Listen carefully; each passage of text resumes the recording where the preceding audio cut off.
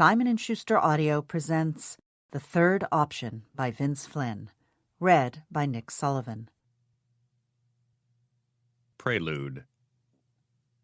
There exists in America a silent and invisible order made up of former soldiers, intelligence officers, and diplomats. In Washington, they are everywhere and they are nowhere. The average person never sees them, never pauses to think about them, never notices the hand they may have had in a seemingly ordinary death. Most people never stop to think twice about the drug overdose of a lobbyist reported on page B2 of the Washington Post's Metro section, or the suicide of a colonel in the United States Army, or the fatal mugging of a White House staffer. Average Americans are too busy living their lives to look beyond the headlines and wonder what secrets these people may have taken to their graves. Among those in the know, eyebrows are raised and even a few quiet questions asked. But ultimately a blind eye is turned and life goes on. To seek answers from this dark community is a very dangerous thing. It is the world of covert operations, a very real but unseen part of our government's foreign and sometimes domestic policy. It is bigger than any one person. It is the third option, and it is one that is not always used by wise and honorable men. Chapter 1. Through the darkness, the man moved from tree to tree, working his way toward the large house. The 19th century estate, 40 miles south of Hamburg, Germany, spanned 112 acres of beautiful rolling forest and farmland, and was designed after the Grand Trianon at Versailles in France. It had been commissioned by Heinrich Hagenmüller in 1872 to win further favor with William I of Prussia, the newly crowned German emperor. Portions of it had been sold off over the years as it became too expensive to maintain so much land. The man walking silently through the woods had already studied hundreds of photographs of the property and its owner. Some of the photos were snapped from satellites orbiting the Earth thousands of miles up, but most were taken by the surveillance team that had been in place for the last week. The assassin had arrived from America only this afternoon and wanted to see with his own eyes what he was up against. Photographs were a good start, but they were no substitute for being there in person. The collar of his black leather jacket was flipped up around his neck to ward off the bite of the cold fall evening. The temperature had dropped 20 degrees since sunset. For the second time since leaving the cottage, he stopped dead in his tracks and listened. He thought he had heard something behind him. The narrow path he trod was covered with a fresh bed of golden pine needles. It was a cloudy night, and with the thick canopy above, very little light reached the place where he stood. He moved to the path's edge and slowly looked back. Without his night vision scope, he could see no more than 10 feet. Mitch Rapp had been trying not to use the scope. He wanted to make sure he could find his way down the path without it, but something was telling him he wasn't alone. Rapp extracted a 9mm Glock automatic from his pocket and quietly screwed a suppressor onto the end of it. Then he grabbed a 4-inch tubular pocket scope, flipped the operating switch on, and held it up to his right eye. The path before him was instantly illuminated with a strange green light. Rapp scanned the area, checking not only the path but his flanks. The pocket scope penetrated the dark shadows that his eyes could not. He paid particular attention to the base of the trees that bordered the path. He was looking for the telltale shoe of someone who was seeking to conceal himself. After 5 minutes of patiently waiting, Rapp began to wonder if it wasn't a deer or some other creature that had made the noise. After 5 more minutes, he reluctantly gave in to the conclusion that he had heard an animal of the 4-legged variety rather than 2. Rapp put the pocket scope away, but decided to keep his gun out. He had not made it to the ripe old age of 32 by being careless and sloppy. Like any true professional, he knew when the time was right to take chances and when to cut and run. Rapp continued down the path for another 1/4 of a mile. He could see the lights of the house up ahead, and decided to go the rest of the way through the underbrush. Silently, he maneuvered through the thickets, bending branches out of his way and ducking under others. As he approached the edge of the forest, he heard the snap of a twig under his foot and quickly moved to his left, placing a tree directly between himself and the house. A kennel of hunting dogs, not more than 100 yards away, erupted in alarm. Rapp silently swore at himself and remained perfectly still. This was why he needed to check things out on his own. Amazingly, no one had told him that there were dogs. The canines grew louder, their barks turning to howls, and then a door opened. A deep voice yelled in German for the beasts to be quiet. The man repeated himself 2 more times, and finally the dog settled. Rapp slid an eye out from behind the tree and looked at the kennel. The hunting dogs were wired, pacing back and forth. They would be a problem. Not as bad as trained guard dogs, but their senses were still naturally keen. He stood at the edge of the forest, listening and watching, taking everything in. He didn't like what he saw. There was a lot of open space between the forest and the house. There were some gardens that he could weave his way through, but it would be hard to stay silent on the paths of crushed rock. The dogs would make approaching from the south very difficult. Surveillance cameras covered the other avenues, and there was twice the open space to traverse. The only good news was that there were no pressure pads, microwave beams, or motion sensors to deal with. Officially, Mitch Rapp had nothing to do with the U.S. government.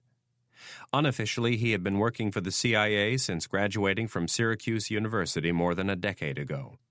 Rapp had been selected to join a highly secretive counterterrorism group known as the Orion Team. The CIA had honed Rapp's raw athleticism and intelligence into a lethal efficiency. The few people he allowed to get close to him knew him as a successful entrepreneur who had started a small computer consulting business that required frequent travel. To keep things legitimate, Rapp often did conduct business while abroad, but not on this trip. He had been sent to kill a man who had already been warned twice. Rapp studied the area for almost 30 minutes. When he had seen enough, he started back, but not down the path. If someone was in the woods, there was no sense in walking right into a trap. Rapp quietly picked his way through the underbrush for several hundred yards to the south. He stopped 3 times and checked his compass to make sure he was headed in the right direction. From the intelligence summary, he knew there was another footpath due south of the one he had come in on. Both paths entered the estate from a narrow dirt road and ran roughly parallel to each other. Rapp almost missed the second footpath. It appeared less frequented than the first one and was overgrown. From there he worked his way back to the curving dirt road. When he reached it, he knelt down and extracted his pocketscope. For several minutes he scanned the road and listened. When he was sure no one else was about, he began walking south. Rapp had been doing this for almost 10 years, and he was ready to get out. In fact, this probably would be his last job. He had met the right woman the previous spring, and it was time to settle down. The CIA did not want to let him go, but that was tough. He had already given enough. 10 years of doing what he did for a living was a lifetime. He was lucky to be getting out in one piece and with a marginally sound mind. A little more than a mile down the road, Rapp came upon a small cottage. The shades were drawn and smoke drifted from the chimney. He approached the door, knocked twice, paused for a second, and then knocked 3 more times. It opened 2 inches, and an eye appeared. When the man saw that it was Rapp, he opened the door all the way. Mitch stepped into the sparsely furnished room and began to unbutton his leather jacket. The man who had let him in locked the door behind him. The cottage had knotty pine walls that had been painted white and 3-inch plank floorboards that were covered with shiny green paint. Brightly colored oval throw rugs were scattered about the floor, and the furniture was old and solid. The walls were adorned with local folk art and some old black and white photographs. Under normal circumstances, it would be a great place to spend a cozy fall weekend, reading a good book by the fire and taking long walks through the forest. At the kitchen table, a woman sat wearing headphones. On the table in front of her was about $250,000 in high-tech surveillance equipment. All of the gear was contained in 2 beat-up black Samsonite suitcases. If anyone were to stop by the cottage, The cases could be closed and moved off the table in seconds. Rapp had never met the man and woman before. He knew them only as Tom and Jane Hoffman. They were in their mid-40s, and as far as Rapp could tell, they were married. The Hoffmans had stopped in 2 countries before arriving in Frankfurt. Their tickets had been purchased under assumed names with matching credit cards and passports provided by their contact.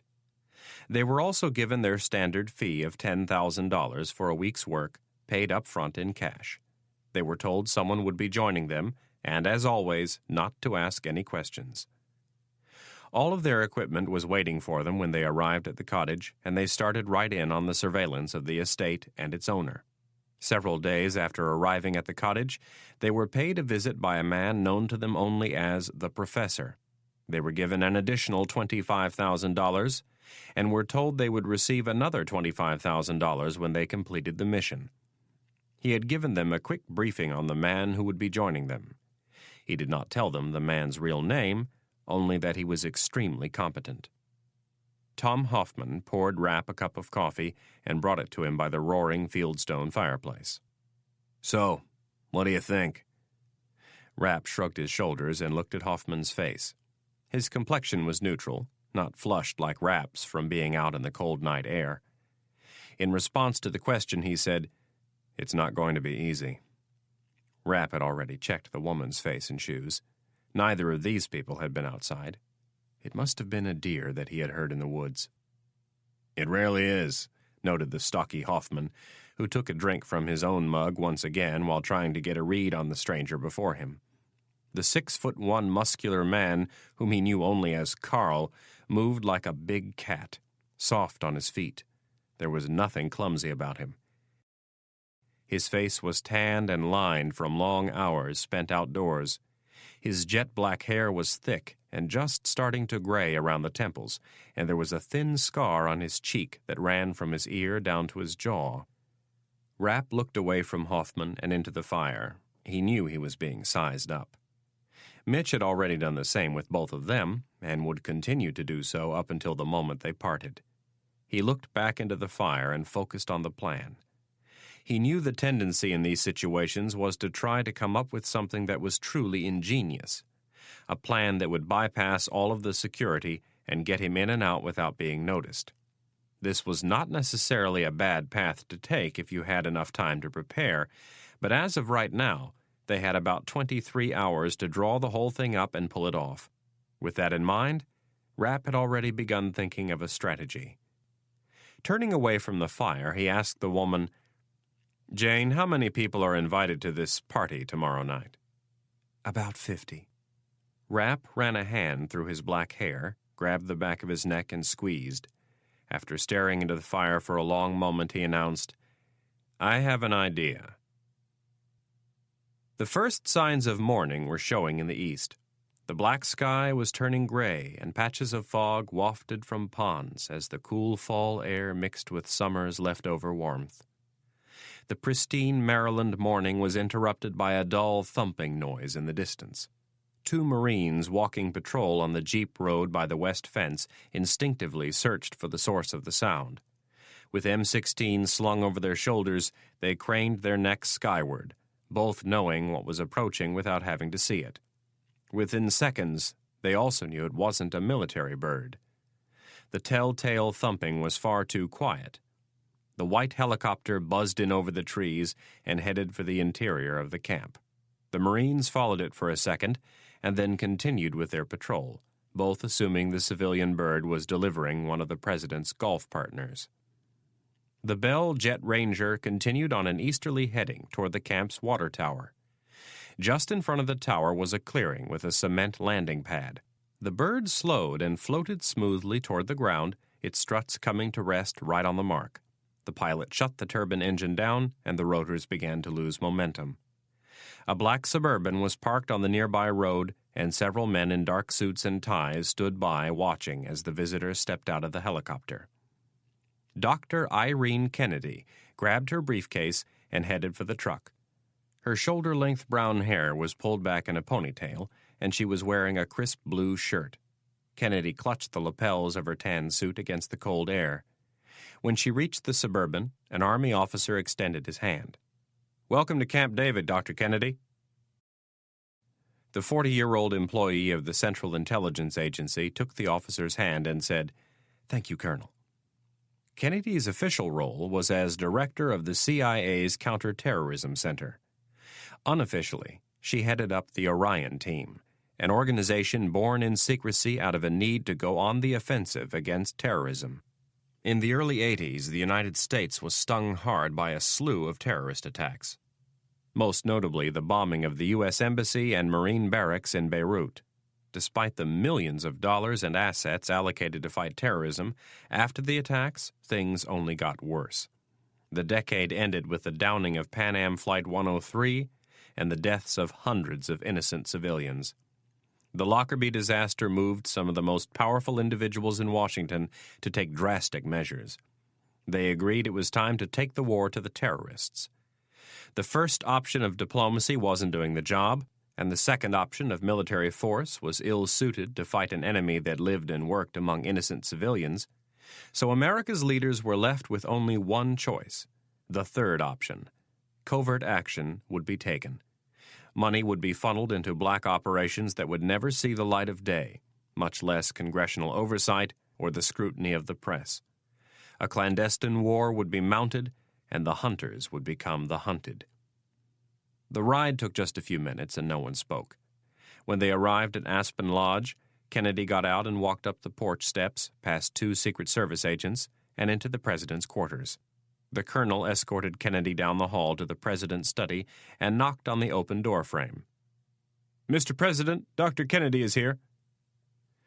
President Robert Xavier Hayes sat behind his desk sipping a cup of coffee and reading Friday morning's edition of the Washington Post. A pair of black-rimmed reading spectacles sat perched on the end of his nose, and when Kennedy entered, he looked up from the print and over the top of his cheaters. Hayes immediately closed the paper and said, "Thank you, Colonel." He then rose from his chair and walked over to a small circular table where he gestured for Kennedy to sit. Hayes was dressed for his morning golf match, wearing a pair of khaki pants, a plain blue golf shirt, and a pullover vest. He set his mug down on the table and poured a second cup for Kennedy. After placing it in front of her, he sat and asked, "How is Director Stansfield?" "He's—" Kennedy grasped to come up with the appropriate word to describe her boss's failing health. "As well as could be expected." Hayes nodded. Thomas Stansfield was a very private man. He had been with the CIA from its very inception, and it appeared he would be with it to the very end of his own life. The 79-year-old spymaster had just been diagnosed with cancer, and the doctors were giving him less than 6 months. The president turned his attention to the more immediate matter. "How are things proceeding in Germany?" "On track. Mitch arrived last night and gave me a full report before I left this morning." When Kennedy had briefed the president on the operation earlier in the week, the one thing Hayes had made crystal clear was that there would be no green light unless Rapp was involved. The closed meeting between the president and Kennedy was one of many they had had in the last 5 months, all in an effort to harass, frustrate, destabilize, and, if possible, kill one person. That fortunate individual was Saddam Hussein. Long before President Hayes had taken office, Saddam was a source of irritation to the West. But more recently, he had done something that directly affected the 58-year-old President of the United States. The previous spring, a group of terrorists had attacked the White House and killed dozens of Secret Service agents and several civilians. In the midst of the attack, President Hayes was evacuated to his underground bunker, where he sat for the next 3 days, cut off from the rest of his government. The siege was ended thanks to the bold actions of Mitch Rapp and a few select members of the intelligence, law enforcement, and special forces communities. After the attack, the United States was left with 2 pieces of information that pointed to the Iraqi leader. There was a problem, however, with bringing this information to the United Nations or the international courts.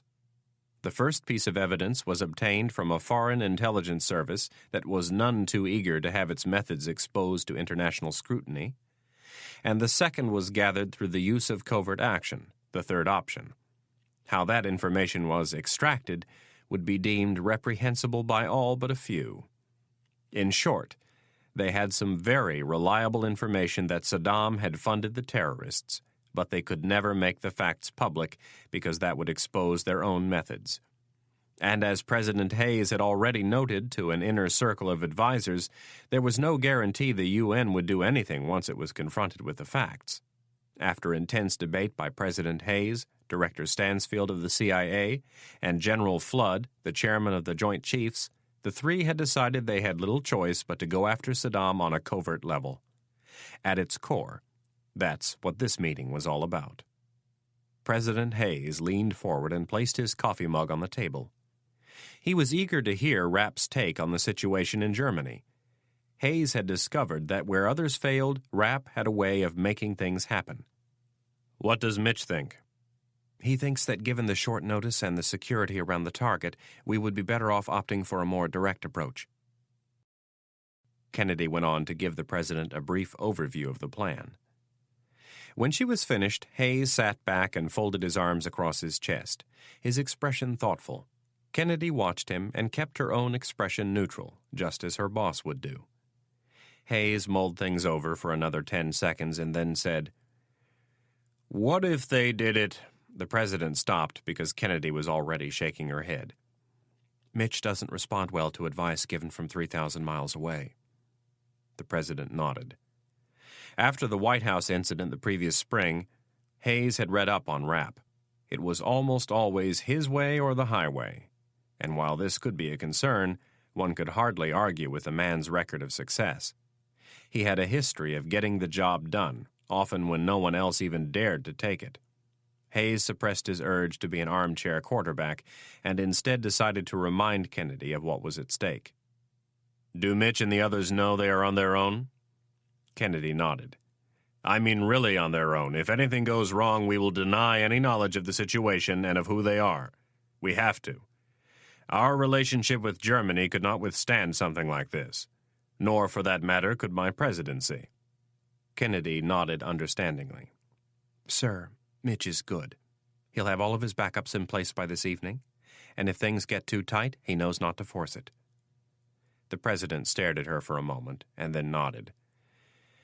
"All right. You have my authority to go ahead with this. But you know where we stand, Irene. If it blows up, we never had this meeting, and we didn't have the 5 or 6 meetings before either. You had no knowledge of these events, and neither did anyone else at the agency." Hayes shook his head. "I hate to do this to Mitch, but there's no choice. He is way out there working without a net, and if he falls, we can't do a thing to help him." Chapter 2. Rapp had taken a 5-mile run around noon, but other than that, he had stayed in the cottage the entire day. He needed the jog to stay loose, to take the edge off of all the coffee he had consumed. He had communicated directly with Irene Kennedy several times via a Stu-3 MX-3030 ComSat. The voice-secure satellite phone was his only direct link to Washington. No one else knew he and the Hoffmans were in Germany, and no one could. If the mission went off without a hitch, his masters would need complete deniability, and if the mission fell apart, they would need it even more. Rapp's plan for the evening had required certain purchases. Earlier in the day, Tom Hoffman had driven into Hamburg with a shopping list. Hoffman had been very careful about where he bought the various items, never buying more than one thing in the same neighborhood, and always avoiding store surveillance cameras. Night had arrived and Rapp was sitting at the kitchen table with the Hoffmans, going over every detail for what seemed like the 100th time. The Hoffmans were very thorough in this regard. They had come up with a concise tactical operation order, clearly defining the mission down to the last detail. Rapp had worked with enough special forces types that he could tell that one or both of them had been with one of the military's elite units. All notes would be burned before they left the cottage. The primary, secondary, and third radio frequencies all had to be memorized.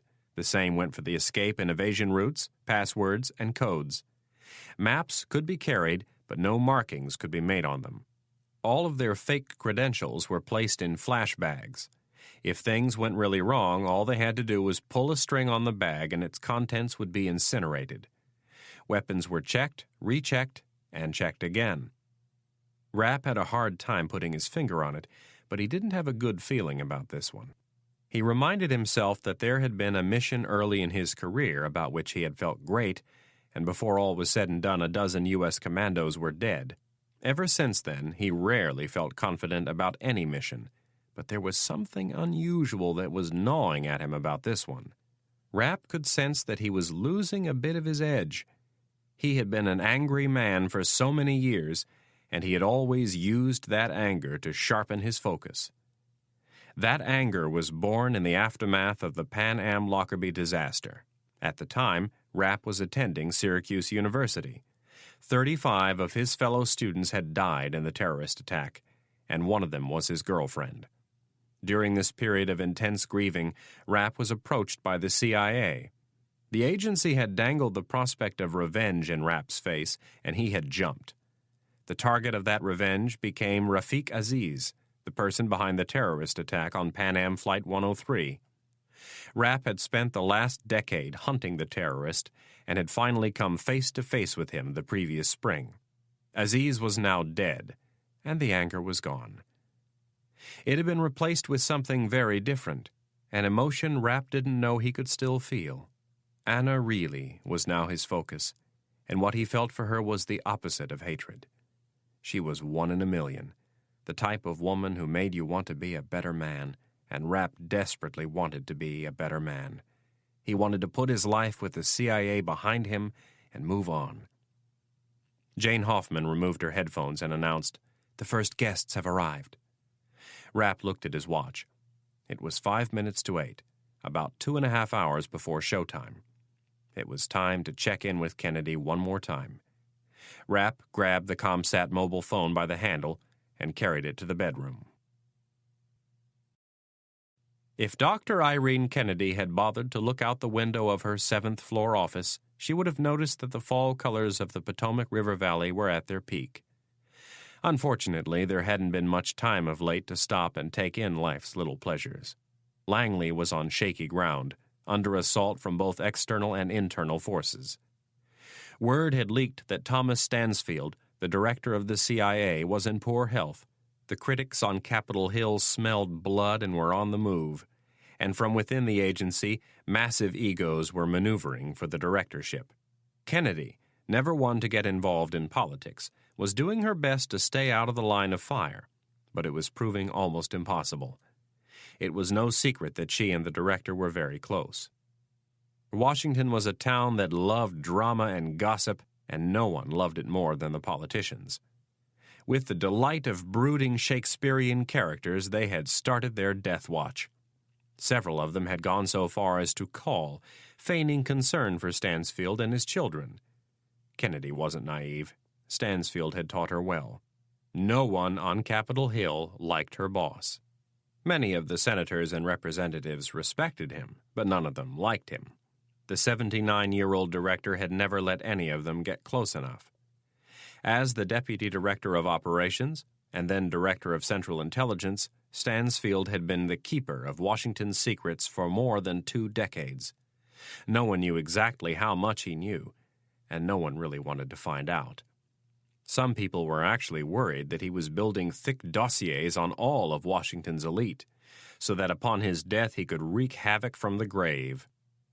This was not going to happen. Stansfield's entire professional life had been centered on keeping secrets. He was not about to break with that. This, of course, was of no comfort to those in Washington who had committed the most egregious sins. It was of no comfort because they couldn't imagine possessing such valuable information and not using it.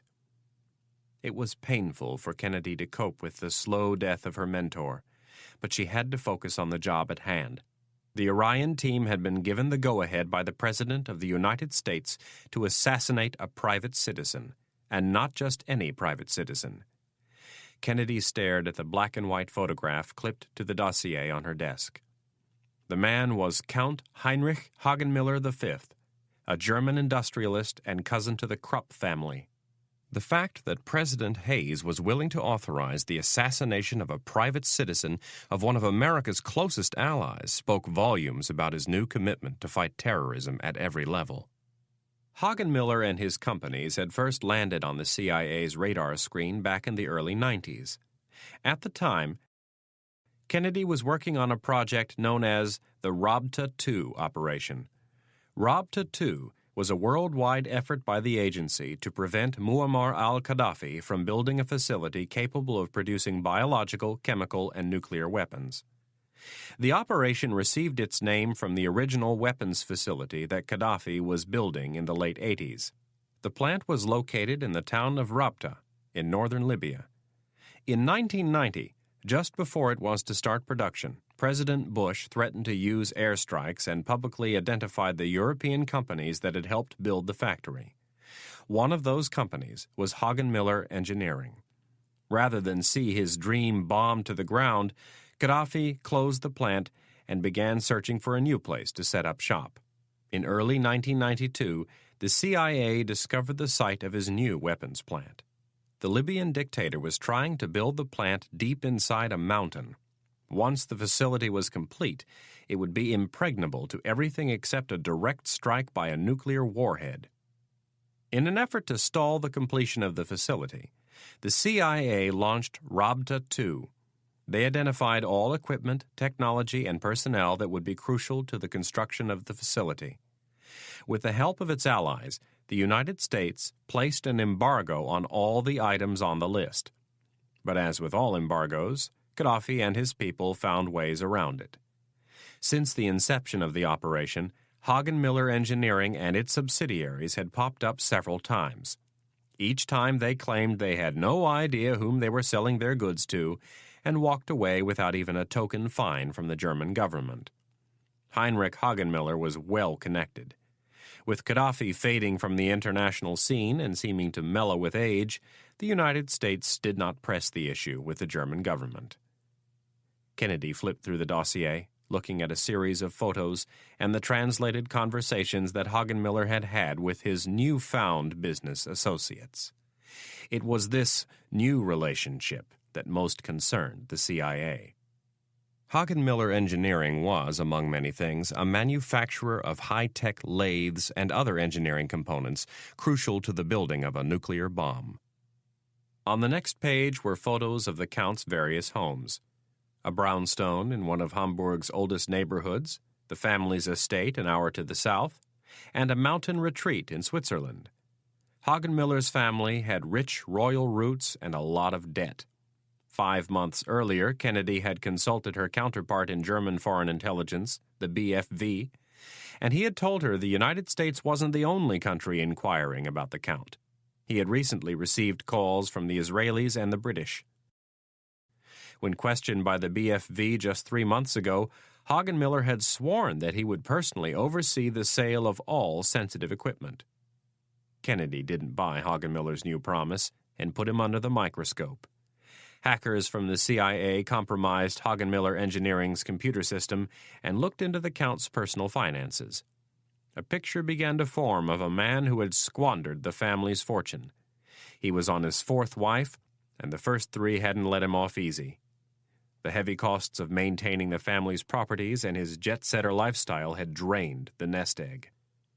2 weeks earlier, Kennedy had sent a tactical reconnaissance team to Germany to put Hagenmiller under 24-hour surveillance. The team followed the Count to Switzerland, and that was when things got really interesting. Kennedy studied a series of photos taken from the woods near Hagenmiller's mountain retreat. Some of the shots were grainy, but several of them were clear enough to make out the man Hagenmiller was meeting with. He was Abdullah Khatami. Khatami was a general in the Iraqi army, the man in charge of rebuilding its nuclear weapons program. He was also Saddam Hussein's cousin, and like many of Saddam's closest followers, he had grown a thick black mustache. There were more incriminating photos of Hagenmiller taking a briefcase from Khatami and then shaking hands. After their meeting was concluded, Hagenmiller drove to Geneva with his bodyguards and deposited the money in his bank. The following day, the CIA's hackers got into the bank's computer system and discovered that $5 million had been deposited in Hagenmiller's account. Kennedy immediately ordered surveillance stepped up and went to the president with the mounting evidence. Hayes was looking for ways to fight Saddam, but wanted to be absolutely sure that the Count wasn't being duped. Kennedy's people found irrefutable evidence the following day. Sources had told them that at 11 o'clock this evening, Hamburg time, a staged break-in would occur at the Hagenmiller engineering warehouse. 4 computerized lathes and a variety of other equipment used in the production of highly sophisticated nuclear components would be stolen and loaded onto a waiting freighter at the German port of Cuxhaven. Kennedy laid out the evidence before the president. Hagenmiller had already been warned twice and had promised he would personally make sure it didn't happen again.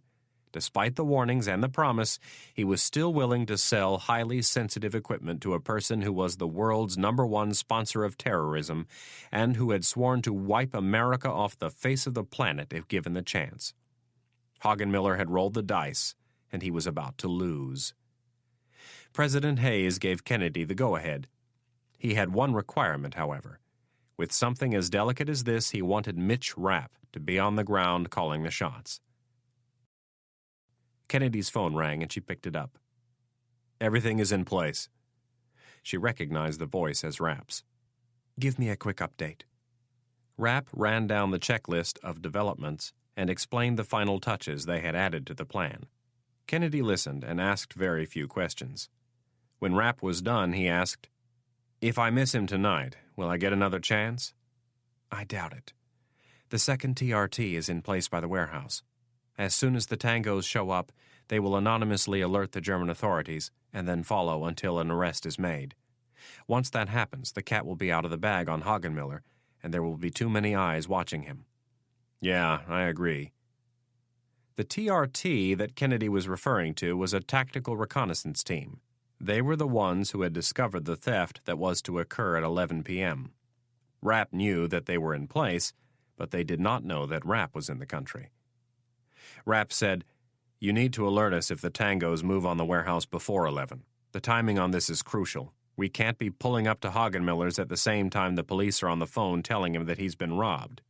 He expects to hear from the authorities tonight, and for the element of surprise, it's best that we are the first people to contact him."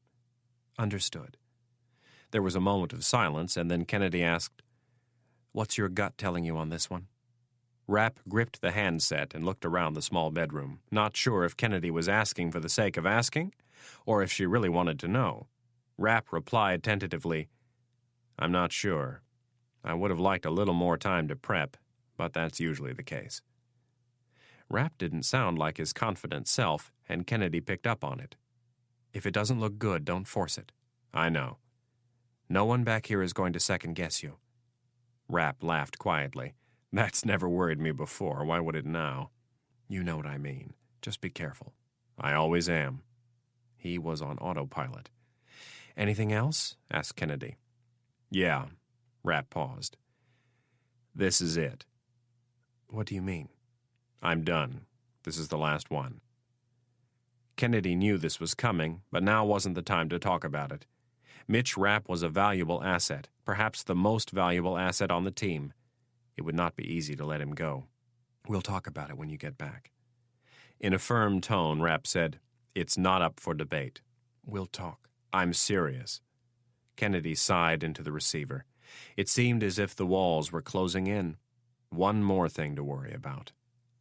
"There are some things you need to know before you make that decision." Rapp read a little too far into the comment and said, "What in the hell is that supposed to mean?" "Nothing." Kennedy sighed. She needed some sleep. She needed to spend some time with her son, and she needed to put things in order with Stansfield before he died. The fabric was starting to fray. "I just need to bring you up to speed on what's going on around here." Rapp sensed that she was a little frazzled, which for Kennedy was a rarity. "All right. We'll talk when I get back." "Thank you." "No problem." "Anything else?" Rapp tried to think if he had missed anything. "Nope." "All right. Good luck. And keep me in the loop." "You got it." Rapp placed the handset back in the cradle and ended the call. Leaning toward the window, he pulled back the curtain and looked out into the dark night. He couldn't shake the feeling in his stomach. Something wasn't right. Chapter 3. Senator Clark picked up the gavel, almost as an afterthought, and let it fall to the wooden block. Members of his committee were already out of their chairs and headed for the door. It was very unusual for senators to be working at all on a Friday, let alone in the late afternoon. But Washington was in the midst of a fall budget battle, and everybody was putting in the extra hours to try to find a way around the impending impasse. As was often the case, the Republicans wanted a tax break, and the Democrats wanted to increase spending. The president, for a change, was actually trying to broker a compromise rather than exploit the situation, but neither party was willing to budge. The town was more partisan than ever. The polarization of special interests had left little room in the middle. You were either part of the solution or part of the problem. It was no longer okay to hold certain beliefs, no matter how well thought out. If you disagreed, you were the enemy. It had become a town of absolutes, and Senator Clark didn't like it. He had got into politics because it was the next mountain to climb, not because he enjoyed stubborn, senseless partisan agendas. It was beneath him, and it wasn't worth his time. Hank Clark had been in the United States Senate for 22 years. He had thrown his hat into the ring after the Nixon resignation. Trust in politicians was at an all-time low, and the people of Arizona wanted an outsider, someone who had made a name for himself. Hank Clark was their man, the new businessman of the West, a true self-made millionaire. Henry Thomas Clark was born in Albuquerque, New Mexico in 1941. His father failed at almost every business he tried, and with each failure his mother seemed to crawl a little further into the bottle. Vodka was her preference at first, poured liberally into screwdrivers and Bloody Marys.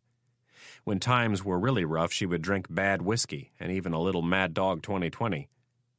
While Mom drank, Dad tried his hand at every nickel-and-dime job he could get.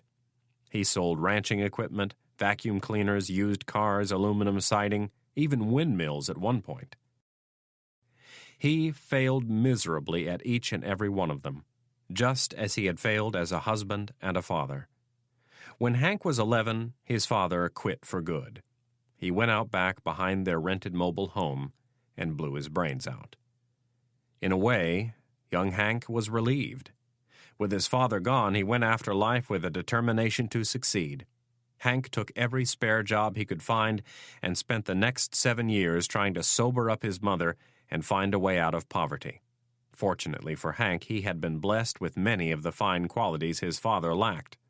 He was good with people, he was a tireless worker, and had an arm that could throw a wicked curveball. That was Hank's ticket out.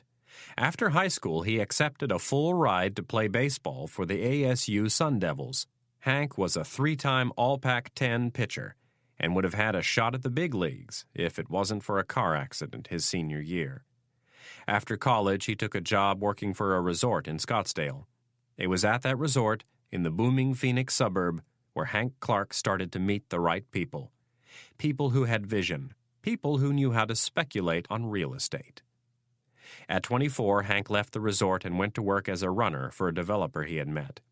He loved helping to bring the deals together. He loved watching people with focus do something with their money. And most importantly, he loved the commissions. By the age of 30, Hank had made his first million. And by 35, he was worth more than $20 million. Big, tall Hank Clark was the toast of Phoenix, the developer with the Midas touch. He had climbed one mountain, and now it was time for another. That next mountain was politics, and after almost a quarter of a century, Clark had decided it was insurmountable by any ethical means. The way to win in politics was to gain an edge over one's opponent and do it by any means necessary without letting him know what you were up to. Hank Clark wanted to be president, and he had been working toward that goal since the day he arrived in Washington in 1976. As the senator rose from his chair, one of the committee's staffers approached and whispered, "Chairman Rudden is waiting for you in the bubble." Clark nodded and handed the man his briefing book and materials. Please take that back to my office for me." He then worked his way toward the door, wishing his fellow senators and their staffers a good weekend as he went. Hank Clark was the chairman of the Senate Select Committee on Intelligence. Most of the senators wanted to serve on the Armed Services, Appropriations, or Judiciary committees that got a lot of attention from the press. The Intelligence Committee wasn't one they fought to get on, as it did much of its work behind closed doors.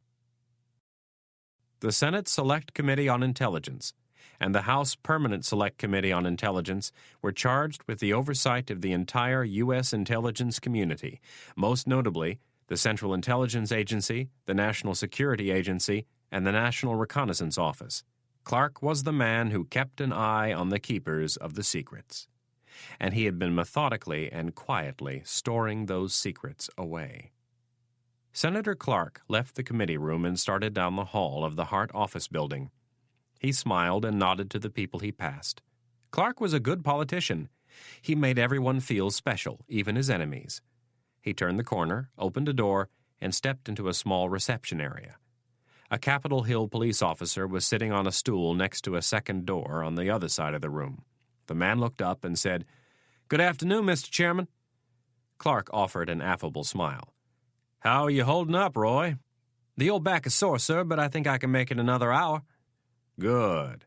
Clark patted him on the shoulder and punched in his code to the cipher lock beside the door. At the sound of the lock being released, he opened the door and stepped into room SH-219.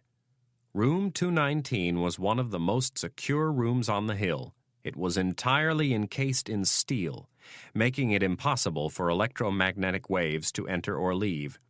The room itself was divided into smaller rooms, each elevated off the floor so technicians could sweep beneath for bugs. Senator Clark continued down the hall, passing several of the glass-enclosed briefing rooms where the senators and a few select staffers received briefings from the various intelligence agencies. Near the end of the hall, he approached another door with a touchpad. Clark punched in his personal 5-digit code, and the door hissed as its airtight seal relaxed. He entered the elevated room and closed the door, the gasket expanding once again to its airtight position. Black blinds covered the room's 4 glass walls, and a sleek black oval conference table occupied the center of the 15 by 25-foot space. There was a place at the table for each of the committee's 15 members. The glass-covered table had individual reading lamps for each senator and a computer monitor mounted at an angle under the glass. The room was dark except for one lone light at the far end. From where he was standing, Senator Clark could see the thin, bony fingers of his counterpart in the House. Congressman Albert Rudden's hands were placed on the table under the soft light of one of the 15 modern black lamps. Clark could barely make out Rudden's profile in the shadows, but it didn't matter. He had it memorized. And that profile could belong to one of only 2 people, either Congressman Albert Rudden, the chairman of the House Select Committee on Intelligence, or Ichabod Crane. Clark continued to the far end of the room. "Good afternoon, Al." Rudden didn't respond, and Clark didn't expect him to. Al Rudden was probably the most socially retarded politician in Washington. Clark grabbed a glass from the credenza behind the congressman and filled it with a couple of shots of Johnny Walker Scotch. The senator waved the drink in front of Rudden and asked if he'd like some. Rudden gruffly shook his head. Albert Rudden was in his 17th term as a United States congressman. He was a Democrat to the bone and hated absolutely every single Republican in town, with the possible exception of Senator Hank Clark. Rudden was a tireless party hack. He did whatever it took to perpetuate the party. If the party was embarrassed by a scandal where they were clearly in the wrong, it was Al Rudden they paraded out in front of the cameras. It was pretty much the same rhetoric every time. The Republicans want to starve your children. They want to give a tax break to their wealthy friends. They want to kick your parents out of their nursing home. It made no difference that the reporters were asking questions about possible felonies committed by a fellow Democrat. To Rudden, it was good versus evil. He represented good, and the Republicans represented evil, and the truth mattered not. This was a marathon, not a simple jog around the block. It was about beating the Republicans. Hank Clark sank into the leather chair, 2 over from Rudden, and turned on the small reading lamp. After taking a long sip from his drink, he put his feet up on the chair between them and let out a long sigh. Clark weighed 260 pounds, and at 6'5" he needed to take a load off his tired bones. Rudden leaned over and said, "I'm worried about Langley." Clark looked at him passively and thought, "No shit. When aren't you worried about Langley?" Rudden was obsessed with the CIA. If he had it his way, the agency would be mothballed like an old battleship and placed in the Smithsonian. Despite thinking it and wanting to say it just once, Clark was far too smart to let a sarcastic impulse get the best of him. It had taken him years to gain Rudden's confidence, and he wasn't going to piss it all away for one small moment of personal satisfaction. Instead, Clark nodded thoughtfully and said, "Tell me what's on your mind." Rudden shifted uncomfortably in his chair. "I don't want another insider to take over when Stansfield dies. Your committee should never have confirmed him in the first place." Rudden's face twisted in disgust as he talked about Thomas Stansfield. "We need to bring someone in who can clean that place up."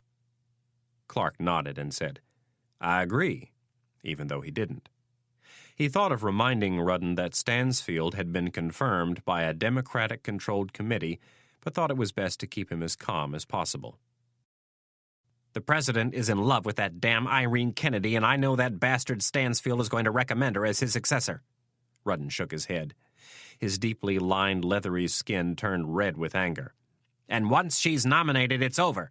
The press and everybody in my party," Rudden pointed a bony finger at Clark, "and yours, is going to want to jump all over the idea of having a woman as the director of Central Intelligence."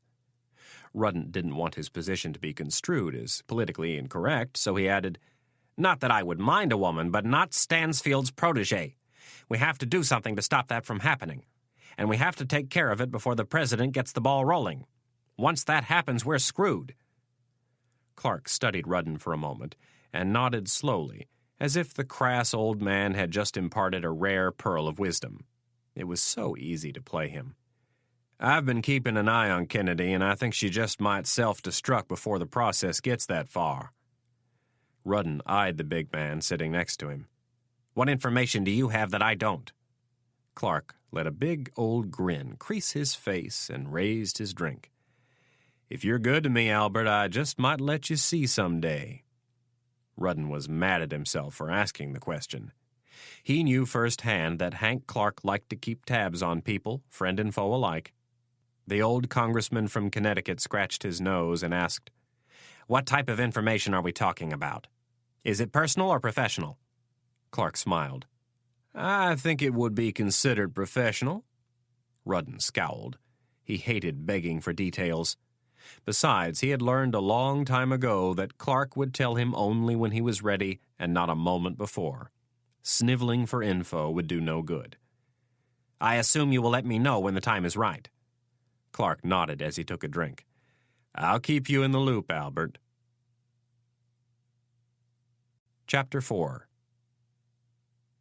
Mitch Rapp put the finishing touches on his makeup. A rinse dye had turned his black eyebrows and hair light brown.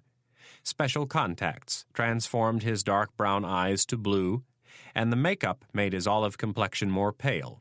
Rapp looked down at the black suit jacket and long black leather overcoat on the bed and checked his equipment one last time.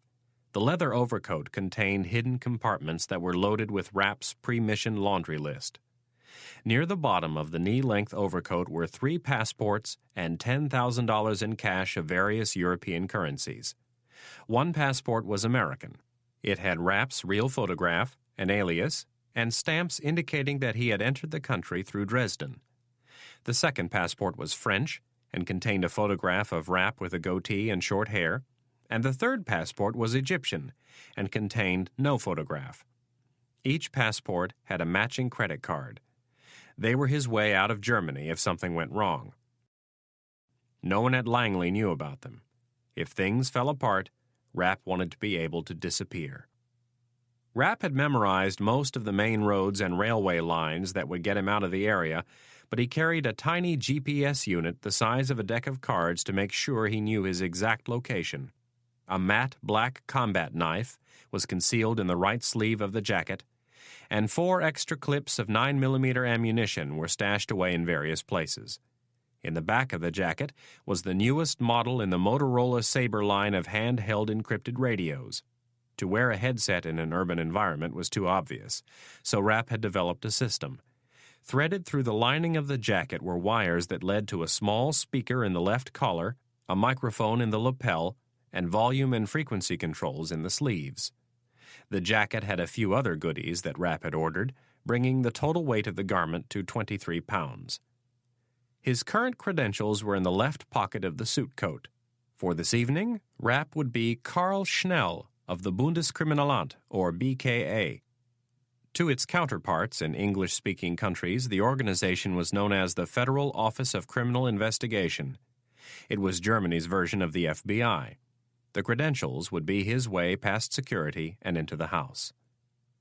Rapp grabbed his leather shoulder holster and put it on over his white dress shirt. Slung under his right arm was a 9mm Glock pistol. The serial number had been removed from the weapon. 2 extra clips of ammunition were stashed in the holster's pockets under his left arm. Each clip held 15 rounds, and with 4 more clips stashed in the leather overcoat, Rapp had enough for a small battle. It was all for backup. He was planning on getting the job done with 1 shot. Rapp slid on a pair of well-worn black leather gloves and picked up the long, sleek, silenced Ruger Mark II from the bed. It fired a .22 caliber cartridge and was almost completely silent. Its only drawback was that it was 13 inches long. Rapp slid it into the specially designed pocket on the front right side of the overcoat and put on both jackets and a black fedora. When he walked into the other room, the Hoffmans were giving the cottage a once-over, wiping any areas where they might have left fingerprints. Rapp had already done the same in his room. When they were finished, they grabbed 2 bulletproof vests and strapped them on before donning their overcoats. Tom Hoffman looked at Rapp and asked, "Are you wearing any body armor?" Rapp shook his head, frowning at the question, and said, "Come on, let's saddle up." Taking his duffel bag, Rapp walked into the dark night and adjusted the brim of his hat. He stared up at the night sky and hoped this would be the last time. No matter how much he wanted it, though, something told him it wouldn't be. Several moments later, the Hoffmans came out of the cottage, and the 3 of them got into the maroon Audi sedan. All of the electronic surveillance and communications equipment was stowed in the trunk. Tom Hoffman was behind the wheel, and Jane was in the passenger seat. Mitch Rapp was in the back. The Audi rolled gently down the rutted dirt road. It was pitch black in the forest, the trees blocking out what little moonlight there was. Rapp looked out the side window. Even with the car's headlights on, he could see no more than 20 feet into the woods. When they reached the paved road, Rapp swallowed hard. The show was on, and they'd be at the front gate within minutes. His reservations about the mission had not gone away. He watched Tom Hoffman bring his right hand up and press his earpiece. He was plugged into the gear in the trunk and was monitoring the local police channels. Hoffman was to stay with the car, and Rapp and Jane Hoffman were to enter the house. Rapp needed one of the Hoffmans to come with him. They spoke flawless German, which he did not. His other reason for wanting to bring the wife with him was that a woman would be less threatening to Hagenmiller and his security. This was the one part of his plan that Tom Hoffman had protested. He wanted to be the one to go with Rapp. Rapp was a little bit thrown by the intensity with which the man had challenged this. He had repeatedly stated that he would be more comfortable if he were the one who entered the house with Rapp. When pressed for a logical reason, Tom Hoffman couldn't come up with one. Again, something didn't seem quite right to Rapp. It was his mission, and he was calling the shots. He told the Hoffmans that he had the authority to pull the plug at any moment, and if they didn't agree with his plan, he would love nothing more than to call it quits. Rapp knew that the Hoffmans wouldn't get the second half of their money until they completed the mission, and he wanted to see just how badly they wanted that cash. He got his answer when they dropped the issue as if it had never meant a thing from the start. Up ahead, a well-lit stone gatehouse came into view, and the sedan began to slow. Rapp checked his watch. It was 9 minutes past 11. The Count would be surprised. Hagenmiller was sure to have gone over the timetables in his head. He wouldn't expect the police to show up in person at the estate this early, but rather that they would simply call an hour or two after the break-in.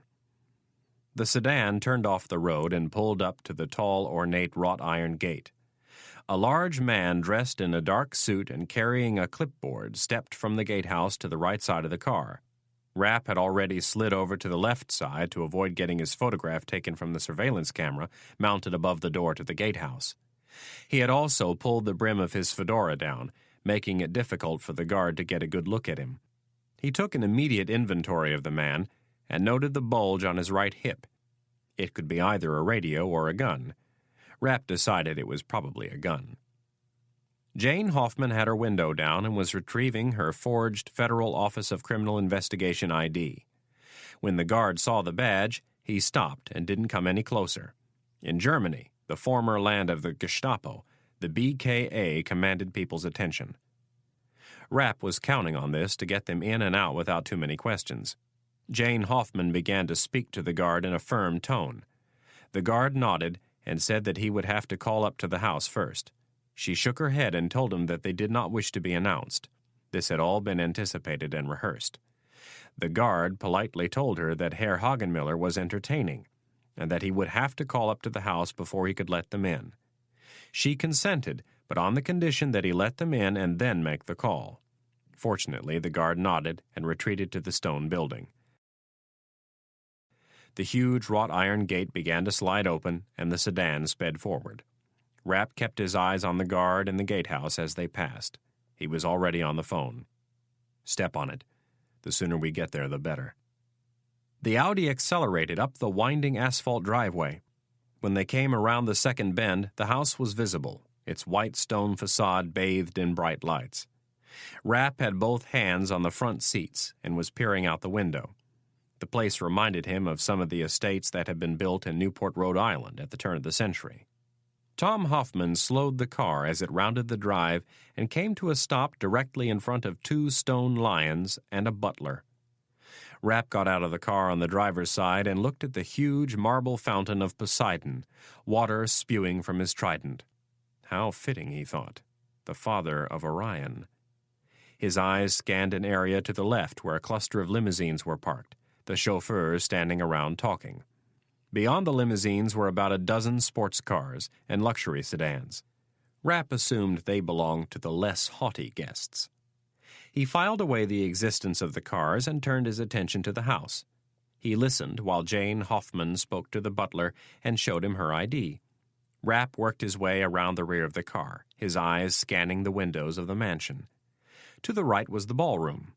Through the three large windows, Rapp could see groups of men in tuxedos and women in full-length gowns drinking, talking, and smoking.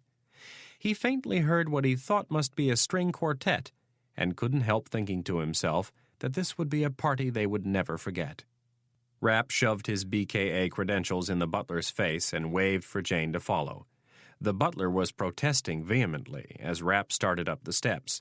He couldn't understand everything the man was saying, but it was something about using a different entrance. Rapp continued to ignore him.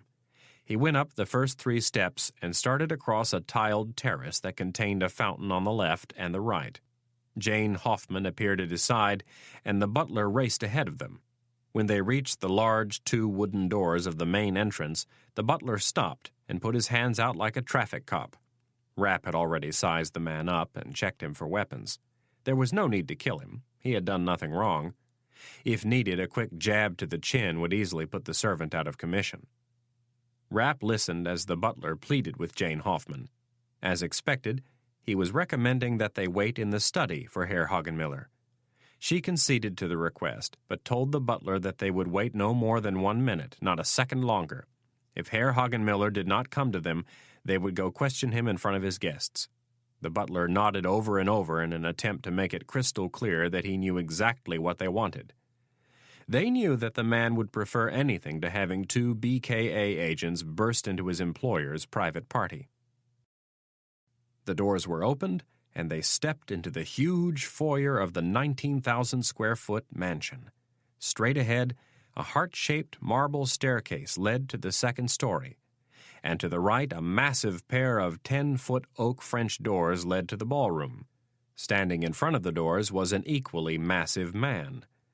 Rapp eyed the bodyguard from head to toe. It would take more than a jab to put this one out of commission. Rapp had seen the slab of beef in the surveillance photos.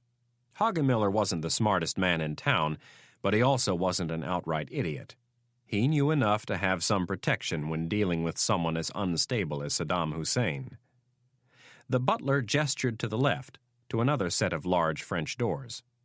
Rapp knew from the floor plans that they led to the study. When Rapp and Hoffman started for the door, the butler moved ahead and showed them the way. Once they were inside, he told them to wait and close the doors. Rapp looked at Hoffman briefly, and then checked out the room. It was more like a library than a study. There was a spiral staircase in the opposite corner that led to a balcony which ran along the 3 interior walls. Old, leather-bound books filled the shelves up top, and down below were quite a few more. Elaborately framed oil paintings, some as tall as Rapp and others no bigger than his hand, adorned every square inch of the walls that weren't occupied by the bookshelves. On the far wall, a roaring fire burned in the room's ornate fireplace. Rapp was not an art expert, but the collection of paintings had to be worth millions. Rapp turned his attention to the furniture, and then the rugs. Everything in the room, with the exception of a few lamps, looked to be at least 100 years old. That's great, Rapp thought to himself. The guy is born into the lucky sperm club, pisses away his inheritance, and then rather than auction off some of his expensive possessions, he decides to sell highly sensitive technology to a sadistically crazed psychopath who would love nothing more than to drop a nuclear bomb on New York City. This prick deserves to die. Rapp checked his watch. 2 minutes and 3 seconds had elapsed since they had come through the gate. Rapp glanced out one of the room's 2 large windows that looked down onto the main driveway. Tom Hoffman was standing beside the Audi, the engine still running. Hoffman gave Rapp a quick wave, and Rapp returned the gesture. Rapp looked at his watch again. They had been in the den for 38 seconds. Rapp had set the limit at 2 minutes. After that, he would go find the Count. There was no sense in letting him get on the phone and try to find out what was going on. Rapp walked across the room and put one eye up to the small gap in the middle of the French doors. At first he couldn't see much, and then he realized why. The beefy bodyguard had taken up his post opposite the study and was blocking his view. Rapp stepped back and frowned, trying to think of ways to take the bodyguard out without having to kill him. To knock him out, he'd have to get close, and with a neck as thick as the bodyguard's, Rapp's best shot might serve only to enrage the man. The last thing he wanted to do was to get into a wrestling match. Rapp decided he would keep his distance and play it by ear.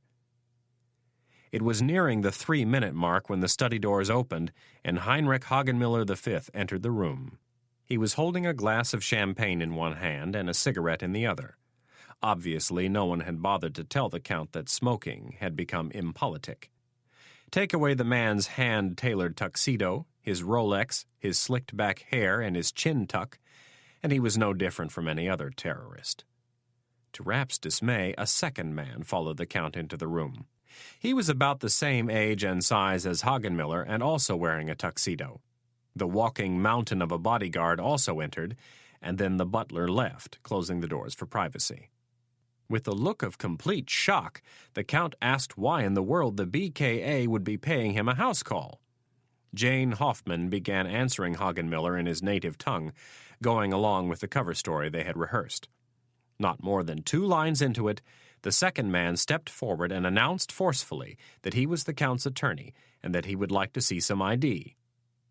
Rapp was following the conversation closely, but he had kept most of his attention on the bodyguard. The man stood like a sphinx off to the side, his arms folded across his chest. Hoffman was between Rapp and the door. Directly across from Rapp was the Count, and on his right were the lawyer and the bodyguard. When the lawyer stepped forward and asked to see credentials, Rapp made up his mind.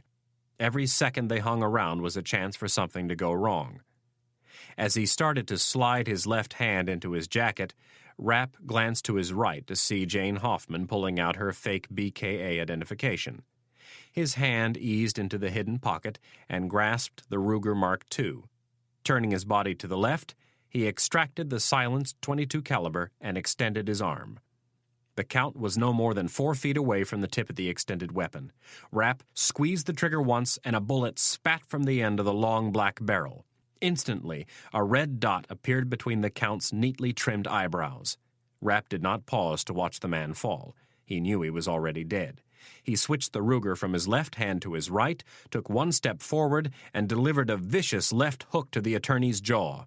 The man tumbled to the side and back, almost taking out the bodyguard, as his unconscious body rolled across the floor. With the Ruger still in his right hand, Rapp took a step back, gaining some distance between himself and the bodyguard. The man was already taking his first step toward him, reaching for his gun. Rapp yelled, "Halt!" but the bodyguard kept reaching. He had only a split second to think. He fired a second shot. This one hit the bodyguard in the wrist, and his heavy semi-automatic pistol thudded to the floor. The man instantly bent over in pain, grabbing his wrist with his other hand. Rapp took 2 big steps and kicked at the man's face as if he were punting a football. The blow sent the 300-pound bodyguard reeling back, landing him on top of a small wooden end table with a porcelain lamp delicately perched atop its polished wood surface. The lamp shattered as it hit the wood floor, and the table splintered into a dozen pieces under the weight of the heavy man. Rapp pushed Hoffman out of the way and bounded for the door. Just as he got there, it opened, and the small head of the butler appeared. Rapp grabbed the man by the tie and yanked him into the room. Taking the butt end of the Ruger, he smashed it down on the butler's temple with far less force than he normally would have. The butler's eyes rolled back into his head and his knees went limp. Rapp released his grip from the man's throat and let him slump to the floor. Next, he stuck his head into the hallway to see if anybody was watching, and then closed and locked the door.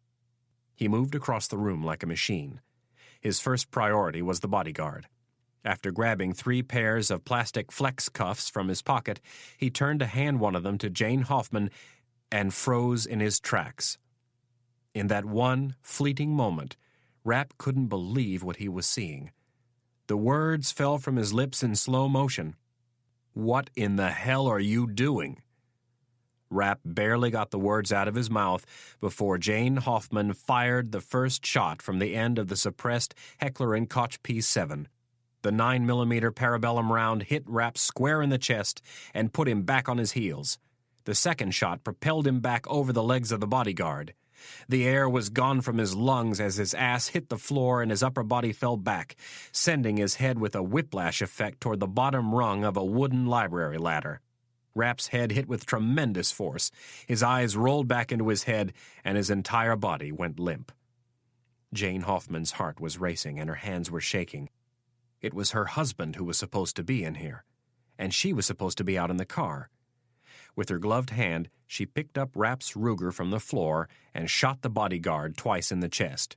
She tossed the Ruger over by Rapp's body and then detached the silencer from the end of her pistol. When she was done, she placed her own gun in the bodyguard's hand. Grabbing a small canister from her pocket, she sprayed a fine mist of gunpowder residue onto the bodyguard's hand so it would appear that he had fired the weapon. She stood and backed up. She was looking for something. On the floor by her right foot she found it, the bodyguard's Heckler & Koch pistol. She picked it up and put it in her holster. Relieved to be done, she ran to the door, unlocked it, and stepped out into the foyer. She walked quickly to the front door, the joyous sounds of the party spilling forth from the ballroom, no one the wiser to what had just happened. Jane Hoffman was outside and down the steps in seconds. Her husband was nervously waiting for her behind the wheel of the sedan, and the second she was in the car, he sped down the driveway. Chapter 5. The man stood near the edge of the forest, no more than 100 yards from where Rapp had been the night before. From his elevated position, he could clearly see the front of the mansion.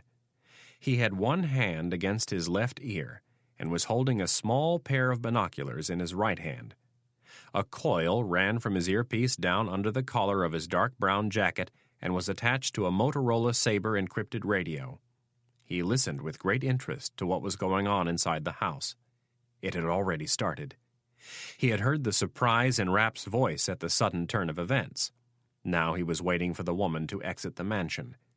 If she didn't make it out alive, that was fine, but if she was merely wounded, that was not acceptable.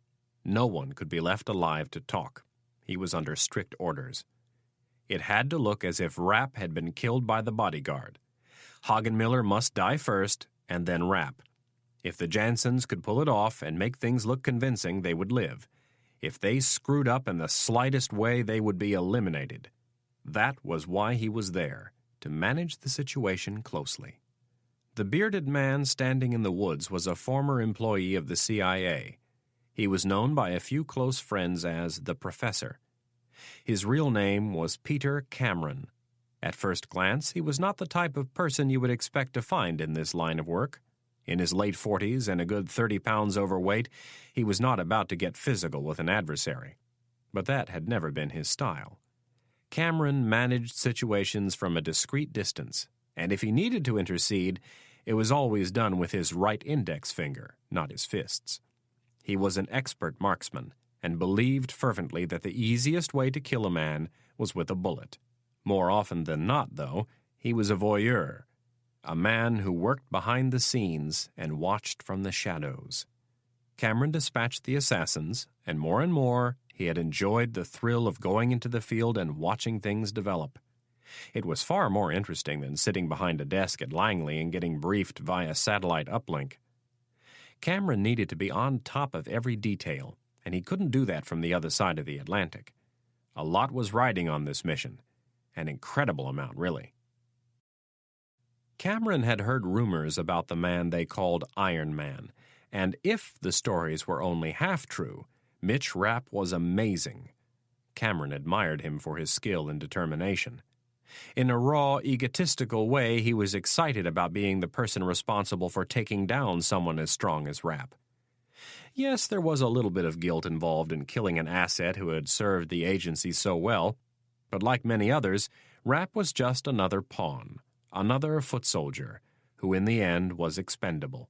History was full of them, and in truth that was why Cameron had left Langley. He had been shown the path by someone who truly valued his talents, someone who was willing to reward him for his years of hard work. Cameron tensed as he saw the front door of the mansion open. He brought the binoculars up to his eyes and zeroed in on the area. He breathed a slight sigh of relief as he saw Beth Jansen race down the steps and into the waiting car. As the Audi sped away, Cameron checked the front door to make sure no one was following, and then he watched the car go down the winding driveway. As it neared the gate, Cameron could hear the horn honk and see the headlights flash. Before the car had come to a complete stop, the gate opened. When the car pulled onto the road, Cameron nodded his approval and turned his attention back to the mansion. He watched it for several minutes, looking for a sign that the murders had been discovered.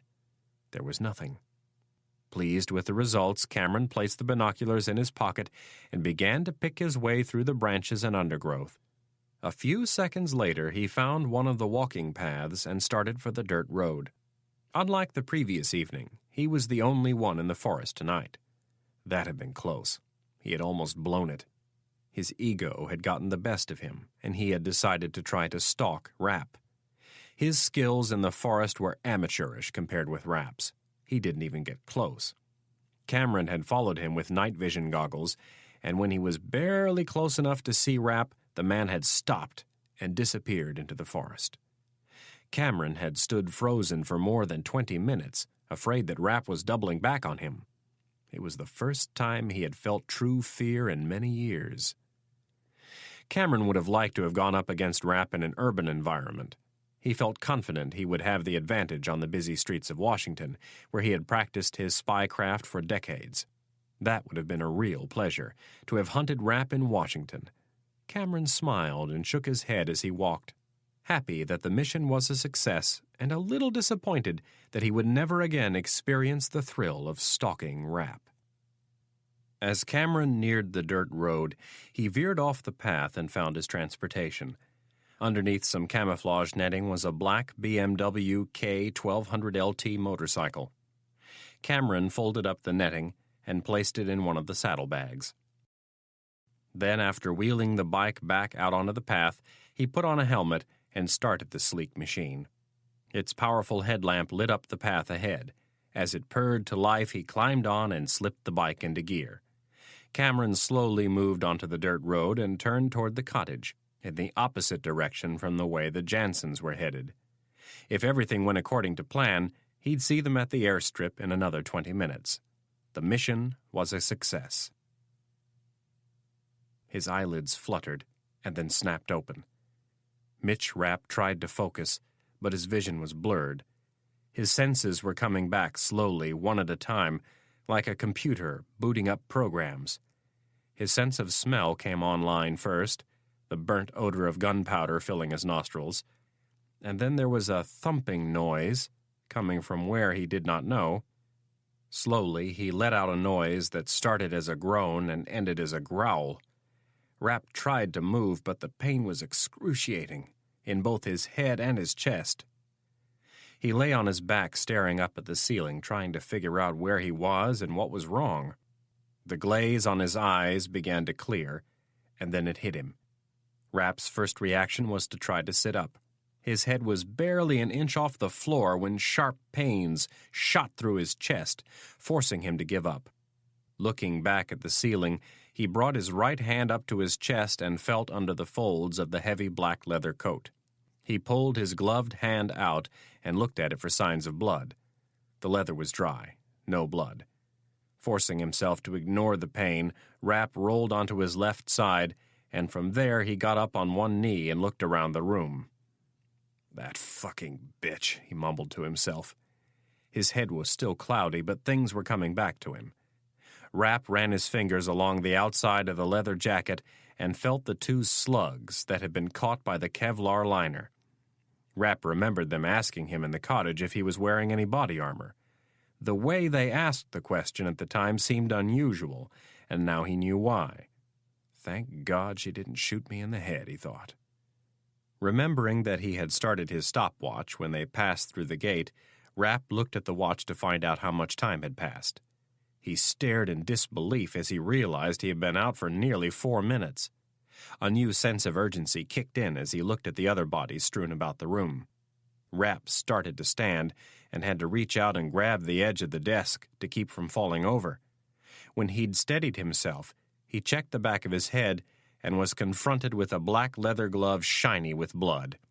He looked at the floor where he'd been, and sure enough, there was a pool of blood the size of a dinner plate. Rapp cursed as he looked around the room. If things weren't bad enough, he now had to clean up his blood. Leaving it behind would be worse than 1,000 sets of fingerprints. Rapp knew he had to move, and move fast, if he was going to make it out. There were a lot of questions to be answered, but they would all have to wait. Right now it was Psychology 101, Maslow's Hierarchy of Needs, Survival. Ignoring the stabbing pain in his chest and the throbbing welt on the back of his head, he knelt down and picked up his Ruger pistol. While grabbing the gun, he noticed the bodyguard had been shot. Rapp filed it away and moved on, checking the room for any other evidence that might tie him to Hagenmiller's death. He checked the lawyer and the butler and was relieved to find that they were still breathing. He moved to the main doors, locked them, and then went to the windows to check the driveway below. As he expected, the Audi was gone. With his back against the wall, Rapp looked around the room and scrambled to come up with a plan. He needed to get rid of the blood, and just wiping it up wouldn't do the trick. Fear of getting caught was helping to clear his mind. After a few seconds, his eyes fell on the fireplace, and then he looked around at all of the expensive artwork. He didn't want to do it, but he saw no other solution. Rapp recalled the mansion's floor plan and looked at the study's other set of doors. They led to the game room and then through another door to the solarium. From there, he could get outside onto the grounds near where the limousines and cars were parked. The decision was made in a split second. Rapp moved around the room to a collection of crystal bottles sitting in the middle of a sterling silver tray. He pulled the top off of one of the bottles, brought it under his nose, and got a stiff whiff of cognac. Rapp took a swig from the bottle and then walked over to the pool of blood, dousing the area and then the bodies of Hagenmiller and the bodyguard. With the remaining bottles, he began soaking the rug, curtains, and whatever else he could think of. He raced over to the fireplace, took a stick of kindling from an old brass kettle, and stuck it into the flames. Seconds later, the skinny piece of birch was aglow. Rapp took one lap around the room, lighting everything that had been doused in alcohol, and then tossed the stick of wood into the far corner. Rapp grabbed the butler by the shirt collar and dragged him across the floor to the doors by the game room. He did the same with the lawyer, who was starting to stir. Flames were licking their way up the wall, and the heat was rising rapidly. Rapp burst through the doors into the game room and dragged the two men in with him. He stopped for just a second to catch his breath, worried that one of his ribs was probably broken. He told himself there was nothing he could do about it right now, and then moved to lock the doors to the study from the inside. He took one last look around. The bodies were completely engulfed in flames, and the fire was spreading rapidly. Rapp pulled the door shut and ran across the long room, past the billiards table, the stuffed heads of exotic animals, a suit of armor, and finally an antique wood bar. He stopped at the next door, listened for a second, then opened it and checked the hallway. To his right, he could hear voices coming from the general direction of the kitchen and the main hallway. He stepped into the hallway, pulling the door closed behind him, and moved quickly through the open glass doors of the solarium. The room was an annex that had been added 30 years after the original construction. The three exterior walls were dominated by large sheets of paned glass that ran 15 feet from the floor to the ceiling. Plants and wicker furniture were arranged in various patterns to give visitors the impression of walking through a garden.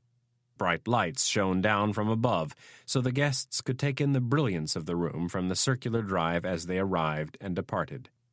Rapp quickly extinguished the lights and checked back down the hall toward the kitchen. There were still no signs that the fire had been discovered. He moved across the solarium, crouching behind various plants. When he reached one of the patio doors, he looked beyond a row of hedges where a group of limousines were parked. The drivers stood around smoking and playing cards. Rapp needed to get past them to the other cars that had been driven by the guests. He hoped a valet might have been kind enough to leave the keys in the ignition. The shouts came from the direction of the kitchen at first, and then almost instantly the limousine drivers noticed something was wrong. The drivers ran toward the front door of the mansion to investigate. Rapp sprang from the solarium and ran across the patio, his chest aching with each breath of air. He went down the steps to the crushed rock driveway, shot to the right, and ran past the limousines. The first car he passed was a Jaguar. Rapp didn't bother to check for keys. He needed something that would blend in a little better, preferably something that was made in Germany. Next was a red Mercedes-Benz. He passed on that one too, but he stopped at the third, a black Mercedes coupe. Rapp breathed a sigh of relief as the door opened and he saw the keys dangling from the ignition. The car started, and Rapp eyed the gas gauge as it rose to 2/3 of a tank. He was in luck. Rapp shifted the car into first gear, and instead of pulling out onto the driveway, he turned the opposite way onto the grass. He drove the car across the side lawn toward the rear of the house. He looked over to his right to see if anyone had noticed him. Everyone appeared to be focused on the fire. The headlights lit the way as the sporty car picked up speed across the level, plush lawn. Rapp got a little too anxious with the accelerator several times, and the wheels spun out on the dew-covered grass. Rapp never went anywhere without an escape plan, and this was no exception. From the moment he arrived, he had started memorizing avenues of escape. He knew where the adjoining roads led, the nearest train stations and airfields, anything that would help him get away as quickly as possible if things went wrong. And something had gone horribly wrong tonight. He couldn't even begin to imagine how he had been set up. Rapp smashed his fist down on the leather steering wheel and swore at himself for ignoring the warning signs that were now so obvious. He turned the car onto one of the walking paths that cut through the large garden in the backyard. It occurred to him that the roof-mounted security cameras were undoubtedly recording his movements, but he discarded the worry after only a second. The fire would keep everyone busy for quite some time. He reached the end of the large garden, and the car gained speed as it cut across another large swatch of grass, and the tires found the soft gravel of a horse trail. Rapp shifted the car into third gear and then fourth. With the car climbing above 60 miles an hour, he checked the odometer and noted how far he would have to travel before the first turn. The road rolled down and away from the mansion, and Rapp kept his focus on the path ahead, heading for the small bridge that would get him over a creek that separated the manicured lawn from the forest. Moments later, the car flew over a short wood bridge, its side mirrors inches away from clipping the railings. Rapp slowed, looking for a turn that, according to the satellite photos he'd studied, should be coming up on his right. Rapp glimpsed the fork and, downshifting, shot up a small hill and into the woods. It was a little over a mile to the first paved road. Rapp eased off the accelerator, reminding himself that the 20 or 30 seconds gained by racing through the woods would be quickly negated if he slammed into a tree. As the car bounced its way along the winding, rutted path, Rapp began to run through his options. Denmark was 100 miles to the north, and the Netherlands was 100 miles due west. Rapp wasn't crazy about going to either country. The subtle nuances of their language and culture were not second nature to him as they were in the countries to the south. Italy was an option. There was someone in Milan, someone who had been special to him once. Kennedy knew about her. She was former Mossad, Israeli intelligence, and still might be for all Rapp knew. People in his line of work were never fully retired. Intelligence agencies had a way of hanging on to you whether you wanted them to or not, but Rapp could trust her. They had a bond that went beyond oaths to countries and organizations. They were the same person. Rapp knew he couldn't go to her, though. Not now. Not with Anna in the picture. If he went to Milan, he would end up in her bed. Milan would have to be a last resort. France was the best choice. Rapp had safe deposit boxes in Paris, Marseille, and Lyon. Boxes no one at the agency knew about. In France, there were friends he had made through his consulting business, and his days as a triathlete, people he could trust from a life he had intentionally kept secret from his handlers. Not even Kennedy knew about the precautions he had set up. Rapp downshifted into second gear and maneuvered the car through a sharp turn. The road snapped back around to the left and continued its meandering way through the forest. As he plotted the course ahead, he thought about Irene Kennedy. What was it in her voice when they had talked? Could it have been guilt over sending him to his death? Rapp shook his head. That was impossible. They were like family. Kennedy would never set him up. It had to be someone else, but who? Very few people knew about the Orion team, and even fewer knew about this mission. The car finally reached the firm traction of black asphalt. Rapp looked to the north and then the south. He hesitated for only a second, and then turned the car toward Hanover, away from Hamburg. The E4 Autobahn was only 4 miles away, and once he got there, Rapp could be on the other side of Hanover in less than 40 minutes. From there, it was another hour and a half to Frankfurt. With the fire raging back at the estate, it would take at least an hour, he hoped, for them to discover that the car he was driving was missing, and even then they might not realize the importance of it. One thing was certain, however. When the German federal police found out that the assassins had gained access to the estate by posing as BKA agents, a dragnet would be thrown the likes of which the country probably hadn't seen since the old divided days of East and West. Radios moved much faster than cars, and that meant he might have to part company with his new wheels before Frankfurt. The car flew down the road at more than 80 miles an hour. Rapp ignored the pain in his chest and his throbbing headache and focused on the problem. He had to disappear. He had to get out of Germany and find out who in the hell had set him up. A frightening thought gripped Rapp, driving him to near panic. Cursing, he pushed the accelerator all the way to the floor. There was a problem that needed to be dealt with immediately. Rapp weighed the risks of making the call from his digital phone. No, there were too many security issues. As much as he hated the delay, the call would have to wait. Chapter 6. Anna Reilly unlocked the front door of the small cottage-style home. Behind her, the day's final shadows were stretching across the rolling Maryland countryside. She was happy to be out of the city after another hectic week of following the president. When she took the job as White House correspondent for NBC, she had never fully imagined how much running around it would entail. She stepped into the entryway, setting her black purse and an overnight bag down on the bench to her right. As she hung her coat in the closet, she noticed one of Mitch's draped over the banister and hung it up too. Reilly grinned to herself as she started up the stairs. Mitch Rapp had lived alone for too many years. In the master bedroom, she dropped her overnight bag to the hardwood floor with a thump and began working the buttons of her blue blouse. She walked over to the French doors that looked out over the Chesapeake Bay and sighed. Reilly doubted she would ever tire of the view. She adored the cottage. It spoke volumes about the man she had fallen in love with, the man she wanted to spend the rest of her life with. Reilly stripped down to her underwear and discarded her bra with the hope that she wouldn't have to put one back on until she left for work on Monday morning. She looked out at the bay, enjoying the last reflections of Friday's light, and then glimpsed herself in the closet mirror to her right. At 30, her body was even better than when she had played volleyball for the University of Michigan.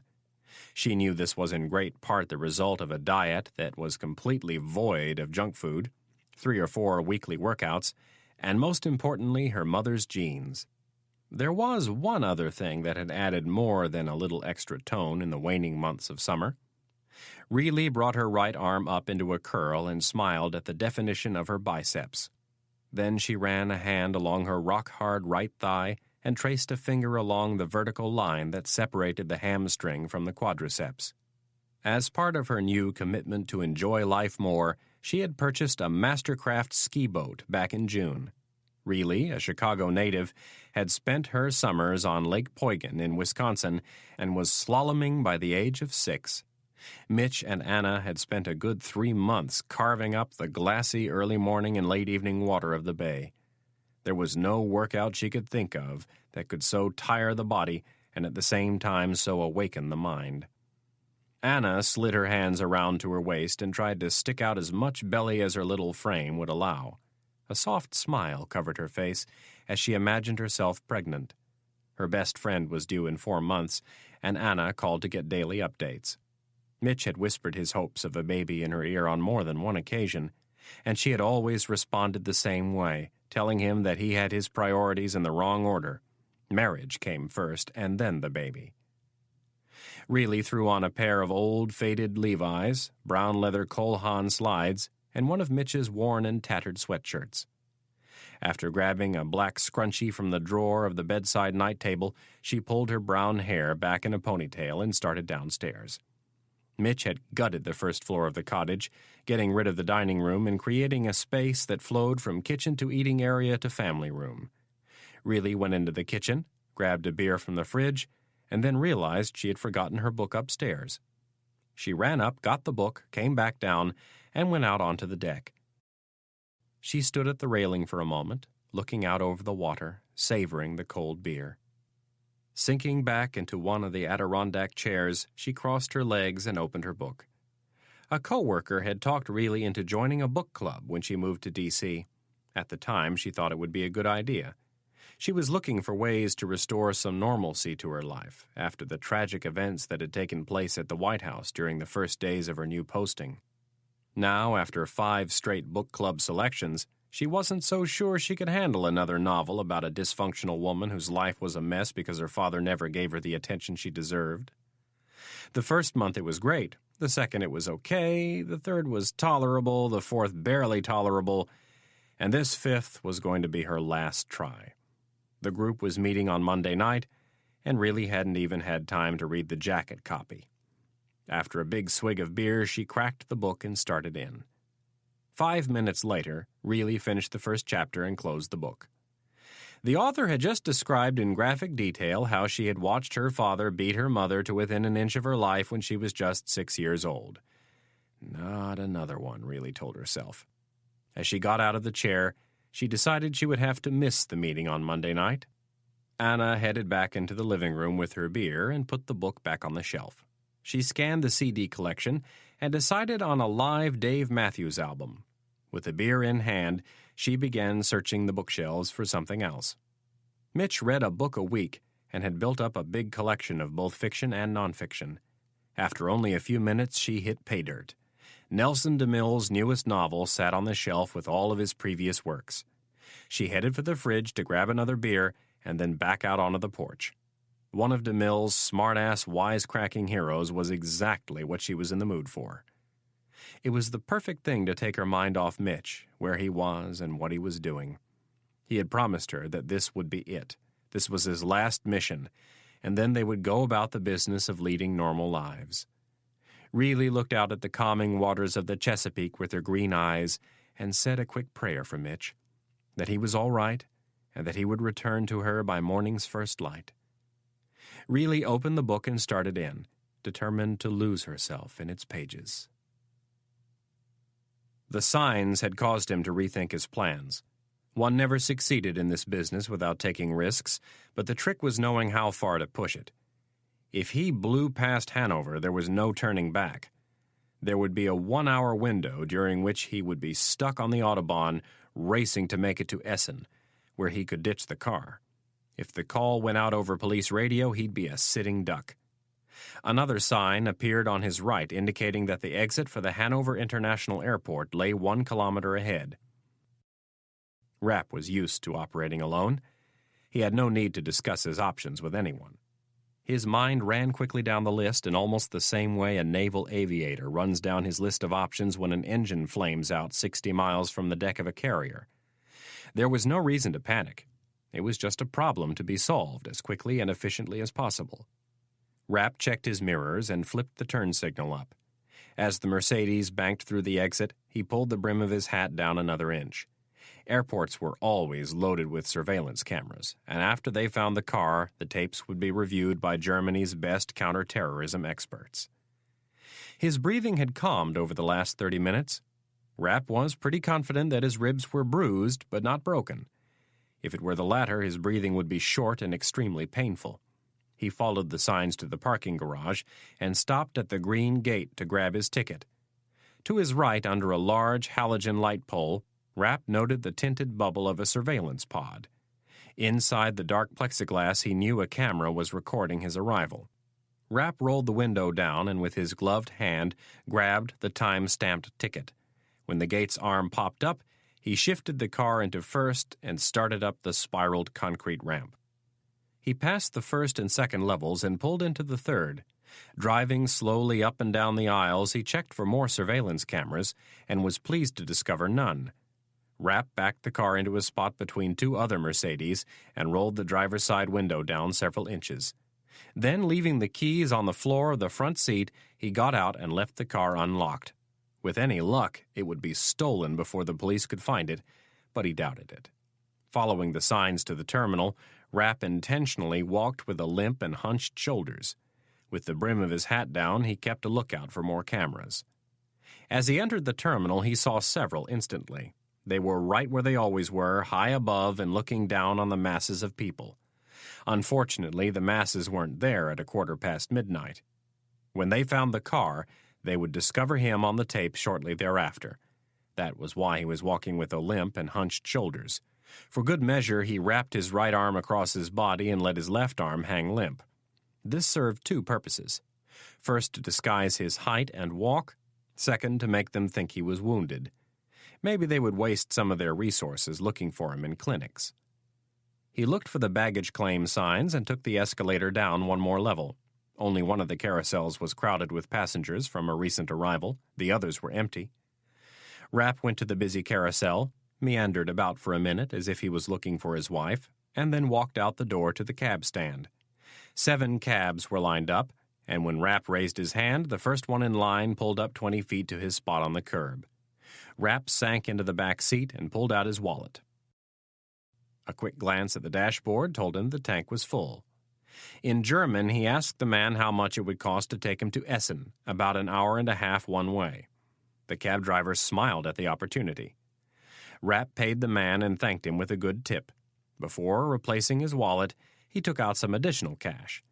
As he eased back into the seat, his left hand slid under his jacket and found the grip of his 9mm Glock. The cab pulled away from the curb, and the cab driver radioed his dispatcher that he had a fare to Essen and would check in after he dropped off his passenger.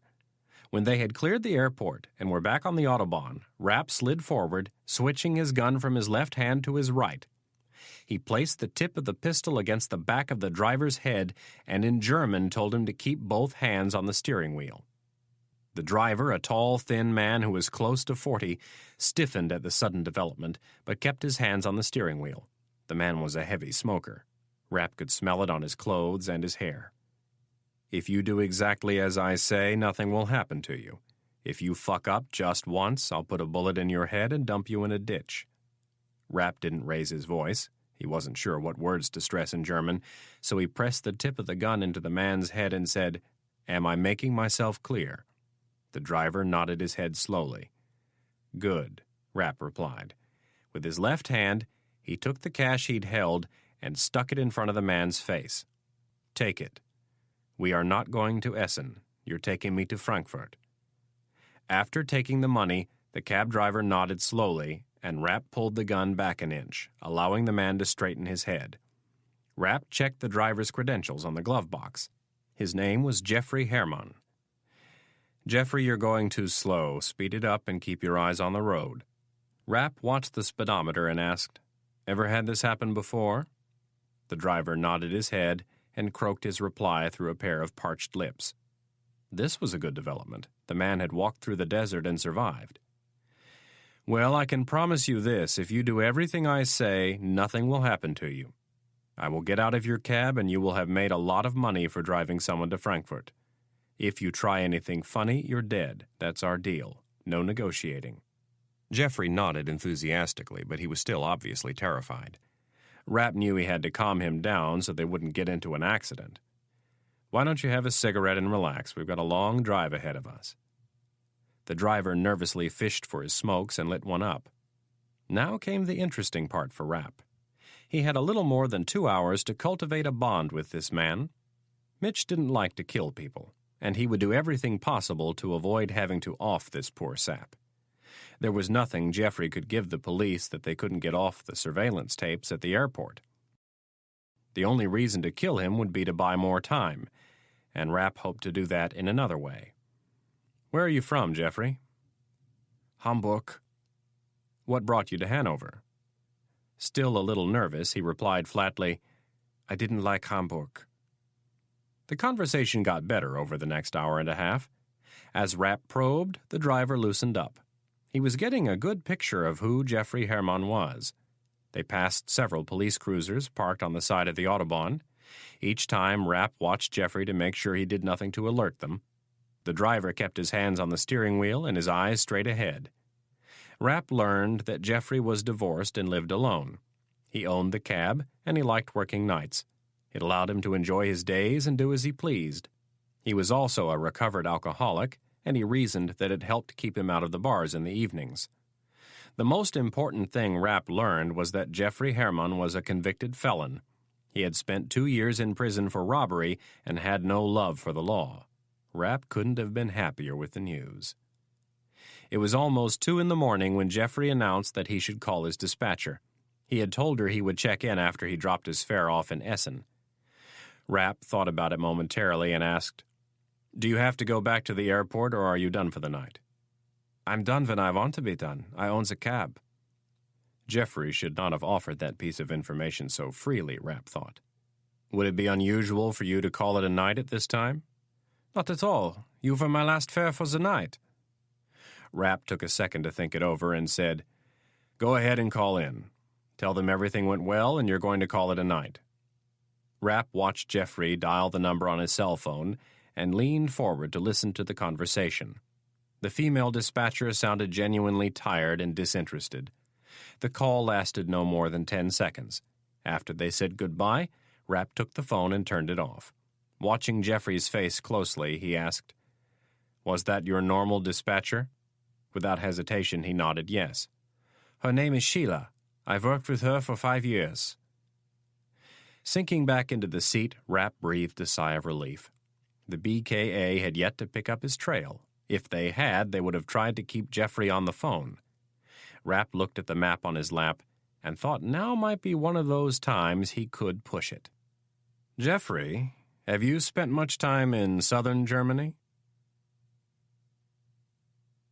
Chapter 7. Irene Kennedy awoke to strange sounds that could only be coming from one thing: cartoons. This had become a Saturday morning ritual. Young Thomas, or Tommy, as he was called by most of his peers, was 6. The days of him calling for her when he woke up were gone. In a strange way, she missed it. He was always at his best in the morning, affectionate and cuddly. She preferred the extra hour of sleep on Saturdays, but every once in a while she wouldn't mind having to get out of bed and rub his back and kiss him until he was ready to get out from under the covers. He was too old for that stuff now, he had told her. He had an independent streak that no doubt had come from Kennedy herself. She sat up in bed and swung her feet onto the floor. The bedside clock told her it was 7:58. Kennedy was simple in most regards. Her pajamas, for as long as she could remember, were either flannel pants or boxers and whatever large T-shirt happened to be available. She was thin, maybe too thin. It wasn't intentional, she just wasn't a big eater. In the bathroom, she turned on the water and pulled her straight brown hair into a ponytail. After scrubbing her face with a washcloth and soap for a good 3 minutes, she brushed her teeth and went down the hall to find Tommy right where she thought he'd be, sitting 4 feet in front of the TV in his pajamas, completely entranced by the Power Rangers blowing buildings apart. Kennedy walked around the couch and kissed the top of his head. "Good morning, honey." Tommy mumbled something that his mother couldn't quite understand and kept his eyes focused on the screen. Kennedy rubbed his head, picked up his empty cereal bowl, and headed into the kitchen. On her way past the table, she grabbed the milk and put it back in the fridge. After placing her son's bowl and spoon in the sink, she started the coffee maker and grabbed a banana. As she leaned against the counter, her thoughts turned to Rapp. The anonymous tip to the German authorities about the freighter had gone as planned. For good measure, they had also alerted the media. That way, the BKA wouldn't be able to downplay the story. As far as what had happened with Hagenmiller, Kennedy was in the dark. The Counterterrorism Center had the ability to monitor events from afar, and with the help of the Global Operations Center, there wasn't a news story that could break without them being informed in 15 minutes or less. The problem with this particular story was that Kennedy had to play dumb. She couldn't let even her closest people in the CT know that she had any idea that Hagenmiller was going to be taken out. Kennedy finished the banana and told Tommy to turn off the TV and get dressed. He reluctantly obeyed, and 15 minutes later they were out the door. Kennedy with 2 cups of coffee, and Tommy with his football and rubber Godzilla. Waiting for them in the driveway was a dark blue Ford Crown Victoria with their driver, Harry Peterson, from the agency's Office of Security. Irene and Tommy got in the back seat and said good morning. Kennedy handed Harry the fresh cup of coffee, and they were on their way. Kennedy had resisted getting a driver. She lived less than 10 minutes from Langley, and at first saw it as an intrusion into her private life. Unfortunately, though, the previous summer, the Washington Post had done a profile on her titled "The Most Powerful Woman in the CIA." Kennedy had not cooperated with the interview, and the president himself had asked them not to pursue the story. But the Post went ahead and did it anyway. She wanted nothing to do with the limelight, and more directly, she wanted the people she was hunting to know as little about her as possible. The fallout from the story was predictable. The threats started to roll in. Thomas Stansfield moved decisively. He ordered a security system for Kennedy's home and gave her a driver. The CIA monitored the security system, and at least once a night, a CIA security team would drive by the house and check things out. Kennedy was also given a pager with a panic button. She was ordered to have it on, or next to her, 24 hours a day. Tommy was at that age where there was no such thing as an inappropriate question. He had glimpsed Harry Peterson's gun one day while the two of them were playing catch in the driveway, waiting for Irene to come out. Tommy had asked to see the gun, and Harry resisted his natural instinct to say no. Harry was 51 and had learned that the last thing you wanted to do with a young boy was to make something taboo. It only served to pique their curiosity. Harry showed him the gun, gave him a very stern lecture about safety, and let him touch it. Later on, during the drive into Langley, Tommy had blurted out the question, "How many bad guys have you killed?" Irene had wondered the same thing many times, but had, of course, never asked the question. Men like Harry Peterson didn't fall into this line of work when they grew bored with selling copiers.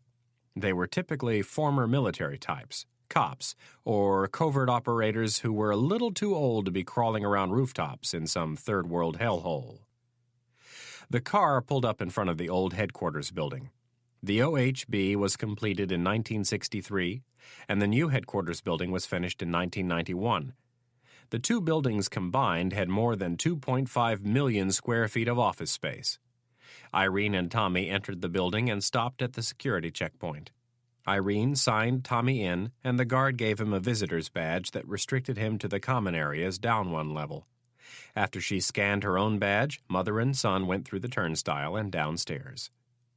Like all of the other modern government agencies, the CIA had become sensitive, inclusive, and caring. Full daycare services were offered 6 days a week. Kennedy only used them on Saturday mornings, and Tommy actually liked it. He had gotten to know some of the other kids, and they typically enjoyed their Saturdays together building and then destroying things. Kennedy signed him in with Joanne, the weekend den mother, and then resisted the urge to kiss Tommy on the head. His friends were watching. She had been severely reprimanded on several occasions for committing this egregious act of affection in front of the guys. Instead, she waved and said she'd be back down for lunch. Kennedy went back to the elevators and took one up to the 6th floor.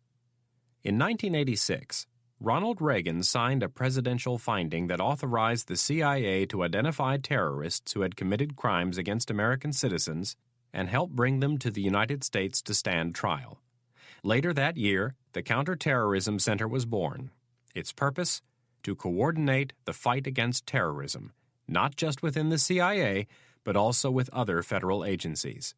Cooperation with other agencies, especially the FBI, was not something that had been encouraged throughout the CIA's history. This was a first, and there were many individuals among the old guard who saw this new relationship with the FBI as a sign that the end of the world was near. Next to the door was a simple sign with black letters that read Counterterrorism Center. Before punching her code into the cipher lock, Kennedy paused, collected her thoughts, and pushed. The room's main features were its projection screens and a large two-tiered rectangular conference table. The middle of the conference table was raised several feet.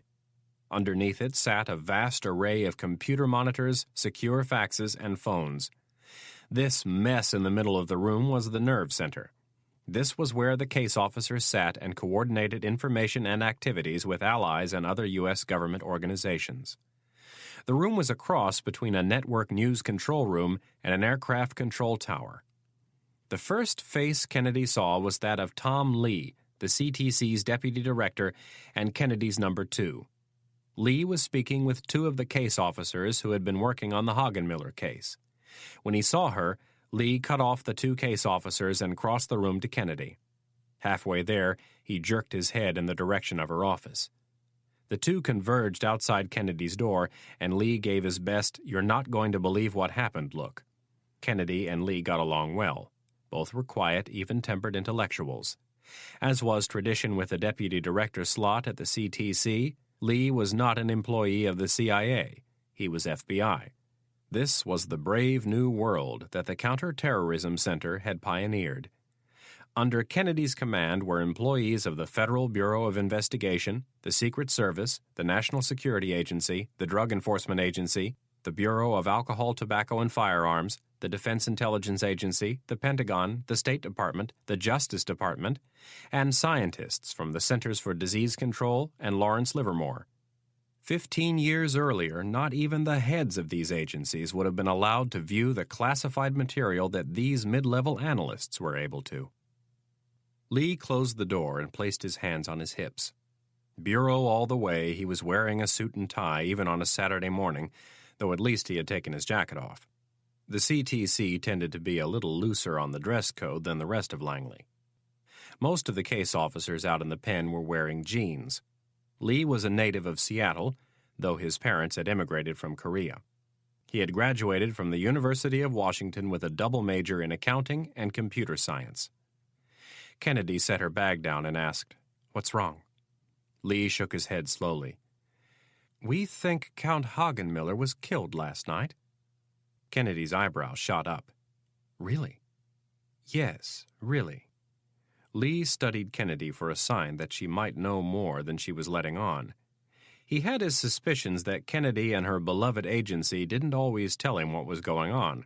On a certain level, he respected this, but there were times when it made him a little nervous. As was always the case, her expression betrayed nothing. After sitting down in her ugly government-issued chair that was covered in some mystery gray fabric, she asked, "What do you mean we think?"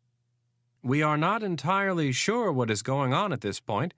What we do know is that several Hamburg TV stations are reporting that a fire broke out at the Hagenmiller estate last night. The damage was extensive. We know from NSA intercepts that 2 bodies were discovered in the ashes. Both were badly burned. They presume that one is the Count and the other is his bodyguard." "I assume we can rule out an accident?" Lee nodded. "As we've discussed, we're paid to be paranoid.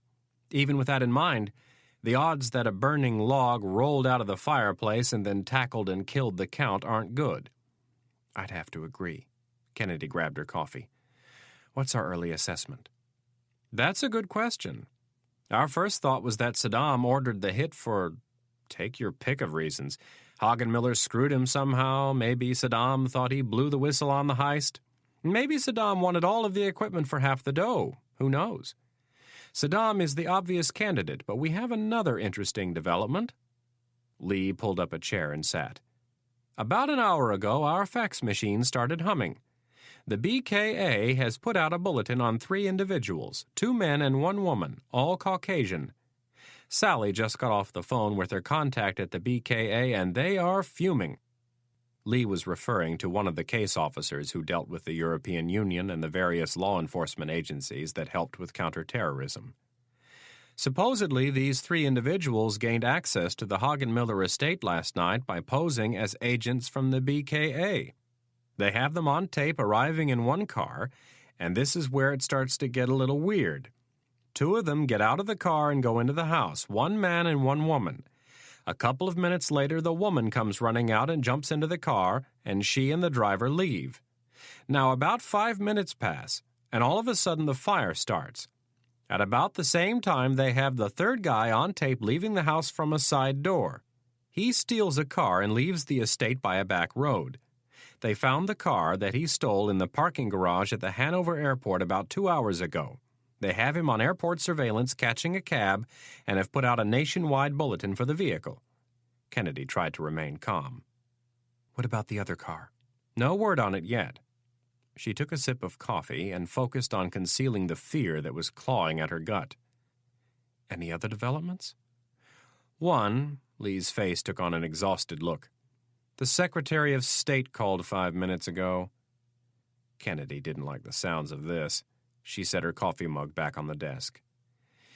"It appears that he and Hagenmiller are, or in the Count's case, I should say, were, avid art collectors. They have many mutual friends, a list that reads like a who's who of foreign dignitaries and royalty. The Secretary of State said that he knows we had the Count under surveillance and that he would like us to cooperate with the German authorities in apprehending the assassins." Lee leaned back and added, "Apparently a very valuable collection of art was destroyed in the fire." "You're kidding me." "No. I guess some very well-known and valuable originals were lost." "No." Kennedy frowned in a rare show of emotion. "He told you he knows that we had the Count under surveillance and that he wants us to cooperate with the BKA." "Yes." "And just how does he know we had him under surveillance?" "I don't know." "Do you have any ideas?" Lee thought about it for a second and said, "Maybe." "Make it a priority to find out, please." Kennedy reached for her phone. "In the meantime, I'd better see what I can do to head the secretary off before he does any more damage." Chapter 8. It was noon, it was fall, it was Saturday, and if you were a native Washingtonian, it was the best time of year to be in the nation's capital. Spring was nice, but it brought too many tourists and the dreadful humidity of the Potomac River Valley. In the fall, the air was crisp, the colors were vibrant, and in neighborhoods all around the city, the co-eds were back and excited about another year away from Mom and Dad. As Peter Cameron walked hurriedly around the south side of Washington Circle, he thought of none of this. He wished he could be out enjoying the gorgeous Saturday afternoon, but there were more urgent issues at hand. Cameron had been back in the States for only a few hours, and in that time he had discovered some very bothersome information. He and the Jansens had left Germany just after midnight from a small airfield on the outskirts of Hamburg. Then they flew to Meaux-Esbly, another small airfield an hour from Paris. Cameron took the first flight for New York out of Charles de Gaulle in the morning, and the Jansens left from Orly and were to fly nonstop to Mexico City. From there, they were to take a flight to Los Angeles and then home to Denver. Cameron reached the northwest side of Washington Circle and continued up Pennsylvania Avenue. He had just left his small office at George Washington University. Cameron had worked at the CIA from 1974 to 1998.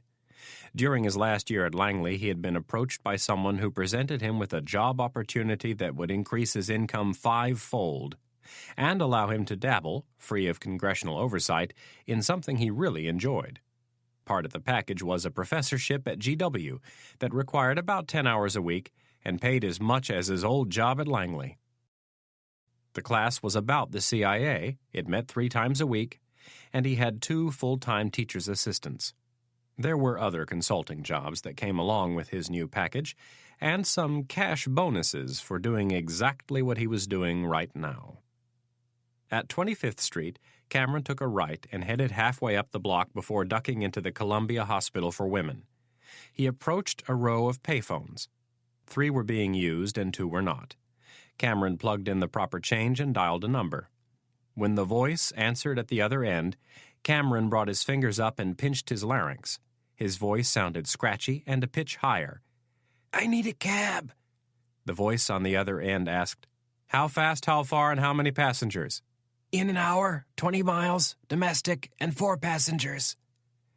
There was barely a pause on the other end, then the reply, "Site 4 in 60 minutes. Anything else?"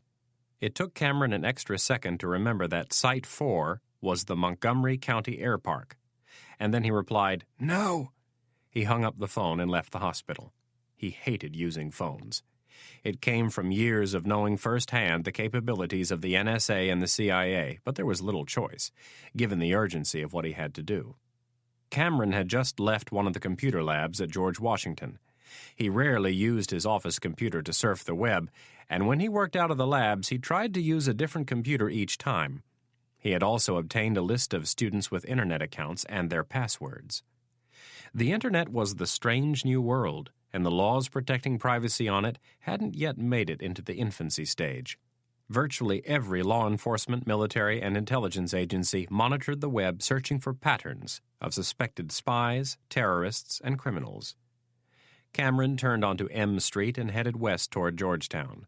Just 20 minutes ago, he had used the account of a sophomore who was majoring in international business to surf the web.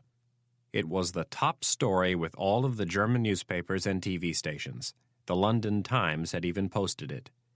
Cameron had expected the Hagenmiller assassination to be fairly high profile. That was part of the plan. But what he didn't expect to see was that the German authorities were seeking 3 individuals. Not 2, but 3. When he had left the estate, there had been no fire, let alone a fire, that would go on to destroy half of the century-old mansion. The stories also reported that the remains of 2 badly burned bodies had been found in the smoldering wreckage. Beth Jansen had specifically said 3 bodies, not 2. Hagenmiller, the bodyguard, and Rapp.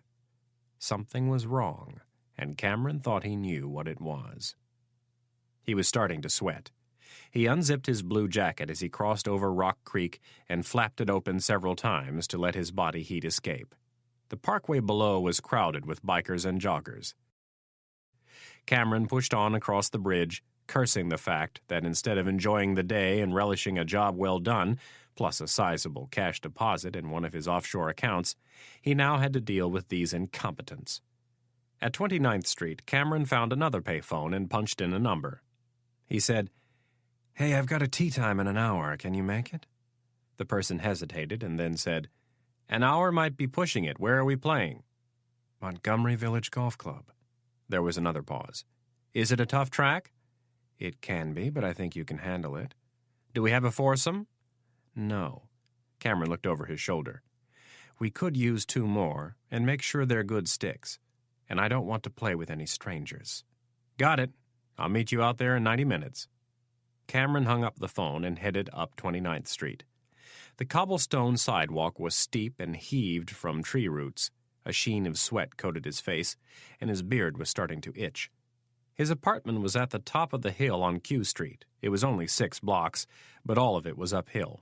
The 48-year-old veteran of the CIA cursed himself for the extra weight he'd allowed to build around his abdomen. When this was over, he would check into one of those high-class spas where they flushed all the crap out of you and the weight just melted away. That's what he needed, to be pampered and surrounded by beautiful people. For the first time ever, he had the money to enjoy the finer things in life. But first, he needed to take care of this loose end. Up the hill, Cameron trudged. By the time he reached Dumbarton, the jacket was off, and the pits of his button-down shirt were soaked through. The 2 bags he needed were already packed, and his car was parked in a rented garage 2 blocks away. Downhill, thank God. He would have to stop at one of the safe deposit boxes and get cash for the freelancers. No one in this line of work came cheap. He would, of course, ask his employer to reimburse him later, and with any luck, he would be able to retrieve the money he'd paid the Jansons. Cameron debated for several seconds whether or not he should send word to his employer. As he crossed the intersection at O Street, he decided against it. The man hated shoddy work and loved people with initiative. He would take care of the problem on his own and then give him a complete accounting of the events. The Jansons had to go. If Irene Kennedy got her hands on them before he did, his employer would have an aneurysm. Cameron might have to disappear for a while, maybe forever. They had arrived in Freiburg at 10 minutes to 6 in the morning. The city of a little more than 200,000 was just starting to stir. During the night's journey, Rapp had discarded his silenced Ruger and encrypted radio as they passed over a bridge near Stuttgart. He had also burned the BKA credentials and several other documents. Rapp had been to Freiburg once before in his mid-20s. He had picked it randomly as a place to disappear between assignments. His memories of the city in the middle of the Black Forest were good ones. The plan back then was to stay 1 week, but he ended up staying for 2. He had arrived before the annual Hochs Festival. Freiburg was a big cyclist town, and it didn't take long for Rapp to hook up with one of the clubs. He spent his days racing through the forest and river valleys with a pack of crazed cyclists who enjoyed the pain almost as much as he did, and his nights drinking great German beer and chasing beautiful German women. There would be none of that on this trip. Rapp had found a spot near the Münsterplatz, the town's marketplace, and ditched the cab. Farmers and craftsmen were already arriving to set up their stands for the busy Saturday morning crowd. Rapp and Jeffrey had set off on foot. A mile later, they walked into a small inn called the Zum Roten Baren. Jeffrey had followed Rapp's instructions perfectly. He told the man behind the front desk that they had driven down from Frankfurt to spend the weekend hiking and that they had planned to come down the night before but had to work late, so instead they got up early and drove down. The elderly innkeepers seemed to buy the story. Rapp had instructed Jeffrey to pay for 2 nights in advance with cash. The innkeeper happily took the money and gave them a room without checking IDs, which pleased Rapp all the more. Up in the room, Rapp gave Jeffrey the money he'd promised, blindfolded him, and tied him securely to the bed. Before leaving, Rapp went over Jeffrey's story with him one final time. Just lie on the bed and try to sleep. When the housekeeper discovers you, have them call the police and tell them the whole story. Tell them I threatened to kill you if you didn't cooperate, just like we discussed in the car. Jeffrey nodded one last time, and Rapp placed a gag over his mouth. With Jeffrey safely tucked away, Rapp stripped nude and took out his blue contacts. His eyes screamed relief as soon as the foreign objects were removed. In the shower, he washed and rinsed his hair 5 times to get all of the brown out. He tried not to irritate the cut on the back of his head, but it was impossible. When he got out of the shower, he left the water running and cleaned as much of the blood off the back collar of his dress shirt as he could. After dressing, he went back into the bathroom, turned off the water in the shower, and cleaned the drain trap of hair. He threw all of the towels into a white plastic laundry bag that the inn provided and checked the room one more time. As he left the room, Rapp placed the Do Not Disturb sign on the door and closed it. It was 6:45 by the time he left the inn by a side door. Rapp walked 2 miles across town to the area by the Albert Ludwig University. On the way, he dropped the plastic bag containing the towels in a dumpster behind a restaurant and stopped at 2 separate drugstores and a hotel gift shop. When he reached the university, it was after 7:30, and the temperature was in the 60s. Rapp found the student commons and scouted it out until he found a bathroom that was private enough. It was unisex and on the 3rd floor. He locked the door and went to work. Taking the clippers he had bought at the first drugstore, he put an 1.5-inch guard on the end, plugged it into the outlet, leaned over the sink, and started buzzing his thick black hair. Then he put a 1/2-inch guard on and buzzed the sides and back of his head. Again, he cleaned up the hair and then put on a blue T-shirt that had a picture of Freiburg's most famous landmark, the Münster Cathedral. Over that, Rapp put on a plain gray sweatshirt. He also wore a pair of tan shorts, white sweat socks, and blue shoes. His clothes and shoes from the night before were bundled up and shoved into a canvas shopping bag. Everything else went into a large green backpack that he had bought at the second drugstore, with the exception of the Glock pistol, which he shoved into the waistband of his shorts and covered with the bulky sweatshirt. It was a huge relief to get out of the clothes. He had wanted to do it much earlier, but he didn't want Jeffrey to see his transformation. Rapp left the university and found a bakery just blocks away. He was famished and devoured several pastries, a croissant, and a bottle of orange juice. Next, he found a coffee shop and killed another 20 minutes sipping a piping hot blend. At 9:05, he started out for his next destination. The bike shop was almost exactly as Rapp remembered it. The enthusiasts and club members were already milling about in front of the small shop in their brightly colored, tight-fitting Lycra outfits, waiting for the order to mount their bikes. Rapp picked his way through the crowd and into the shop. Bicycles hung from virtually every inch of the ceiling and lined the walls. Rapp approached the counter and asked for help in French. A man behind the counter directed him to a young woman with long black hair. The woman was French. He quickly found out that she was from Metz and was spending the school year studying abroad at the University of Freiburg. As they looked at bikes, Rapp asked her if they still ran the loop on Saturdays. The woman said it had grown more popular than ever. Freiburg was in Tour de France country. The loop was a route that went northwest to the ancient fortress city of Breisach and then across the Rhine into France. From there, the cyclists would race down the French side of the river and cross back over at Mulheim, Ottmarsheim, or Basel, Switzerland. On a good Saturday, hundreds of brightly clad Swiss, French, and German cyclists raced the loop. Rapp was looking forward to the fact that the border guards let the packs of riders cross over without checking their passports. He remembered this part of Europe being very open, even during the Cold War.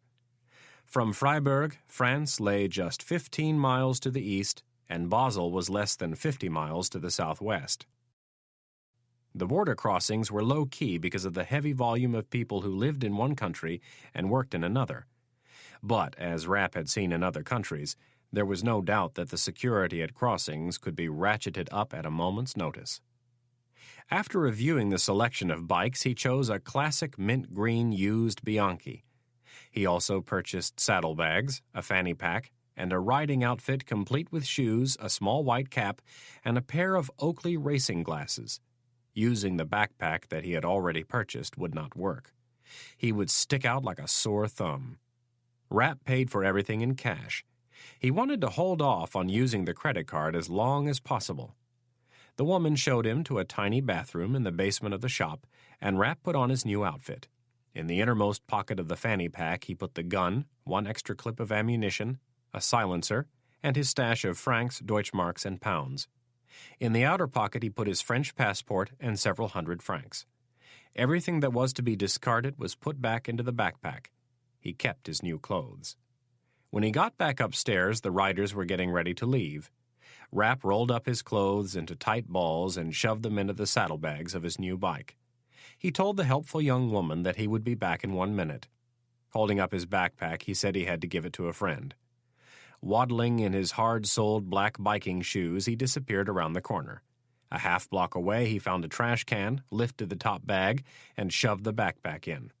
There were better ways to do this, but he was short on time. Back at the bike shop, the pack of 30-plus cyclists were starting to pull away. Rapp thanked the young French woman for her help and wheeled his Bianchi out onto the cobblestone street. 2 blocks later, he caught up to the rear of the group and settled in. Rapp was much more than a cycling enthusiast. He no longer competed professionally, but it wasn't many years ago that he had been one of the world's top-ranked triathletes. He had won the Ironman in Hawaii and posted 3 top 5 finishes in what was the sport's greatest annual event. Then his work with the CIA had picked up considerably, and the hectic and unpredictable schedule had forced him to give up competition. But he still swam, jogged, and biked at least 5 days a week. It was 9:36 when they rolled out of town. Rapp stayed at the back. His legs felt good, but his chest hurt a little. The pain made him think of the previous night's events, and he began to try to analyze what the hell had happened. Who could have been behind the Hoffmans' little stunt? The chances that the Hoffmans had acted alone were all but impossible. Rapp had never met them. He could see no motive they would have for killing him. A very select few knew of his relationship with the CIA, and even fewer knew about his recent mission. He knew of one for sure, and assumed the other 2.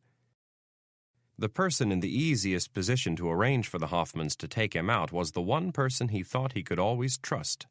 Rapp didn't like it one bit. It shook his faith to the core, and it ran counter to everything his instincts had ever told him, but the shitty reality was that Irene Kennedy was suspect number 1. Rapp didn't want to believe it. He wanted desperately to believe anything else, but for the moment, there wasn't any other answer. He would have to get back to the States and find out for himself. And he would start with the Hoffmans. He would need help in tracking them down, but he knew just the person to ask. As they rounded a turn, Rapp got his first glimpse of the Rhine, and straight ahead the old Celtic fortress of Breisach. The town was situated on an 80-meter-high rock plateau that was one of the Earth's most natural military positions. From the ridge, the road fell off into the valley. The riders went into full crouches and pumped their legs. The speed of the group topped 40 miles per hour. Riding at the back, Rapp drafted off the riders in front of him and searched for the bridge that would take them over the Rhine. He didn't like what he saw. The row of vehicles backed up at the checkpoint stretched for what looked to be at least a mile. "Stay cool," he told himself. "You don't look anything like the person they're searching for. You have a visa and a European Union identity card that no one knows about, and you're traveling in a group." Rapp dropped his bike into the lowest gear and picked up the pace. He easily passed 9 cyclists and settled into a spot closer to the middle of the group. 3 minutes later, they were on a shoulder, passing the cars that were in line to cross the bridge. Rapp took a drink from his water bottle and kept his eyes peeled for anything that might be useful if he had to turn around and head back. The group began to slow, but not much. Rapp used the opportunity to spin his fanny pack around so he could get into it if he needed to, for either the passport or the gun. A group of French cyclists passed them going the other way. Most of the cyclists waved, but a few shouted taunts back and forth across the roadway. Up ahead, Rapp saw a border patrol officer standing on the shoulder and waving his hands for the cyclists to stop. The lead cyclist began shouting at the man while they were still some 50 yards away. Rapp couldn't understand what he was saying, but noticed that he was pointing back at the pack of French cyclists who were racing off in the other direction. A second officer appeared and intervened. By the time they reached the bridge, the officers were gesturing for them to continue through. As Rapp passed them, he heard the second officer shout encouragement. Thank God for national pride. When they reached the other side, Rapp breathed a huge sigh of relief. The hard part was behind him.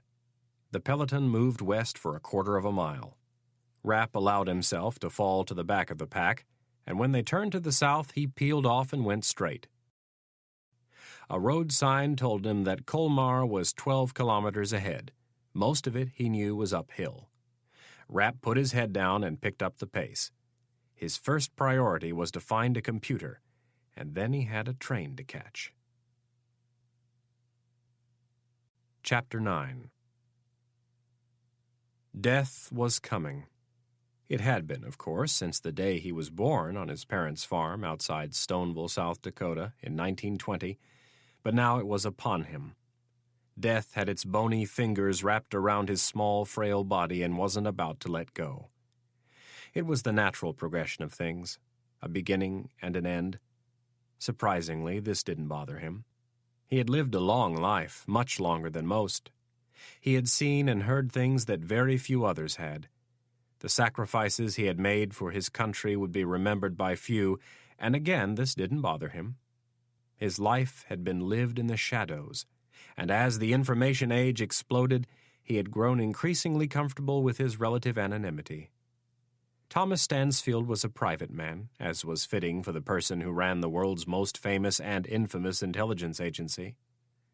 He had chosen to die at home, surrounded by his daughters and grandchildren. The doctors had tried to talk him into surgery and radiation therapy, but Stansfield declined. The best they could give him at his age was another year or two, and that was if he survived having 3/4 of his liver removed. There was a good chance that he would never recover from the surgery. His wife, Sarah, had passed away 4 years ago, and Thomas missed her dearly. Her death, more than anything, probably contributed to his decision not to fight. What was the sense? He had lived 79 good years and was, for the most part, alone.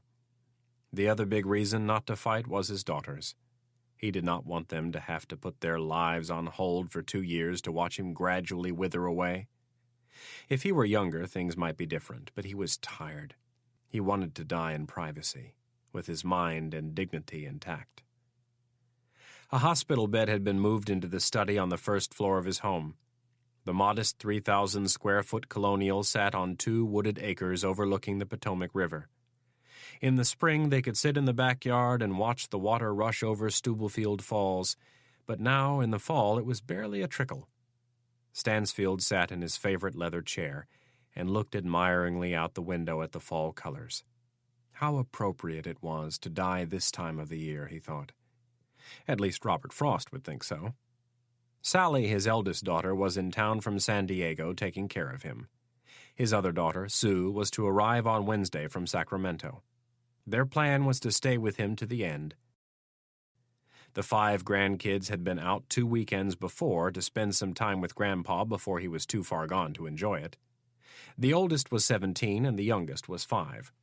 The weekend had been painful but necessary. There had been a lot of tears.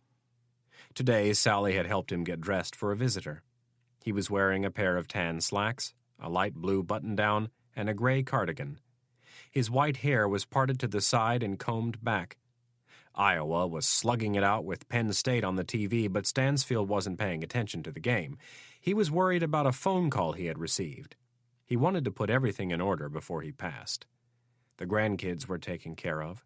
Trusts had been set up for college and grad school if they chose, but nothing else. There would be no sports cars or boats, no toys to make them weak. The house would easily fetch $1 million, not bad considering he had bought the land for $2,000 back in 1952. And there were other investments, of course.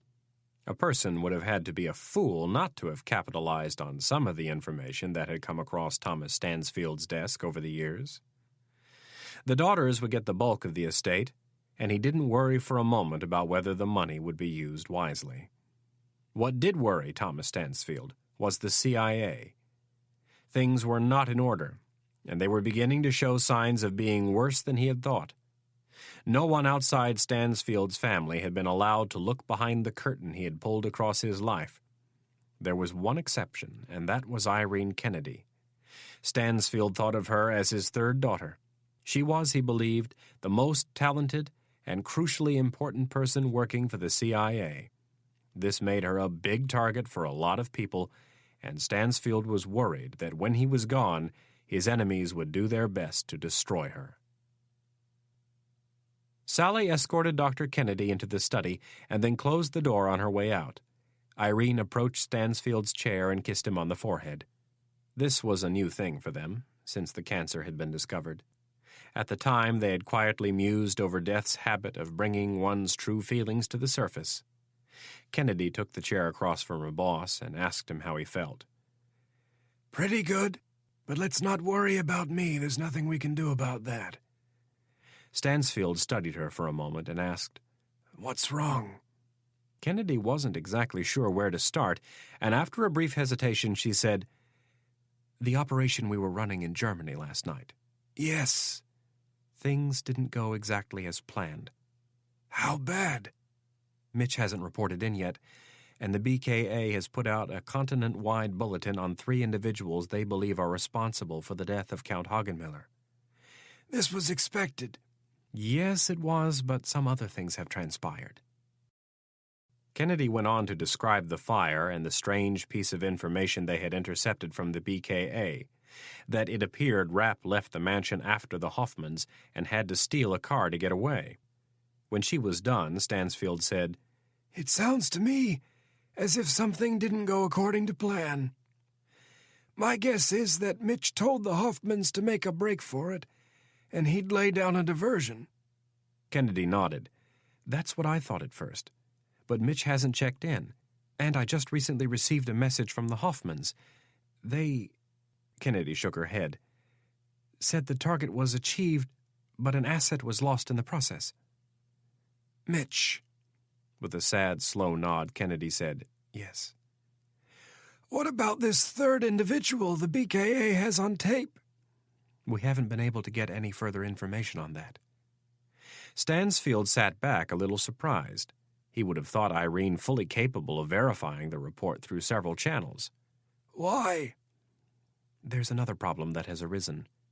When I arrived at the CTC this morning, Tom Lee informed me that Secretary Middleton was looking for me." This caused the frail Stansfield to sit up a bit in his chair. The Secretary of State had no business calling his Director of Counterterrorism without going through him first.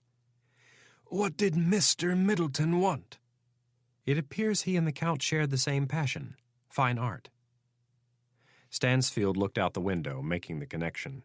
He knew that the arrogant Secretary of State was very proud of his private art collection. Stansfield remembered a profile that had been done by the New Yorker discussing the Renaissance man's $50 million collection. "Why would he call you?" The message said that he knows we had the Count under observation, and that any information we can give the German authorities would be greatly appreciated. "How would he know we had the Count under surveillance?" Kennedy shrugged at the obvious. "It would appear we have a leak." "Or a mole?" "Yes." "Any ideas?" "Not at the moment, but Tom Lee was as disturbed by it as me. He said he was going to look into it." "Can you trust Mr. Lee?"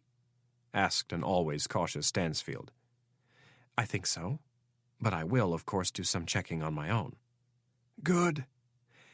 Have you told the President about Mitch?" "No, I'd like to know exactly what's going on first." "I agree. I assume you haven't used our contacts at the BKA because you don't want to draw any more attention to the CTC." "Yes. I'm trying to collect as much passive information as possible. The NSA is keeping us busy with intercepts. So far, our plan is working. Most of the people in the CTC think Saddam had Hagenmiller killed. A couple even think the Israelis may have done it. The Hagenmillers were Nazis during World War II, and they were selling very sensitive equipment to one of Israel's most dangerous enemies. There was plenty of motive. I think some of my more streetwise people might suspect that we had a hand in it, but they're not saying anything, nor will they." Kennedy frowned. "If people find out that we had him under surveillance, it won't look good." "I agree. I will take care of Secretary Middleton.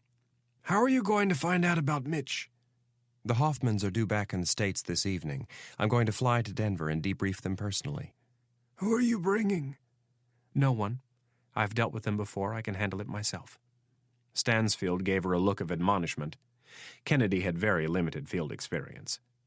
Kennedy read her boss's expression and said defensively, "This is my mess, and I'll be the one to clean it up. Besides, the fewer people we get involved, the better." Stansfield shook his head. "The last thing you need right now is to leave town and draw attention to yourself. Besides, Contract agents like the Hoffmans tend to get a little jumpy when an operation goes badly. I will send some people to take care of it." Kennedy conceded the point. "What would you like me to do?" Stansfield thought about it for a moment. "Hope that the Hoffmans are wrong and Mitch is alive." Stansfield saw by Kennedy's expression that his words didn't have their intended effect. "Don't worry about Mitch. This is what he's best at. He'll find his way back to us all by himself." The director of Central Intelligence inched forward in his chair, and his gray eyes peered into Kennedy's.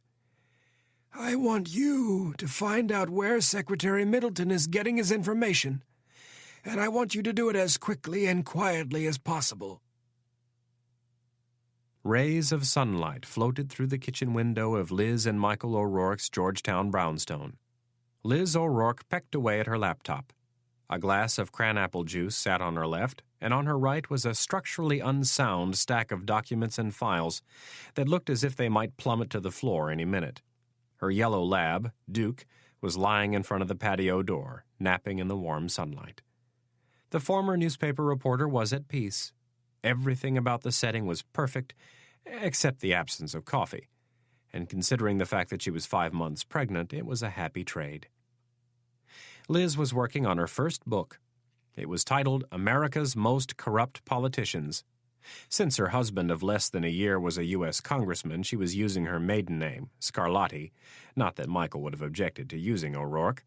She just thought it was the prudent thing to do.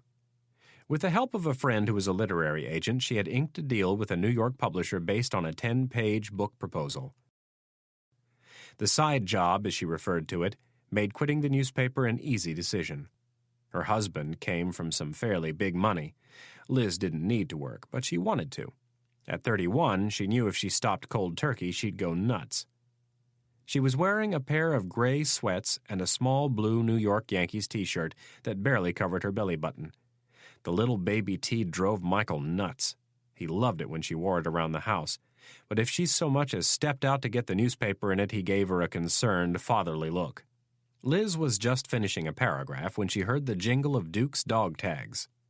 Peeking over the top of the laptop, she saw her husband's best friend staring at the front door.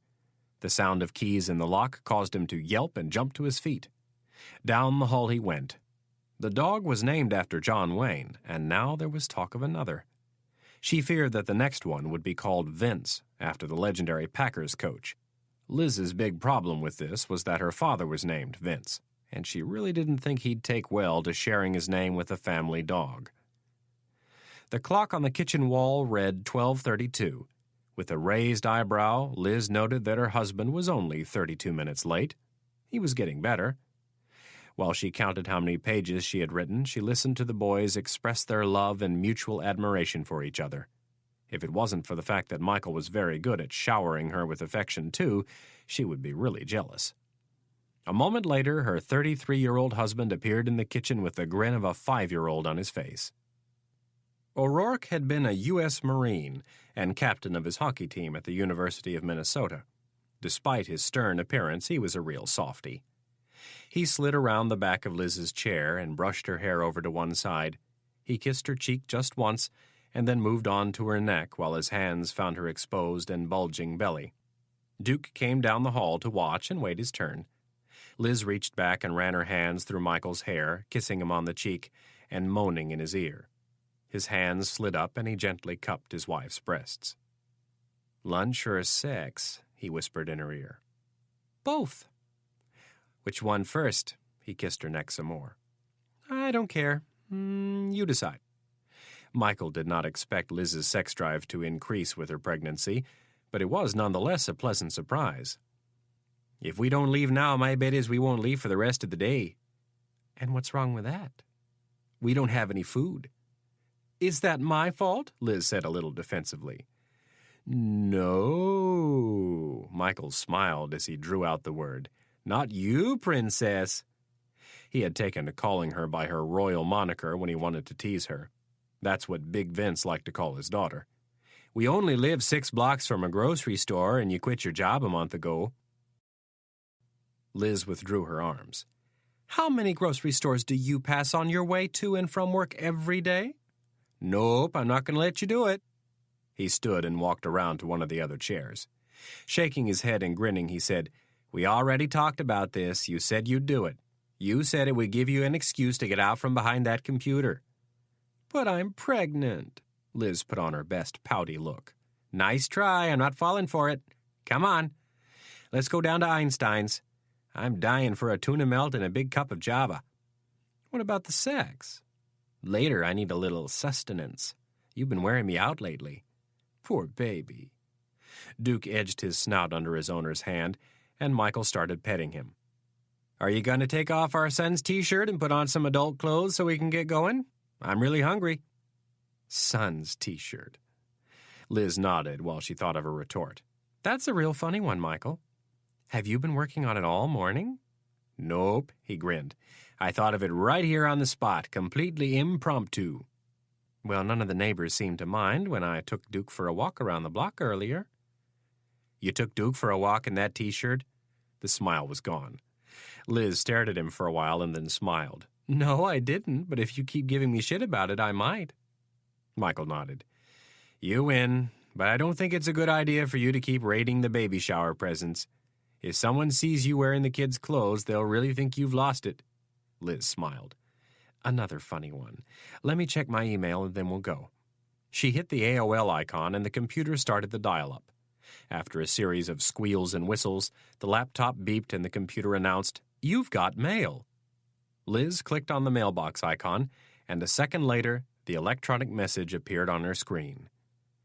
"Dear Liz, I hope all is well. I need you and Michael to do me a favor, and please don't ask any questions. Call Bella at the cottage and tell her you really need to talk to her. Whatever you do, don't mention my involvement or name over the phone. Something has gone wrong, and I need her to stay with you for a few days.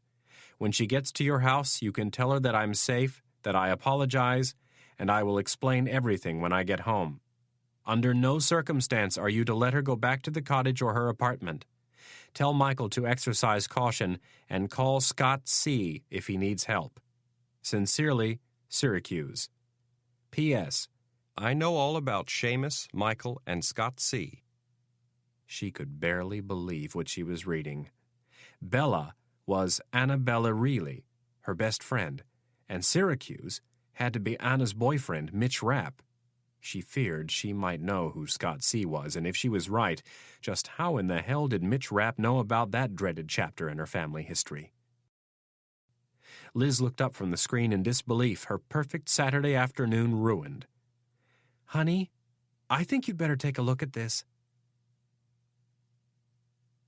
Chapter 10. Peter Cameron sat in one of the plush leather seats of the brand-new Cessna 750 Citation X executive jet. The plane could be configured to carry up to 12 passengers, but for this trip there were only 4, not counting the pilots. A woman and 2 men were sitting at a small table studying maps and photographs.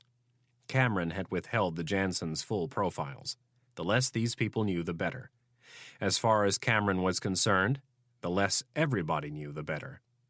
This problem needed to be dealt with swiftly. Like the first 24 hours following the outbreak of a disease, this next day was crucial. Nip it in the ass now, and everything would be fine. Leave any unfinished business on the table, and things could spin out of control. One of the men got up and came over. He sat down across from Cameron so he could study him. His name was Gus Villaume. To a few people in his line of work, he was known as the Frog. A French-Canadian from Montreal, Villaume had worked for the CIA in the 70s and early 80s as an agent inside the Dassault Aviation Company. In 1986, he had decided to break out on his own and work as a freelancer. The money was much better, and his work hours were whatever he chose. Villaume studied Cameron with his hawk-like eyes. The Frog had wondered about this Cameron for some time. He was competent enough, but a little too quick to use force. He was a yes-man, Villaume guessed. Someone else was giving him orders. The way the former civil servant threw money around, it was obvious that his boss was an individual with substantial financial assets.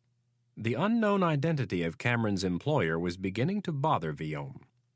When working among thieves, knowledge of that sort could be used as insurance if things got bad.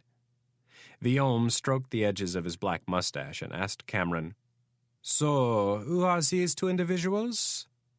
"Nobody. They were asked to do a job, they blew it, and now they have to pay." Viaume noticed how Cameron used a casual tone, as if these people were being fired for lack of performance. "So now they die?" They knew what they were getting into. Holding up 2 black and white photographs, Viaume asked, "This is all you can give me? No background on them?" "You don't need any more information. It's going to be an easy job, in and out." Viaume studied Cameron's face. "I'll be the judge of how easy the job will be." "If it makes you feel any better, I'm planning on taking the shots." This caused a smile to fall across the other man's face. Leaning back, he said, "Really?" "Yes, really. Why does that amuse you so much?" "I've never seen you get your hands dirty before, let alone kill someone." Cameron let his displeasure show. "There's a lot you don't know about me, Gus." "I'm sure there is, but all the same, I'd like to know more about these 2 targets." "All you need to know is that this will be easy, and you're going to be paid well." Cameron's voice had taken on an agitated tone. Viaume kept his tone even. "I will not take my team into a situation without more information. If you refuse, we'll get off this plane when we land in Colorado Springs and take the first plane back to Washington." Cameron didn't like that idea at all. "For Christ's sake, Gus, if I thought this thing was going to be messy, I would have called Doozer." Viaume looked over at his 2 team members for a brief second. The reference to Jeff Doozer had got their attention. Doozer was a former U.S. Marine who had been court-martialed and run out of the Corps for a list of offenses too long to recap. A decade later, the sadist was well into his 30s, but seemed mentally still stuck in his teens. He and his crew of pumped-up cronies were about as subtle as a sledgehammer. How he had ended up in this line of work, Viaume had yet to figure out, but he had a good idea that the man sitting across from him had something to do with it.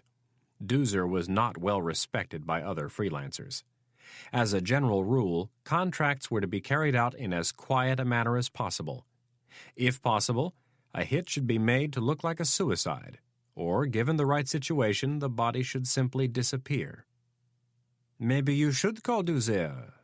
That way you can guarantee front-page coverage in Sunday's Denver Post." "What is that supposed to mean?" "Peter, if you need me to explain that to you," Viaume shook his head, "you should find a new line of work." "Hey, Doozer and his boys get results. And headlines." "I'm not going to sit here and argue with you, Gus. This job is a cakewalk. Maybe you're getting too old for this." Viaume kept his stare focused on Cameron's dark pupils. At 52, he had lost very little, and what was gone in terms of physical ability, he had more than made up for in increased knowledge and instinct. And at this moment his instincts were telling him that Cameron was lying.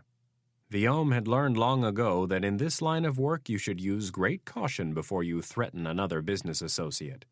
Once that hand was shown, there was no taking it back, and it often forced the other person to make plans of his or her own. It was clear that Cameron was a man who could not be trusted. The frog did not like it, but it was time to raise the ante. "I will ask this question one last time. If you don't give me an answer, our participation in this mission is over. If you spread any false rumors about why we backed out, I will have Mario pay you a visit." Viaume glanced over at the large man sitting on the other side of the aisle. He had one continuous eyebrow that ran across an incredibly large head attached to a neck and body that weren't any smaller. Cameron squirmed in his seat and looked over at Mario Lucas. The man gave him the creeps. Half Frankenstein, half Baby Huey, he followed Viaume as if he were the second coming. Cameron had no doubt he would be dead within seconds of Viaume giving the word. Cameron decided it wasn't a good idea to fight this particular battle. Viaume and his people could be dealt with later. As if this was all a giant waste of time, Cameron asked, "What would you like to know?" Viaume responded with a fake smile. "Are they cops? No. Do they have military experience?" Cameron paused. "Yes." "Both of them?" "Yes." Which branch? There was more hesitation on Cameron's part. Army. Any special forces training? I can't get into that, Viome scoffed. The hell you can't. I've given you all the information you need. Cameron held up his sat phone. If you want out, tell me right now and I'll call Doozer. Viome studied him. He had little doubt that Cameron was full of it. The whole thing was a rush job. Calling his bluff, he said, Go ahead, call him. Cameron looked at the phone for a moment and then swore under his breath. Fine, Gus. He shifted in his seat, saying, God, you're a pain in the ass sometimes. Throwing his arms up in surrender, he said, Ask away. Cameron's slithery ways had Viome's antenna way up. Peter, I have been doing this for almost 30 years, and the only thing that has kept me alive is my thoroughness. Jerk my chain one more time, try to bluff me like you just did with that threatened phone call, or God forbid you're dumb enough to withhold information from me, like the fact that these two have spent time at Fort Bragg. Viome shook his head, and the hawk eyes burrowed in on the plump Cameron. Pointing at the professor, he said, You might end up in a tragic accident with that brand-new car of yours. The Ford Explorer raced across the cement tarmac of the Essex Sky Park and pulled up alongside the Learjet. The driver was in a hurry. Kevin Hackett had called to tell him a storm front was moving in, and if they wanted to make it to Denver by sundown, they'd better step on it. Scott Coleman lifted the back hatch of the truck and grabbed 2 metal cases. He ran them over to the plane and handed them to Dan Strobel, one of his former SEAL Team 6 members. Coleman went back for a large duffel bag and then parked the truck over by one of the hangars. Running back across the tarmac, he looked at the water of the back river just east of Baltimore. Whitecaps were starting to form, and the few boats that were out were getting tossed around. The sky to the north was dark. It looked as if they would just make it. A gust of wind whipped across the long runway, catching the bill of Coleman's ball cap. Before it could be whisked away, his left hand clamped down on top of it, and he sprinted the last 40 feet to the jet. Coleman hopped up through the small hatch and pulled it closed behind him. Poking his head into the cockpit, he asked, Are we all set, Kev? Hackett nodded. As soon as you strap in. Coleman took off his faded olive bush jacket, revealing a rock-solid physique. Handing the jacket to Strobel, he asked, Is the gear stowed? Yep. All right, buckle up and we're out of here. Coleman squeezed himself into the co-pilot seat, slipped on his shoulder straps, and donned a headset. Hackett had arrived an hour earlier, filed a flight plan, and prepped the plane. Coleman ran down a quick check of the instruments while Hackett maneuvered the medium-range executive jet into takeoff position. They stopped at the south end of the runway and looked right into the teeth of the oncoming storm. Curtains of rain were falling in at least 3 different areas to the north and east. With no time to waste, Hackett increased the power to the twin jet engines and released the brakes. The small 8-passenger jet rolled down the runway and lifted effortlessly into the air. Moments later, raindrops started to pelt the windshield, the wipers came on, and the craft banked to the west, passing over the northern end of Baltimore. 2 minutes later, the rain was behind them. The agile craft quickly gained altitude, and at 15,000 feet they broke through the clouds and were greeted by a bright sun that they would be flying straight into for the next 3 hours. Coleman looked over his shoulder and asked Strobel to grab his sunglasses. Both Strobel and Hackett had served under Coleman when he had commanded SEAL Team 6. The 3 of them had been through the ringer together. They had enjoyed their years in the Navy, but they sure as hell didn't miss the shitty pay and dog-and-pony bullshit. They answered to nobody but themselves now and were very selective about the jobs they took, most of them legitimate. Their company, SEAL Demolition and Salvage Corporation, did much of its work abroad. Between contracts, they helped train law enforcement divers from the various counties and cities that bordered the Chesapeake Bay.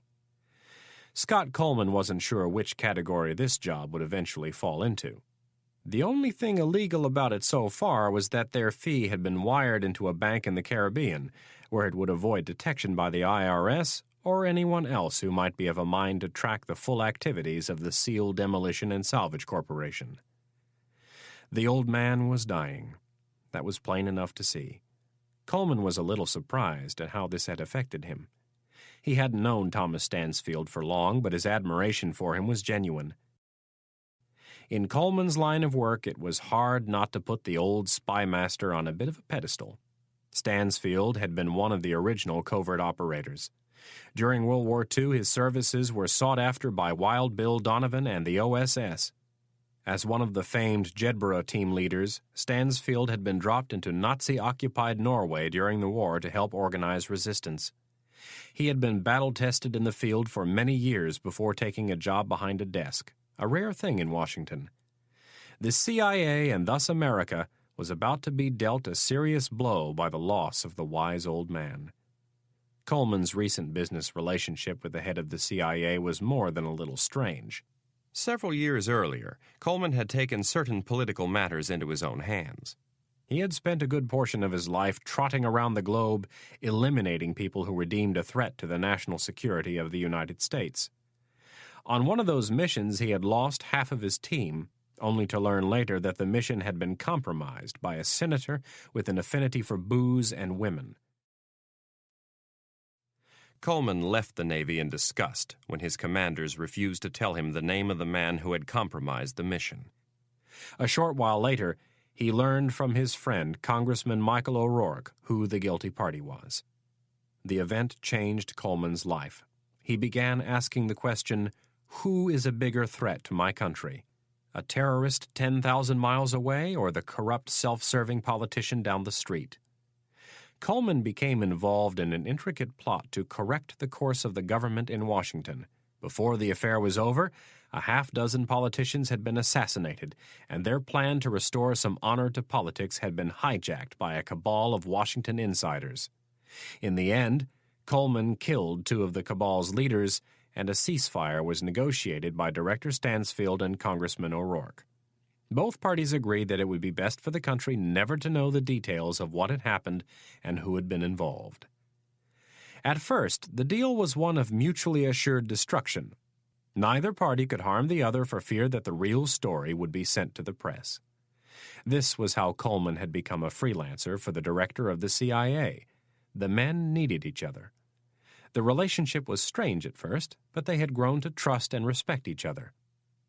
When they reached their cruising altitude, Hackett engaged the autopilot and turned to Coleman. "So are you going to tell us what the hell is going on?"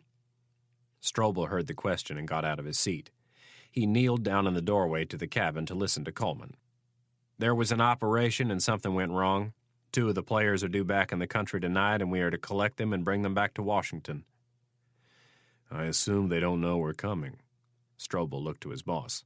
"No." Anticipating the next question, Coleman asked him to grab his black duffel bag. From it he retrieved 2 large folders. In the business they were referred to as jackets. He handed one to Strobel and kept the other for himself. "Stansfield was kind enough to provide us with a little background information." Coleman flipped open the folder and looked at a black and white photograph of one of their pickups. The man looked vaguely familiar. His real name was Jim Jansen. He was from Pittsburgh and had entered the Army right out of high school in 1974. After serving in Germany, he came back and went through Ranger School. The next stop was Korea, and then the Green Berets, where he had led an A-team and, Coleman already knew, met his wife, the other person they would be picking up. By the time gaps in Jansen's personnel records, Coleman could tell that he'd been sheep-dipped by the agency on at least 3 occasions during his years in the Special Forces. Sheep-dipping was a term used by the folks down at Fort Bragg when the CIA borrowed their warriors for missions that were not recorded in their regular jackets. Coleman skipped ahead to see if there was any mention of what Jansen had done for the CIA. As he expected, there wasn't. Coleman and Strobel continued to study the jackets and shared the important details they found with Hackett. None of what they read surprised them.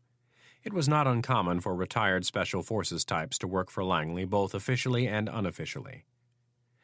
Hackett eyeballed the plane's instruments and checked to make sure the autopilot was functioning properly. As his eyes danced over the dials and digital readouts, he said, "As usual, the Culinary Institute of America has not given us the full story." Hackett was not a big fan of the CIA and liked to refer to it by the name of America's most well-known chef school. "And what makes you say that?" "If this is such an easy op, then why are they sending us? Why not send a couple of their own people out to Colorado, or better yet, why not call them on the phone and bring them in? I never said it was going to be easy. Stansfield told me something didn't feel right about this one, and that's why he called us. Did he tell you what in the hell these two did to get into hot water? Asked Hackett. Coleman looked to Strobel first and then to Hackett. Do you guys remember Iron Man? Hackett's eyes opened wide, and Strobel let out a nervous laugh. How could I ever forget him? Answered the latter. He's a one-man army. Fucking James Bond, mumbled Hackett. Well, the Jansons, Coleman held up the folder that had been in his lap, were working with Iron Man on a very delicate operation. Apparently things didn't go off as planned. The Jansons reported that they had nailed the target, but Iron Man had been lost. What? Asked a disbelieving Strobel. The Jansons were on the run and didn't have time to get into details, but they reported that Iron Man is dead. Hackett shook his sun-bleached blonde head. Back to my original point, I don't see why they need us. Because Stanfield has conflicting information about whether or not Iron Man is still with us. I'm not sure I understand, said Strobel. Stansfield couldn't get into it other than to say that he has other sources who say Iron Man is still alive.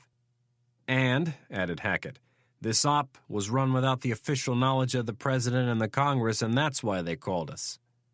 I would assume that's the case. Hackett, continuing in his pessimistic mood, said, Well, I just hope we don't bump into Iron Man while we're out in Colorado. People have a habit of dying when he's around. Coleman took the file and slapped it across Hackett's chest. People used to say the same thing about us. Read this and try to relax. I'm telling you right now, this is not going to be a big deal. We'll move slow and cautious, all right? Hackett nodded and took the file. Looking out the window of the jet, Coleman's thoughts turned to a night several months ago. He had been at an Orioles baseball game with a date when he'd bumped into an old friend and his wife. They were sitting out in right field having a beer and a hot dog. When the old friend went to introduce the other couple they were with, Coleman almost dropped his beer. There, sitting across the table, was someone he hadn't seen since he'd left the SEALs. At first he wasn't sure. Not at something as benign as a baseball game, but at second glance he knew it was him. He could see the recognition in his eyes. They were the darkest, most alert eyes he had ever seen, and they belonged to a living legend in the world of black operations. Coleman had seen him operate in the field twice, and had heard others utter his name with a shake of their heads. He was at home in almost any city in the Middle East and much of Europe. He was perhaps America's best assassin, and there he was sitting at a baseball game with a beautiful young reporter. It was almost too surreal to believe, but it was him. And now they were about to cross paths again. Chapter 11. Michael O'Rourke was tense as he'd been in several years. He clutched the leather steering wheel of his Chevy Tahoe with white knuckles, and as his eyes peered ahead, his mind searched for answers. He adored Anna Reilly. There wasn't much not to like about her. She'd been his wife's best friend since college, and she'd been a good one.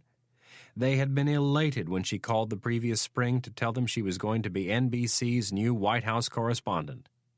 That elation lasted less than a week. On Reilly's first day at work, she had been caught up in a terrorist attack that had almost cost her life. A dozen Secret Service officers and agents had been killed in the attack, and in the ensuing drama that unfolded, Bill Schwartz, the president's national security advisor, was killed, as well as his secretary and several others. The hostage standoff was ended after a bold takedown by the FBI's hostage rescue team. At least that had been the story reported in the press. As a member of the House Select Committee on Intelligence, O'Rourke was privy to information that even his fellow representatives were not. The official position taken by the White House after the hostage crisis was that SEAL Team 6 and other counterterrorism units were used in an advisory role during the crisis and nothing else. Other counterterrorism units was code for Delta Force, the Army's ultra-secret Special Forces unit. The Pentagon still refused to admit the group's existence, even though it was the focus of dozens of books and several feature-length movies. O'Rourke knew that the Pentagon's Special Forces units had played a much bigger role than just advising. They had both been involved in the takedown, and the SEALs had actually lost 2 members. In the interest of keeping the right-wing nuts from going ballistic, the FBI's HRT was given the full credit for the bold and successful operation. As O'Rourke looked back on the dramatic events that had unfolded the previous spring, it occurred to him that it wasn't long after the White House crisis that he and his wife had been introduced to Anna Reilly's new boyfriend. O'Rourke hadn't noticed it at first, but as they spent more time with him, he started to see little things. Every time they went out for dinner, he would suggest some off-the-beaten-path location, and he would always sit facing the door. On the few occasions where this hadn't been possible, he would spend a fair amount of the evening looking over his shoulder as new patrons would enter. The way he carried himself, the way his eyes were constantly taking inventory of his surroundings, Liz hadn't noticed it, though she had with her own husband. Michael O'Rourke was a former Marine, and like many leathernecks, he wasn't known for his subtle ways. The difference between Rapp and O'Rourke was that Rapp was much smoother. In O'Rourke's mind, his own hyper-awareness served 2 purposes. The first was to know his surroundings, and the second was to let others know that he knew what they were up to. This help served as a deterrent. With Rapp, there was no attempt to deter. O'Rourke had wondered on more than one occasion if the Syracuse University grad was a spook. He owned a business that allowed him to travel extensively throughout Europe and the Middle East. Both of his parents were dead, and he had no ties that O'Rourke could see to the local community other than Anna. It was in late August when O'Rourke became convinced that Rapp was much more than a computer consultant. They had been at a Baltimore Orioles game with Anna and Mitch when they had bumped into a blast from the past. Scott Coleman, retired Lieutenant Commander, United States Navy, and former CO of SEAL Team 6. O'Rourke and Coleman had a colorful history, parts of which O'Rourke wished he could forget. O'Rourke had seen it in their eyes when the 2 men were introduced. Coleman, who O'Rourke could easily say was one of the most unflappable people he had ever met, looked as if he had seen a ghost when he was introduced to Rapp. It lasted for a second tops, and then Coleman quickly recovered. But O'Rourke had seen it. Rapp, of course, showed nothing, not even the slightest hint that he and the former Navy SEAL had any connection, but Coleman had flinched. O'Rourke had said nothing to his wife, and he hadn't lifted a finger to try to confirm his suspicions. As a member of the House Intelligence Committee, O'Rourke knew that to start asking around about such individuals could raise unwanted attention, and O'Rourke was trying his best to maintain a low profile. He had his own secrets to hide. Now, whether he liked it or not, he would have to start asking questions. Mitch Rapp was much more than a computer salesman, that was for certain. The very fact that he knew there was a relationship between his grandfather and Scott Coleman said that he had access to some very delicate and highly classified information. O'Rourke exited off of Route 50 midway between Bowie and Annapolis. The thought of how his wife looked when he'd left made him cringe. Almost 6 months pregnant, everything going smooth, and now this. Stress was bad. That's what the doctor and the nurses had told them over and over. The look of fright on her face was right there as he backed out of their short driveway. He had left her with Duke and his Detonics pocket 9mm. The gun was small and fit perfectly in her hand. She had fired it on at least 10 different occasions. There had been a time in the early stages of their relationship when she would have freaked out over a kitchen knife, let alone a gun, but some unwanted circumstances had changed their opinions. O'Rourke knew the look of fear on her face was not for herself. Liz was a tough woman, and she would be locked in a home that had recently undergone an $11,000 security upgrade. The look of fear was for him. They had called Anna's apartment and Rapp's house and had gotten the answering machine at both. Rather than send her husband to investigate, Liz had wanted to call the police. Michael explained to her why this wasn't a good idea, and she had reluctantly agreed after a good 5 minutes of heated debate. It was during this time that she had announced her intention to come with him. This initiated another 5 minutes of debate that made the first 5 look calm. It finally ended when Liz doubled over with a severe abdominal cramp. Her maternal instincts won out, and she realized Michael would be better off without her. Michael promised that he would call her before he pulled up to Rapp's house and stay on the phone with her the whole time he was there. He was about to do just that when his mobile phone rang. O'Rourke grabbed it from the center console and said, "Hello?" "Where are you?" "I'm almost there." "You said you were going to call." Michael ignored that and instead asked, "How are you feeling?" "Better. I think I should have come with you." Again he ignored her as he turned the dark green truck onto the road that Rapp lived off. "How is Duke?" "Duke's fine. He's sitting right next to me on the couch eating popcorn." O'Rourke shook his head and stopped at the end of Rapp's driveway. Duke was supposed to be a hunter, not a house dog. They had gone around and around on this, and as in most of their little battles, he had lost. O'Rourke scanned the tree-lined streets for cars and saw none. Just as he turned into the driveway, the rain started falling. It was coming down hard. O'Rourke pinched the phone between his ear and shoulder while he turned the wipers on. "Shit." "What's wrong?" "Nothing. It just started raining very hard." O'Rourke sighted Anna Reilly's car and asked, "Anna drives a little BMW, right?" "Yes. Is it there?" "Yeah. When was the last time you tried calling her?" "Just before I called you." O'Rourke looked over at the small house. The sky had grown dark with the falling rain, but there were no lights on. Things didn't look so good. "Honey, I'm going to have to get out and take a look." "Michael, I don't think that's a good idea." Liz's voice sounded panicked. "I think you should wait right there until the police show up." "Take it easy. I'm just going to look in the windows. If anything happens, call the cops and then call that other number I gave you." "Michael, please be careful and don't do anything stupid." O'Rourke promised he would try to do one and not the other, and then made a dash for the small front porch. His hair and jacket were wet by the time he reached cover. After shaking the water from his head, he reached under his jacket and pulled out a .45 caliber Colt pistol. He couldn't see any signs of Anna through the small window on the front door, so he pressed the doorbell with the tip of the pistol. O'Rourke waited several seconds and then pressed it again. He could hear the bell ring somewhere inside. "What do you see?" O'Rourke tried to look through one of the larger windows to the right of the door, but the shades were drawn. "Nothing." "Is there any broken glass or toppled furniture?" O'Rourke peered through the small window. "No." His face was inches away from the glass when he saw something move. Startled, he dropped the phone and jumped back, bringing the gun up in both hands. O'Rourke stood off to the side of the door, his heart racing, trying to decide if he should pick up the phone or find better cover. The frightened squawking of his wife's voice won out, and he snatched the phone from the floor just as the front door swung open.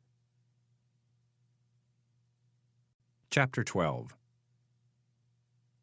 Peter Cameron was having his doubts about calling on Viaume. The man was a little too independent for his liking. He was right about Doozer, though. What carpet bombing was to airstrikes, Doozer was to black ops. The man and his people liked to bring a lot of firepower to the party and weren't afraid to use it.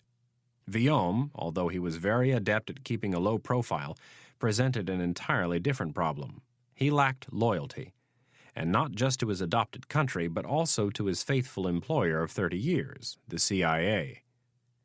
Cameron looked out the front window of the rented van and watched the road.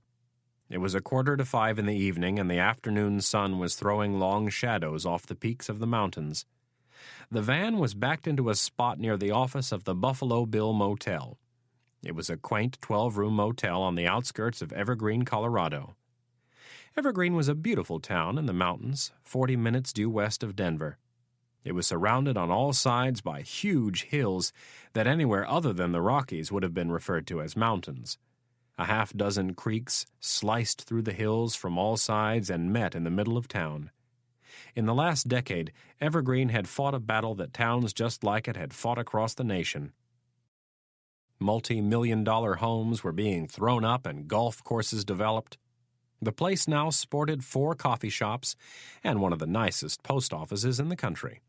The old-time locals were torn between increased wealth, provided by all of the dollars their new neighbors threw into the town, and the loss of their serenity. Peter Cameron could care less about any of this. He was waiting in the van as Viaume had instructed. Viaume was inside the manager's office taking care of things, and he had told Cameron on no fewer than 3 occasions that he wasn't to leave the van.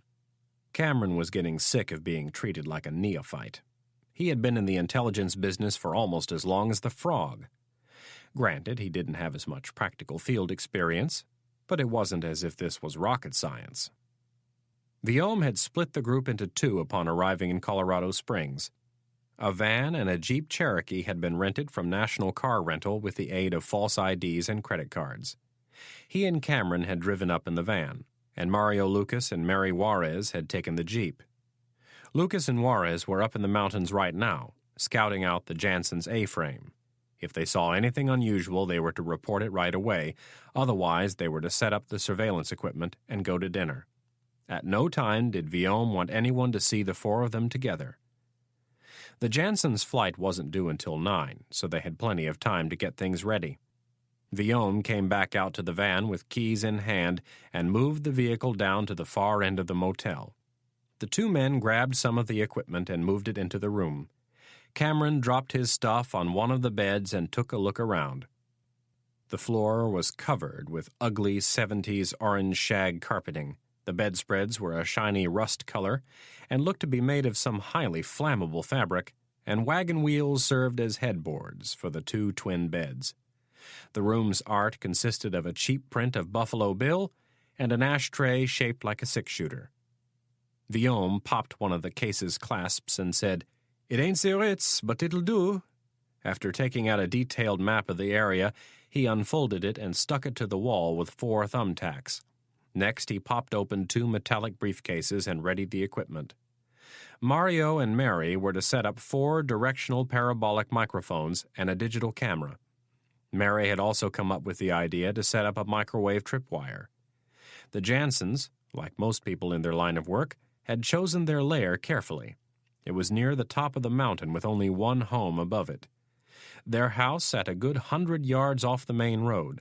Mary Juarez was going to set up the invisible tripwire 20 yards in on the Jansens' driveway. If anyone decided to make a visit, they'd know. Viome looked back at the map after the equipment was powered up. Pointing to it, he said, "They picked this town well. There's only one road that comes in and out of this canyon. Only one road that leads up to their place. We might be able to use it against them, but if anything goes wrong, we're trapped." Cameron stood back and studied the map, his arms folded across his chest and one hand scratching his beard. "I see your point. How far is it back to Interstate 70? "About 8 miles. "And then how far to Denver?" "Straight down the hill for about 20 minutes, and then we should be able to get lost in the city." "What about heading out of town to the south?" Viome looked at the map. "I think it's even worse. We might be able to find some back road to turn off on and hide out for a while, but unless you can get the helicopter to come get us, we're trapped." Frowning, Cameron surveyed the map for any other options. There were none. "We can't afford getting tangled up with any cops. 30 minutes on 2 roads." Cameron shook his head. "They'll have us on TV before we reach Denver." Viome didn't like where he thought Cameron might be going with this, so he stayed quiet.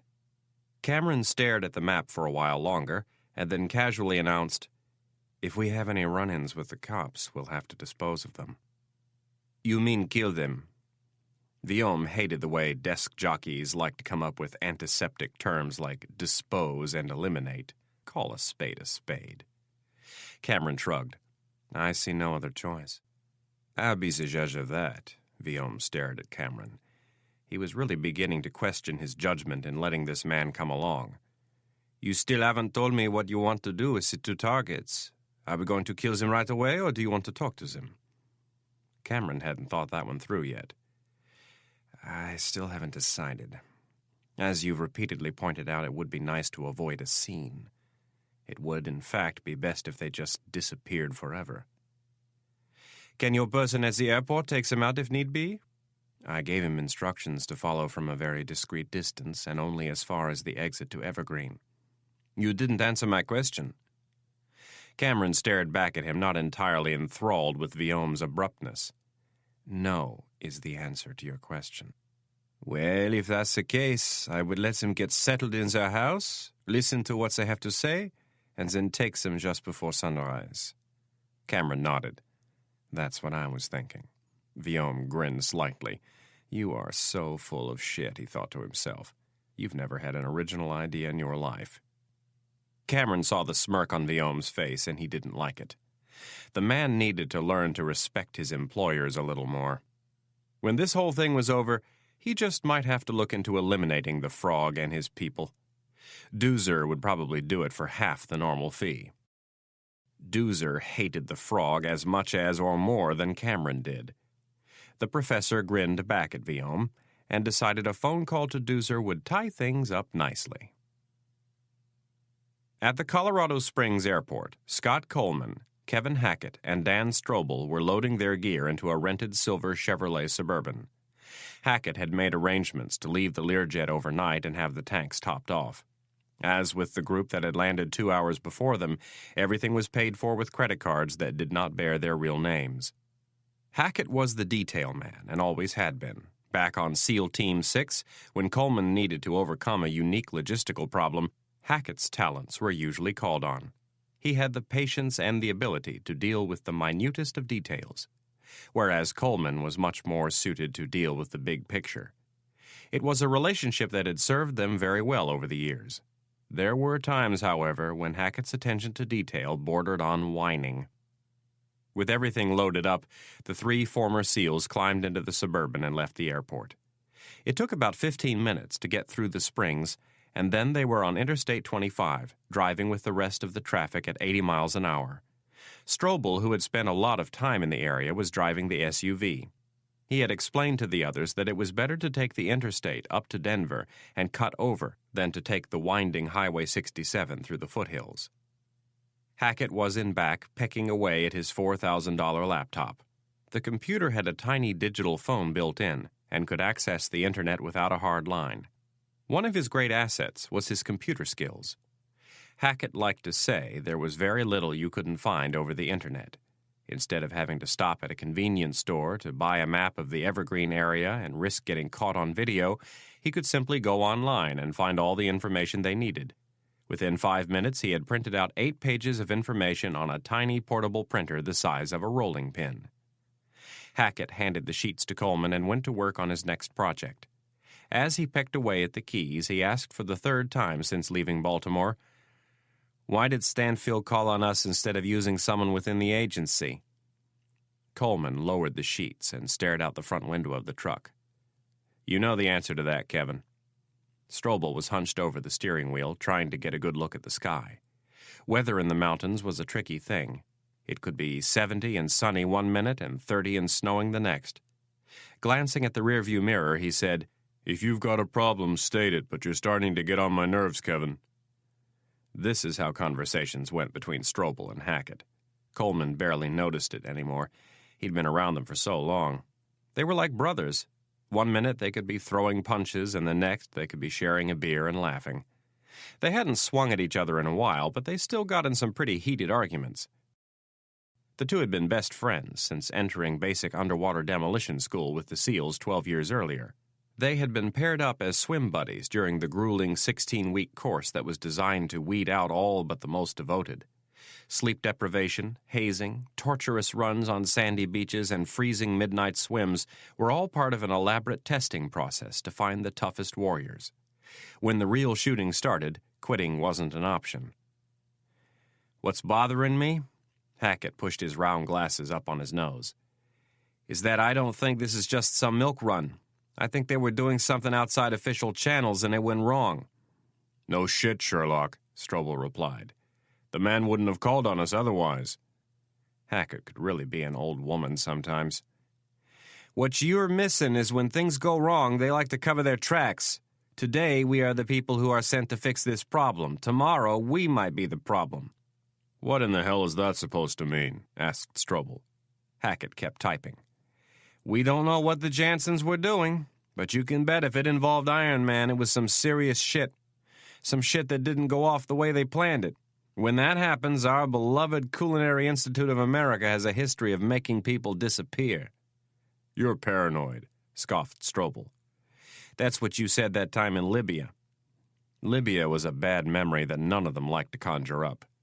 Strobel clutched the steering wheel and mumbled, "You're paranoid every time we run an op." Hackett hesitated and then replied in an icy tone, "That's bullshit and you know it." It was all he had to say. The two men in the front seat were well aware of Hackett's sixth sense. Coleman turned sideways and looked at Hackett questioningly. He had seen a lot of weird stuff in the 39 years he'd been alive, most of it as a SEAL. Some of it he could explain, but much of it was beyond the realm of proven science. How one warrior could walk through a dense jungle and literally smell an ambush before the team walked into it was inexplicable. Hackett was one such individual. As a leader, Coleman had learned to respect these intuitions. "Talk to me." Hackett shrugged his shoulders. "I've been getting the willies. Like I've lived through all of this already. But I know I haven't. I've never been to Evergreen, but I know what it looks like. I've never been to the Jansen's house, but I know what it looks like." "Like it was in a dream?" "Yeah." "What else?" "Something bad is going to happen at that house. I don't know what, but something bad is going to happen." Strobel grimaced and looked out across the landscape. "Shit." The word was not uttered mockingly, but with dread of what lay ahead. Coleman nodded at Hackett and said, "All right, we'll play this cool. We'll take it real slow and scout things out before we move.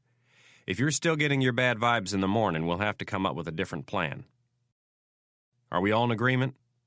The other two men nodded. Chapter 13. Anna Reilly sat on the couch, her arms wrapped around her legs, pulling them tight against her chest. Her best friend had been attempting to console her for the better part of an hour, while Michael O'Rourke alternated between sitting and pacing back and forth in front of the couch. The rain falling outside only added to the dreary mood inside the O'Rourke's Georgetown home.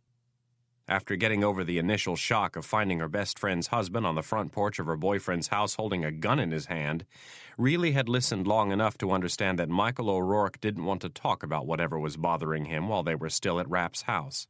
He had handed Anna the mobile phone, and Liz had quickly explained to her that she should listen to Michael and follow him back to Georgetown immediately. Anna had known instantly that it had something to do with Mitch. She had tried to ask, but again Michael made it clear that they shouldn't talk about it until they got back to the city. This tactic did not work. Anna became understandably upset, and he was forced to tell her that Mitch was all right. This calmed her down just enough to get her into the car and underway, but that was about it. By the time they got back to the O'Rourke's house, she was a mess. It took a good 30 minutes for Liz to calm her down, and as far as Michael was concerned, very little useful information came out during this time. Anna would not answer Liz's questions, and the few times that Michael had tried to steer the conversation, his wife had given him a look that told him to butt out. Anna repeatedly stated that she couldn't talk about what Mitch might be involved in. The only point she conceded was that Rapp's computer consulting business was in fact legitimate. O'Rourke grew increasingly frustrated with the way things were going. He wanted answers and felt he deserved them. This was, after all, something that he did not bring on himself, much as the events involving Scott Coleman and his grandfather had been something he did not bring on himself. O'Rourke paused and thought about that one for a moment. He knew he wasn't being entirely honest. If he had kept his mouth shut and not informed Scott Coleman about a certain senator's complicity in getting a dozen Navy SEALs killed, that whole problem never would have developed. He had learned a hard lesson from that one. Keep your mouth shut. Secrets are better left in the dark. In a way, this was the only thing that was keeping him from taking off the kid gloves. Maybe it was better if he didn't know what Mitch Rapp was really up to? This line of reasoning only took the congressman so far, and then it ran into a dead end. The reality was that he was already involved, and it was not by his or his wife's choice. It was Mitch Rapp who had sent the email and asked for help. They deserved a few answers. O'Rourke needed to know what he was now involved in, and if Anna wasn't willing to give the answers, he would go elsewhere. O'Rourke stood and walked toward the foyer. The rain was coming down in sheets. Looking back at his wife and Reilly, he said, "Anna, I need you to answer some questions." Choosing his next words carefully, he added, "And I need you to answer them truthfully." Liz O'Rourke looked up at her husband with a scowl on her face. "Michael, I think your questions can wait." They were going to have it out, and at this point Michael didn't care. It would be his Irish temper against her Italian temper. It had happened before, and it would happen again. They never got physical, and they always made up. Until today, the last 5 months had been a constant stream of yes dears. This, Michael knew, was because of his wife's anointed state of pregnancy. For the most part, Liz ran the show. She was a tough-minded woman, and this, among a long list of things, was why he had married her. But just as she had her strengths, he had his too, and he feared they were in an area where he had significantly more experience than his wife. "Do you remember," Michael said in a stern voice, "what happened right here in this house not so long ago?" Michael pointed at the floor. "You went to the store, and when you came back, I was gone." Liz O'Rourke's big brown eyes looked up at her husband, and she swallowed hard. The memory was more like a nightmare. Thanks to Michael's grandfather and Scott Coleman, her husband had come within inches of losing his life. On the night in question, Michael had been abducted from this very house and taken to the home of one of the most powerful men in Washington. He had been brutally beaten and interrogated, and if it hadn't been for the quick actions of CIA Director Thomas Stansfield, Michael wouldn't be standing here right now. "Liz," Michael lowered his voice, "we have been dragged into this through no fault of our own. A certain dark chapter in our past has been dredged up and dangled in front of our faces." He slowly shook his head. "And I honestly don't know if Scott Coleman's name was mentioned as a threat or merely an honest suggestion, but I need some answers. Can you understand that?" Liz looked apprehensive, but she nodded. Michael walked over to the chair and sat. With hands folded and his elbows resting on his knees, he looked at Anna and said, "I know Mitch is much, much more than a computer consultant, and I'm guessing from the way you've been acting since I picked you up at his house that you also know he's more than just a simple computer consultant." She didn't deny nor confirm the accusation, so O'Rourke took it as a yes. For him to send Liz that email means one of 3 things. Michael began ticking the options off on his fingers. First, he's a spy for us and quite possibly a former Navy SEAL. Reilly's tear-filled eyes squinted in a questioning manner at the SEAL comment. Second, he's a spy for someone else. Or third, he's involved in something illegal, like drugs. Anna shook her head vigorously at the last suggestion. "Does he work for the CIA?" "I don't want to talk about this." Reilly gestured with her hands for Michael to stop. "How about the Pentagon?" he persisted. "Don't ask any more questions." "Is it the NSA?" "Michael, no, I told you I can't talk about this." Reilly buried her face in her hands. "Just please leave me alone." Anna wanted everything to stop. Her head was throbbing. All she wanted was to have Mitch home and safe. She'd been having nightmares about this very thing for the last 2 months. In every single one of those dreams, Mitch was dead, and it scared her in a way she had never experienced.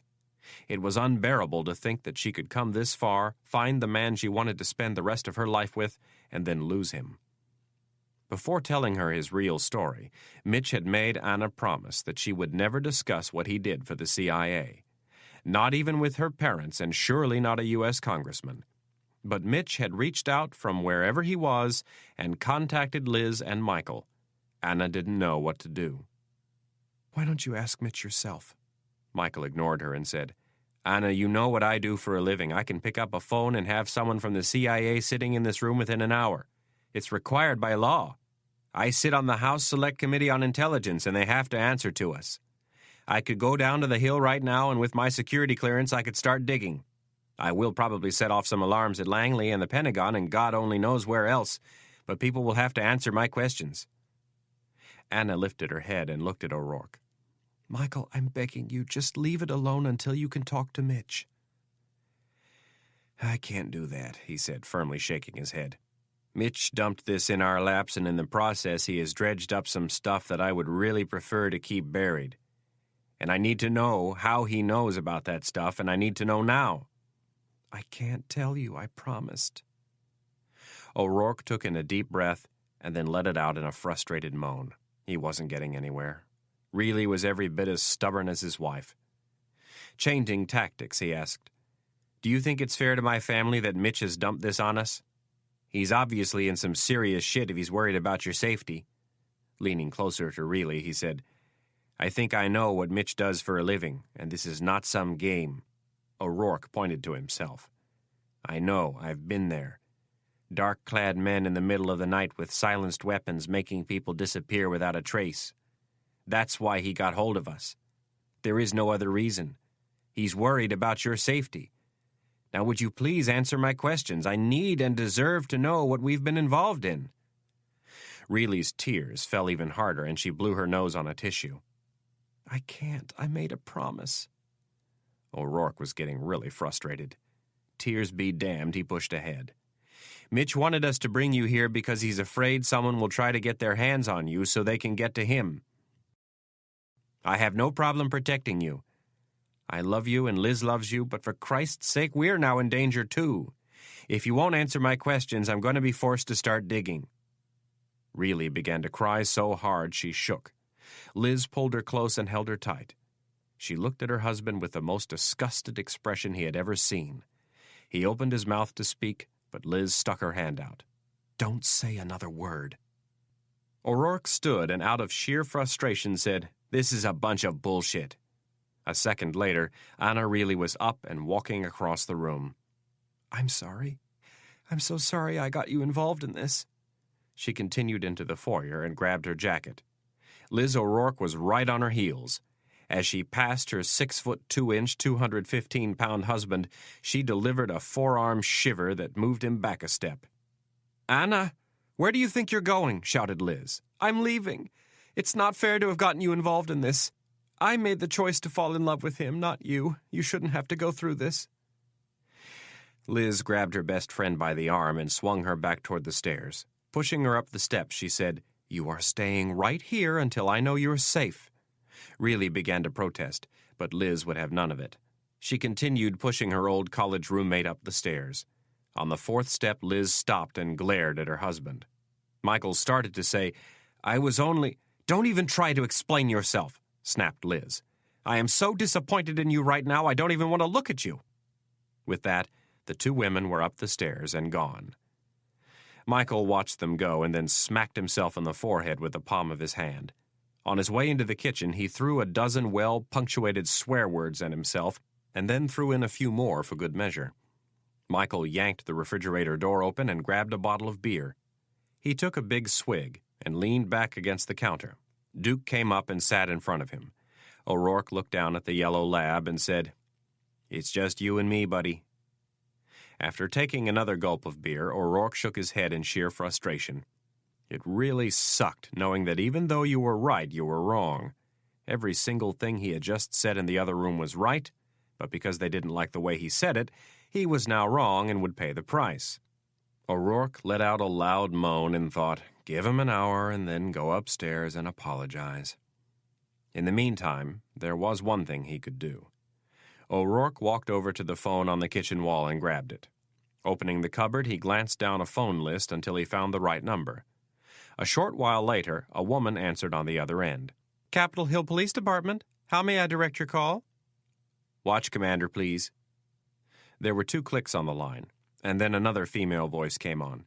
"This is Sergeant Hall." "Sergeant, this is Congressman O'Rourke. How are you doing tonight?" "Just fine. And you, sir?" "Well, I just got a weird phone call, the second one in 2 days." "Did they threaten bodily harm?" "Yeah, the standard stuff. I wouldn't bother you, but my wife is pregnant and she doesn't need the stress right now." O'Rourke pinched the bridge of his nose. If the watch commander only knew how true that was. "Would you like me to have a unit check up on you throughout the night?" "That would be great. Do you need the address?" "Nope, I've got it right here on the screen. You're in Georgetown, just off Wisconsin." "That's correct." "We'll take care of it, sir. Someone will be by every hour, and if there are any more problems, don't hesitate to call." "I won't. Thank you, Sergeant." O'Rourke placed the phone back in the cradle and paused. He was tempted to make another call, but considering the trouble he had already gotten himself in tonight, he decided against it. They would be safe in the house with the new security measures. Beyond that, he would sleep on the couch with Duke and his Remington 12-gauge shotgun. They would be fine for the night, and then he hoped tomorrow would bring more answers and less emotion. Chapter 14. The birds were chirping, and the sky was slowly showing signs of morning. A thin bank of clouds obscured the top of Mount Evans due west of where he was sitting. The house was at 8,000 feet, some 6,000 feet short of the mountain's summit. Scott Coleman could see why people moved here. The thick pines and aspen-laden hills, towering mountains, icy creeks, and glassy ponds enveloped one with an awesome sense of calmness. Like being in one of the great European cathedrals, you were left with the feeling that you were in the presence of the Creator. Coleman was an ocean man. He had always been and always would be, but he could clearly see why others chose the mountains. Coleman was sitting on the deck of an A-frame cabin located at the top of Prospect Drive. From his perch, he could see the Jansons' house several hundred feet below and across a large ravine. Hackett had found the cabin on the internet. It had been a relatively simple task. First, he had legitimately accessed the Pentagon's computer network and retrieved detailed elevation maps of Evergreen. From there, Hackett located the Jansons' house and picked 4 streets that would offer a good position to set up surveillance. Next, he searched the local real estate and property management web pages. It took about 15 minutes to find the house at the top of Prospect Drive. It was listed under the weekend getaway section of the Evergreen Leasing and Management Company. The company specialized in helping owners rent their mountain retreats when they wouldn't be using them. Hackett had very little trouble hacking his way past the site's security measures. Once in, it took less than a minute to find that the cabin was available, and with a little more work, he retrieved the combination for the lockbox. Coleman was wrapped in a camouflage sleeping bag and sitting in a deck chair with his blue baseball hat pulled down tight over his blond hair. On the table next to him was a night vision scope and a pair of binoculars. Unfortunately, they were too far away to use the directional microphone they had brought. Strobel and Hackett were in the living room, sleeping on the floor.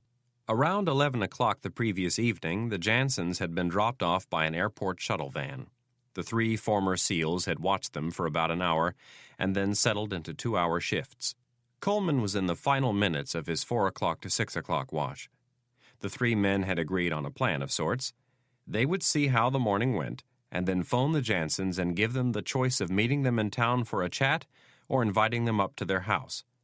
If the latter was the case, Strobel would be positioned in a spot of his choice with his trusted and robust Galil sniper rifle. Coleman was to bring the Jansons back to Washington whether they wanted to come or not, and killing them was to be avoided if at all possible. They had talked the night before about jumping the Jansons at dawn. Strobel had pointed out that they'd been traveling for the better part of a day and would be tired and disoriented. His vote was to hit them at first light and get it over with. Nothing cute.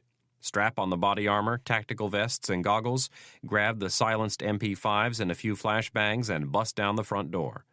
This was classic Strobel. Hit the target hard and hit it fast. Hackett saw very little virtue in his friend's plan.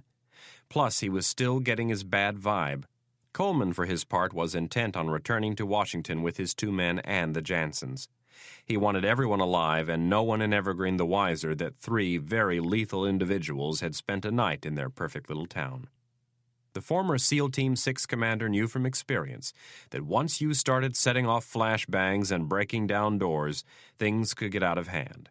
Plus, they weren't dealing with a couple of teenage ragheads. The Jansons were highly trained Army commandos, and they were on their home turf. They would surely have weapons nearby, and this was what really bothered Coleman. He and his men weren't trained in policing action. They were trained to kill. It had been hammered into them during thousands of hours of close-quarters battle, or CQB as it was known in the counterterrorism trade. If someone had a gun, they were trained to shoot them in the head, not the arm. 3 shots to the head, and then move on to the next target. It was not hard for Coleman to envision a scenario where one of the Jansons or both reached for a weapon in the middle of the raid. If that happened, the Jansons would be dead, and there was a chance, though a slim one, that one of them would also get shot. Nope, thought Coleman. There was no reason to get anyone killed. It was getting light now. The sun was still not up, but he could see the Jansons' house clearly. Coleman looked behind him. Hanging from the wall of the cabin was a circular white thermometer with a mountain lion in the middle. The temperature was a crisp 52 degrees. Coleman stretched his arms above his head and looked at his watch. It was 6:02. Time to wake up Hackett and let him keep an eye on things for a few hours. As Coleman stood, he looked down for one last check. He was about to head into the cabin when the front door of the Jansens' house opened and a man walked out. Coleman snatched the binoculars from the table and brought Jim Jansen into focus just before he entered the detached two-car garage. This was a little unexpected.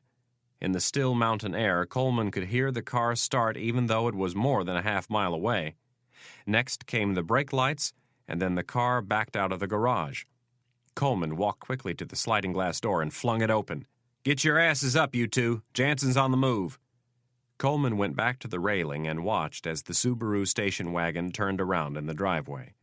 Jansen got out, opened the back hatch, and then ran back into the house, leaving the car running. Coleman started for the living room.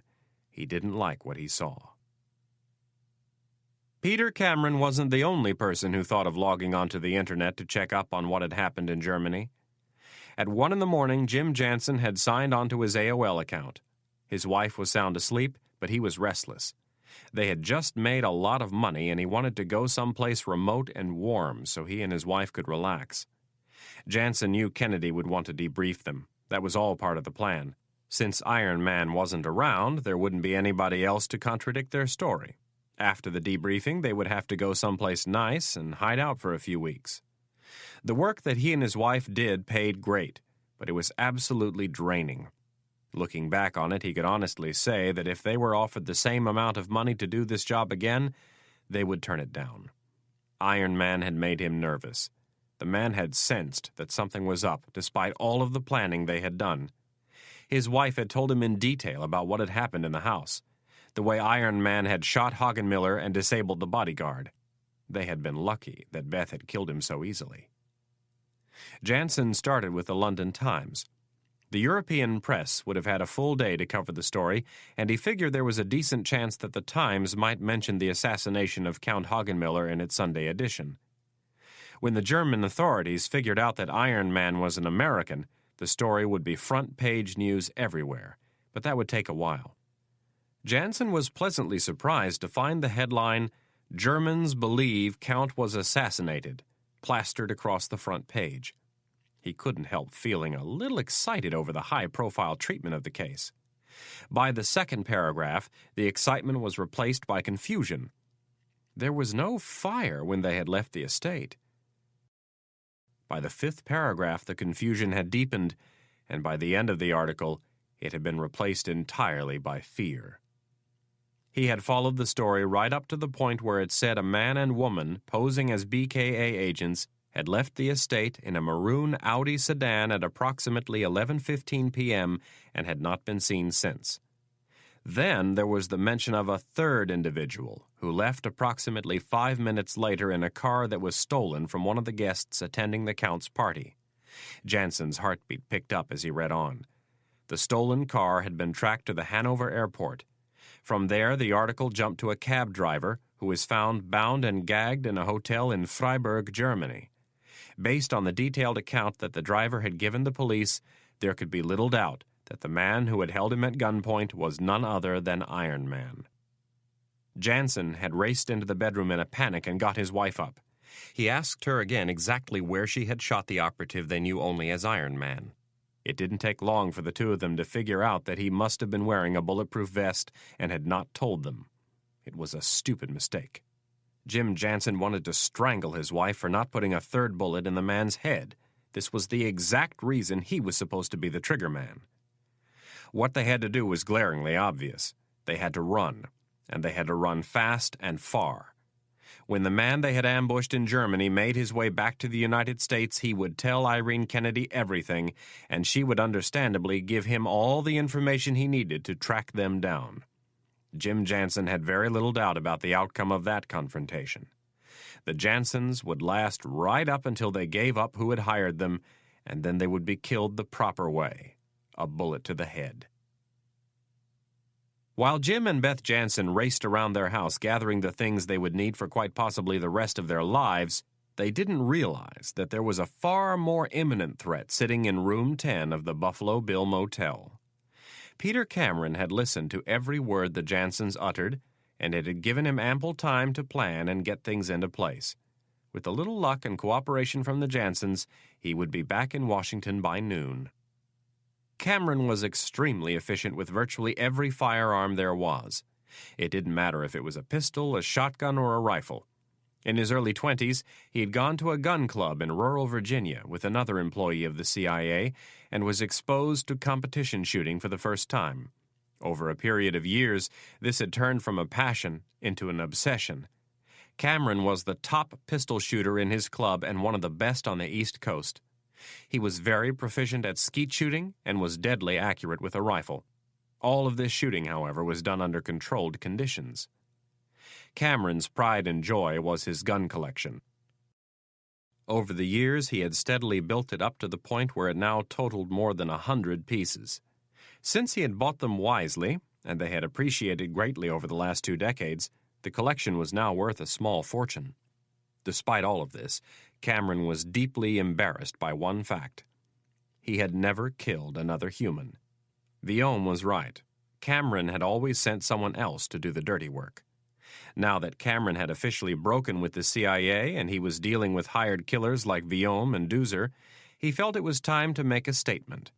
This was how he had rationalized his decision to be the one to pull the trigger on the Jansons. He was in a dangerous line of work where a peer's respect for one's talents could someday mean the difference between life and death. Deep down inside, however, Cameron knew the real reason. He had wondered for years what it would be like. He had spent thousands of hours shooting at inanimate targets with weapons that were designed to kill living things. Many of them designed specifically to kill human beings. The competitions had always taken place under closely controlled and regulated circumstances. The only variables were often the wind and the humidity. His passion had never been taken to that final level, and now it was time. Cameron, it turned out, was beginning to realize it was a good idea he had brought Viome along for the job instead of Doozer. The man was a meticulous planner like himself, and in the end someone with far more practical field experience. Cameron had brought 2 handguns, a sniping rifle, an assault rifle, and a submachine gun. He had had it in his head that he would take the Jansons from a safe distance of 500 to 600 meters with his Walther WA-2000 sniping rifle. Viome didn't like this idea. The Walther fired a .30-aught Winchester Magnum cartridge, and the shot would sound like a cannon up in the mountains. They wanted to get in and out of Evergreen without attracting any attention. Viome, used to trying to make things easier rather than more difficult, had pointed out to Cameron that they could take up a position 200 meters from the Jansons' front door. At 4:45, the van stopped half a mile down the road from the Jansons' house. Viome and Cameron got out and started their trek up the mountain. Lucas and Juarez pulled the van off the road and onto a small trail where they monitored the surveillance devices and waited. If Cameron failed and the Jansons got past, they were to block the road with the van and hose down the Jansons' vehicle with their silenced MP5s. It had taken Cameron and Viome longer than they had wanted to get into position. Viome was not happy about this. At 52, he was far from in top shape, but compared with Cameron, he felt like an Olympic decathlete. At least he seemed to know his weapons, Viome thought. It was almost 5:30 by the time they settled into their spot underneath a towering pine tree. They were on the other side of the Jansons' driveway and down a bit toward the road. They had a clear view of both the house and the garage. Cameron had planned his first kill meticulously and brought everything that would give him an edge. In addition to the bed of soft needles that he was lying on, he had brought a padded mat and a roll. He was wearing a camouflage sniping suit and was nestled in behind a Stoner SR-25 assault rifle. Threaded onto the end of the weapon's free-floating barrel was a customized silencer, and attached to the fore end was a spring-operated bipod for added stability. In essence, the weapon was an M16 modified to act as a sniper support weapon. Unlike the M16, though, it fired a heavier 7.62mm cartridge. The weapon could be fired in single-shot or burst mode. Cameron had the selector switch on single-shot and was looking through the Times-6 telescopic sight.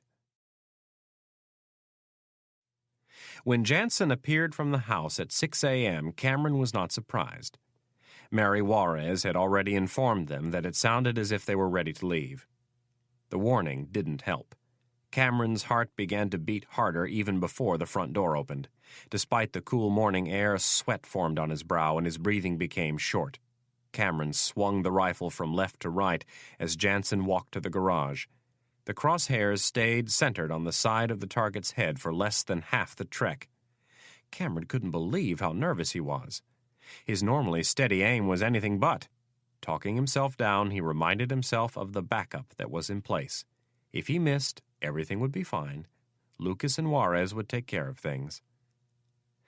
This approach did not work. Cameron knew he had a relatively easy shot, and if he missed it, Viome would see it as proof of his amateur status. When the car started to back out of the garage, Cameron took a moment to close his eyes and wipe a layer of sweat from his forehead. Counting backward from 100, he concentrated on his breathing in an attempt to slow his pulse. Everything needed to be brought back down into the zone, and he would be fine. Viome whispered in his ear, "I'll let you know if the woman comes out. Keep the guy in your sights." The car backed out of the garage and turned around in the driveway.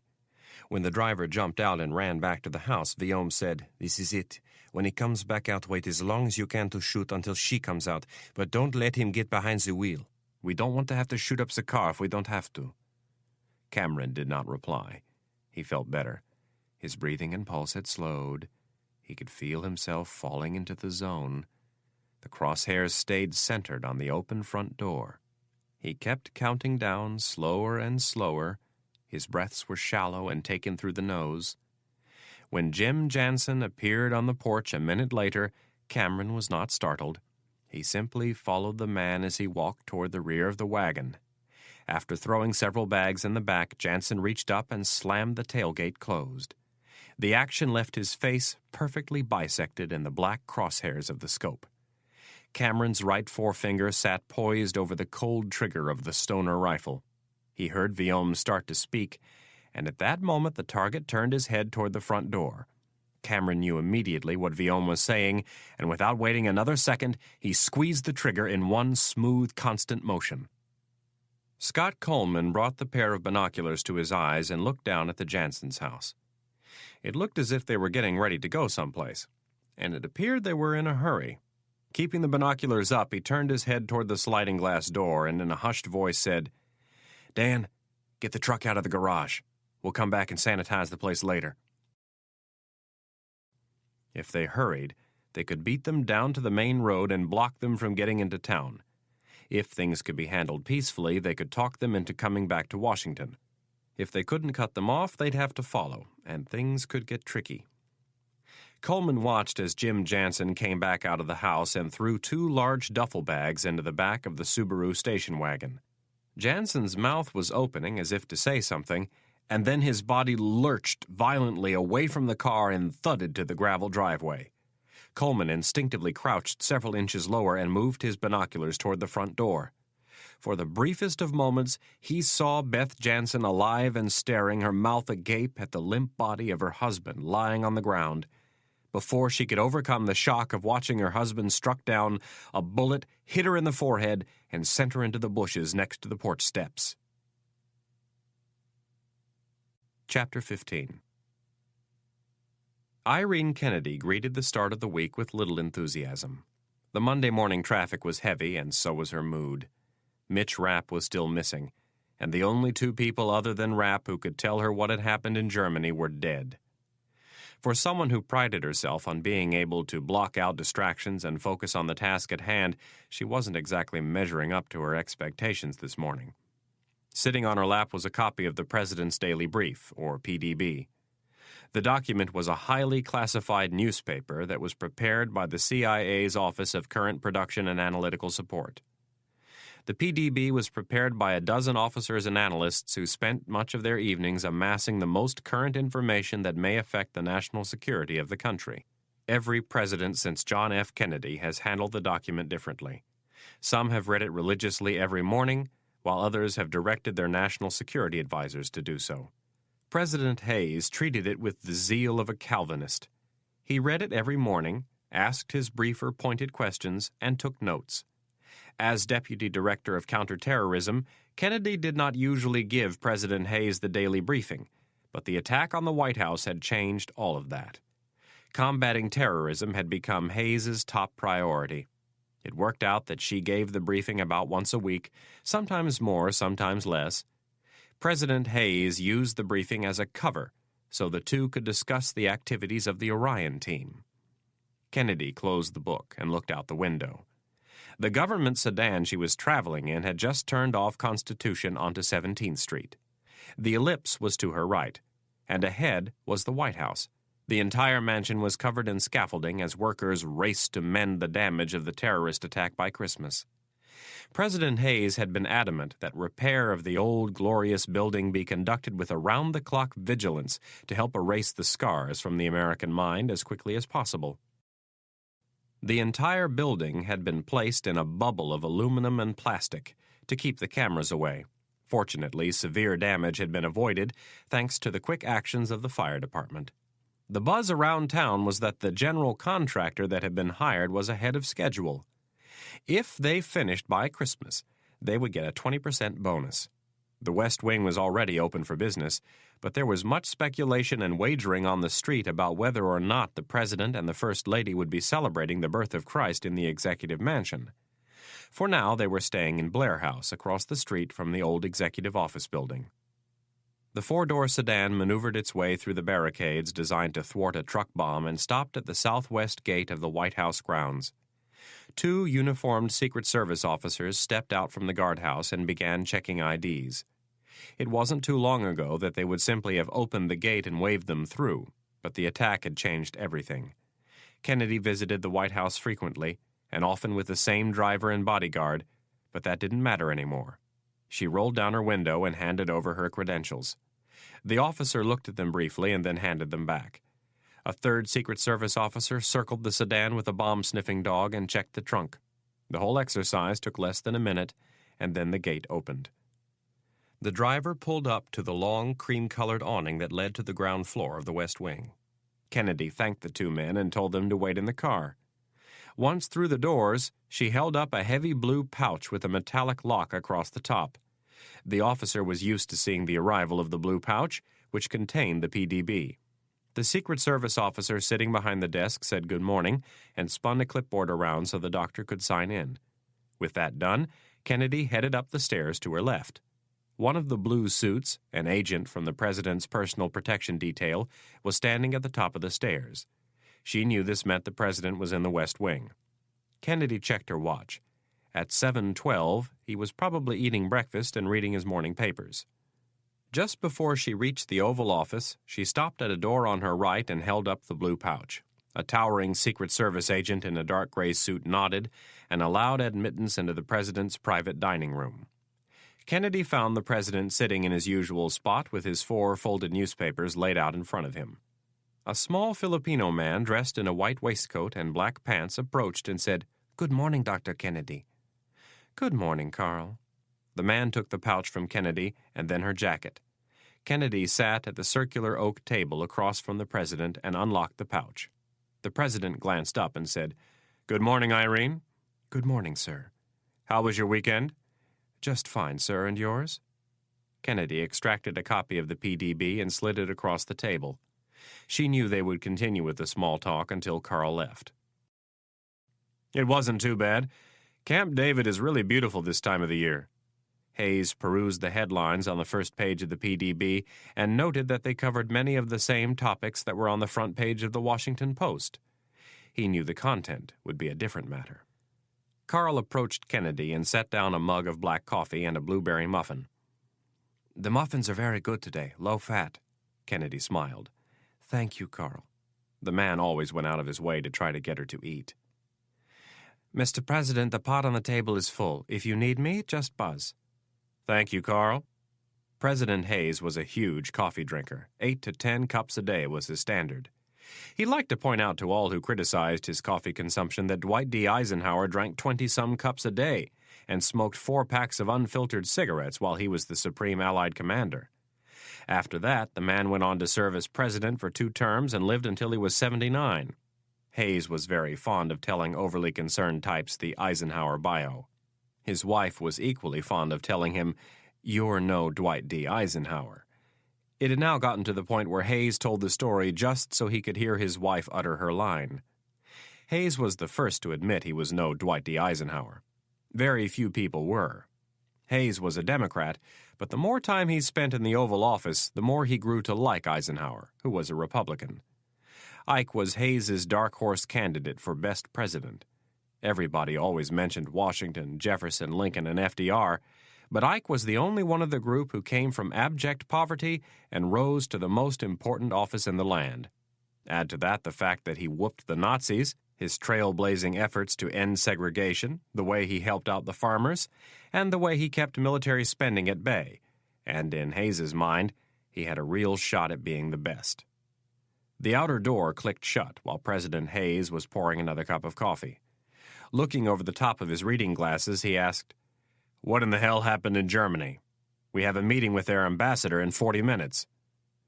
Kennedy didn't quite know how to answer the question since she herself was in the dark. "I'm trying to figure that out, sir. In a nutshell, we're short on specifics." "Haven't you talked to Mitch?" Kennedy shook her head. "No. Originally, we were told that he had been lost during the operation."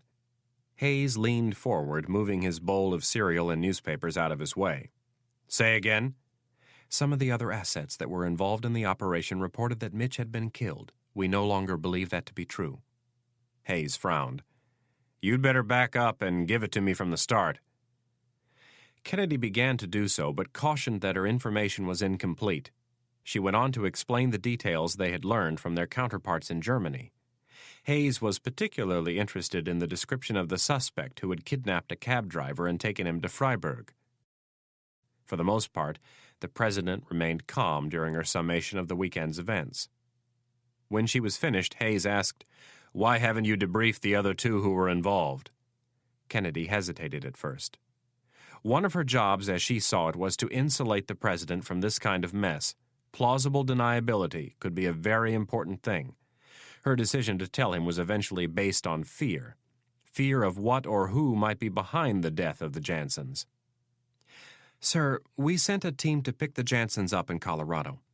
They were preparing to make contact when they witnessed a second team, a team we know nothing about, move in and eliminate the Jansons. Our team watched from a distance as the bodies were removed and the area sanitized." The frown returned to the president's face. "Now I'm really confused." "So are we, sir." "Who would want to kill them?" Hayes's face twisted in a scowl. "Why?" "We're looking into that, sir." "Could the Germans move that fast?" "I doubt it, sir." "What about something completely unrelated? Is it possible this was about something else they were involved in?" President Hayes was grabbing for any reason other than the one he didn't want to hear, that they had been compromised, that there was a leak somewhere. "Anything is possible, but for obvious reasons I don't like the timing." "What about Mitch? What are we doing to bring him in?" "Nothing." "What?" "Sir, this is what Mitch does best. He's trained to disappear. If we start looking for him, it will only make things worse." Hayes still didn't like the idea. "There has to be something we can do." Kennedy shook her head. "Director Stansfield agrees with me." "Then what's our plan of action?" "The unknown team that hit the Jansons. We are in the process of tracking them down." The president sat back and looked out the window at the old executive office building. For almost a minute he didn't speak. His mind was filtering through all of the possibilities, none of which he particularly liked. It would be nice if these Jansen people were killed by a former employer, but Kennedy was right. Given the timing, it was highly unlikely. For an operation that no one was supposed to know about, things didn't look good. Finally, Hayes turned back to Kennedy and said, "Find out who got to the Jansons, and do it as quickly and quietly as possible." "I will, sir." "Now, about this meeting with the German ambassador. We need to get on the same page about a few things." At 11 minutes after 8, President Hayes, Dr. Kennedy, and the President's National Security Advisor, Michael Hake, entered the Oval Office through the President's private study. Seated at the two long couches in front of the fireplace were some of the administration's biggest hitters. Robert Xavier Hayes didn't become President of the United States by missing out on the importance of showmanship. He had a rough plan for how this meeting would go, and the list of attendees was part of it. Everyone stood when Hayes entered the room. The president walked over to the German ambassador, Gustav Koch, and shook his hand. He then grabbed one of the two chairs in front of the fireplace. Michael Hake took the other chair, and Kennedy sat on the couch next to General Flood, the chairman of the Joint Chiefs. Next to General Flood sat his boss, Secretary of Defense Rick Culbertson. Directly across from them sat Secretary of State Middleton and the German ambassador. President Hayes sat back and crossed his legs. He had a deeply concerned look on his face as he glanced over at Ambassador Koch. Inside, he was relishing the thoughts that must have been going through his Secretary of State's head, as well as the German ambassador's. They were the ones who had called this meeting. It was unusual, to say the least, that the Secretary of Defense and the Chairman of the Joint Chiefs were asked to attend a meeting that clearly fell under the purview of Foggy Bottom. Introductions were made for the benefit of the ambassador. Hayes clasped his hands over his knee and asked, "What can I do for you this morning, Mr. Ambassador?" Ambassador Koch cleared his throat and glanced at the Secretary of State before starting. Then, turning back to President Hayes, he said, "Chancellor Vogt asked that I speak to you about a very serious matter." Koch spoke perfect English, without the slightest trace of an accent. He was not a dumb man. A career politician for 31 of his 60 years, he understood the significance of the presence of the two men from the Pentagon. That was why he had immediately interjected the name of the leader of Germany into the conversation. For Hayes's part, he wasn't going to make this easy for the ambassador, and more importantly for the Secretary of State. He made no effort to communicate that he knew what this meeting was about. Koch grew a little uncomfortable at the silence and looked to the Secretary of State for assistance. Finally, Middleton said, "Sir, I assume you've been briefed about what happened in Germany over the weekend."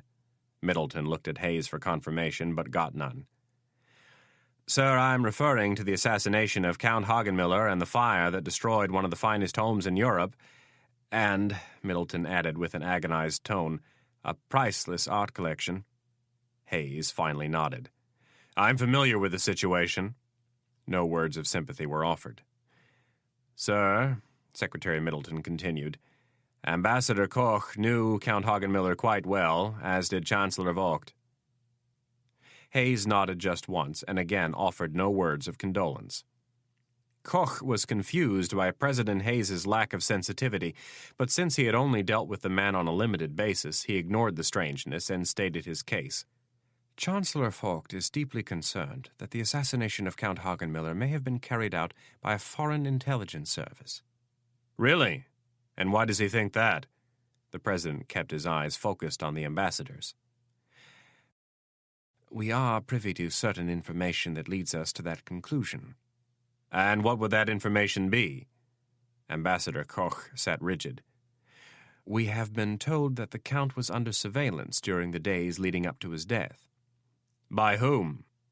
Koch glanced at Irene Kennedy and then the president. "The CIA." "And?" "Can you confirm or deny that the CIA had Count Hagenmüller under surveillance?" "I can confirm that the CIA had him under surveillance prior to his death." The ambassador was happy that he had received an honest answer. He was, however, less than enthusiastic about where he had to take the conversation. Choosing his words carefully, he said, "We have been very good allies for a long time, Mr. President. Chancellor Vogt is deeply concerned that the relationship may be in jeopardy over this incident." "Why is that?" Hayes knew what the ambassador was implying, but he wanted to hear him say it. Koch looked down uncomfortably at his hands and then glanced at Kennedy before turning back to the president. "The Chancellor is worried that the CIA may have acted without your authority and done something that would offend even the most ardent American supporters in my country." In a way, Hayes felt sorry for the ambassador. It was highly probable that he had intentionally been kept in the dark about Count Hagenmüller's recent business dealings. He was advised by Kennedy that there was a good chance the German Chancellor was also unaware of Hagenmüller's nefarious dealings. This was the only thing that was keeping Hayes from going ballistic. "Mr. Ambassador, I too value our friendship. Germany is one of our greatest allies." The president leaned forward and rubbed his hands together. "How well do you know Count Hagenmüller? I mean, did you know?" "Fairly well. His family is very well respected and very involved in the arts, and a variety of philanthropic endeavors. Did you know that he has been selling highly sensitive equipment to Saddam Hussein? Equipment that is used to manufacture components for nuclear weapons? The bomb had been dropped. Secretary Middleton shifted uncomfortably, and his face turned a touch ashen. Ambassador Koch took a little more convincing. I find that very hard to believe, Mr. President. Is that so? Hayes stuck out his hand, and Kennedy handed him a file. The President opened it and held up a photograph. The man on the left, I'm sure you recognize. Do you know who the other man is? Koch shook his head. He had a sinking feeling that he didn't want to know either. He is none other than Abdullah Khatami. Does the name ring a bell? No. He's a general in the Iraqi army. Hayes's voice was beginning to take on an edge. He is in charge of rebuilding Saddam's nuclear weapons program. What you see happening here, the President stuck out the photos so there could be no misinterpretation, is Count Hagenmiller receiving a briefcase from Khatami containing $5 million. Ambassador Koch was disbelieving. I knew Count Hagenmiller. I don't think he was capable of such a thing. He didn't need money. He was very wealthy. Are you sure the cash wasn't for artwork? The Count was an avid collector. Secretary of State Middleton managed to compose himself just long enough to add a pathetic nod for support. Hayes let his anger build. It was all part of the plan. In a much louder voice he said, Count Hagenmiller was nowhere near as wealthy as you thought. Did you know that last night, the same night the Count was killed, a break-in occurred at the Hagenmiller Engineering Warehouse in Hanover?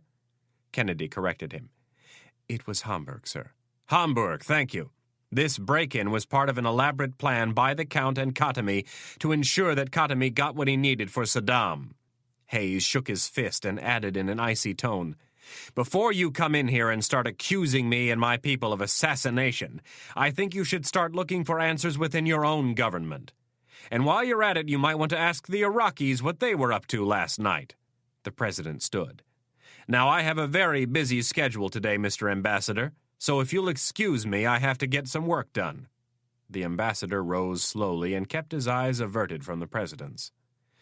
My apologies if I've upset you, sir. In my position, I am not always given the full picture. I know you aren't, Gustav. Don't blame yourself. But do me a favor and tell the diplomats back in Berlin to do some checking with the BKA before they send you in here to toss wild accusations about. I will, Mr. President. The two men shook hands, and then the German ambassador started for the door. Secretary Middleton rose to follow, but President Hayes cut him off. Mr. Ambassador, I need a few minutes of Secretary Middleton's time. Would you please wait for him outside? The ambassador left, and Hayes turned back to Middleton. Sit. Middleton reluctantly returned to his seat. The President took off his suit coat and threw it over the chair he had been sitting on.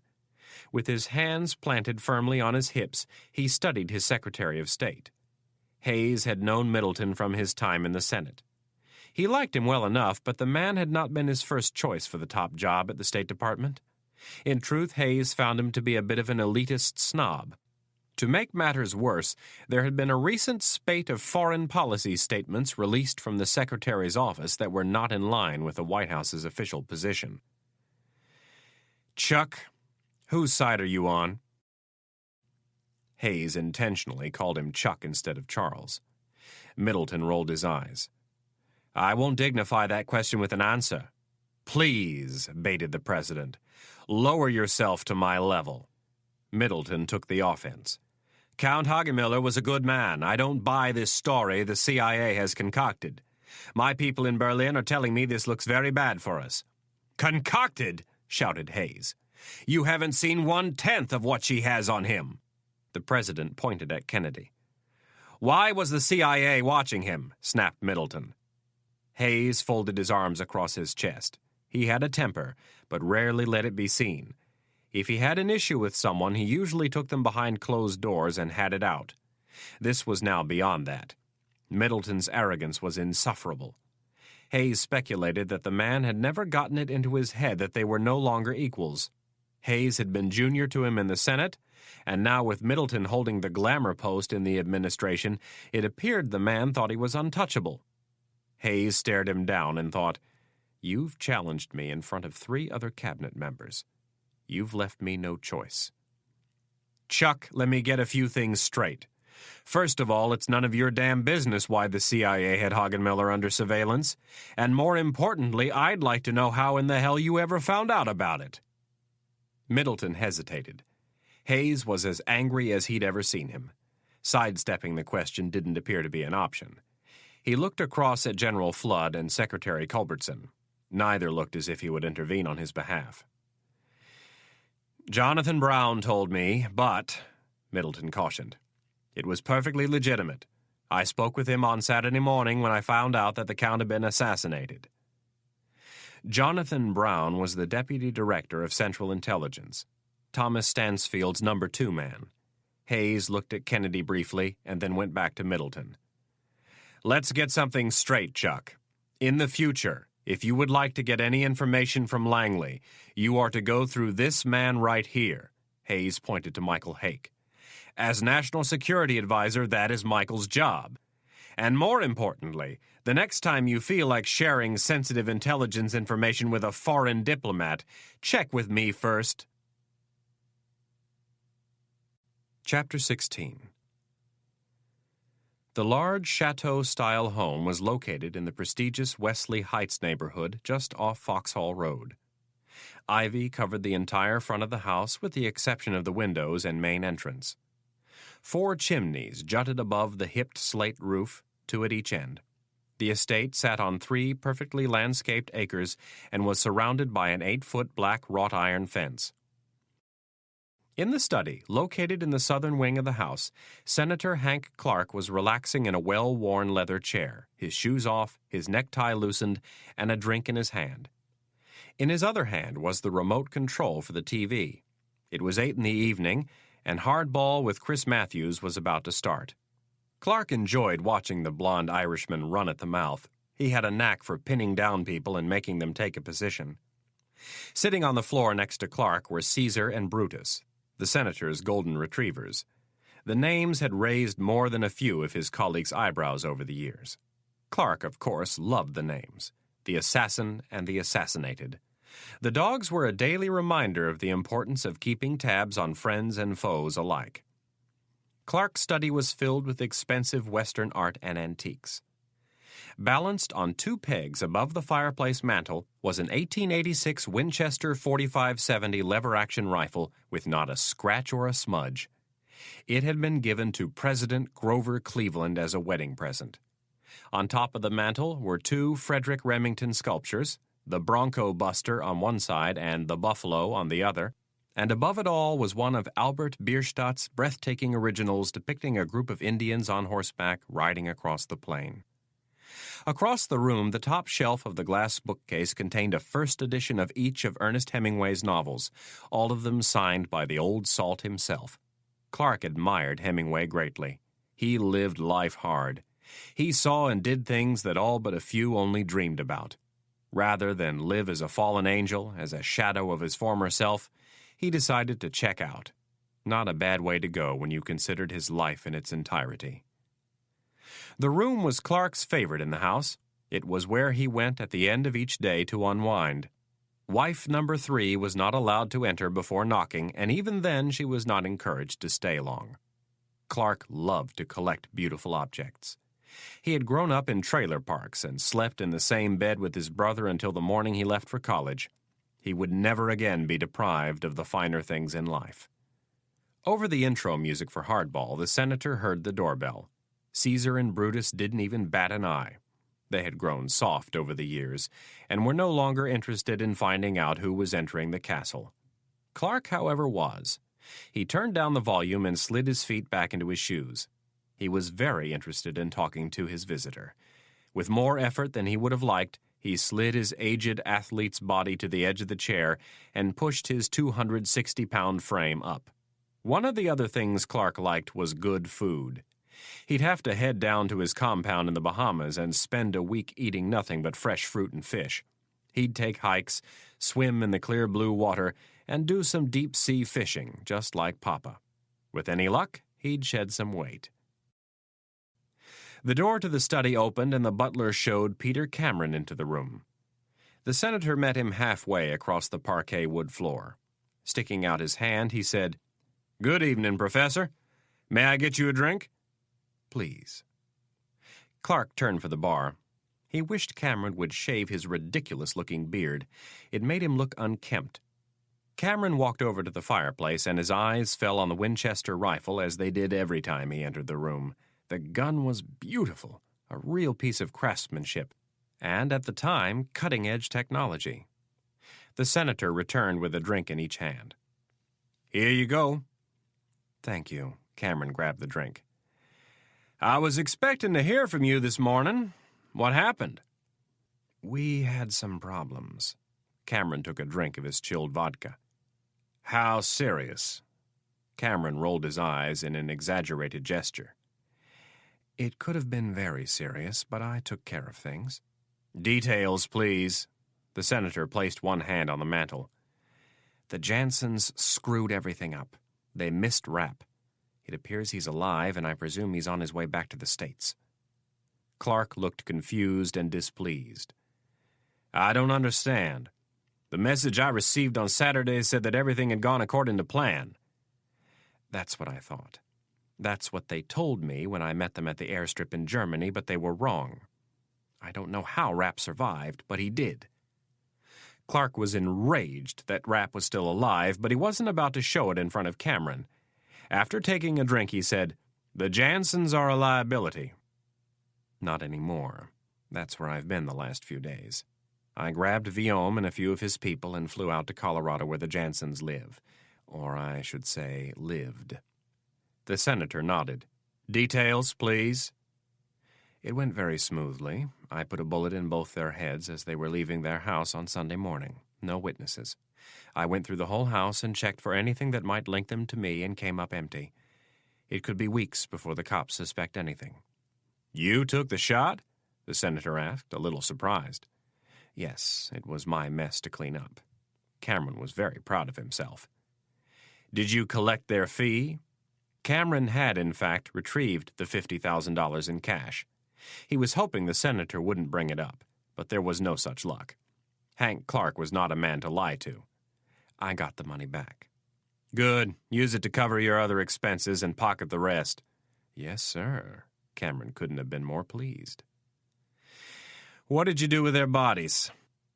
"I took them straight from Colorado down to the island on the plane, then loaded them onto the boat, brought them out about 10 miles, and fed them to the sharks." Clark owned a compound on Williams Island in the Bahamas with its own lagoon and private marina. "Did anyone see you on the island?" "Yeah, but I had the bodies folded up in 2 large duffel bags. I made sure your caretaker wasn't around when I loaded them onto the boat. I went out early this morning like I was going fishing. Came back 5 hours later with a few catch-and-release stories.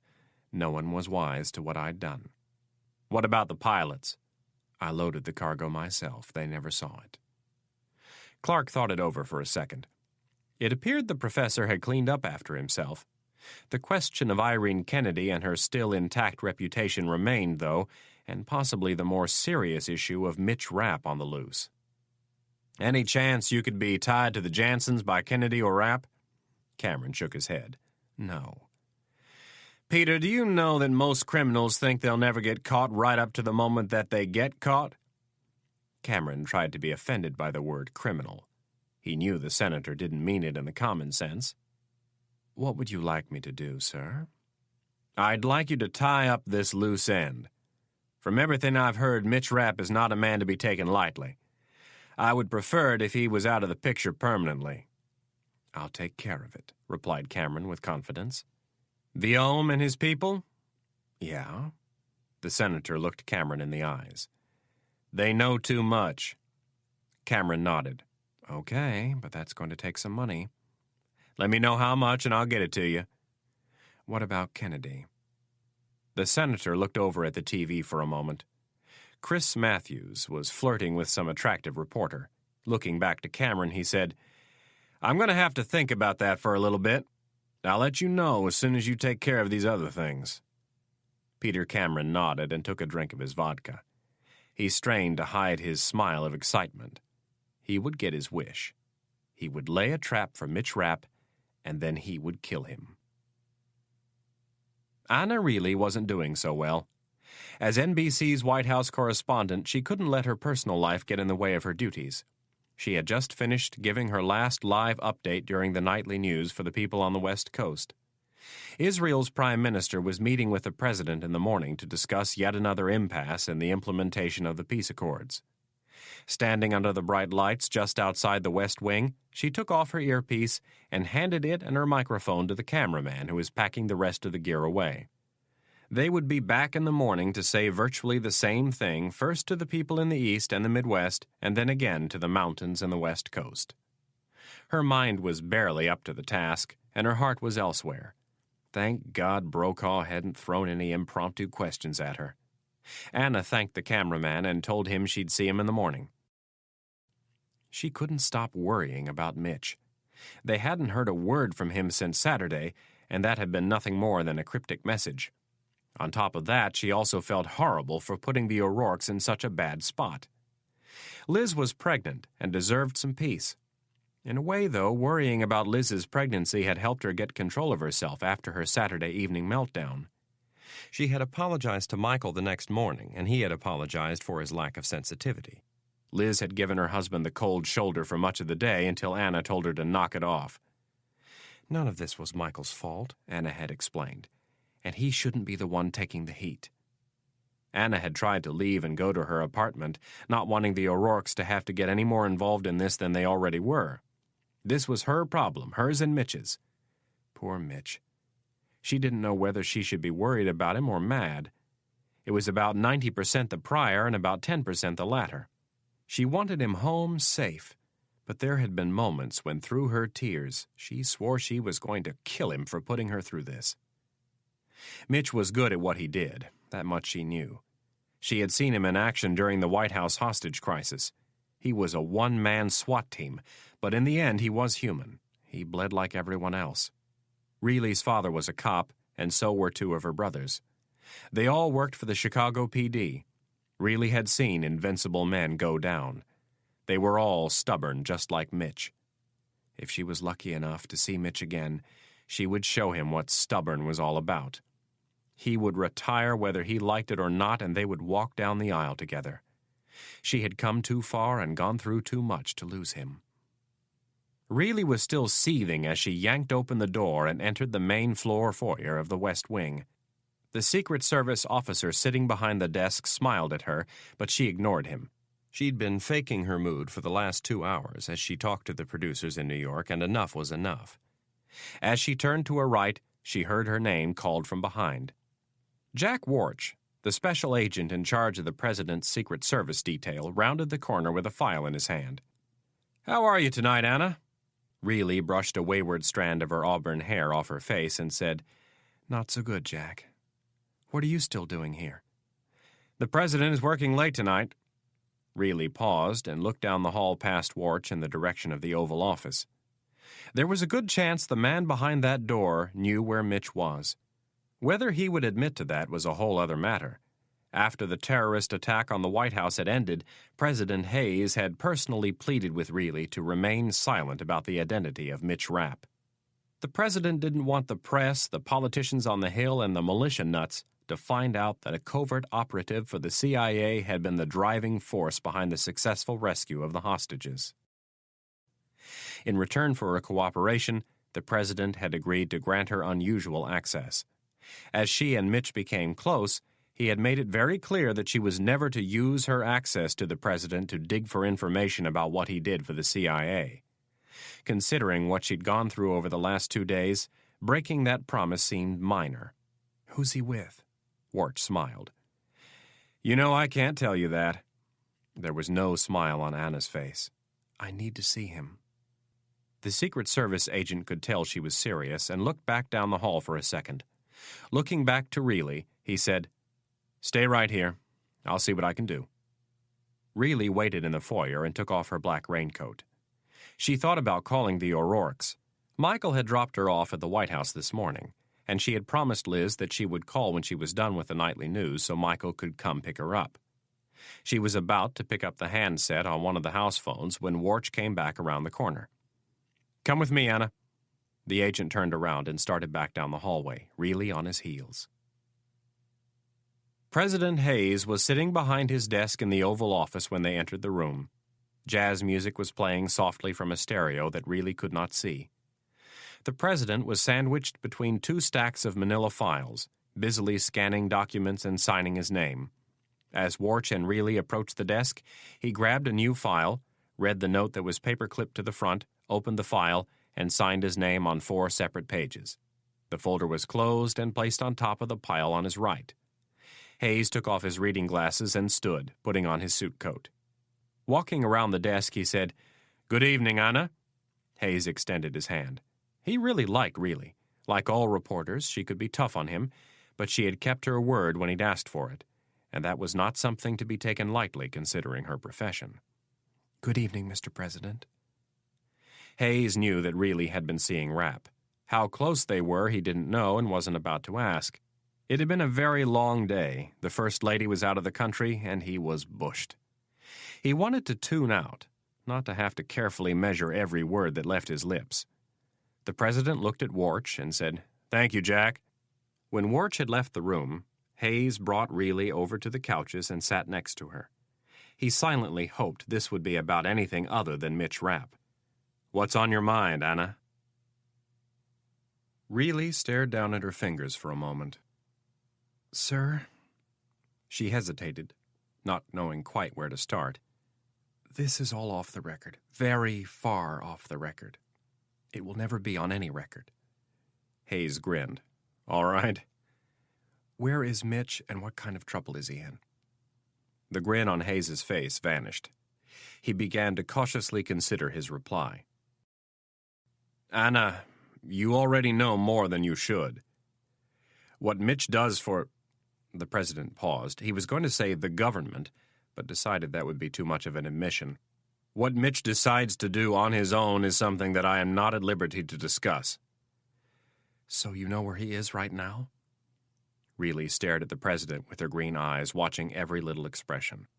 Having his law degree and working in Washington for several decades allowed Hayes to focus on the words, "right now." The president shook his head. "I have no idea where Mitch is." "Do you know why he left the country on Thursday?" Hayes blinked several times and said, "No, I don't." Reilly studied him. "Sir, with all due respect, I don't think you are being entirely honest with me." "Anna, I don't think we should be talking about this." "Sir, I did you and your administration a huge favor by not going public with my story after the hostage crisis was ended." "Yes, you did, but this has nothing to do with that." Reilly's voice took on a more confrontational tone. "It has everything to do with it." Hayes held up his hands. He didn't want this to get heated. "Anna, for your loyalty, you have been given phenomenal access. The fact that you were able to get in here to see me at this hour speaks volumes." Reilly cut him off. "And that has been greatly appreciated, sir. But that was the deal you made so I would stay quiet." "That's not the only reason you've stayed quiet." "What do you mean?" "Anna, Mitch saved your life. He saved mine. He saved a lot of people's. His wish to keep his life private deserves our respect and continued commitment." "I owe Mitch my life. A day doesn't go by when I don't think about it." She frowned. "Please don't confuse the issue here. This is not about keeping Mitch's life private. I'm not going to tell anybody about what he does for the CIA. This is about me being worried sick that something has happened to Mitch.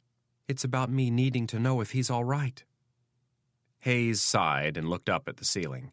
He couldn't believe he was discussing something with a reporter that he wouldn't even discuss with his own national security advisor. Reilly reached out and touched his arm. "Sir, all I want to know is if he's all right. As far as I'm concerned, we never had this conversation." "As far as I know," Hayes shook his head, "he's fine. But that's all I'm going to say." Reilly's face lit up. She reached out and grabbed the president's hand. "Thank you, sir." Chapter 17. It was dark when American Airlines Flight 602 touched down on the runway at Baltimore-Washington International Airport. The flight had just completed its 1,565-mile nonstop journey from San Juan, Puerto Rico. Mitch Rapp looked down at his watch as they taxied to the gate. It was 9:20 on Monday evening. Once he was out of Germany, the journey back to America had been fairly simple. From Lyon, France, he had taken a trans-North aviation flight to Fort-de-France, Martinique, in the Caribbean. The non-stop 4,440-mile flight allowed him to catch a full 6 hours of sleep as he stretched out in first class. On the tiny island, which was an overseas department of France, he had checked into a quaint family-run hotel up in the hills overlooking the blue waters of the eastern Caribbean Sea. Rapp paid for both Saturday and Sunday night in cash. Sunday was spent by the pool, relaxing, healing, staring out at the fishing village below, and planning his next step. That evening he'd allowed himself a cold six-pack while he sat on his balcony and listened to the waves crash in on the rocky shoreline below. He'd allowed his imagination to roam as he thought about what he'd do to the Hoffmans when he got his hands on them. That night he'd slept for almost 8 hours. He awoke with a slight hangover, but after a jog down to the water and a 1-mile swim, he felt invigorated and ready to face whatever awaited him back in the States. The 2 nights and 1 day spent on tranquil Martinique had brought his mind and body back into focus.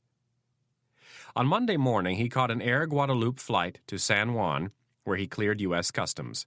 Monday afternoon was spent shopping for new clothes and eating, and then at 6:15 that evening he boarded the flight for Maryland. Rapp stepped off the plane in Baltimore, looking every bit the tourist who had just returned from a weekend in the sun. He was wearing a faded red baseball cap from Larry's dive shop in San Juan, a blue and white Hawaiian shirt, a pair of khakis, and blue boat shoes. His face and forearms were tanned. Rapp was all but sure the folks at Langley had not been able to track him. He had traveled using 2 separate identities the watchers at Langley had never been told of. If they got lucky and saw him on one of the airport's security tapes, that would be fine. He would be gone by then, having disappeared into a city that he knew intimately.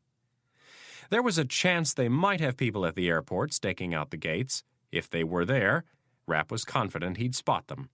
As he walked with the rest of the vacationers toward the baggage claim, Rapp stayed close to 2 women he had met at the airport in San Juan. He kept the brim of his hat down and his eyes alert. He'd stay with the crowd until he was sure he could make a safe break. On Martinique, Rapp had devised 3 different plans. The first stage of each involved obtaining some protection. None of them involved going back to the house, at least not until he did a little digging and found out what in the hell had happened. Anna also would have to wait.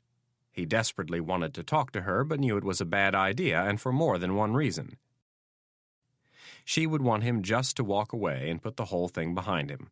What she didn't understand was that in this line of work, loose ends had a way of coming back and biting you in the ass. He would get word to her that he was safe and back in the country, but that would be it. When the herd of freshly tanned tourists neared the baggage claim, the 2 women from Bowie, Maryland, suggested to Rapp that they get together for drinks. Rapp smiled sheepishly and told them he didn't think his girlfriend would like the idea. With that, he took the escalator up and walked out the door onto the curb. There were 3 cabs within 30 feet in either direction. All 3 were dropping passengers off. The drivers were not allowed to pick up passengers on the departure level. They were supposed to go back downstairs and line up with everybody else. Rapp waited for one of the cabbies to get back in his vehicle and then darted into the back seat. Before the cabbie could protest, Rapp shoved a $50 bill in his face. The money did the trick. The cabbie looked around to see if anybody had noticed and then put the car in drive. "The Hyatt Regency in Bethesda, please." The man nodded and pushed the button to start the meter. Rapp turned sideways so he could glance out the back window to see if someone might be following. A few minutes later, they were on Interstate 95 headed south for Washington. The drive proved uneventful, at least as far as Rapp could tell. One never knew anymore, though. In this day of satellites and microtransmitters, eyes and ears could follow from hundreds of miles away, and you'd have no way of knowing. When the cab pulled up to the Hyatt, Rapp gave the driver another $50 and then went through the revolving front door and into the lobby. After finding the payphones, he plugged in some change and dialed a number from memory. After 6 rings, an answering machine greeted him. Rapp took this as a good sign. The odds just went up that Marcus Dumond would be where he wanted him to be. Before leaving the lobby, Rapp grabbed a sweatshirt out of his backpack. It was a little cooler here than it had been in the Caribbean. The coffee shop was 6 blocks away. It was the brainchild of Marcus Dumond. Mitch Rapp and his brother Stephen had put up the money and were silent partners. The name of the place was Café Wired. It was one of the original internet coffee shops, and, Rapp was sure, one of the only profitable ones. Rapp had met the incredibly unique Dumond when he was a graduate student at MIT, with Rapp's brother. Dumond could be classified as one of those people who was smart in school and dumb on the bus. Dumond was a 27-year-old computer genius and almost convicted felon. Rapp had brought Dumond into the fold at Langley 3 years earlier. The young cyber genius had run into some trouble with the feds while he was earning his master's degree in computer science at MIT. He was alleged to have hacked into one of New York's largest banks and then transferred funds into several overseas accounts. The part that interested the CIA was that Dumond wasn't caught because he left a trail. He was caught because he got drunk one night and bragged about his financial plunders to the wrong person. At the time of the alleged crime, Dumond was living with Stephen Rapp. When the older Rapp heard about Dumond's problems with the FBI, he called Irene Kennedy and told her the hacker was worth a look. Langley doesn't like to admit the fact that they employ some of the world's best computer pirates, but these young cyber geeks are encouraged to hack into any and every computer system they can. Most of these hacking raids are directed at foreign companies, banks, governments, and military computer systems. But just getting into a system isn't enough. The challenge is to hack in, get the information, and get out without leaving a trace that the system was ever compromised. Dumond was a natural at it, and his talents were put to good use in the Counterterrorism Center. Rapp opened the door and stepped into a room filled with the aroma of fresh ground coffee. There, sitting in the rear of the establishment, was Marcus Dumond with his back to the door. Rapp frowned. Dumond's instincts were horrible. He would last about 5 minutes in the field. Rapp stopped at the counter and said hello to the young woman who was working. He was pleased to see that, unlike the last one, this employee didn't have any pierced body parts, at least none that he could see. Rapp tried to read the hodgepodge of flavors, blends, and specials scrawled across the grade school chalkboard that hung on the wall above the espresso machines. The number of choices was too great. "I'll just take a cup of your daily roast." "Small, medium, or large?" "Large, please." Rapp continued to check the place out. There were 14 customers at the moment. Most of them looked to be around 20. The 4 computers on the back wall were all being used, 1 customer was reading a book, and 2 more were scribbling in spiral notebooks. Aspiring anarchists, Rapp thought to himself. The rest of the customers were working on their own laptops. Dumond was sitting at a table with 2 women surfing the web and chatting. Dumond had heard the familiar voice ask for a cup of coffee, and he fought the urge to turn around and look. It belonged to Mitch Rapp, a man he knew things about that he wasn't supposed to, that no one was supposed to. It wasn't unusual for Rapp to stop by the cafe, but he usually did it on Sundays with his girlfriend. Dumond stood and grabbed his half-finished cup of coffee. As he walked up to the counter, he unconsciously licked his suddenly parched lips. Rapp paid for his coffee and thanked the woman. As he turned, he faced Dumond and nodded toward the back. The 2 men picked their way through the tables and chairs and sat down in a booth next to the bathrooms. Rapp took the side facing the front door. "Nice afro, Marcus." Dumond instinctively reached up and touched his black hair. "They're coming back, you know." "I'm sure Dr. J will be happy to hear that." "Who?" Mitch shook his head and grinned. Marcus had to be the only 28-year-old African-American in D.C. who didn't know who Dr. J was. "Never mind." "You look like you've been in the sun." "I've been traveling." "Business or pleasure?" Rapp grabbed his cup of coffee with both hands and said, "Business." "How did it go?" asked Dumond a little tentatively. "Not so good." Rapp took a sip. "How have things been at the center?" He was referring to the Counterterrorism Center. "Same old shit." "Nothing unusual in the last 3 days?" "No." Dumond frowned. "Nothing that came across my screen." "How about Irene? How's she been acting?" "Same as always. She's Irene." "Nothing at all?" Mitch, the woman probably doesn't even moan when she has an orgasm. Hell, she's probably never even had an orgasm. Rapp frowned at Dumond, and before he could say anything, Dumond added, I'm sorry, I like Irene, but you know what I mean, she's a cool customer. The building could be burning down and she'd just keep on going like she always does. Rapp knew what he meant. You haven't noticed anything? Dumond leaned back. Well, shit, Mitch, there's always something. Maybe if you told me what your business was about, I might be able to tell you more. He thought about it for a moment. For now, he decided he would keep Dumond in the dark about Germany. I assume you still have that case I gave you? Yep, I haven't touched it, just like you told me. Well, in truth, he'd touched it, he'd sat on it, and he'd looked at it. He'd wondered over and over what was inside the cold metal case. His mind almost always settled on a combination of guns and money. Mitch Rapp was a bad dude, and he wouldn't waste his time asking people to keep a locked metal case of clothes. Rapp turned his wrist up and checked the time. It's still at the fourplex?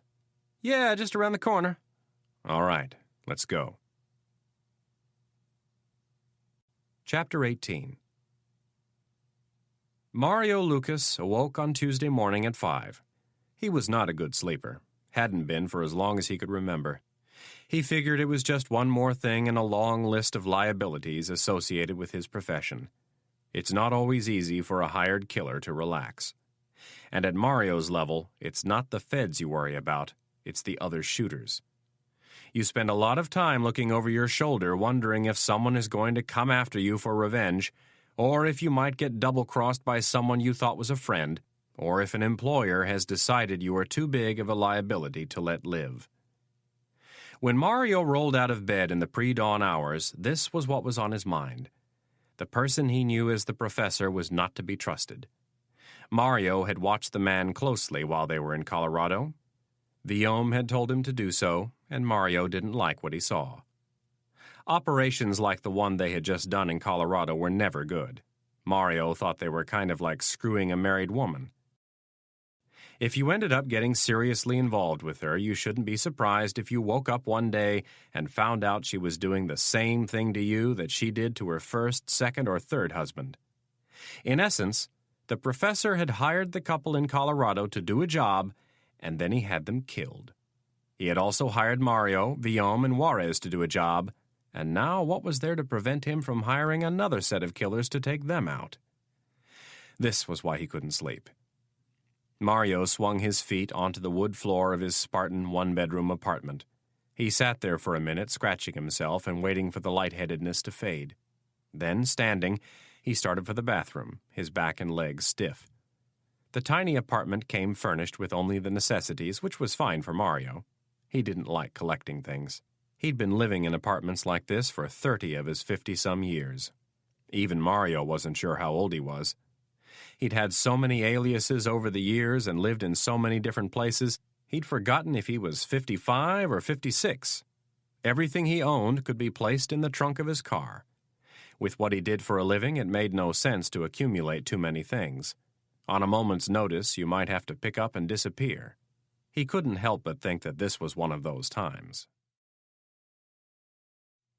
When he was done in the bathroom, he walked to the door and got his newspaper. He grabbed a jug of orange juice from the refrigerator and a glass from the cupboard. As he started to read the paper, he thought of an old associate who had tried to talk him into buying a house one time. The man had tried to sell him on the idea that they could use the tax write-off. Mario reminded him that since they were paid in cash, the write-off would do them no good. That acquaintance had disappeared, never to be found again. Guillaume was the only true friend Mario had ever had and the first person he had met in the business whom he could unquestionably trust with his life. Guillaume had helped him look toward retirement. Mario had always kept his money in a series of safe deposit boxes. Guillaume had taken that money and put it into offshore bank accounts, where it was now handled by a money manager. The return was so good that he could retire today if he wanted. In light of the job in Colorado, he thought it might be a good idea at least to take a little time off. At 6:25, he got ready for his walk to the neighborhood bakery. Having lived in France for more than 20 years, Mario hated American coffee. It had taken him more than a week to find a place that served good cappuccino, but he had prevailed. It was a little bakery 6 blocks away. Before leaving, he stuck a 9mm pistol in the front of his pants.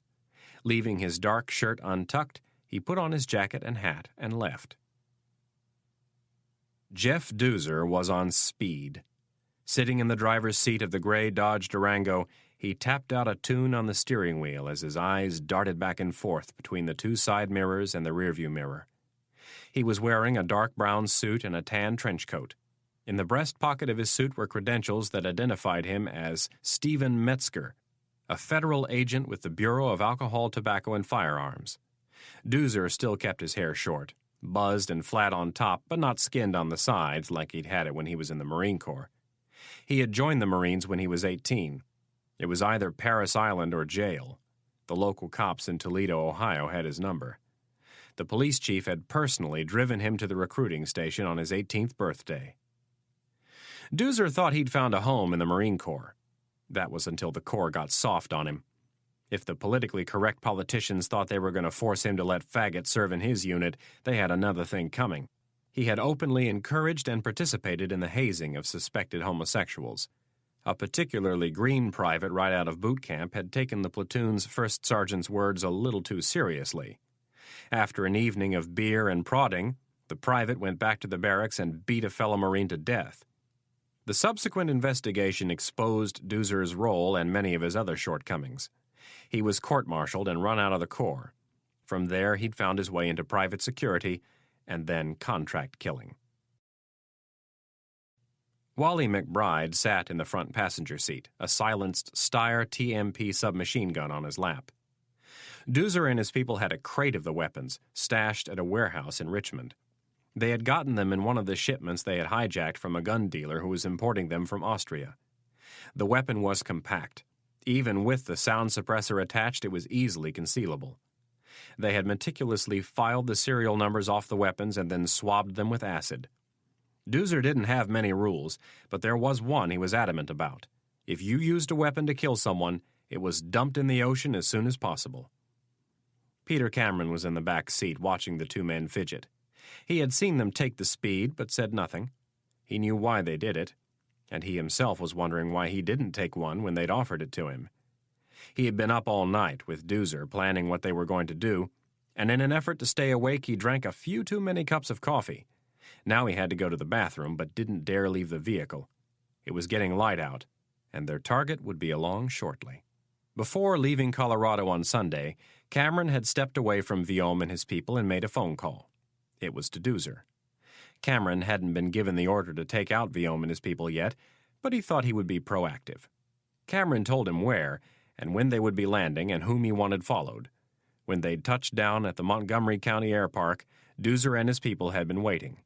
They'd placed transponders on 8 different suspected cars in the parking lot. When Viaume, Juarez, and Lucas left the airport, Doozer and his men followed. They stayed a good way back and let the transponders do the work. Juarez parked her car on the street right in front of her apartment, very stupid on her part. Lucas parked his 8 blocks away, and they'd lost him. On Monday, one of Doozer's people reestablished contact with the massive man, and now they knew where he lived. Viaume had vanished into thin air. The car he had taken from the airport was still under surveillance, and they were canvassing the neighborhood where it was parked, but had yet to come up with anything. This didn't really bother Cameron. He didn't think much of Viaume. Without Mario Lucas, the man was a bear without claws. Cameron was convinced that Viaume would run scared as soon as he found out his old friend was dead. Doozer heard the call come in over his earpiece and glanced over at Wally McBride. McBride nodded and got out of the car. Mario Lucas was headed in their direction. Doozer had 3 vehicles and 6 people in the area. If they were lucky, he was on his way to the same bakery he had gone to the morning before. The plan was to distract Lucas and take him from behind. The job of distracting Lucas fell on the shoulders of Sandra Hickok, a former stripper and vivacious beauty whom Doozer had personally recruited and trained. The streets were empty for the most part. The street lights were still on but weren't needed. The sun would be up in another 15 minutes. Mario recognized a neighbor who was out taking her poodle for a walk. As they neared, he touched the brim of his hat and nodded. Mario had learned long ago that his size was very intimidating to people. Sometimes this was a good thing, and sometimes it wasn't. The woman smiled back as they passed. A block later, Mario took a right. He never walked the same route to the bakery each morning. An early morning jogger was running toward him on the opposite side of the street. Mario thought he looked vaguely familiar. He continued on, looking at the parked cars and checking over his shoulder every half block or so. He made one last turn, and the bakery was just ahead on his right. When he was midway down the block, a woman rounded the corner up ahead and started toward him. She had her arms folded across her chest, and her hands were stuck under her armpits. She looked cold despite the fact that it was a relatively mild morning. Mario noted her clothes and her obvious beauty even at this distance. This was a woman he would have remembered seeing. As they drew closer, the woman looked up, brushed some of her long black hair from her face, and smiled. The warning bells went off immediately in Mario's large head. While looking quickly over his shoulder, he slid his right hand under his untucked shirt. There was a man rounding the corner behind him, and he was moving fast. Mario snapped his head back around, first checking if there was anything across the street, and then looking back to the woman, who was still smiling. A blue U.S. Postal Service box was just up ahead. Mario picked up the pace and moved to his right while he drew the 9mm Colt 2000. The smile on the woman's face vanished at the sight of the gun. She started to unfold her arms. Mario noticed a black object in her right hand, and before she could bring the weapon to bear, Mario had the Colt up and leveled. He squeezed the trigger once, the loud crack of the automatic pistol echoing off the walls of the brick apartment buildings. The bullet struck the woman in the face. Mario went into a crouch and ducked between two parked cars. Before he could turn to search out the man, a hail of bullets sliced through the hood of the car just behind him. Keeping his head down, Mario lifted the gun up and fired 3 shots down the sidewalk. As he brought the gun back down, he heard an engine revving and tires squealing. Bullets continued to thump into the cars around him. Doozer was pushing the gas pedal to the floor. He yelled into his lip mic, "Keep him pinned down, I'll be there in a second." The Durango skidded around the corner. He rolled down the driver's side window and got ready to shoot. Up ahead on his left, he could see glass flying as bullets smashed into the windshield of a parked car. Doozer stuck his compact Steyr submachine gun out the window and started firing. As he neared the spot, he slammed on the brakes and brought the truck to a stop. Dead in his sights, crouched down behind the trunk of the car, was Mario Lucas. Doozer held the trigger down and emptied the remainder of the 25-round magazine into the man's broad back. Lucas slumped over and fell face down in the gutter. Chapter 19. Senator Clark's limousine pulled into the Congressional Country Club and started up the drive. The golf course, originally designed by Devereaux Emmett and later redesigned by Donald Ross, Robert Trent Jones, and more recently Reese Jones, was one of the finest courses in the country. The limo veered to the right and passed the starter's shack. 4 golfers dressed in sweaters and wind shirts stood on the first tee. Clark frowned. He'd have to see if he could clear his schedule this afternoon and sneak in 18. It looked as if it was going to be a beautiful day. The car continued around the circle drive and stopped in front of the classic Mediterranean-style clubhouse. The senator thanked his driver and told him he'd be no more than an hour. Once inside, Clark headed downstairs to a private meeting room he'd reserved. He was flanked, as he wove his way through the maze of hallways, by black and white photographs laying out the history of the club. President Calvin Coolidge on opening day in 1923, U.S. Open and Kemper Open photos, and Clark's favorite, a shot of the course during World War II when it had been turned into a training camp for OSS spies. Clark entered the windowless meeting room to find Congressman Rudden and Secretary of State Middleton in heated debate. Clark said hello and stopped at the side buffet to grab a bagel and a bowl of cereal. Before sitting down, he filled up a glass with cranberry juice and signed the ticket. Both Rudden and Middleton were members of the club, but in the 20-some years that Clark had known them, he had yet to see either of them pick up the tab for anything. The 2 men were cheap in different ways. Rudden was a simple spendthrift, whereas Middleton was from Mayflower stock. He'd been raised in the way of the Daughters of the American Revolution. His family was royalty, and royalty didn't carry cash, nor did they pick up the tab. So once again it fell on the shoulders of the boy who'd been raised by 2 alcoholics in a trailer. Despite the huge social chasm that lay between them, Clark was by far the wealthiest of the 3 men. With a net worth in excess of $100 million, he was one of the top 5 wealthiest politicians in Washington. Middleton had his precious estate that had been passed down to him. It was worth $8 million, pitiable by today's new standards of wealth. Middleton was very proud of the fact that he'd never touched the principal in his inheritance. The money was handled by the same bank that had managed Middleton's great-great-grandfather's money. Clark had done some checking. The portfolio had shown a laughable return of 8% over the last decade. It seemed the Secretary of State invested his money the old-fashioned way. He paid huge fees to stodgy old bankers who put his money into tax-free municipal bonds and a few old stalwart utilities. Congressman Rudden was somewhat better off. Having been in the House for 34 years, he could retire tomorrow at full pension and benefits, more than enough money to support his frugal lifestyle. He'd been squirreling his money away over the years. 2 years ago, his IRA was worth almost $800,000. That was when Clark had finally persuaded him to let his money managers take a whack at growing the account. It was like pulling teeth to get Rudden to turn over control.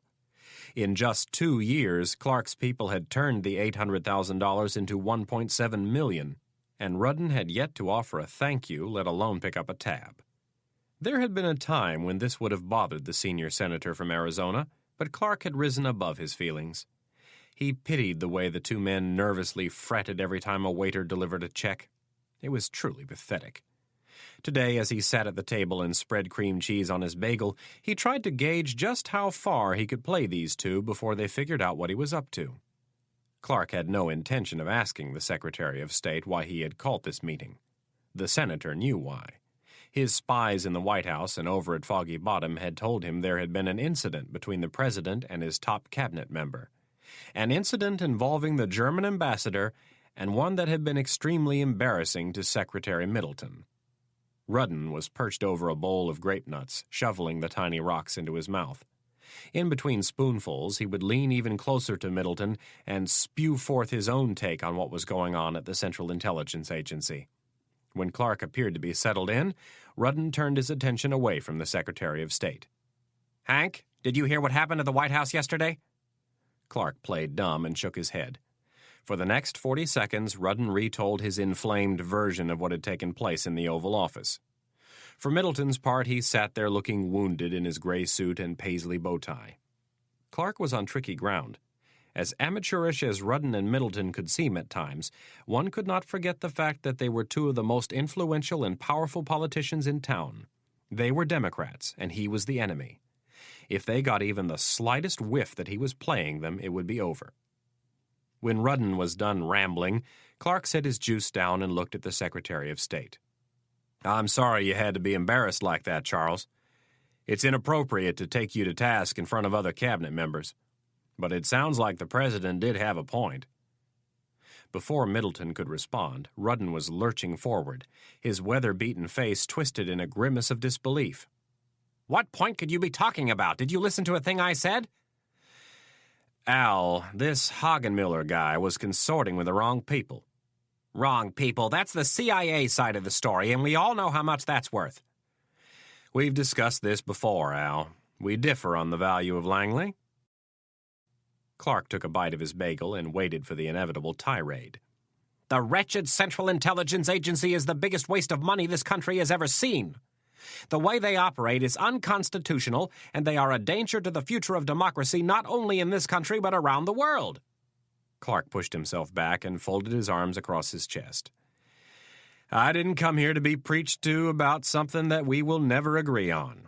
Now, if there is something constructive you two would like to discuss, let's get to it. Otherwise, I have other things to attend to." Rudden shook his head in frustration. It drove him crazy that his friend from Arizona couldn't see the CIA for what it was. Middleton, always the diplomat, stepped in. "Hank, what are you hearing about Thomas Stansfield's health?" Clark stifled a grin. They had gone right where he wanted them to. "My sources tell me he could be gone in 2 weeks or 2 months, but no longer than that." Middleton nodded thoughtfully, as if he were actually mourning Stansfield's approaching demise. "Are you concerned over who will succeed him as director?" "Of course I am." "Have you heard any names?" "No." Clark shook his head. You're in the administration, not me. Well, as the chairman of the Senate Intelligence Committee, you're going to have a lot of say in the matter. In confirmation only, your man is the one who gives us the name. All we do is ask a few questions and vote up or down." "You are being too modest," countered Middleton. Rudden was busy shaking his head and trying to pick something from his teeth. "Surely you must have heard a few names thrown about." "No, not really." Rudden pulled a toothpick from his mouth and barked, "What about Irene Kennedy?" "No, I haven't heard her name mentioned, but I think she would be a good nominee." "Oh, my God, you can't be serious!" Rudden was back out over the table. Calmly, Clark replied, "And what, may I ask, is wrong with Dr. Kennedy?" "Where do you want me to start?" asked an incredulous Rudden. "Wherever you'd like." "First off, she's an insider, and we sure as hell don't need another insider running that damn place. We need someone who will go in there and clean house. Someone who will pay the strictest attention to congressional oversight. Above and beyond that, she's not even qualified." "She's done a very good job with the Counterterrorism Center," argued Clark. "Bullshit. I don't believe a single briefing she gives my committee. That woman is a liar and a conniver, and I'll be damned if I'll allow her to take over as DCI. "From what you've just said, it sounds like she's the perfect person to run an intelligence agency." Clark couldn't help smiling just a little. This was going all too well. "I'm glad you think this is funny, Hank. It's one thing to lie and connive when dealing with our enemies, but when they come before my committee, I want the truth. And the bottom line is that there is no way in hell that woman is going to give it to me." Clark pointed at Rudden. "Did you ever stop and think that she doesn't tell you things because she knows you would like to cut funding for her agency in half?" "That isn't her prerogative. She is bound by law to report the facts to my committee, and she doesn't, and it pisses me off." "Then you should investigate her." Clark had just put Rudden in check. He knew Rudden was the ultimate party man. To investigate Kennedy would mean bringing down the heat on President Hayes, a fellow Democrat. Rudden retreated and crossed his arms, conflicted between his loyalty to his party and his hatred of the CIA. "Let's all just calm down a bit," interjected Middleton. As unhappy as he was with the president at the moment, the last thing he wanted was Rudden going off on a witch hunt. The Republicans would gain serious mileage out of a Democratic congressman going after a Democratic president, and as a member of that president's cabinet, the last thing Middleton wanted to see were congressional hearings. They had a habit of expanding, and once the shooting started, no one knew who might get caught in the crossfire. "I am calm." Clark took his napkin and set it on the table. "Good." Middleton glanced over at Rudden as if to tell him to stay quiet for a few minutes. Looking back to Clark, he said, "Who would you like to see take over at Langley?" This was far too easy. Clark cautioned himself not to overreach. He had his person and two more as backups, but now was far too early to throw a name out. "As I've already said, it's not my job to nominate, I only confirm. But if you could pick someone?" Clark shrugged his shoulders. "I have no idea. I haven't put any thought into it." He added with a laugh, "Not that it would matter." "It might," offered Middleton. "What he's trying to say," interjected Rudden, "is that we don't like the idea of Kennedy taking over. And from what you're telling us, she's the president's choice. I am prepared to go to the president and tell him that I oppose Kennedy's nomination, but considering how vocal I've been on the issue, it will be no big surprise to him. He and I have been around and around on this issue, and we cannot see eye to eye." "Why don't you threaten to cut funding?" It was a very subtle jibe. Clark knew Rudden didn't have the votes on his own committee to push such a policy. "I'm a party man, and you know it, Hank." Rudden said this as if it was the most honorable thing that could be said of a person. "I can't go against my president on this." "Well, I don't know what to tell you, gentlemen. If you don't like Kennedy as a nominee, then you'd better find a way to change Hayes's mind." It was a high lob back to their side of the net. Middleton fidgeted in his chair before speaking. "If you were to come up with a nominee who is more palatable than Kennedy, we would be willing to take that name to the president and plead your case." Clark tried to act surprised. "So you'd like me to play the bad guy?" Middleton didn't like the term, but nodded. "Please tell me why I'd want to do this." "Because," started Rudden, There are 1,000 people in this town alone who could do a better job of running that damn place. Clark nodded slowly. I'll think about it. Then, while checking his watch, he said, I should get going. Is there anything else? Both men said no, and then Middleton added, Just please be open-minded about this. We can help each other. Clark said he would try, and then left. As soon as he was gone, Rudden turned to Middleton and said, He'll play ball. I know how to handle Hank. I hope you're right. I don't think our foreign policy could take much more of this cowboy mentality. Don't worry, I am. Middleton wished he could feel more optimistic, but he was still smarting from his meeting the morning before. The president had turned into an absolute hawk. He needed someone to reel him in. Kennedy needed to be cut out of the inner circle. Middleton looked over at his fellow Democrat. Maybe it would be a good idea to call Dr. Kennedy before your committee. Rudden scowled. Why would I want to give the Republicans a chance to make political hay out of this? Think of it as taking the wind out of their sails before they can make an issue out of it on their own. Rudden liked the idea. He'd love to take her to task and remind her whom she answered to. I'll do it, but I don't want to hurt the president. Don't worry, it won't. I don't think she would ever expose him to that type of scandal. While waiting for his limousine to pull around, Senator Clark could barely contain his glee over how the meeting had gone. Things had not turned out in Germany the way he had planned, but now, with these two buffoons offering their assistance, the end result would be the same. His backers for the Oval Office would be very happy. Very happy indeed. Chapter 20. The warehouse was located near the National Arboretum off of Blandensburg. When the gray Dodge Durango came skidding around the corner, one of Doozer's men was waiting with the garage door open. The truck disappeared into the old brick structure. The man standing watch looked up and down the street and then pulled the door down. Doozer stopped the vehicle but left it running. When he got out, a man was standing by with a trash bag. Doozer dumped his submachine gun in the bag and went around to the rear of the Durango. Sandra Hickok was lying in back. The bullet had smashed her beautiful face. He looked down at her and shook his head. Part of him was glad she was dead. She'd started to get a little possessive. In the end, it was probably the best thing, but right now it was a pain in the ass. He stepped away from the tailgate and began shouting orders. His men went to work immediately.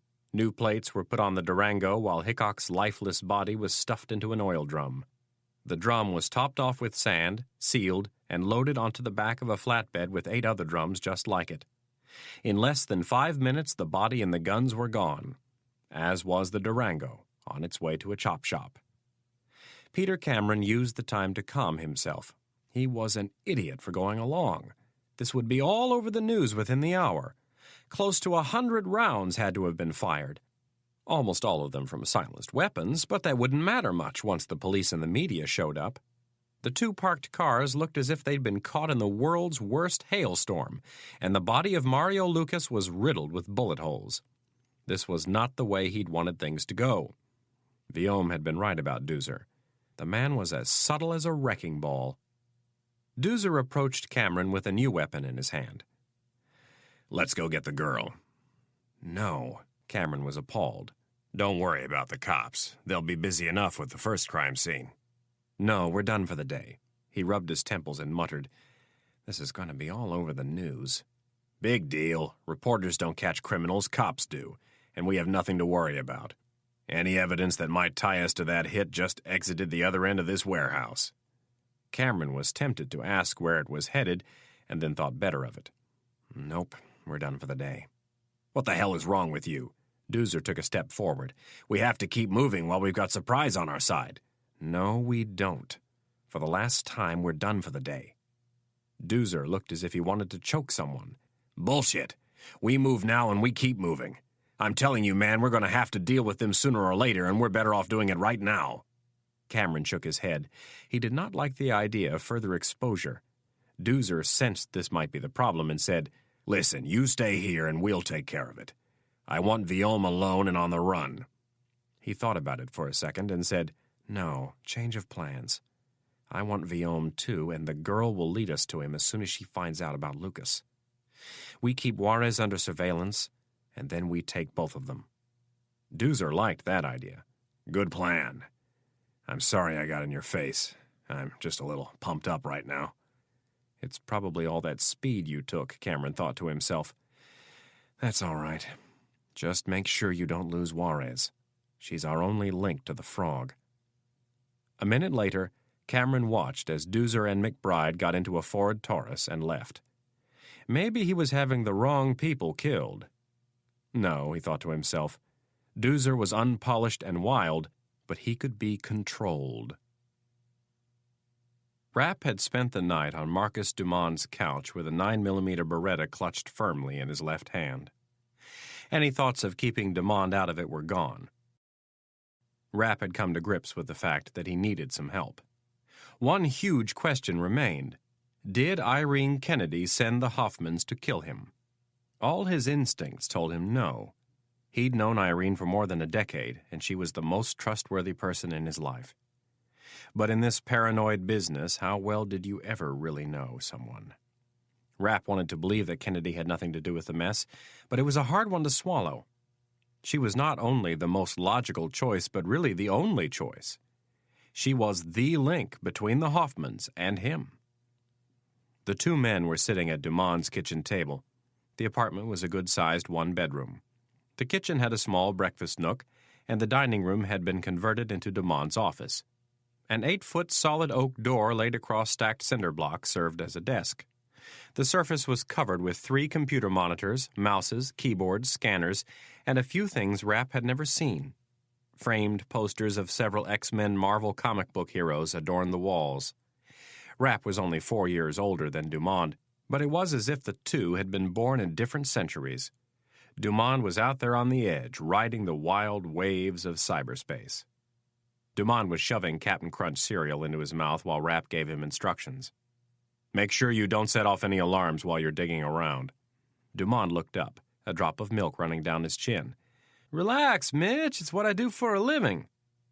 Dumond's job was a fantasy come true. He was both sanctioned and paid by the United States government to spend his days hacking. "Yeah, but this is different. This time you'll be hacking into files at Langley and the Pentagon." Dumond grinned, his mouth full of golden Captain Crunch. After he had enough of it swallowed, he said, "There ain't nothing different about that." Rapp eyed him for a moment. Dumond had a smart-ass streak in him a mile wide. "Don't jerk my chain, Marcus." "I'm not. I'm usually in the Pentagon system at least once a day." "And Langley's?" "I'm on the system." "But what about areas where you're not supposed to be?" "Not every day, but I've been known to look around from time to time." "How often?" "Every day." Dumond shoved another spoonful in his mouth. "Does Irene know that you do this?" "No, not always." Rapp shook his head like a troubled father.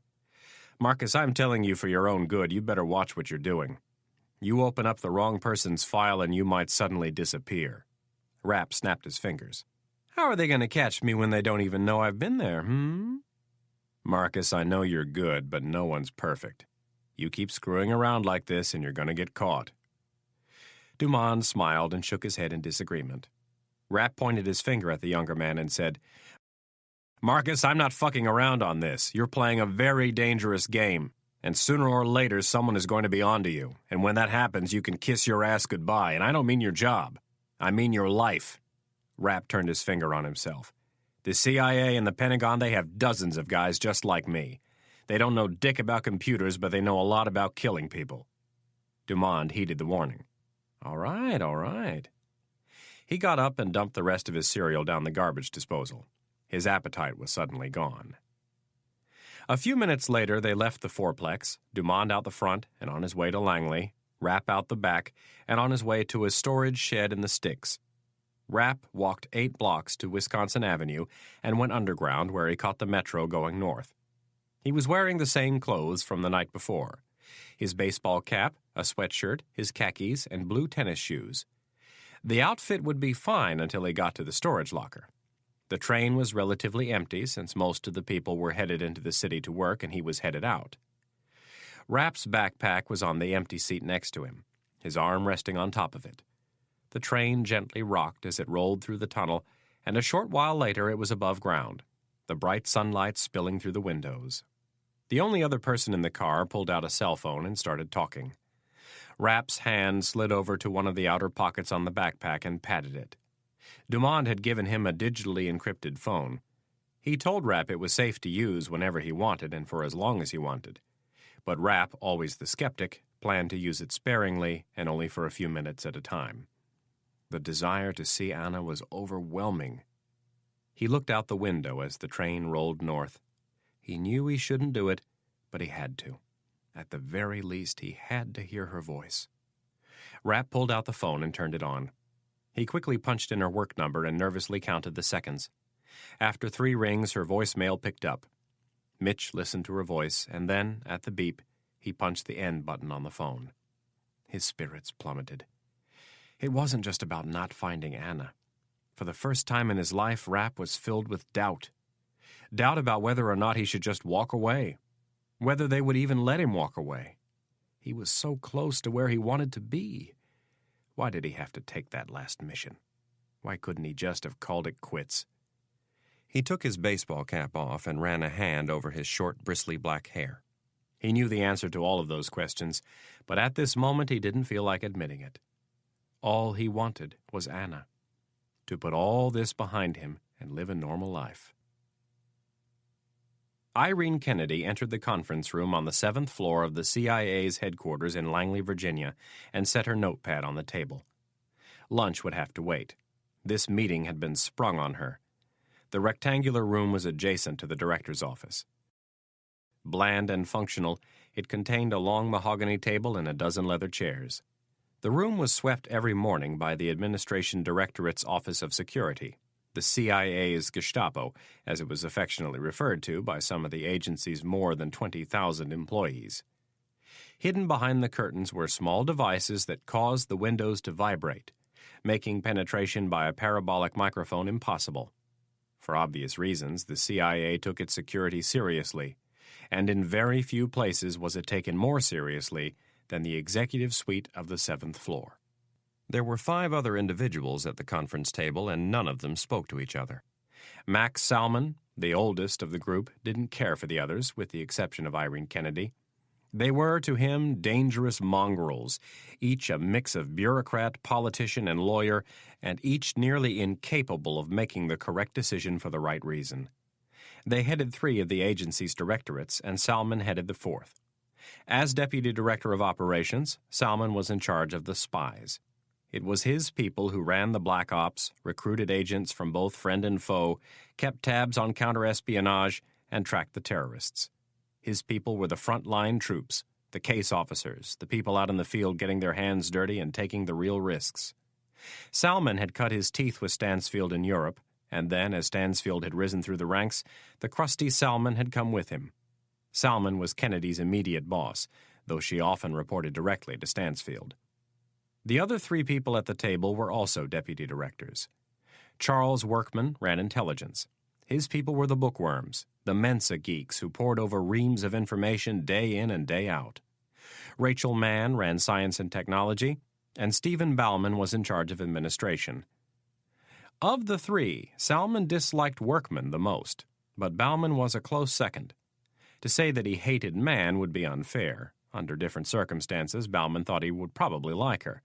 She was very bright, and for the most part tried to avoid the political backstabbing that Workman and Bauman thrived on. But in the end, there was only so much money to go around, and everyone wanted to take it from operations.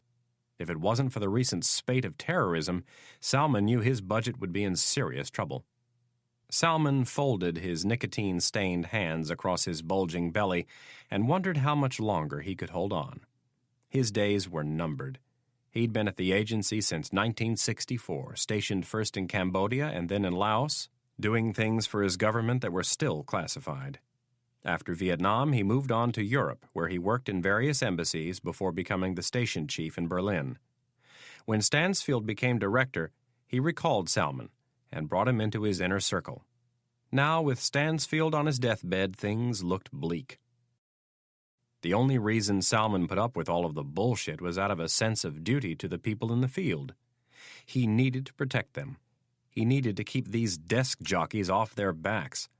And there was one other reason. Stansfield had asked him to stay and keep an eye on things, and more explicitly, he had asked his old friend to watch Irene Kennedy's back.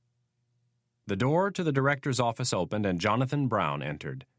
The Deputy Director of Central Intelligence, or DDCI as he was known, was the second in charge of the agency. In theory, the 4 deputy directors reported to him, and he reported to the director himself. But Salmon had never played that game.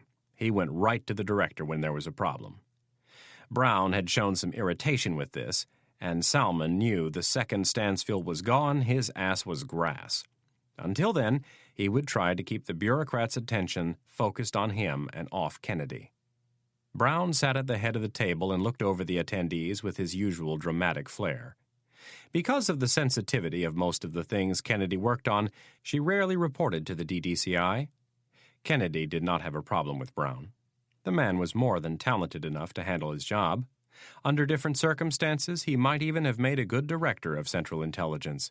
But in the end, he was an outsider, a former federal prosecutor and judge. He owed his job at the CIA to a handful of politicians on the Hill who lobbied for him. His loyalty was to them, and not to the agency. Kennedy was invited to these types of meetings more than she would have liked. Within the 4 directorates were 30-plus offices or groups. Of those, counterterrorism was the one that garnered the most attention. Kennedy had a pretty good idea why she had been yanked out of the CTC on such short notice to attend this meeting on high, and she wasn't happy about it. The CIA was supposed to be about compartmentalization, not openness. If Brown wanted to talk about Germany, he didn't need to bring science and technology and administration in on the meeting. Brown cleared his throat and appeared to be choosing his words carefully. "I just received a call from Chairman Rudden." Brown looked genuinely troubled. "He wants everything we have on what transpired in Germany this past weekend." The assassination of Count Heinrich Hagenmiller had taken on mythic proportions in just a few days. Even within the secretive bubble of Langley, it was being discussed by almost everyone. The 3 top suspects were the United States, Israel, and Iraq. But as of yesterday, the British, the French, and even the Germans were added to the list. The British were added because they were the British, and they'd been doing just this type of thing better and longer than anyone else. The French were added to the list because it was said Hagenmiller had cut them out of the deal. And the Germans, it was being said, killed the Count because he was an embarrassment. Kennedy didn't mind any of this. The more speculation, the better. This was, after all, the intent of the operation, to send a message to all who dealt with Saddam. The more governments to be suspicious of, the better. Brown looked in the direction of Kennedy and said, "And he would like to see you in front of his committee first thing in the morning, Irene." Salmon let out a moan, and Kennedy said, "All right." "Would he like anything specific?" "He didn't say. He just asked me to remind you that you'd be under oath." Brown said this with all of the reverence of a former federal judge. Salmon scoffed at the comment and said, "What a joke." Brown did not like his dissension. "Is there a problem, Max?" "Yeah, Rudden is the problem." "Pardon me?" Brown seemed to be in an even more serious mood than normal. "Chairman Rudden is a frustrated little man who's had a bug up his ass since day one about this agency." Deputy Director Brown did not think the comment was funny, and 2 of the other deputy directors were forced to stifle their reactions to Salmon's candid and accurate analysis. Kennedy, as always, kept a neutral expression on her face. "I would appreciate it if you'd show the congressman from Connecticut a little more respect." This caused Salmon to laugh out loud. "The congressman and I have had a hate-hate relationship for years. If I started to respect him at this stage of the game, he'd be very upset." Brown decided to move on. Looking to Charles Workman, the Deputy Director of Intelligence, he said, "I want a report on my desk by 5. Anything and everything you have on what went down in Germany." Workman dutifully replied that he would personally take care of it. Brown turned back to Salmon. "Is it true that we had Hagenmiller under surveillance?"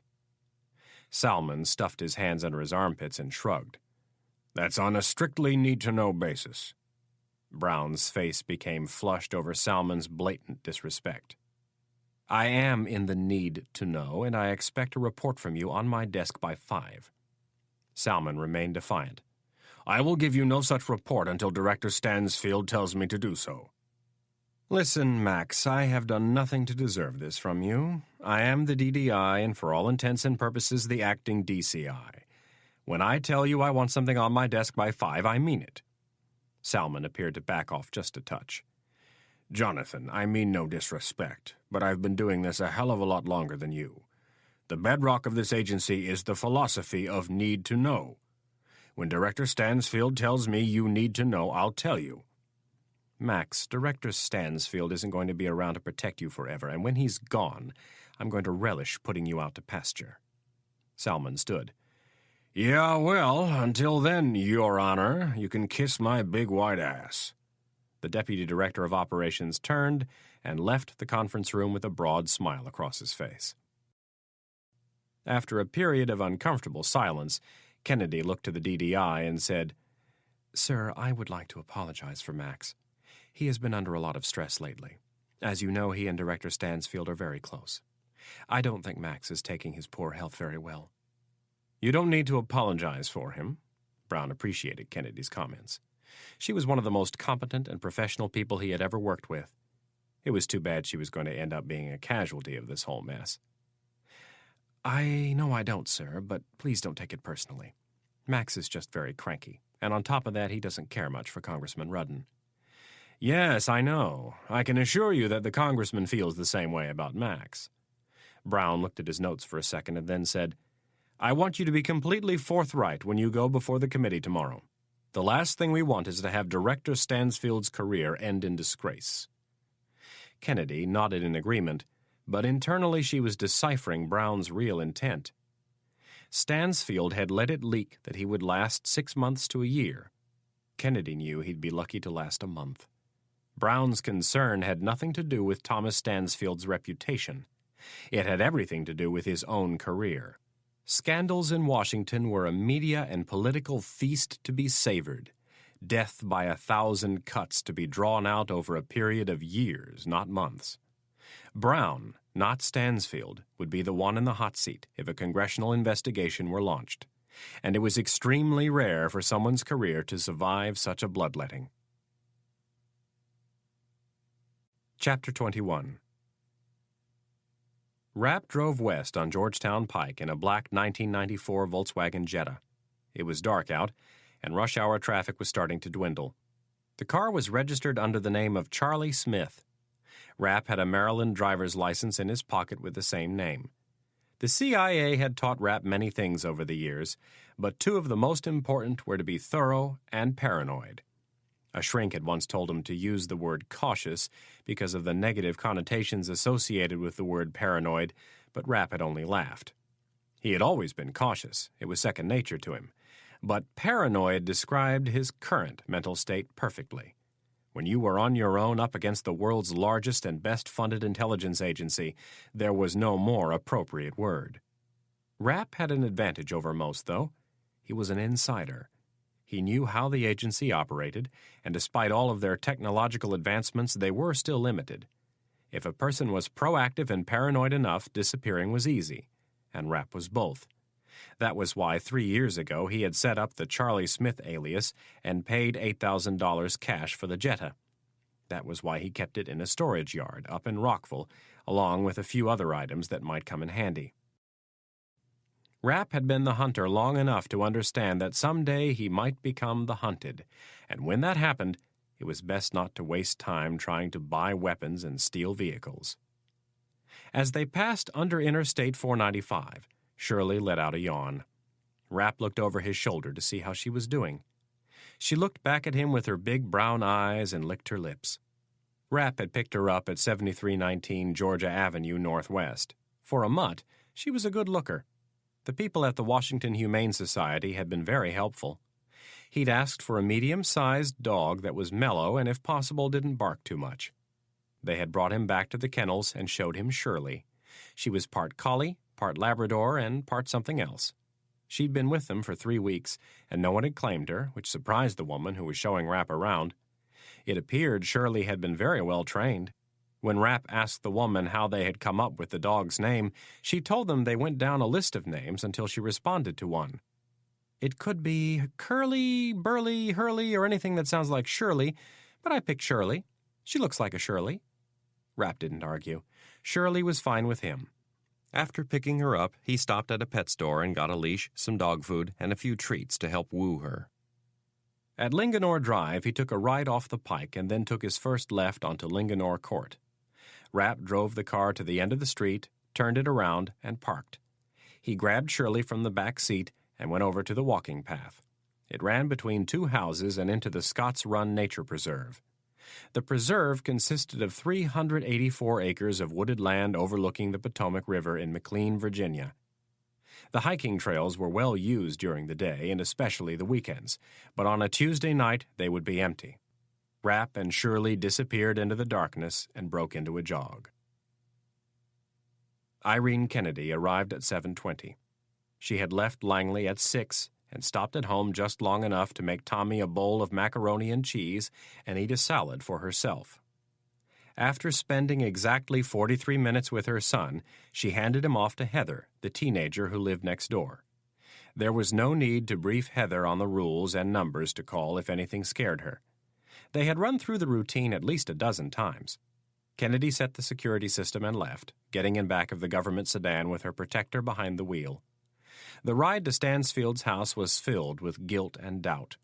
More and more, Kennedy was feeling like a bad mom. When she wasn't at Langley working, she was at home working.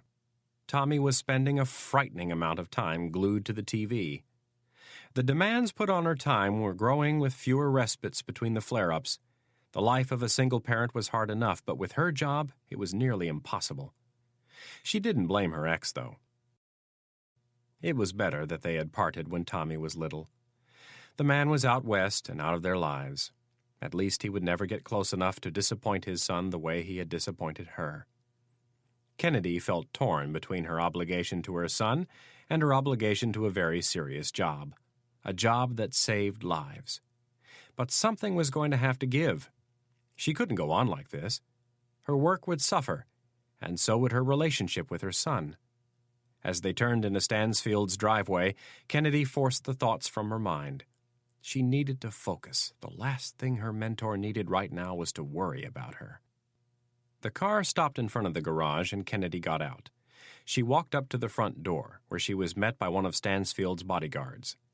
Kennedy went down the hall and entered the study, where she found Thomas Stansfield sitting in his leather chair, his feet up on the ottoman and an Afghan on his lap. She walked over and kissed him on the forehead.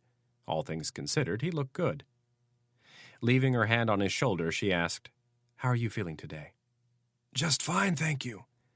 Would you like anything to drink?" Kennedy knew he wasn't fine. He couldn't be. The doctors had told her the cancer was very painful. But that was Thomas Stansfield. He wasn't about to feel sorry for himself, and he didn't want anyone else to either. Kennedy declined the offer of a beverage and sat on the sofa across from her mentor. "Congressman Rudden wants me on the Hill first thing in the morning." "I've heard." Kennedy didn't bother to ask how. She'd stopped wondering years ago how the man got his information. "What else have you heard?" "He wants to know if we were in Germany, and if so, if we had a hand in the Hagenmiller business." "And how would you advise me to answer that question?" "Very carefully," replied the older man. "At the very least, I was planning on doing that." "I'm sure you were." Stansfield thought about Rudden for a second, and then said, "If he is so bold as to hold the committee in open session, you should answer nothing and politely refer him to me." Stansfield frowned. "As much as he hates us, I don't think he would be so brash." "Neither do I." Stansfield pondered the question further and finally said, "You have to tell him that we had the Count and his corporation under surveillance. Lay out the same case that the President did to the German ambassador yesterday. Despite Rudden's deep hatred of us, we have enough allies on the committee to block him. Once they find out what Hagenmiller was up to, any interest in pursuing the matter further will die." Kennedy wasn't so sure. "Maybe we could have the President call him? Rudden is a party man through and through." He'll do whatever President Hayes asks of him. Stansfield shook his head. No, I want the president kept out of this. It's become far too murky. We can handle it on our own. Kennedy reluctantly agreed and then said, We're missing something here. In regard to Rudden? In regard to the whole thing. Kennedy stared out the window. I don't know. There are leaks we haven't identified. Someone is out there working against us, and for what reason I still haven't figured out. I'm working on that. Do you have any ideas? It's all a question of motive, Irene. Motive for what? Did you know that Rudden and Middleton met with Senator Clark at Congressional Country Club this morning? No. Once again he amazed her with his network of informants. They had breakfast together. What did they discuss? I don't know, but I do know their motives. Rudden despises me personally and would like nothing more than to see me take my last breath. Middleton and I are cordial, but he would like to have more of a say in what the CIA is up to. What about Clark? Stansfield adjusted the Afghan on his lap and thought about the question. I'm not sure about Senator Clark. For the most part, he has always been good to us, but I sense no loyalty in the man. In the end, I think he is looking to serve only himself. What are they after? Stansfield looked at Kennedy and decided it was time. We need to discuss something. Kennedy tensed a bit. All right. I've spoken to the president, and he has agreed that you will be his nominee to succeed me as DCI. Kennedy had not seen this coming. She had wondered who would succeed Stansfield, but had honestly never thought of herself as a candidate. I'm very flattered, but I don't think I'm qualified. In a rare show of emotion, Stansfield grinned. You are more than qualified. But what about all of the other people? You are the best candidate for the job. I disagree. Kennedy slowly shook her head. I can barely keep up with things as it is. It's to the point where I'm lucky if I spend an hour with Tommy a day, and then I have to try to tear him away from the TV. Right now, you have the hardest job at the agency. Things will get easier when you become director. How? Asked an incredulous Kennedy. You surround yourself with good people and you delegate. Kennedy was still filled with disbelief. How could a job with more responsibility translate into fewer hours? It didn't compute. Irene, how many Sundays have you seen me work since you've known me? Kennedy thought about it for a second. Not very many. Correct. The more she thought about it, the more she knew he was right. The CTC was a pressure cooker. I'm not qualified. You are more than qualified. I'm too young. You're a little young for the job, but that is balanced out by your success with the CTC. I don't know, Thomas. I don't know if I want your job, and that's assuming they'll confirm me. Oh, they'll confirm you. The Republicans love your hard stance on terrorism, and they won't want to look like sexists. The Democrats, well, they'll follow the president. He might have to grant a few favors, but that's nothing unusual. Kennedy took a deep breath. This was a little too much of a surprise. I'll have to think about all of this. Stansfield smiled. Of course you will. But keep in mind that the agency needs you. It needs someone like you to protect it from the likes of Chairman Rudden and Secretary Middleton. Kennedy frowned as a piece of the puzzle fell into place. Is that what this meeting tomorrow is really about? I don't know for certain, but I think so. Stansfield looked at Kennedy with steely gray eyes. They fear you, Irene, just like they fear me. They fear us because they can't control us. It took Rapp and his new four-legged friend 8 minutes to reach the far side of the preserve. After that, it took several more to find the house he was looking for.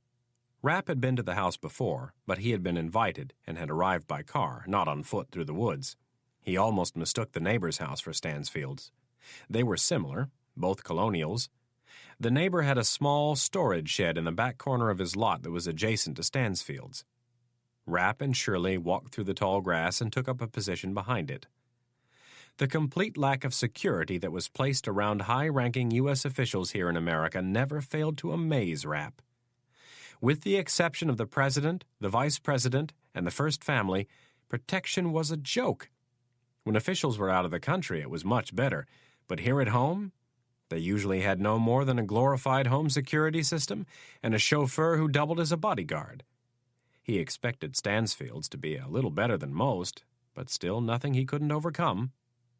Rapp pulled a small pair of field binoculars out of his jacket and started checking the windows.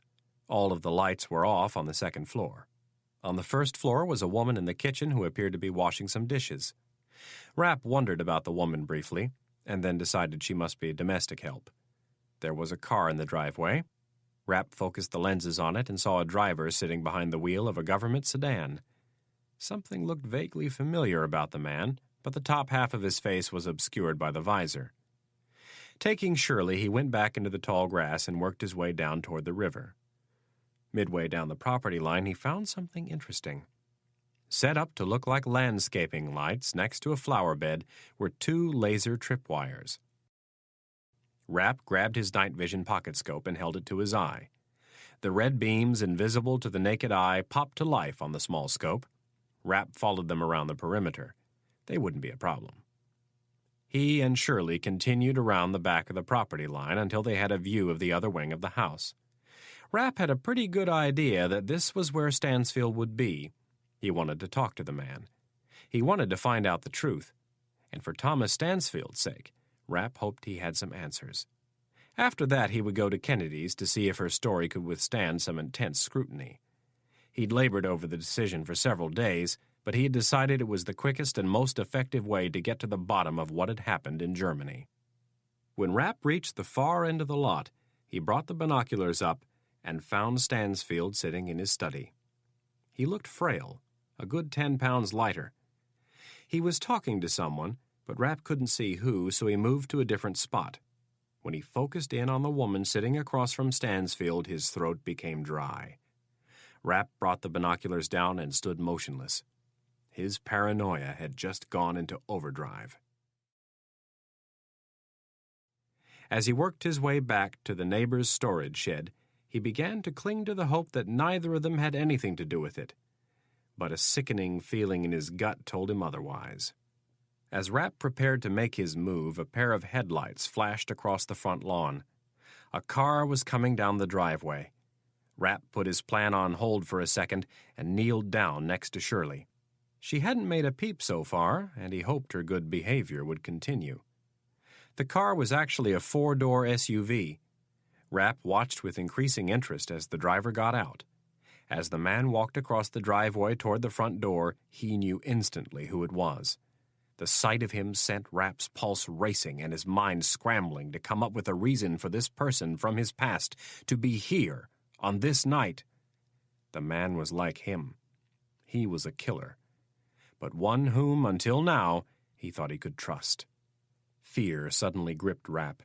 It was not a fear of the man, but fear of something that he may have done. He looked at his watch. It was almost 7:30. Before he went forward with his plan, he needed to make a call.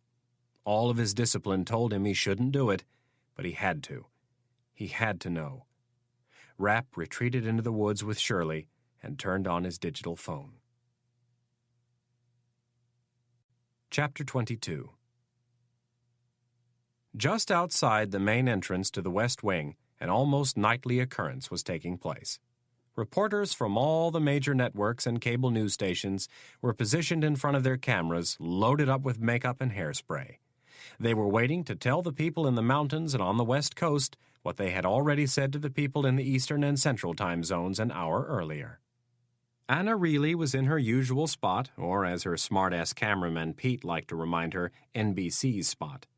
Pete kept things interesting. He was a little immature, but in a good way. Rarely serious, Pete loved to give people a hard time. Normally, Reilly was more than willing to play along, but today she hadn't been. The last several nights of sleep hadn't gone so well. She was worried sick about Mitch. He wasn't okay, she was convinced of that. If he were okay, he'd pick up the phone and call her. She had spent every spare minute of the day looking at the news wire, paying particular attention to the Middle East. That was where Mitch was trained to operate. Since the Israeli Prime Minister was in town for meetings with President Hayes, She had a tailor-made excuse for her interest in the region. During lunch, she broke down, and she'd been cursing herself ever since. She couldn't believe she had cried in front of 2 other reporters and a producer from CBS. Over a mediocre Caesar salad, Pete started razzing her about Mitch. He began with his usual, "Where's Don Juan? I haven't seen him in a while." This led to more questions by the others, which gave Pete more material and an audience to entertain. Really tried to smile and roll with the punches, but it proved too difficult. The vision of Mitch lying dead in some faraway city was too much, and the tears came. They were there before she knew it. Embarrassed, she got up and abruptly left the restaurant. Pete showed up a short while later in Reilly's closet-sized office in the basement of the West Wing and apologized. Reilly tried her best to act as if it was no big deal, but it didn't work. Pete could see something serious was bothering her, but after already stepping all over it, he dared not delve into the matter. Pete's camera was set up on a tripod, and he was standing behind it with his hands in his pockets. Underneath his headset was an Atlanta Braves baseball hat. Pete was chewing gum and in general looked very bored. He was still uncomfortable over having made Reilly cry at lunch. The control room in New York called out the time to Brokaw's intro, and Pete held up his left hand with 2 fingers extended. 2 minutes to Marblemouth. Reilly smiled under the bright lights and nodded. She took this as a good sign. Marblemouth was Pete's nickname for the network's top anchor. Reilly knew Pete felt bad and was about to tell him once again not to worry about it when she felt her cell phone vibrate. She checked the caller ID, but the number came up as unavailable. Her thumb sat poised over the talk button. Normally, this close to the broadcast, she'd let it roll into her voicemail, but she decided to answer it, with the hope that it was her significant other. She pressed the button and held the phone to her ear. "Anna Reilly here." Rapp's heart melted at the sound of her voice. "Honey, it's me. Are you all right?" Reilly was speechless for a second, and then she managed to say, "Mitchell." "Honey, it's me, but I can't talk long. Are you okay?" Reilly turned her back to the camera. "No, I'm not okay. I've been worried sick for the last 4 days." "I'm sorry about that, but it couldn't be helped. You're fine, though, right? I mean, other than being worried?" "I think I'm the one who should be concerned about you." "I'm fine." Rapp sounded rushed. "Are you staying with our friends?" "Yes. Where are you?" "I can't answer that. Have you noticed anyone following you?" "No. When can I see you?" "I'm not sure. Maybe a few days, maybe a week." Reilly didn't like his answer. "Mitchell, I don't care what kind of errands you're running for you-know-who. I want you home immediately." "I can't. Not for a few days." "You said you were going to quit, and right now seems like a very good time to me." "I am going to quit, but I have to tie up a few loose ends first." "Mitch, honey, please, I can't take this anymore. Please come home." "Honey, I'm safe. I'm here in town, and when I finish what I'm doing, I'm going to quit, and we are going to spend the rest of our lives together. But you have to trust me on this. I have to take care of a few things before I can do that." Rapp paused. "I love you, Anna. Will you please just trust me?" "Yes, but—" Rapp cut her off. "No buts, honey. You have to believe me." "All right, but please be careful and hurry up." "I will. But I have one more question for you. Has our friend talked to Scott C., or have you seen him?" Anna had to think for a moment. "I don't think he's talked to Scott, and no, I haven't seen him. What is his involvement in all of this?" "Nothing. I have to go now. Keep staying where you have been until I tell you different, okay?"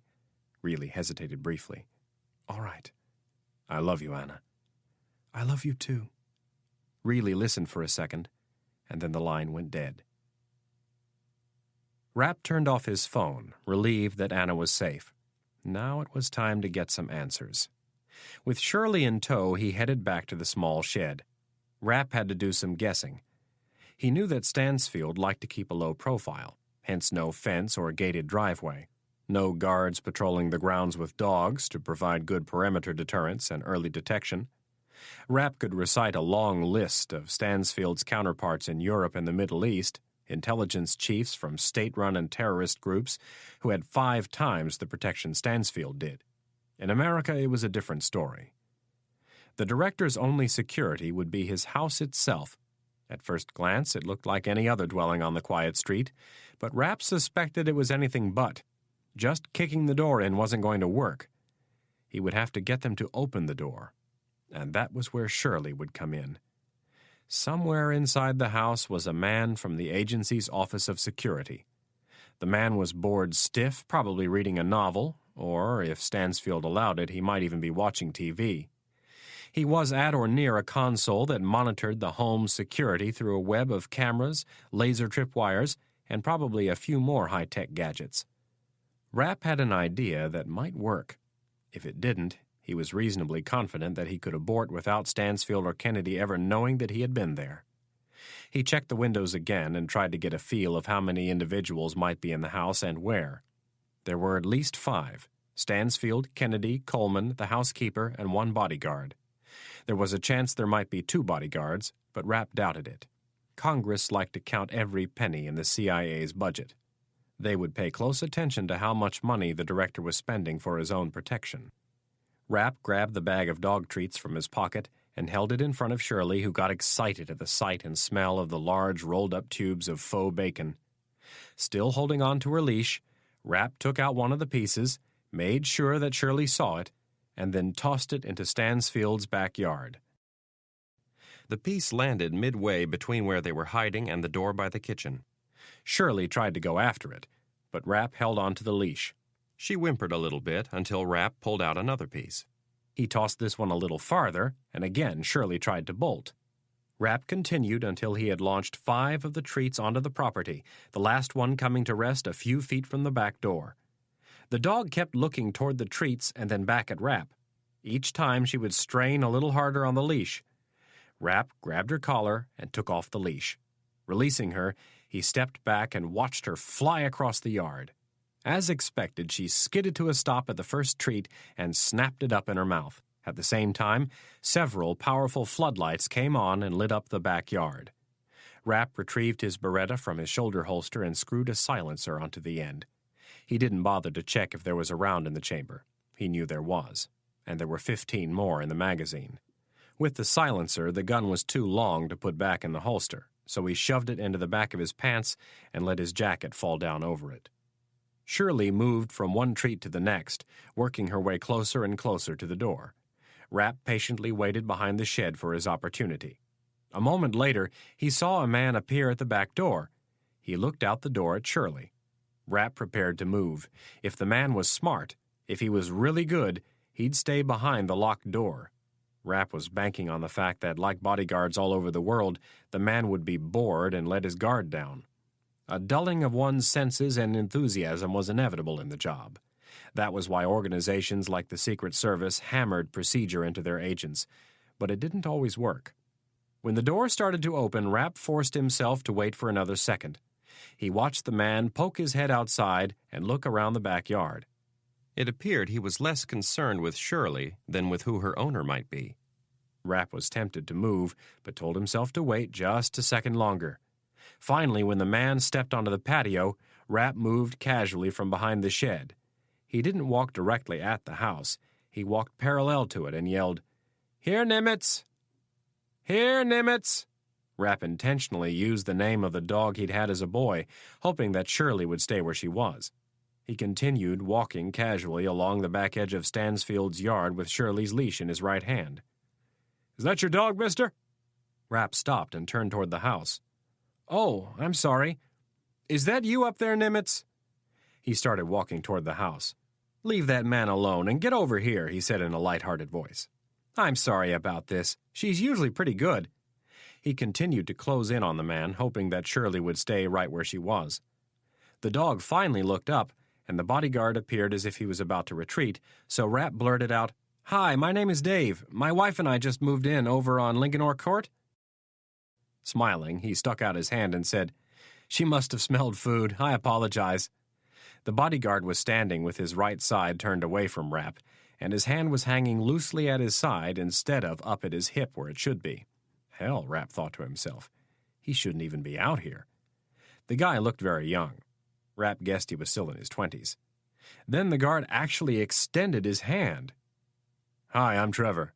Rapp smiled and took it, thinking to himself, "You stupid son of a bitch." "Nice to meet you." Rapp pumped the bodyguard's hand and pointed to Shirley with his free hand. As soon as Trevor looked at the dog, Rapp unleashed a vicious left hook that caught the bodyguard square on the jaw. The man's knees crumpled, and he began to sink. Rapp caught him before he could hit the ground and carried him straight back into the house, where he deposited him on the floor of the mudroom. Moving quickly, he closed the door, leaving Shirley outside, and pulled out a pair of plastic flex cuffs. He bound the man's wrists behind his back and checked his body for any backup weapons. There were none. Rapp took the man's gun from his holster and stuck it in his coat pocket, just as he began to show signs of coming to. Rapp quickly undid the bodyguard's pants and started to stand him up. The dress slacks fell to Trevor's knees. With his Beretta drawn, Rapp grabbed the bodyguard by the hair and began pushing him down the hall toward Stansfield's study. Rapp's right hand had a firm grip of the hair on the back of the bodyguard's head, and his silenced pistol was pressed into the center of his back. The man shuffled as Rapp pushed him forward, his pants now down around his knees. They were at the study door in seconds. Rapp didn't know if it was locked, so he knocked just in case, and heard Stansfield say, "Enter," a moment later. He kept the gun pressed against the bodyguard's back and let go of his hair. Reaching around his prisoner, Rapp turned the knob and thrust the door open. Taking half a step back, he placed his boot on the man's butt and pushed. The man tumbled into the room, falling to the floor with his pants around his ankles. Rapp followed right behind him, searching for Coleman with his gun leveled. Stansfield and Kennedy weren't a threat. He found Coleman sitting on the couch next to Kennedy.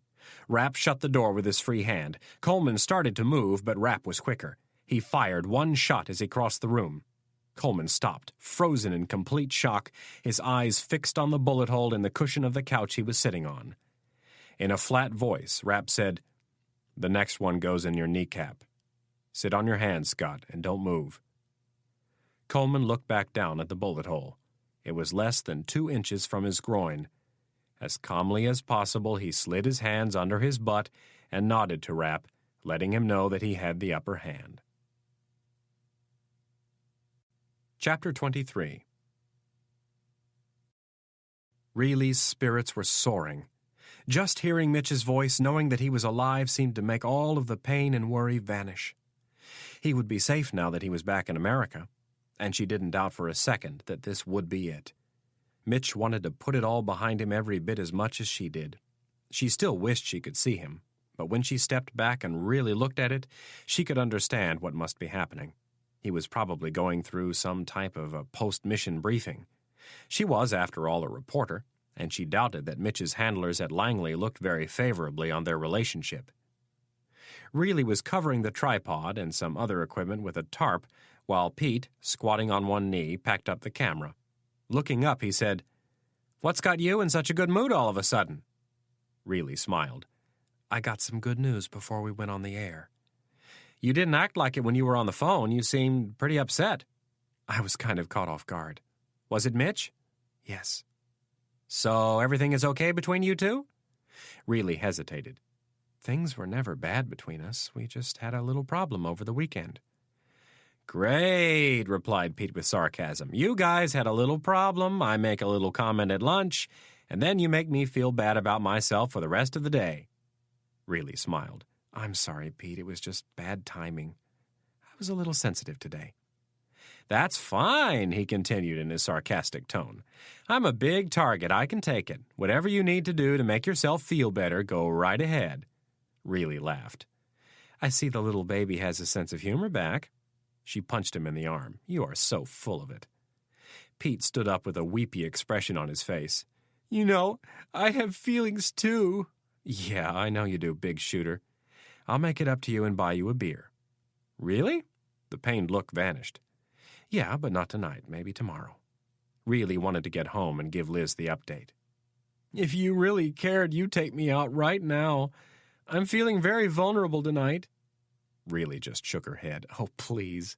I'll see you tomorrow." She turned and walked away toward the northwest gate. On her way, she called Liz. After 4 rings, her friend answered. "Liz, I'm leaving work. I'm going to grab a cab." "No, you're not. Michael's right here. I'm kicking him out the door as we speak. He'll be there in 5 minutes." "No, I'm fine.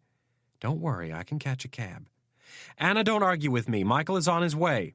Liz, everything is fine. I talked to Mitch. I'll tell you about it when I get there. Her friend tried to protest again, but really cut her off. Don't bother sending Michael. I'll be there in less than 10 minutes. Reilly hung up the phone without giving Liz a chance to argue further. She passed through the gate, waving goodbye to the uniformed Secret Service officers behind the bulletproof windows.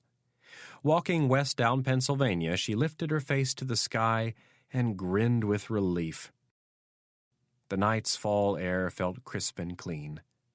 1 block over, in front of the Renwick Gallery on the corner of 17th, she caught a cab and told the driver the address in Georgetown. The cab pulled out into traffic, and Reilly sank down in the back seat.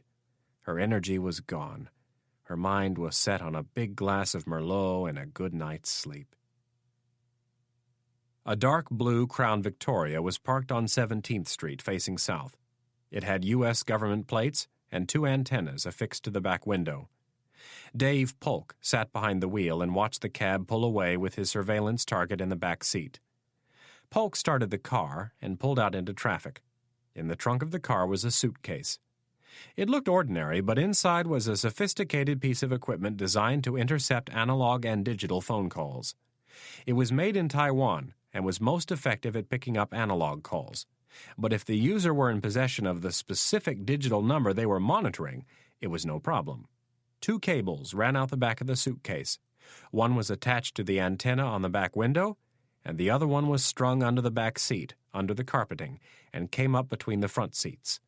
It was attached to a small earpiece that Polk was wearing.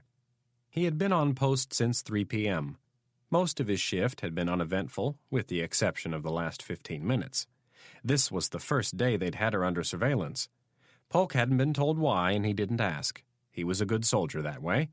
He followed orders. That didn't mean he was a robot, though.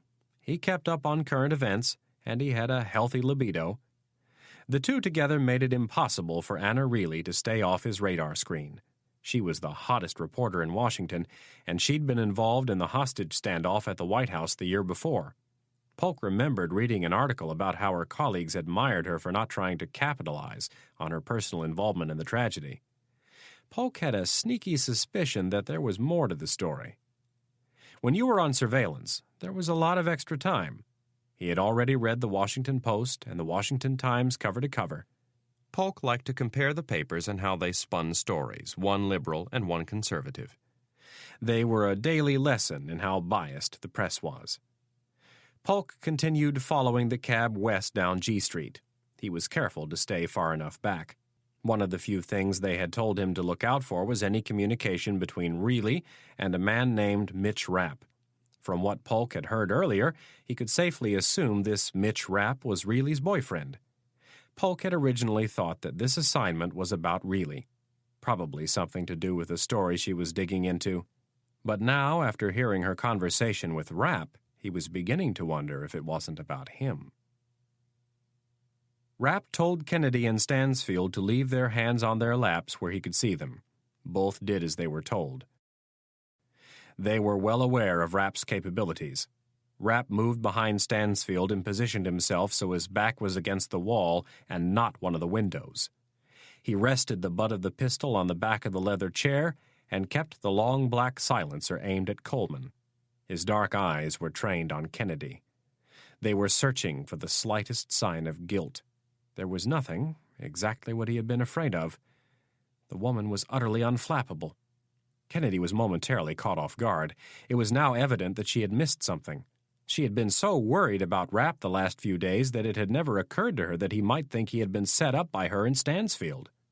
She told herself to stay calm and said, "Mitch, I know what you're thinking, but I could never do that to you." "Oh, really? And how is it that you know what I'm thinking?" "Why else would you come in here like this?" Rapp ignored the question and asked, "Why did you send those two to kill me?" "Is that what they tried?" Kennedy glanced at Stansfield. At least they had been right about that. "Mitch, I gave them no such order. I'm afraid we were compromised. By whom we do not know." Rapp wanted to believe her, but he needed some proof. "The way I see it, Irene, there were only 3 people who were in a position to set me up. Director Stansfield, you, and the President. Now, which one of you was it?" "Mitch, I would never do that to you." Nor would Thomas or the president. Why were you acting so strange when I talked to you about it being my last job? Was it because you didn't want me walking around with all of your dirty little secrets? Did you want it to end nice and clean? Rapp raised an eyebrow. Kennedy shook her head sadly. She looked offended by the accusation. You know me better than that. I would never harm you. I was acting strange when we last talked because of Thomas. Kennedy gestured to the director. He's dying of cancer. You didn't know that, did you? No. Rapp looked down at Stansfield. Come to look of it, he did look frail. All of the vultures are circling, and they're getting ready for their next meal. There's pressure coming from all sides. Kennedy paused and then added, Look me in the eye, Mitch, and tell me you really think I could have done such a thing. If Rapp had learned one thing in the last 10 years, it was that people were capable of almost anything. Despite all of that, though, Kennedy had always been the one person he could depend on. The person who was supposed to watch his back. If it wasn't you, then who was it? That's what we've been trying to figure out. Just put me in a room alone with the team you sent to Germany, and I'll take care of it. Kennedy blinked. That's going to be a problem. Oh, let me guess, said Rapp with feigned surprise.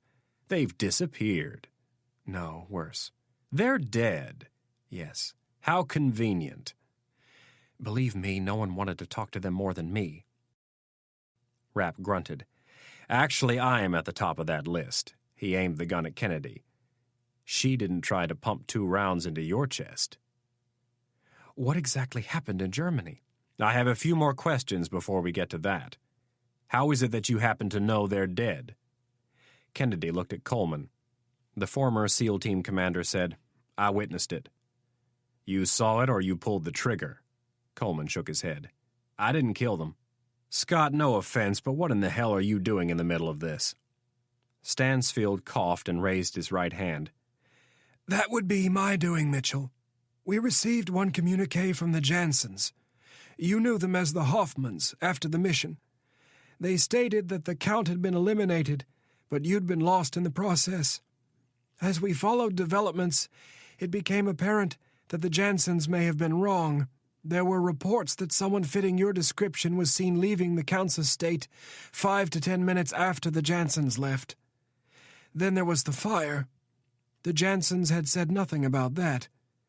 We became suspicious, and I asked Scott to go to Colorado and bring the Jansens back for a thorough debriefing. Kennedy inched forward. Mitch, what happened in Germany? In a minute. Looking to Coleman, he asked, Tell me about Colorado. I went out there with a few men to retrieve them. When was this? Saturday night. The Jansens had a place west of Denver in a little town called Evergreen. We put them under surveillance and were getting ready to move in on Sunday morning when another group showed up and took them out. Rapp studied him for a moment, trying to detect a lie. Who was this other group? I don't know. Coleman shook his head. There were 4 of them, 3 men and a woman. They were very professional, quick and thorough. You honestly have no idea who they were?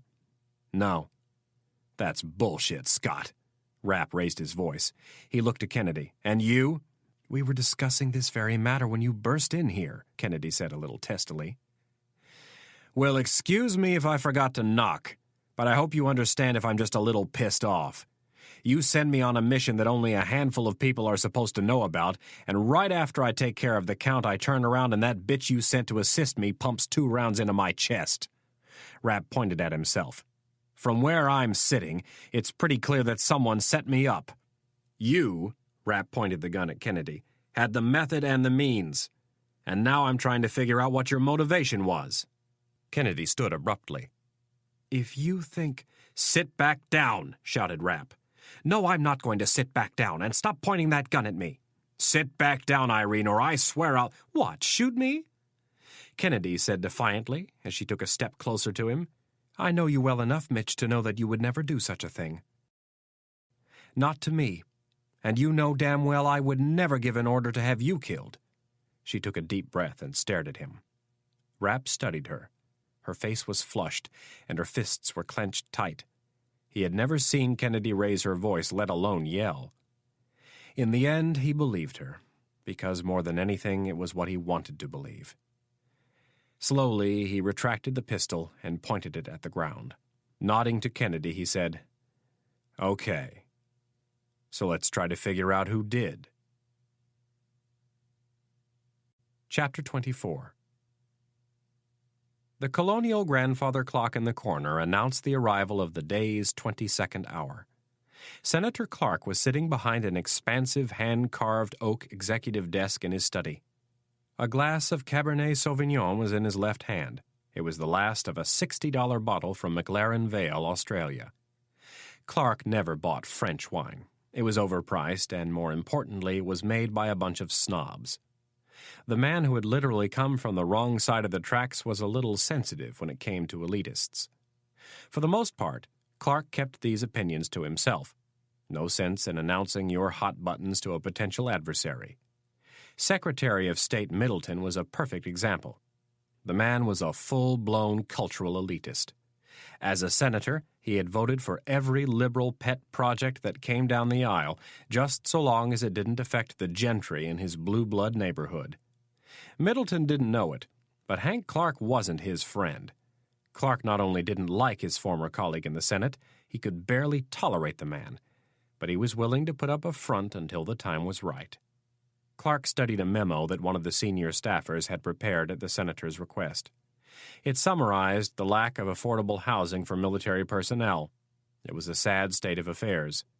The men and women in the military were getting the short end of the stick, living in conditions comparable to those of people on welfare. As could be predicted, morale was suffering and readiness was way down. The cuts in military spending had gone too deep. This was going to be his issue, the issue he would run on. A newly commissioned officer in the armed forces made less than a new city bus driver in Washington. He made less than your average federal government administrative assistant, and he made far less than a teacher. That was another thing the senator was planning to exploit. He was sick of hearing the NEA gripe about teachers' salaries. When you factored in their personal days, sick days, workshops, holidays, and summers off, they barely worked 2/3 of the year. The men and women of the armed forces were getting screwed. The NEA was in bed with the Democrats. There was nothing he or any other Republican could do about that. He wasn't going to get their votes regardless of what he did. So he might as well make hay of it. The plan was to go into California, Texas, and Florida, all states with huge blocks of electoral votes and loaded with military bases. He would run on a 10% pay increase for all military personnel. The states would salivate over the potential boost to their economies. In addition to that, he'd demand that the brave men and women of the armed services be given the same health benefits as all other federal employees. The HMOs, pharmaceuticals, medical device manufacturers, and insurance companies would throw cash at his campaign. They would line up to get a piece of the action. That, combined with the other backers he already had, would give him a substantial war chest. The sound of the doorbell made him turn his attention to some more immediate issues. A lot of different factors were involved in getting elected president. But no two were more important than money and name recognition. No one was going to vote for you if they didn't know who you were. Hell, right now he'd be hard-pressed to get his own party's nomination. Outside his home state, Clark was relatively unknown. Most people knew him only as that big senator. At 6'5", he was a full head taller than most of his colleagues. Clark was hoping to change all of that. There was nothing in Washington like a few months of televised Senate hearings to raise one's profile.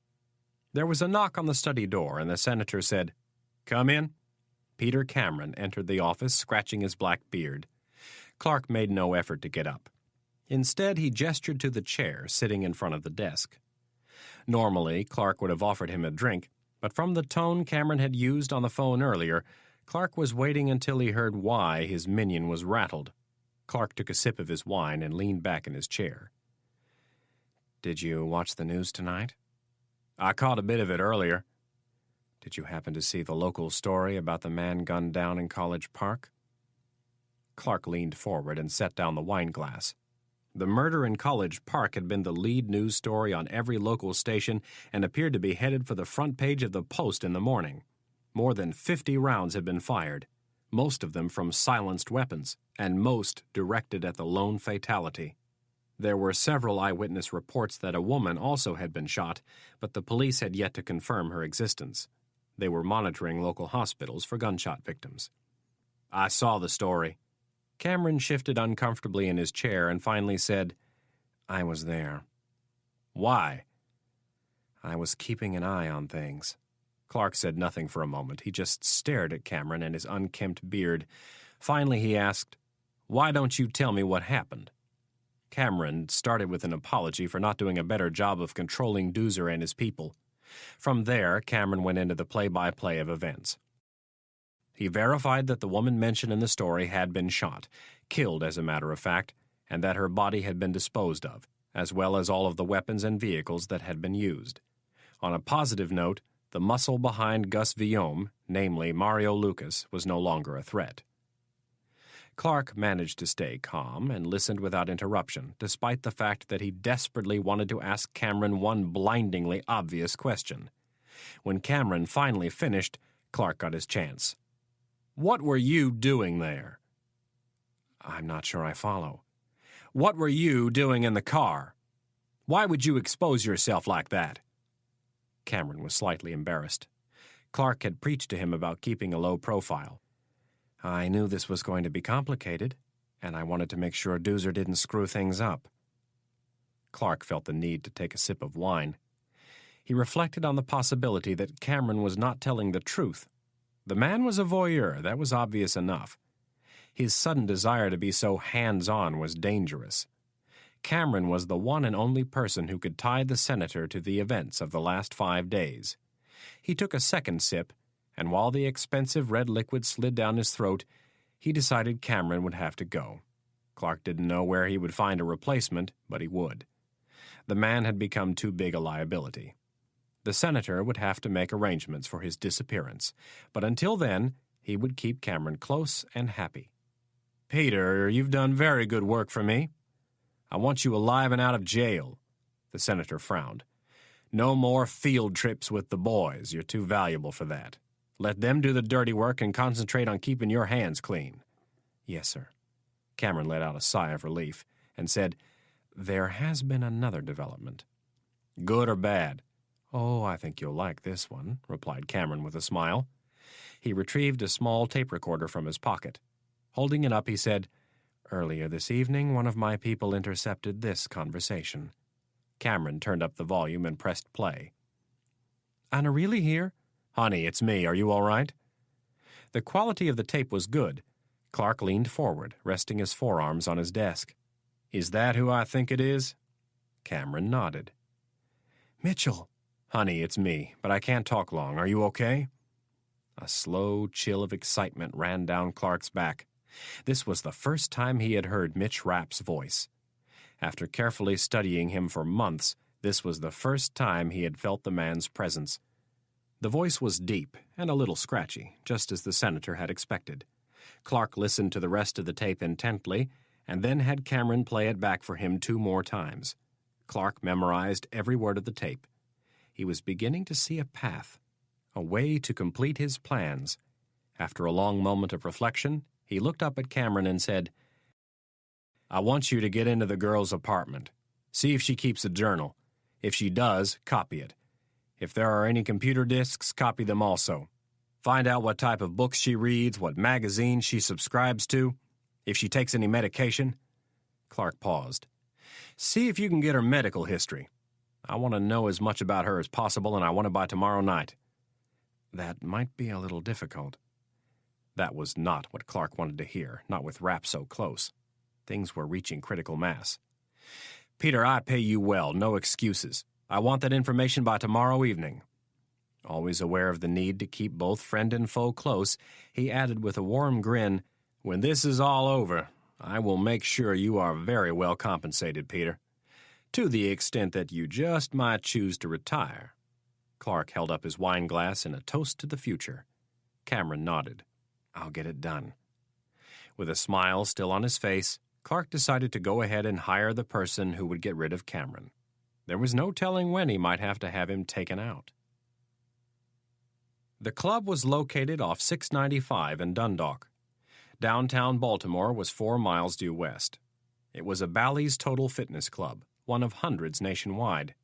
That's why Gus Viaume had joined. Flexibility and anonymity. At Bally's, he was just one of millions trying to fight the never-ending battle. Viaume was in the 26th minute of his workout, and he was sweating profusely. 4 more minutes on the stationary bike, and he was done. There were 8 televisions mounted on the wall in front of him. They carried the signals of MTV, VH1, ESPN, CNN, ABC, CBS, NBC, and Fox. Most of Viaume's attention, however, was focused on the issue of Condé Nast Traveler that was sitting in the Bikes magazine stand. Viaume's real job, or fake job, depending on how you looked at it, was travel writing. He was published under the name Marc Guizet, and his 2 areas of expertise were southern France and French Polynesia. The job provided him with a great cover for international travel and a good 30 to 50 grand a year in legitimate income. The other benefits were obvious. He could stay at some of the world's finest hotels for next to nothing, just so long as he continued to write nice things. The club was pretty calm. Viaume refused to enter the place between the hours of 11 a.m. and 9 p.m. This evening there was one guy running on a treadmill and 2 women talking to each other on the stair-steppers. Viaume had chose Baltimore as his home because it kept him close enough to Washington to be readily available, but far enough away to keep him from bumping into the wrong people when he was out and about. He had been thinking a lot about Peter Cameron since returning from Colorado. There was something unsettling about the man. In a nutshell, he couldn't be trusted. Viaume and his people were not usually hired to kill someone. More often, his work involved simple intelligence gathering, rifling through an office in the middle of the night, copying a computer hard drive, tapping phones, and planting bugs. Attorneys and businessmen were his 2 biggest clients. He knew who they were, but very few of them knew who he was. The rules were simple. Viaume had a network of overseas accounts that he used to collect fees. He would receive a name and summary of the information desired. Viaume would then quote a price to the client. If the client agreed, he or she would transfer half of the fee into one of the accounts. When Viaume handed over the desired information, they would wire the other half. It was usually very simple. That was until Peter Cameron had shown up. The man had been insistent on meeting face-to-face. To help assuage Viaume's fears, Cameron offered to double his fees. At the relatively young age of 52, Viaume was looking to retire. There was, however, a catch. He wanted to make sure he was absolutely set, no financial worries. The lifestyle he had in mind required at least $2 million. When Cameron waved the prospect of double fees in his face, the temptation was too much to resist. Now he wondered if it might not be a good idea to take what he had and disappear, at least for a while. He would have to alert the others. Tell them to cool it for a while and lie low, maybe take a long trip. He'd already warned Lucas and Juarez to be careful. With Cameron associating with the likes of Doozer, things could get ugly. The 30 minutes was up. Viaume stopped peddling and closed his magazine. He had made up his mind. Lucas and Juarez needed a vacation. There were 2 others on the team, but fortunately for them, Cameron didn't even know they existed.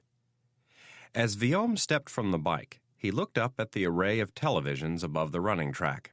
The local news was starting. It appeared all 3 stations were leading with the same story. Viaume froze upon seeing the words College Park flash across the screen directly in front of him. The volume was off, but subtitles were running across the bottom of the picture. A reporter was standing in front of a yellow maze of crime scene tape. She pointed over her shoulder at 2 parked cars. Viaume scrambled to read the white-on-black words as they were typed in from left to right. There was something about 100 shots being fired, 1 dead for sure, maybe 2. The police were looking for a silver SUV. A Maryland driver's license appeared on the screen. The station reported that the victim's name was Todd Sherman. Gus Viaume knew better. He turned and started walking for the exit. The face on the driver's license belonged to Mario Lucas. Viaume forced a smile and said goodnight to the attendant behind the front desk. Inside, he was burning up. Mario Lucas had been his friend for a long time. He had taken care of Mario, and Mario had taken care of him. Mario was the muscle and Gus was the brains. Alone they were adequate, together they were the best. Viome thought of running. They had made arrangements years ago that if one of them died, the other would get all the money. With Mario's passing, Viome's retirement account had just effectively passed the 2 million mark.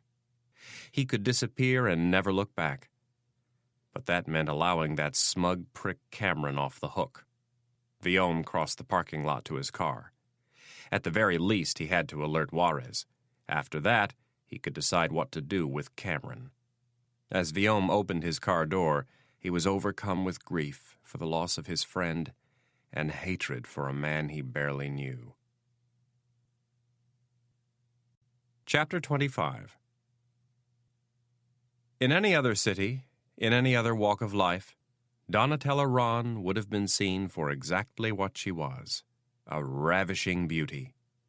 But in Milan, Italy, she was over the hill. At 38, the former model was washed up.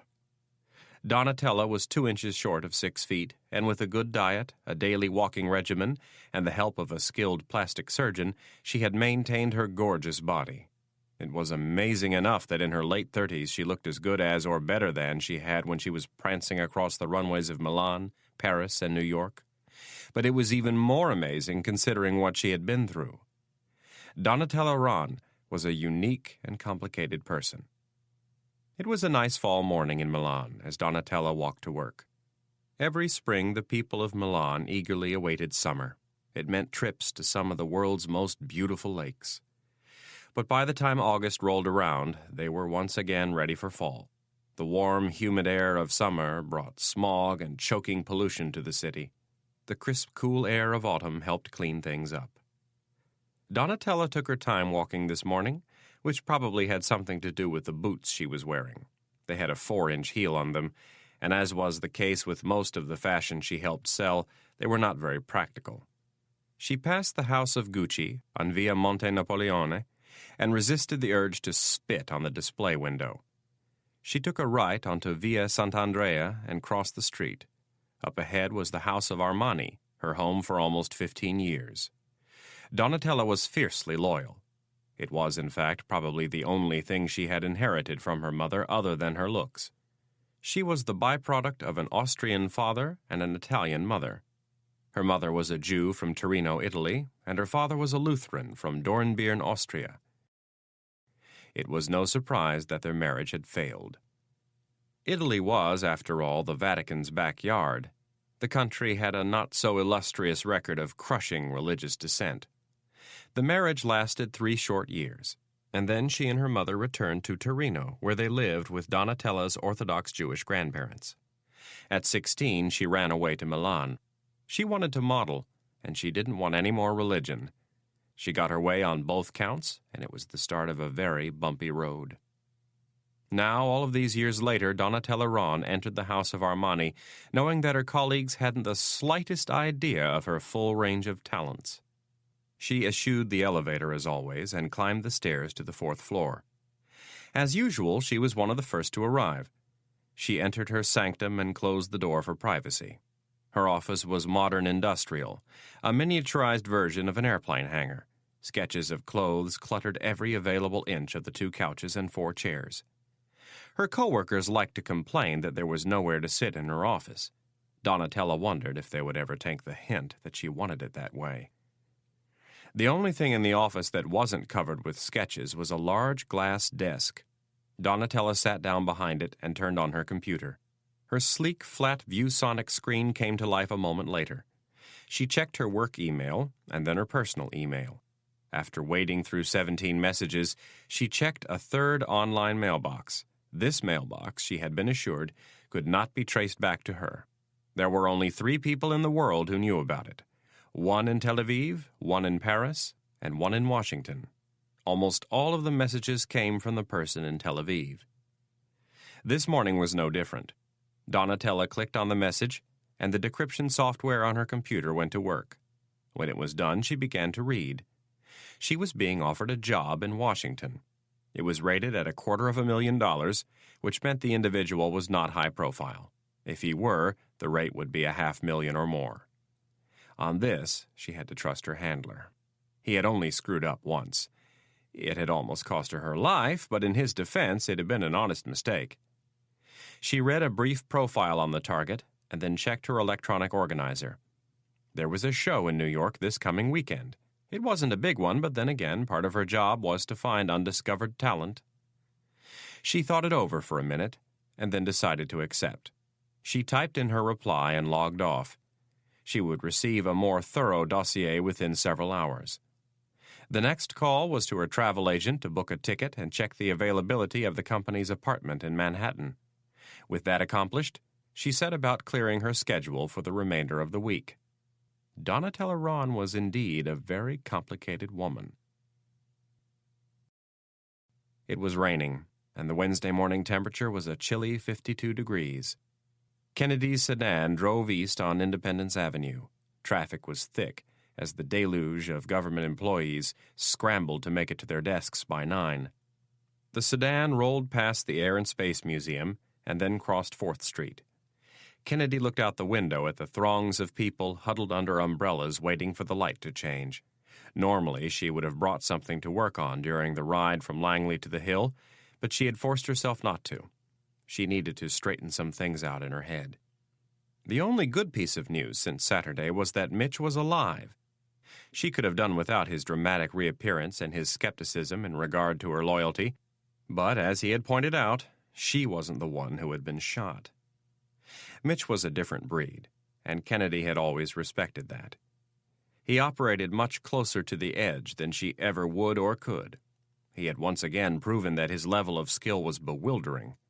With no help whatsoever, he had made it out of Germany and back to the United States, where he then broke into the CIA director's house and in the process also broke the jaw of a CIA employee who was there to make sure such a thing never happened. When Rapp finally settled down, they filled him in on what little they knew. He in turn had asked a lot of questions for which they had almost no answers. The situation was dismal. Rapp was disgusted, and Kennedy was embarrassed. Rapp, never one to pull a punch, had placed the blame squarely on the shoulders of the director of the Counterterrorism Center and Stansfield, telling them, "You've got a leak, and if you don't find it, I'll find it for you."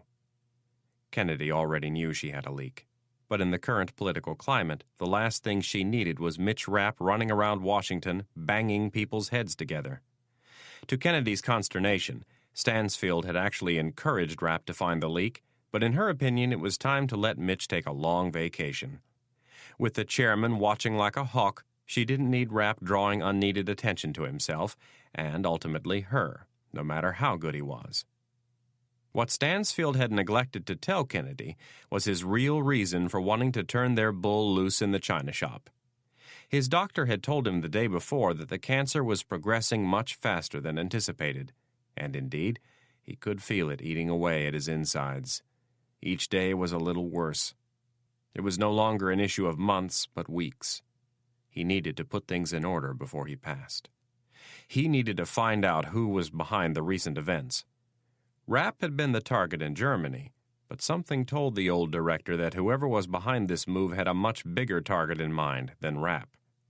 There wasn't enough time left for subtlety, only results. And if there was one thing Rapp was exceptional at, it was getting results. The government sedan passed the Sam Rayburn House office building.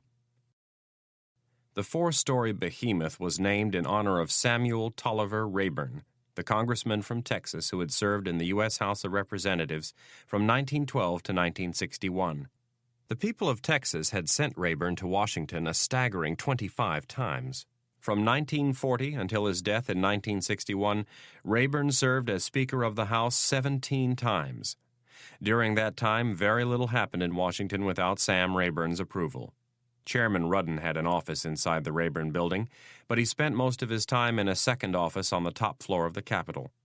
He liked to refer to it as his eagle's nest.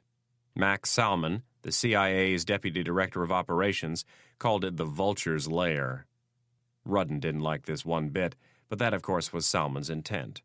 In recent years, Salmon had stated that his sole mission before retirement was to drive Rudden insane. At first, Kennedy wondered why Stansfield tolerated this. And then it dawned on her that the more Rudden focused his hatred on Salmon, the less he would have left over for the rest of the agency. She wished that were the case this morning. The sedan pulled up to a checkpoint manned by the Capitol Hill police. After a brief inspection, they were waved through. Kennedy was dropped off near the ground floor entrance on the southeast side of the building. She stepped from the car and opened her umbrella. With her leather organizer in her other hand, she walked through the rain and entered the huge neoclassical building, where she lined up to go through the metal detectors. Most of the ground floor of the Capitol was occupied by committee rooms and offices and was not accessible to the general public without a pass. The areas that were accessible tended to be located in the middle of the building and included the Hall of Columns, the old Supreme Court chamber, and the Brumidi corridors. The south wing of the building held the House of Representatives, and the north wing held the Senate. On the second floor were the chambers for both the House and the Senate, along with offices for leadership of both bodies. The Capitol's most identifiable feature, its rotunda, was also on the second floor. The third floor had more committee rooms and offices, and the galleries from which visitors could watch the House and the Senate in action. All three of these floors were immaculately maintained. Kennedy was headed to the fourth floor, which she often thought of as the neglected child of the Capitol. The offices there were far less glamorous, the paint was chipping in places, and water stains on the ceiling were not uncommon. Visitors rarely glimpsed the fourth floor, which was one of the reasons it was chosen as the location for the House Permanent Select Committee on Intelligence. Kennedy walked past Office H405, which housed the committee's staffers. She opened a door a little farther down and stepped into a tiny waiting area. There were two people in the office, a staffer sitting behind a reception desk, and a Capitol Hill police officer. The staffer greeted her and told her to take a seat. He picked up the phone and told someone on the other end that Dr. Kennedy had arrived. The man listened for a few seconds and then hung up. Looking at Kennedy, he said, "It'll be a few minutes." Kennedy nodded and thought to herself, "I'm sure it will." Chairman Rudden was notorious for making CIA employees wait. Kennedy checked her watch. It was 8:56. They'd told her to be there by 9. She would be shocked if she was called in before 9:15. She was right. At 9:24, she was summoned to the inner chamber. The committee room was the smallest in Washington. There was no gallery, no room for reporters to sit and listen. The 16 members, 8 Democrats, 7 Republicans, and 1 Independent, sat 10 feet in front of the witness table in 2 rows. There were chairs for staffers behind the top row, and on the wall were the 13 seals of the government agencies that made up the intelligence community, or IC. Like the committee room for the Senate, this was also a room within a room. Highly secure, it was swept by technicians from the National Security Agency on a weekly and sometimes daily basis, depending on the business that was being conducted. Kennedy set her organizer on the table and looked up to see Michael O'Rourke coming toward her. The congressman from Minnesota was the lone independent on the committee. O'Rourke said hello and asked Kennedy how her son was doing. After their pleasantries were concluded, O'Rourke said, "Irene, I need you to be honest with me about something." Kennedy studied the young congressman for a second and said, "I'll try my best. What is it?" "Does the name Mitch Rapp mean anything to you?" Kennedy studied O'Rourke before answering. Looking over his shoulder at the other committee members, she said, "Maybe you should come out to Langley and we can talk about this." Kennedy was fully aware that Anna Reilly and Congressman O'Rourke's wife were best friends. Rapp had kept her in the loop. "So you know him?" "I never said that." Kennedy reached out and touched his arm. "Come see me at Langley and we'll talk about it." O'Rourke nodded. "I'll be out this afternoon then." "That's fine. Call my office and see what time works best." O'Rourke agreed and went back to his seat. One more thing to worry about, Kennedy thought to herself. She looked up and saw Chairman Rudden scowling at a piece of paper. From his perch, he looked down his beak-like nose at Kennedy and said, "You may be seated." Congressman Zebarth, the ranking Republican on the committee who sat immediately to Rudden's right, leaned forward and said, "Good morning, Dr. Kennedy. Thank you for coming to see us on such short notice." Zebarth winked and leaned back in his chair. Zebarth was the only other member on the committee who had been in Washington as long as Rudden. Very few politicians, let alone Republicans, got along with Rudden, but Zebarth was a throwback to the old days when politicians could agree to disagree and then go have a Manhattan. Keenly aware of the rules of debate and decorum, the silver-tongued Virginian could slice an adversary to pieces without a single angry word. The Republican leadership had placed him on the Intelligence Committee because they thought he was the only man who could handle Rudden's crotchety attitude. Rudden shuffled some papers around and cleared his throat a few times. When he was done, he took a drink of water and removed his glasses. Looking down at Kennedy, he said, "I have been hearing some very upsetting things about your organization lately." Kennedy looked back impassively, waiting for Rudden to elaborate. The chairman continued to stare at her, but Kennedy's composure was sending his blood pressure north. It infuriated him that these professional liars from Langley kept coming before his committee and trying to play him for a moron.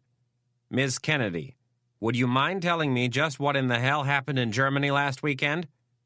Before Kennedy could answer, Congressman Zebarth said, "I am progressing in years, but if my memory serves me right, it's Dr. Kennedy, not Ms. Kennedy."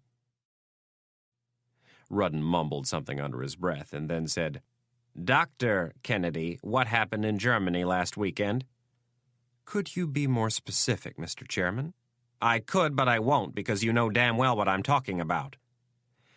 "Excuse me, Mr. Chairman," interjected Zebarth with a confused look on his face. "I don't know whether or not the good doctor knows what you're talking about, but I'm a tad bit embarrassed to admit that I certainly don't.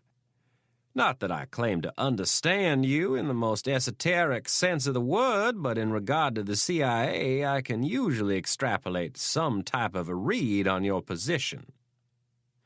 Rudden refused to look at Zebarth, who was sitting only 4 feet to his right. He hated the old windbag. Staring straight ahead, he said, "She knows what I'm talking about, and you will soon enough. Just conserve your oxygen for the next couple of minutes. It should help clear the fog." Zebarth snickered. Imitation was the greatest form of flattery, and Rudden had just stolen a line right out of Zebarth's playbook. "Now, Dr. Kennedy, let's get back to my question. What happened in Germany this past Saturday, and what was the involvement of your agency?" "Are you referring to the events surrounding Hagenmiller Engineering?" "I'm referring to the assassination of Count Hagenmiller," replied a stern Rudden.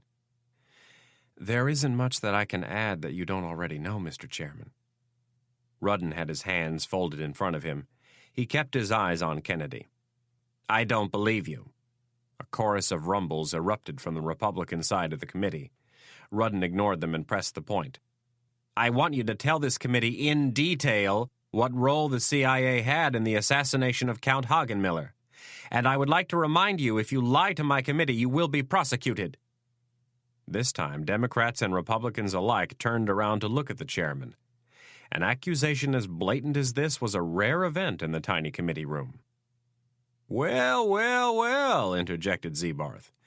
"Given the fact that Dr. Kennedy has been very cooperative with his body in the past, I am assuming that the exuberant chairman has some information that he would like to share with the rest of us before we continue down this possibly reckless line of inquiry."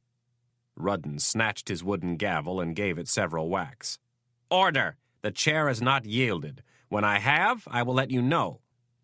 From the right-hand side of the bench came a chorus of questions. Each time Rudden tried to get back to Kennedy, a Republican would ask loudly, "Will the chair yield, please? Point of order, Mr. Chairman." This unruly behavior smacked of the antics displayed on the Judiciary Committee. But it was very unusual for the Intelligence Committee. Even the Democrats seemed a bit miffed by Rudden's aggressiveness. Kennedy kept her mouth shut and watched. Rudden's blunt question had her concerned, but she didn't show it. The Orion team didn't exist, and she had nothing to do with the death of Hagenmiller. She would utter those falsities until she was dead. She could never admit any of it, no matter how bad it got. The big question was whether or not Rudden was bluffing, or if he had been given some information. A week ago she would have bet the farm that he was bluffing, but today, with the unknown leak lurking out there somewhere, she couldn't be sure. With a red face, Rudden yelled over the din of protests, "Dr. Kennedy, answer my question. Did the CIA have anything to do with the assassination of Count Hagenmiller?" Kennedy calmly looked up at the angry chairman and said, "To the very best of my knowledge, The CIA had no involvement whatsoever in the death of Count Hagenmiller. Kennedy did not blink. She did not waver. She had just committed a felony. It wasn't the first time, and it wouldn't be the last. Chapter 26. The face looked familiar.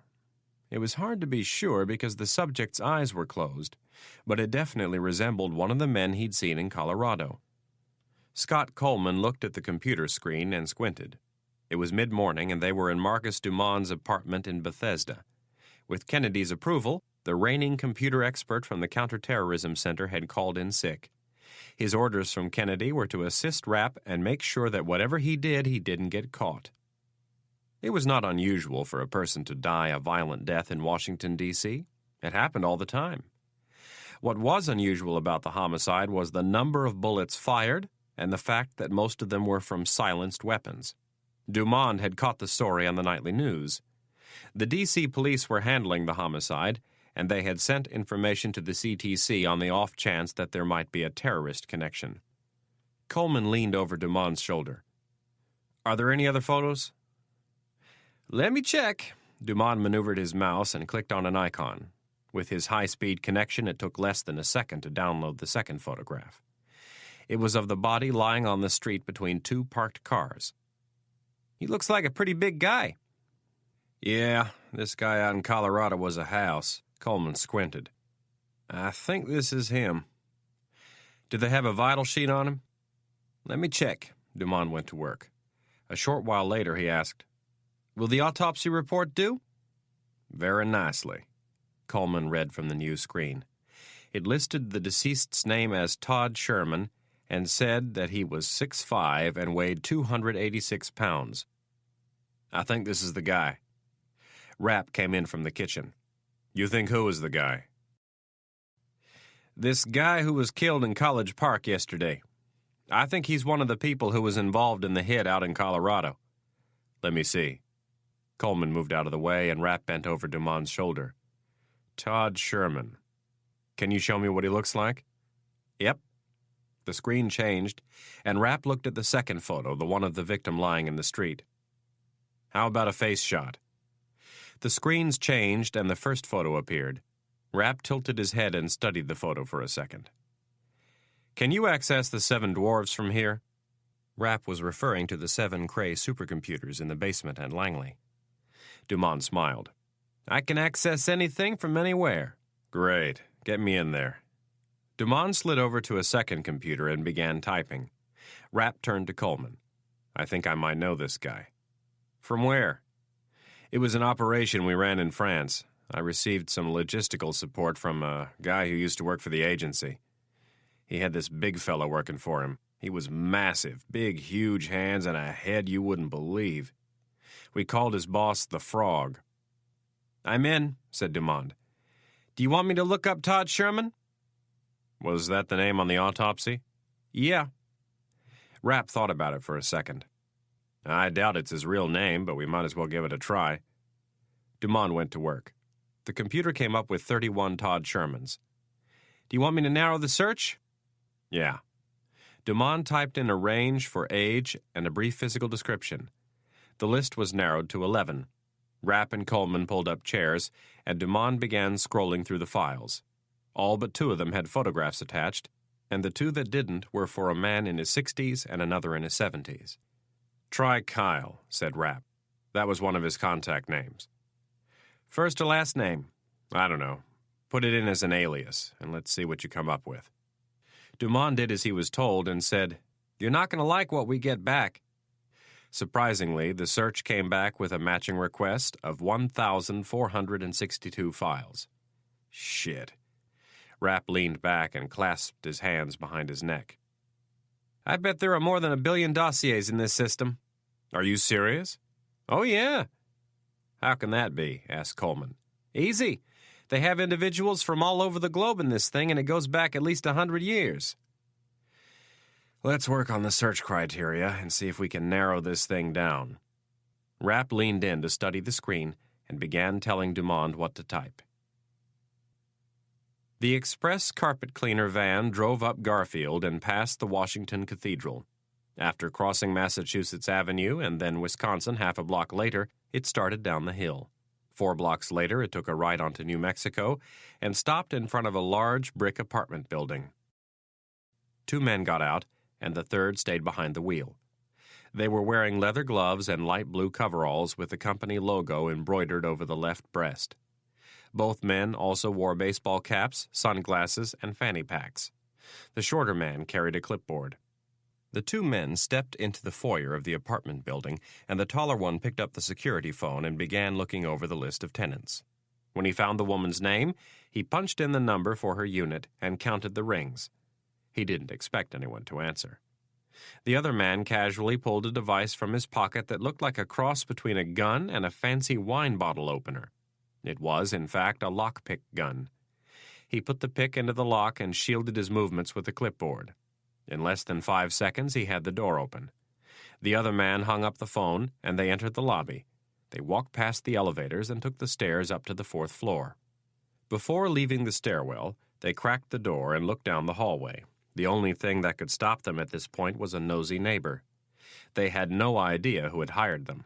It had been handled by a simple phone call and some directions on where to pick up the package. It was a dead drop out at the Tyson's Corner shopping mall. The manila envelope contained a brief bio of the target and a laundry list of things their unknown employer would like to know. It also contained $10,000 in crisp $100 bills, twice their normal rate, and considering who the target was, they felt they deserved every penny of it. They knew who the woman was. They had all seen her on TV. She was beautiful.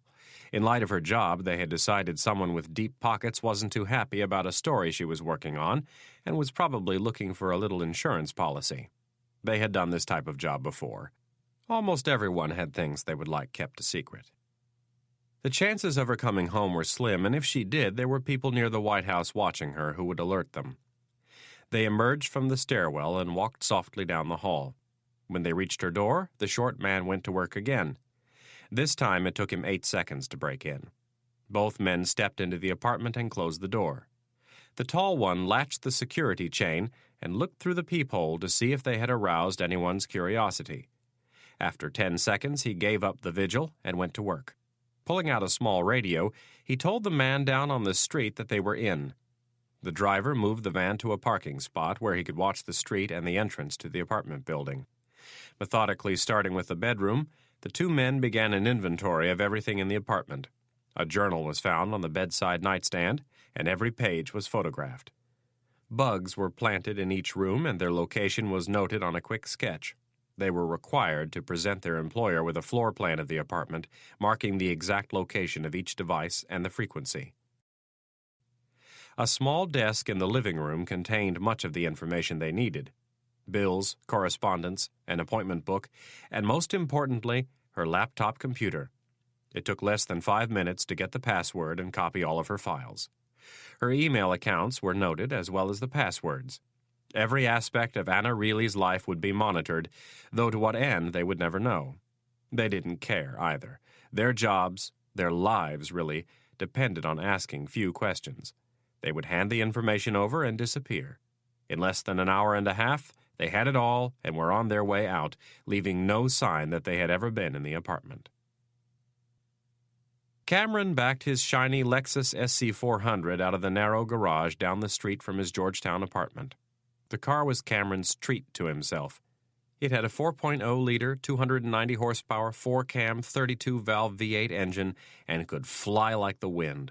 It came with leather interior, genuine bird's-eye maple trim, and a 7-speaker, 215-watt stereo that would make a 16-year-old heavy metal fan wet his pants. All of it, plus a couple of free racing mats, had cost him $50,000. The price didn't bother Cameron. He was finally making good money. The professor was in no hurry this morning. He had to teach a class at 11, but other than that, he had no official duties. Cameron hadn't slept well. He had been too excited after his meeting with Senator Clark. The man was amazing the way he cultivated loyalty. It was easy to see why he had done so well in life. The sky was the limit. Cameron had hitched his wagon to a rising star, and he was going right to the top. Hank Clark was going to be the next president of the United States, and Cameron was going to help make sure it happened. The senator hadn't filled him in on all of the specifics, but he had once again promised that there would be a place for someone as talented as Peter Cameron. For Cameron, this was all new. At Langley, no one had appreciated his skills. Occasionally, a superior would have a nice thing to say during a review, but that was about it. The place was known for turning out acolytes, not handing out accolades. And to make matters worse, the pay was substandard. Cameron had busted his ass for years giving service to his country, and he had little to show for it. Hank Clark changed all of that. He had shown Cameron the light, how to work half as hard and make 5 times the money. And not simply 5 times the normal money, but the bulk of it in wire transfers into an extremely discreet bank in the Bahamas. Money that would never be taxed. Cameron was living the life he had dreamed of for years. He was helping manipulate the outcome of events by using his tradecraft, and he was getting compensated properly. His life had never been so exciting. Mario Lucas was dead, Gus Viome was on the run, and Mitch Rapp was about to walk right into his crosshairs. The thrill of it all caused him to smile broadly as his car maneuvered through the mid-morning Georgetown traffic. The last year had been a great learning experience for Cameron. Away from the constraints of Langley, his skills had expanded exponentially. Watching Clark had taught him to keep his enemies close and keep them off balance. Cameron grabbed his phone from the center console. That's what this call would be about. Cameron was confident that the death of Lucas would have Viome scared. The trick now was to keep him guessing, to make him think that someone else was after him, that Cameron had no involvement in the hit on Lucas, and if he was really lucky, get Viome to trust him enough to meet. There was one thing about the previous evening's meeting that Cameron was unhappy about. It was the way Clark had second-guessed him on his direct involvement with the hit on Lucas. The senator had a good point in theory, but in practicality Cameron disagreed. You needed to be in the field to really see what was going on. Cameron felt the freelancers, with their lack of loyalty, were prone to understate their screw-ups and overstate their accomplishments. They needed to be watched. The senator could criticize all he wanted from the comfort of his study, but Cameron knew better. He was going to have to see this thing through up close and personal. There was too much riding on it. As Cameron rounded Washington Circle, he punched in the number and listened to the rings. "Hello?" The voice was Viome's, and it betrayed no emotion. "What in the hell happened?" asked an eager Cameron. There was a pause. "You need to be a little more specific." "Don't jerk me around, Gus. You know exactly what I'm talking about. I watch the news." "What in the hell have you two gotten yourselves into?" Gus Viome was sitting in a Starbucks just off DuPont Circle, a cup of French roast in one hand and his mobile phone in the other. He had left Baltimore as a precaution. He doubted this fool on the other end of the phone could track him, but he had found Mario Lucas, so until he knew more, he would stay away from his apartment. Viome had little doubt that the professor knew exactly why Lucas was dead. He didn't buy into his feigned outrage for a second. "I assume you're talking about Mario?" "You're damn right I am." Viome watched a cop walk in front of the window. "How much did you pay Duzer to kill him?" It was a shot in the dark, but a well-aimed one. The response was instantaneous. "What are you talking about? I didn't pay anyone to kill Mario." "That's not what I've heard." Viome counted the seconds, waiting for the reaction from the professor. "I swear to you, I didn't have anything to do with Mario's death." The professor actually sounded sincere, but Viome had drawn his conclusions in the pre-dawn hours and wasn't about to be swayed. "Listen to me, Professor." Viome drew the name out with disdain. "I don't know what your real name is, but my guess is you're ex-CIA or NSA. You're too soft to have been in the military. I shouldn't have too much difficulty in finding out who you really are." Viome was overstating his contacts, but he doubted the professor knew that. Cameron laughed. It sounded a little forced. "Don't bother wasting your time. I'm a black hole." "No one is a black hole. You have a history just like everyone else. And more importantly, you have to be working for someone. You're not smart enough to be on your own." The comment offended Cameron. Keep talking like this, Gus, and I will put a price on your head. I'm trying to help you. I don't like the fact that someone killed Mario. It makes me very nervous when business associates of mine start dying. You must think I'm really stupid. I know who killed Mario, and I know who gave the order. Cameron's hands were sweaty. Gus, I think you should take a few days to calm down, and then we can talk. I want to know who killed Mario as much as you do. I have to go now. He ended the call just before he pulled into the parking ramp at George Washington University. Cameron hadn't expected the call to be cordial, but he definitely didn't think Viome would be so aggressive. Cameron concluded that he may have underestimated him. He would have to put in a call to Doozer and take his leash off. Viome could not be allowed to go digging around. Cameron could not afford to have the attention of his former employer brought to bear on his recent dealings. Chapter 27. The Ritz-Carlton on Massachusetts Avenue Northwest was one of the nicest hotels in Washington. Foreign dignitaries from almost every country had stayed there, as had many of America's greatest industrialists. Mitch Rapp and Scott Coleman were parked across the street in a loading zone. Rapp was in the passenger seat of Coleman's Ford Explorer, eyeing the front entrance to the hotel. He was looking for Michael Gould, the hotel's concierge. They had found his name in Gus Viome's file. Gould was the contact Viome used to talk to his employers. Rapp had done his homework on Gould. He was French and had dual citizenship. He was fluent in 4 languages, which helped greatly with his job. The CIA's file on the man said that he had no official affiliation with any intelligence services, but Rapp was skeptical. He had dealt with these types often. They were sellers of information. They respected money and they feared brute force. If enough money was waved in front of their faces, there was little they wouldn't tell. Rapp hadn't yet decided if he would use money or his fists to get the information he needed. He had spoken to Gould more than an hour ago. His message to the Frenchman was simple. I need to speak to Monsieur Viome, and I need to speak to him immediately. Rapp had given Gould the number to his mobile phone, and he and Coleman had driven to the hotel on the off chance that Viome might show his face. That was, if he was still alive. With Mario Lucas dead, it wasn't hard to imagine the same fate befalling Viome. Rapp desperately wanted Viome breathing. He was the only link to the person who had ordered the hit in Colorado, and, Rapp assumed, the same person who had ordered the hit on him in Germany. If Viome was dead, Rapp was skeptical that he would ever find out who was behind it all. Neither Rapp nor Coleman was big on conversation, so the stakeout had proceeded in near silence.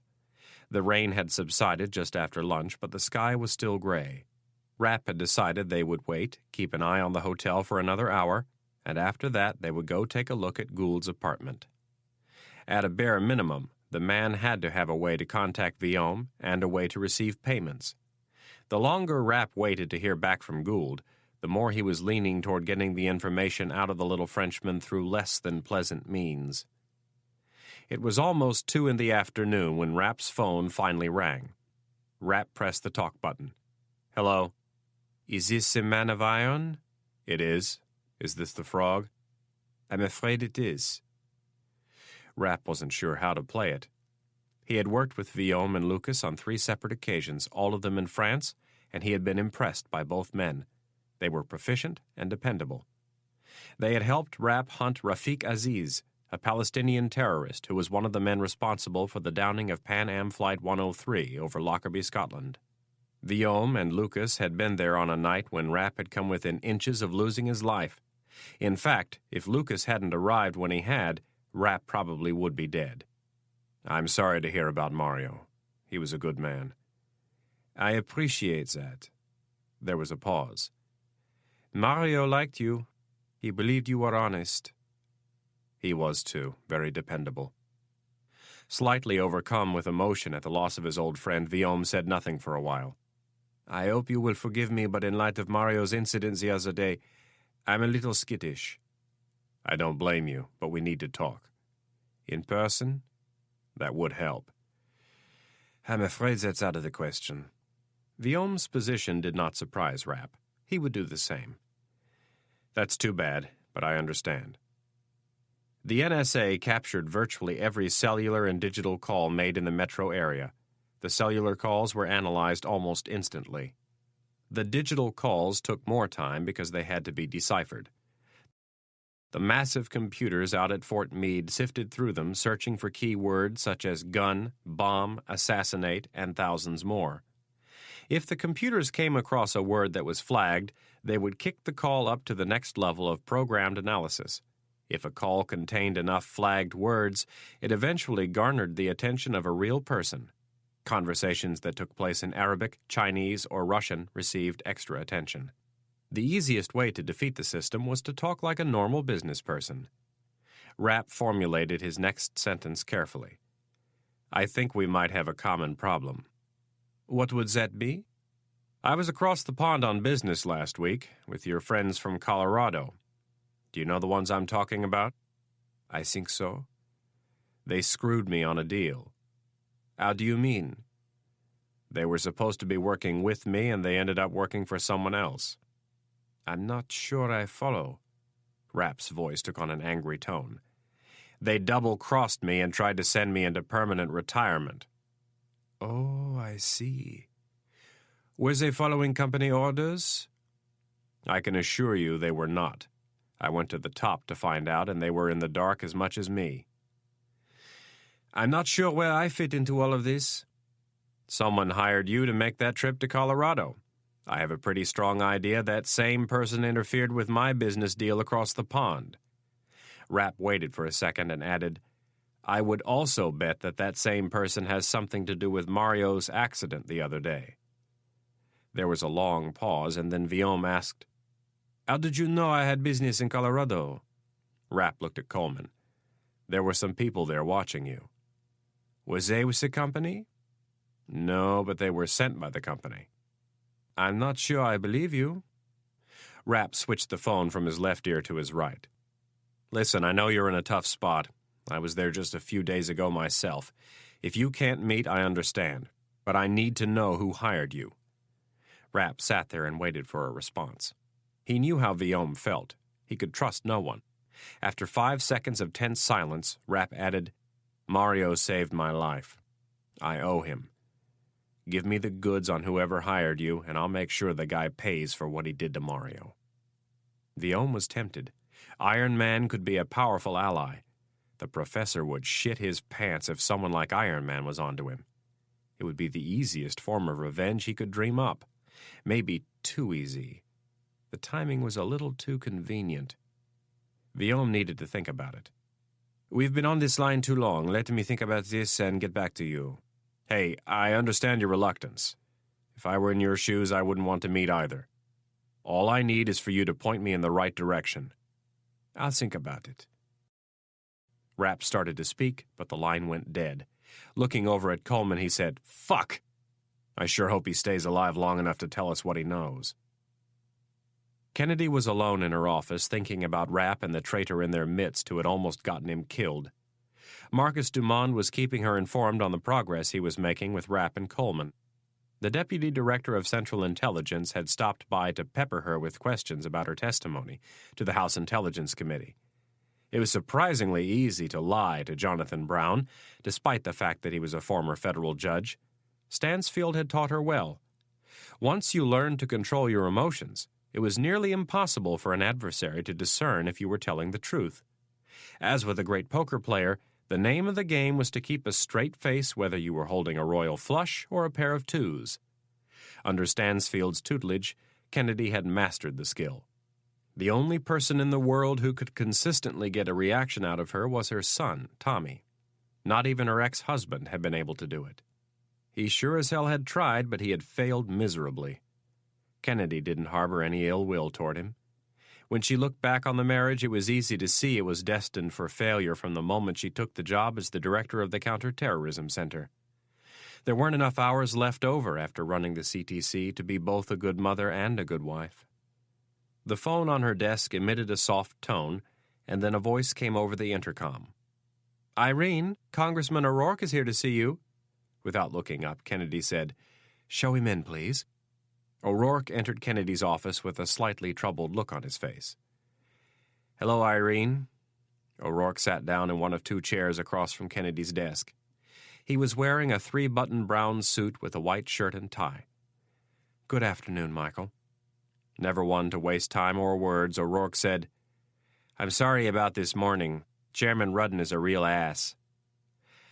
"I hope you'll forgive me if I don't expand on that." "No, I understand." O'Rourke crossed and then uncrossed his legs. "About that name I brought up this morning?" Kennedy wasn't going to make this easy. She stared back at O'Rourke with her brown eyes, waiting for him to expand. "You do remember the name I mentioned?" "Yes." "Well, what can you tell me about him?" "Absolutely nothing." O'Rourke leaned forward. "Come on, Irene, I deserve an answer." Kennedy continued to sit calmly behind her desk. "Can you at least tell me if you know him?" Kennedy had thought this through thoroughly. "Michael, let me ask you something. If someone, let's say one of your colleagues, were to come to me and ask if I knew your grandfather, how would you want me to answer them?" O'Rourke began fidgeting with his wedding ring. He knew Kennedy would bring this up, and that was why he had dreaded coming here. He had hoped to get a quick answer from her while they were on his home turf, but he should have known better. The story was long, twisted, and bloody. When O'Rourke left the Marine Corps, he went to work for Senator Eric Olson. His best friend, roommate, and fellow staffer during those wild years had been Mark Coleman, the younger brother of Scott Coleman. Mark had been tragically killed just 2 blocks from the Capitol one night on his way home from work. His assailant was a strung-out crack addict who had been released from the D.C. jail because of overcrowding. The effect it had on O'Rourke was devastating. It was during this time of grieving that O'Rourke had learned of a cover-up involving a prominent senator and a blown covert operation that had cost 12 SEALs their lives. The commander of those SEALs was none other than Scott Coleman, the older brother of Mark. Michael had labored over telling Coleman that it was Senator Fitzgerald who had blown his operation in northern Libya. It was O'Rourke's grandfather Seamus who had convinced him he should tell Coleman. The reasoning was simple. If Michael were still in the Corps, and it was his men who had been killed, he would want to know. O'Rourke rated his decision to tell Coleman the identity of his betrayer as one of the worst in his life. Roughly a year after telling him about Senator Fitzgerald's role in the disaster, O'Rourke awoke to the startling news that Fitzgerald had been assassinated, along with 2 other prominent Washington politicians. In the bloodbath that played itself out over the next week, more people were killed, including Senator Olson and the President's National Security Advisor. The most damaging piece of information was that O'Rourke's grandfather had been directly involved with Coleman and his team of disgruntled former Navy SEALs. He had funded their mini-revolution and helped them plan it.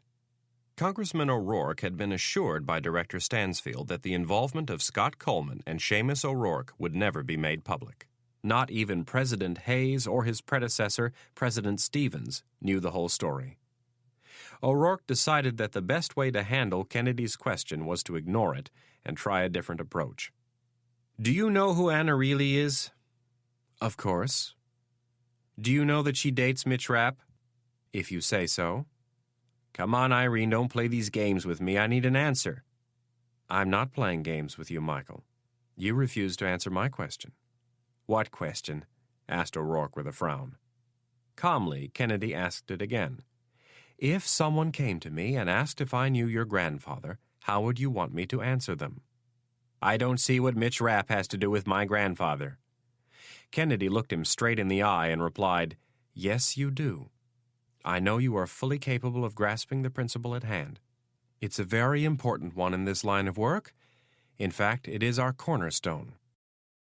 It's called secrecy." Yeah, I know. I've heard it all before, but this is different. You can trust me." "Can I?" asked Kennedy with a raised eyebrow. "You know you can. You have a gun to my head. If you wanted to, you could end my career tomorrow." "Something tells me you wouldn't mind that, Michael." "Yeah, well, you might be right. But you're still the one holding the gun. Maybe you should put me out of my misery. It'd give me a good excuse to get out of this town." "Don't say that. I have no desire to cause you any harm. We need more people like you on the Hill." O'Rourke ignored the compliment, not sure if it was sincere or self-serving. "Here's my problem, Irene. My wife's best friend is Anna Reilly. They went to the University of Michigan together. Anna is in head over heels with this Mitch Rapp fellow. My wife tells me they are going to get married. I like the guy. We spend a fair amount of time with them, going out to dinner, taking in an occasional ball game, stuff like that. We've even been to his house on the bay. I've noticed some things about him." O'Rourke stopped to get a read from Kennedy, but she gave him nothing. "I'd swear the guy has had some military training at some point. You can see it in the way he carries himself. Except he's a little more refined, not—" O'Rourke searched for the right word. "Not as mechanical. I could give you a list a mile long on little stuff that I've noticed. Last Saturday, my wife gets an email from this guy. He wants us to do him a favor. Go out to his house and pick up Anna. In the email, he assures us that he is all right, but that he wants us to take care of Anna until he tells us things have settled down." O'Rourke paused a little, still unnerved by the next piece of information. At the end of the note, he wrote, "I know all about Seamus, Michael, and Scott C. Now, as far as I'm concerned, that entitles me to know just who in the hell this Mitch Rapp is." O'Rourke sat back and folded his arms across his chest, waiting for a reply. Kennedy was surprised, but she didn't show it. Rapp had said nothing about sending Liz O'Rourke an email, but it was obvious by the congressman's tone that he wasn't making it up. Even with this new information, Kennedy was not inclined to tell O'Rourke anything about Rapp. As far as she was concerned, Rapp, his identity, and what he had done for the CIA were the holy grail of secrets. "Michael, all I can tell you is that your secret is safe with me." "The hell it is," replied O'Rourke with a bit of an edge to his voice. "How did Mitch Rapp find out about it then?" "I can look into that if you'd like." "Come on, Irene." O'Rourke was mad. "You can do better than that, and if you can't, you're not going to like my next move." "And what would that be?" "I'll call my contacts at the FBI, the NSA, and the Pentagon, and I'll have them do a little digging. I'll call your deputy director of admin and have him rattle some cages. Hell, I might even call a very unconventional asset in Israel and ask him to see what he can come up with." Kennedy didn't like the sound of any of this. The last thing she needed right now was to draw an ounce more attention to Rapp and possibly herself. She carefully considered how much to reveal and then said, "The only thing I can tell you about the person in question is that he's extremely good at what he does, and he's on our side." "That's not good enough." "I'm afraid it's going to have to be." "No, it isn't." O'Rourke leaned forward. "I want to know how in hell he knows about Seamus, Scott, and myself." Kennedy eyed him coolly, and after a long moment of thoughtful calculation, she told him the truth. "I told him." Chapter 28. It took Gus Viaume less than 2 hours to decide on a course of action. Despite Mario's death, he felt almost himself again. There was a chance that Iron Man was working for the professor, but Viaume doubted it. The assassin he had seen operate in Paris could not tolerate a man as amateurish as the professor. No, Viaume had decided Iron Man wanted the professor as much or even more than he did. And what sweet justice it would be to point Iron Man in the direction of that phony, smug double-crosser. If the man was as connected as he liked to claim, he would wet himself when he found out that Iron Man was onto him. Viaume caught the city bus on New York Avenue and 11th Street near the convention center and found a seat near the back. He counted 7 other riders. Rush hour wouldn't start for another hour. When the bus started, Viaume punched in the number. After 3 rings, a deep voice said hello. "Iron Man?" "Yes." "Do you have something to write with?" "Yes." Viaume hunched over and spoke in a soft tone. "The man's called the professor. He's about 5'11", and I'd guess he weighs around 230. Hazel eyes, black hair, and beard. Probably around 50, give or take a couple of years. I'd guess from his accent that he grew up around D.C., probably on the Virginia side, but definitely not as far south as Richmond." "What else?" "I've got the number." Viaume gave Rapp the number he used to contact the professor. "Anything else?" Viaume thought about it for a second. Up until Colorado, I would have guessed that he had never got his hands dirty before, but he insisted on taking them out himself. There was a moment of hesitation on the other end. From how far? About 200 meters. He had a really unique piece of hardware. What was it? Viome looked up. No one was paying any attention to him. A Stoner SR-25. Anything else? Unfortunately, no. Come on, you could do better than this. I'm sorry, but it's all I've got for you. Believe me, I wish I knew more. How am I going to get hold of you? You aren't going to. Come on, Gus, I need your help. I'm sorry, but I need to disappear for a while. You can trust me. We both want the same thing now. Rapp was pleading. That's the problem with this job, my friend. Everybody tells you to trust them right up to the moment they put a bullet in your head. There was a long period of silence while Rapp thought of the position Viome was in. He knew if he were in his shoes, he would run. He would trust no one, and he would live to fight another day. Finally, he said, Gus, I understand. You take care of yourself, and call me if you think of anything else. I will, and good luck. I hope you get him. Viome turned off his phone and closed it. As he looked out the window, the bus rumbled over a decaying bridge, the National Arboretum off to the right. He felt like a coward, but he knew he was doing the right thing. If Iron Man was sincere, Viome had no doubt the professor would be joining Mario in the afterlife in the not-so-distant future. The other two men watched Rapp and waited for him to speak. He left his phone on and set it in the charger stand, then handed Scott Coleman the notepad with the information Viome had given him. After a second, Rapp looked at Marcus Dumond, who was sitting in front of his desk. The surface was covered with mouses, keyboards, and 3 computer screens. Can you track him the next time he calls? Viome? Yeah. Dumond grimaced.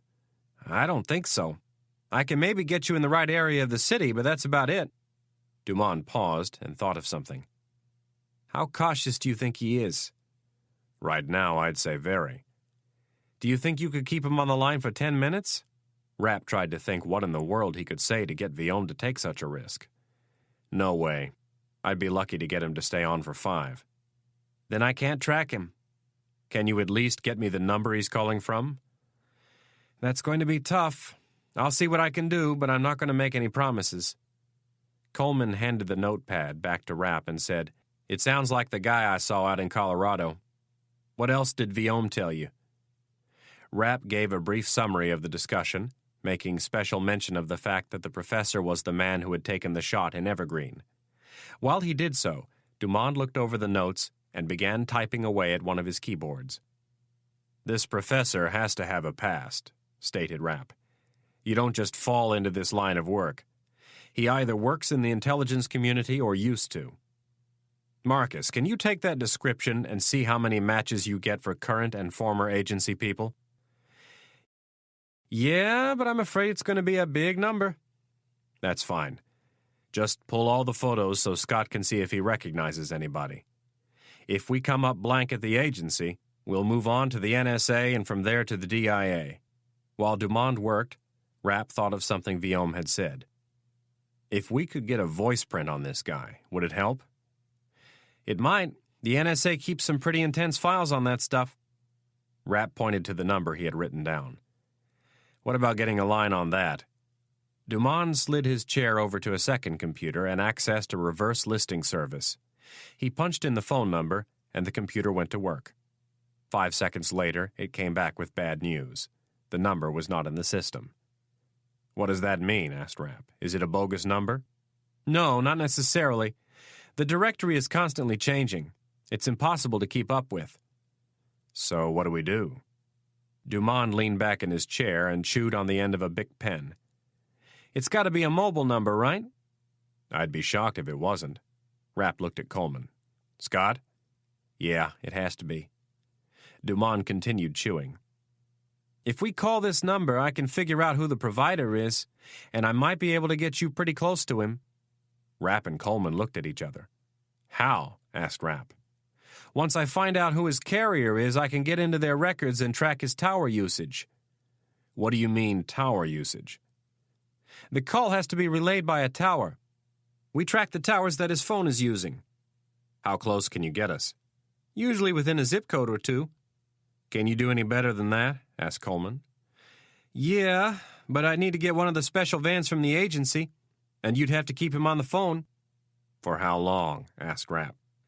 If we got lucky, and were close when we took our call, we could have it narrowed down to the right structure within a minute or two. If not, it might take several calls. What if he's on the move? Dumont shook his head. Not good for us. Why can't you do this with Viome? I'd have to get his number first. He calls us and it's blocked, and then he only stays on for a minute or two. That's not enough time to crack it. But you might be able to with the professor? Might be able to. Rapp rubbed his chin for a second while he thought about making the call. So, what do you suggest we do? I think we should call this number and see what we can find out. Dumont looked eager. Any chance it can be traced back here from the other end? Dumont scoffed at such an idea. Not with my gear. I'll have this baby bounced off 6 different satellites and twice as many ground stations before I'm done with it. What about the NSA picking it up? Big brother. Dumont shrugged. It's hard to say. Sometimes I think they are all-knowing, and other times I think they know nothing. I always recommend keeping it short and staying away from details. Rapp and Coleman both nodded. They had lived by the exact same philosophy for years. Rapp glanced over at the former SEAL. What do you think? Coleman looked down at the notepad, and he thought about the man he'd seen in Colorado, the man they now knew as the Professor. He didn't strike him as a killer. He also didn't strike him as a leader. He was working for someone, and if Coleman had to guess, that someone was a big hitter. Coleman tossed the notepad back on the desk and said, We need some backup. In fact, I'd recommend we move this whole operation to a safe house. Marcus says this place is fine. What's bothering you? This professor is working for someone, and whoever that person is, he or she has the type of pull that put him in the know about that little op you were running over in Germany. Coleman raised an eyebrow. That worries me. Rapp hadn't spent a lot of time dwelling on this obvious fact. He was leaving that up to Kennedy and Stansfield. He could tell by the look on Coleman's face that he suspected someone at the NSA. He could very well be right, but the last thing they could afford right now was to become incapacitated by fear. I trust Marcus on this one. If he says they can't trace us, I believe him. Coleman looked over at Dumont. This is no time to be cocky. Give me the straight poop. Can Big Brother track this call or not? Dumont thought for a moment. Finally, he answered, I don't think they can trace it, but just to be safe, we should keep it under 2 minutes. You're sure? At 2 minutes or less, I'm positive. Are you satisfied? Asked Rapp of Coleman. Coleman nodded slowly. Yes, but I think it would be a good idea if we brought some more people to the party. Who do you have in mind? A couple of my men. You've worked with them before. All right. What are you two talking about? Asked Dumont. We're going to get a few more guns over here just in case, answered Rapp. Dumont's expression soured in an effort to show he didn't like the idea. Take it easy, Marcus. It's for your own good. Rapp pointed to the computers. Do you have everything ready to make this call? Give me a minute. All right. Rapp turned to Coleman. What's bothering you? I don't know if I like letting him know we're onto him just yet. I'd like to get some more info. I'd like to spook him into doing something stupid.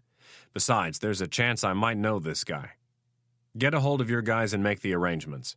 Then we'll make the call. Chapter 29. Peter Cameron was in his small office at George Washington University reading a paper one of his students had written. Cameron taught a special topics course on the CIA for GW's Elliott School of International Affairs. The course was nothing earth-shattering, rather a mundane look at how the bureaucracy of the CIA functioned with its counterparts in the intelligence community. One section met on Mondays, Wednesdays, and Thursdays at 11 in the morning for 1 hour, and the second class met at 6 in the evening for 2 hours on Mondays and Thursdays.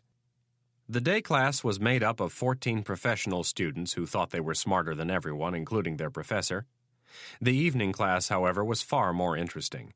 At least half of his students were military officers or other intelligence types who had a little better grasp of reality and the practical side of the business. The professional students in his night class tended to listen more and pontificate less, which he rather enjoyed. Cameron's mind tended to wander when he was reading, and right now he was wondering why he hadn't gotten into teaching earlier. He worked an average of about 10 hours a week, had ample vacation time, and was paid $40,000 a year. The job was a complete boondoggle. The respect he was given when introduced as a professor at GW was amazing. And he could actually talk about this job. When he was at Langley, about all he could say was that he worked there. Cameron had decided he could easily teach into his 70s. It might be the perfect position to have when President Clark called on him to help out with his new administration. Cameron set the paper down and stared aimlessly at his wall. Would National Security Advisor be too lofty a post? Maybe not. He had the practical experience and now the academic title. If anyone could make it happen, it would be Clark. His pie-in-the-sky daydream was rudely interrupted by the ringing of one of his phones. He knew it wasn't his office phone. That had an entirely different ring. But he could never tell his two cell phones apart. One was legitimate, meaning it was purchased under his real name. The second phone was purchased using a bogus name. He had paid for a year's worth of service using a money order. 1,000 minutes a month, anywhere, anytime. The phones were in his leather briefcase. Cameron reached in with two hands and grabbed both phones. The Motorola was the one ringing. No number came up on the caller ID, but that wasn't unusual. He pressed the send button and said, "Hello." There was no immediate response, so Cameron repeated himself. "Professor, how are you doing?" came the slightly menacing voice. Cameron leaped from his chair. The voice on the phone caused the hair on his neck to stand on end. He knew instantly who was on the line. He had listened to that voice in Germany. Attempting to sound unfazed, Cameron replied, "Fine. And you?" "I would say I'm doing very well." Rapp offered nothing further, intentionally letting the tension build. Cameron went over to the window and looked down on the street to see if anyone was watching him. Silently, he cursed himself for not preparing for this contingency. "I'm sorry, but you're going to have to help me out. I have no idea who this is." He did not sound convincing. "Oh, I think you do." Rapp's voice was steady and direct. "No, I really don't." "Come on, Professor, we have mutual friends. Or should I say, had mutual friends." "I don't follow." "The Jansens of Evergreen, Colorado. Or should I say, the Hoffmans of Germany." Cameron was shaking. How in the hell had Rapp found him? Grasping for words, he finally managed to say, "I have no idea what you're talking about." "Oh, I think you do." "Who is this?" "I told you, I'm an old friend of the Jansens. In fact, I think we almost bumped into each other in the woods once." Cameron grabbed his forehead with his free hand and squeezed. How in the hell did Rapp know he'd been in the woods that night? He hadn't even told the Jansens. "Listen, I don't know who you are or what you're talking about." "Why don't you drop the act, Professor? We need to negotiate." "Negotiate?" asked an incredulous Cameron. "For what?" "Your life." "My life?" Cameron's voice cracked under the strain. "Just what in the hell are you talking about?" "Cut the bullshit." Rapp's voice took on a harder edge. "I'm going to call you back in 1 hour. In the meantime, I suggest you calm down and gather your thoughts. My offer is simple. You tell me what I want to know, specifically who hired you, and I'll let you live. If you have half a brain, you won't tell your employer about this call." Rapp paused, giving Cameron a second to think about things, then added, "If you screw with me in the slightest way, I'm going to do to you what you did to the Jansens, except I'll be much closer than you were. I promise you, the last thing you'll feel before you die is my warm breath on the back of your neck." The line went dead. Cameron was left standing in the middle of his office, staring at his phone, shaking. How in the hell did he find me? Cameron felt the urge to run. He needed to get out of his cramped office. He shoved the phones back in his briefcase and grabbed his laptop. He left everything else where it was and locked the door behind him. He needed to find someplace safe, a place where he could think things through and figure out what he was going to tell Clark. Chapter 30. It had been more than an hour, 87 minutes to be exact. Rapp paced in frustration from Dumont's kitchen through the dining room and into the living room.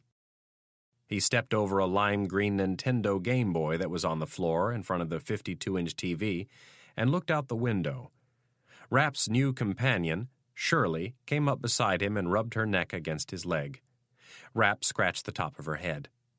Kevin Hackett and Dan Strobel, two of Coleman's men, were supposed to be arriving any minute. They were bringing more firepower in case they needed it. That had been Coleman's idea, and Rapp didn't argue. Rapp felt more than secure with his 9mm Beretta. Anyone who was foolish enough to try to take them down would lose a lot of men. Rapp checked his watch. It was 4:20 in the afternoon. The rain was starting to fall again in a slow, steady trickle. He had tried the professor's phone 5 times, and each time he had received a recorded message telling him the customer was not available. Something was wrong. Coleman had listened to the first call on another extension and had agreed with Rapp. The professor sounded scared, and he was lying. He knew exactly who Rapp was and what had happened in Germany and Colorado. Now Rapp feared they may have lost the man. They may have spooked him into disappearing entirely. Rapp worried about how long this would take to tie up. He was going to see it through to the end, no matter how long it took, but if this professor decided to disappear, it could be years, and it would mean using the agency's legitimate assets, something Rapp was loath to do. Coleman approached Rapp at the window and said, "I hope he didn't decide to tell his employer about the call." "Yeah, I know." Rapp watched the drops falling in a puddle that had formed between 2 heaved sections of sidewalk. "They need to know what we know."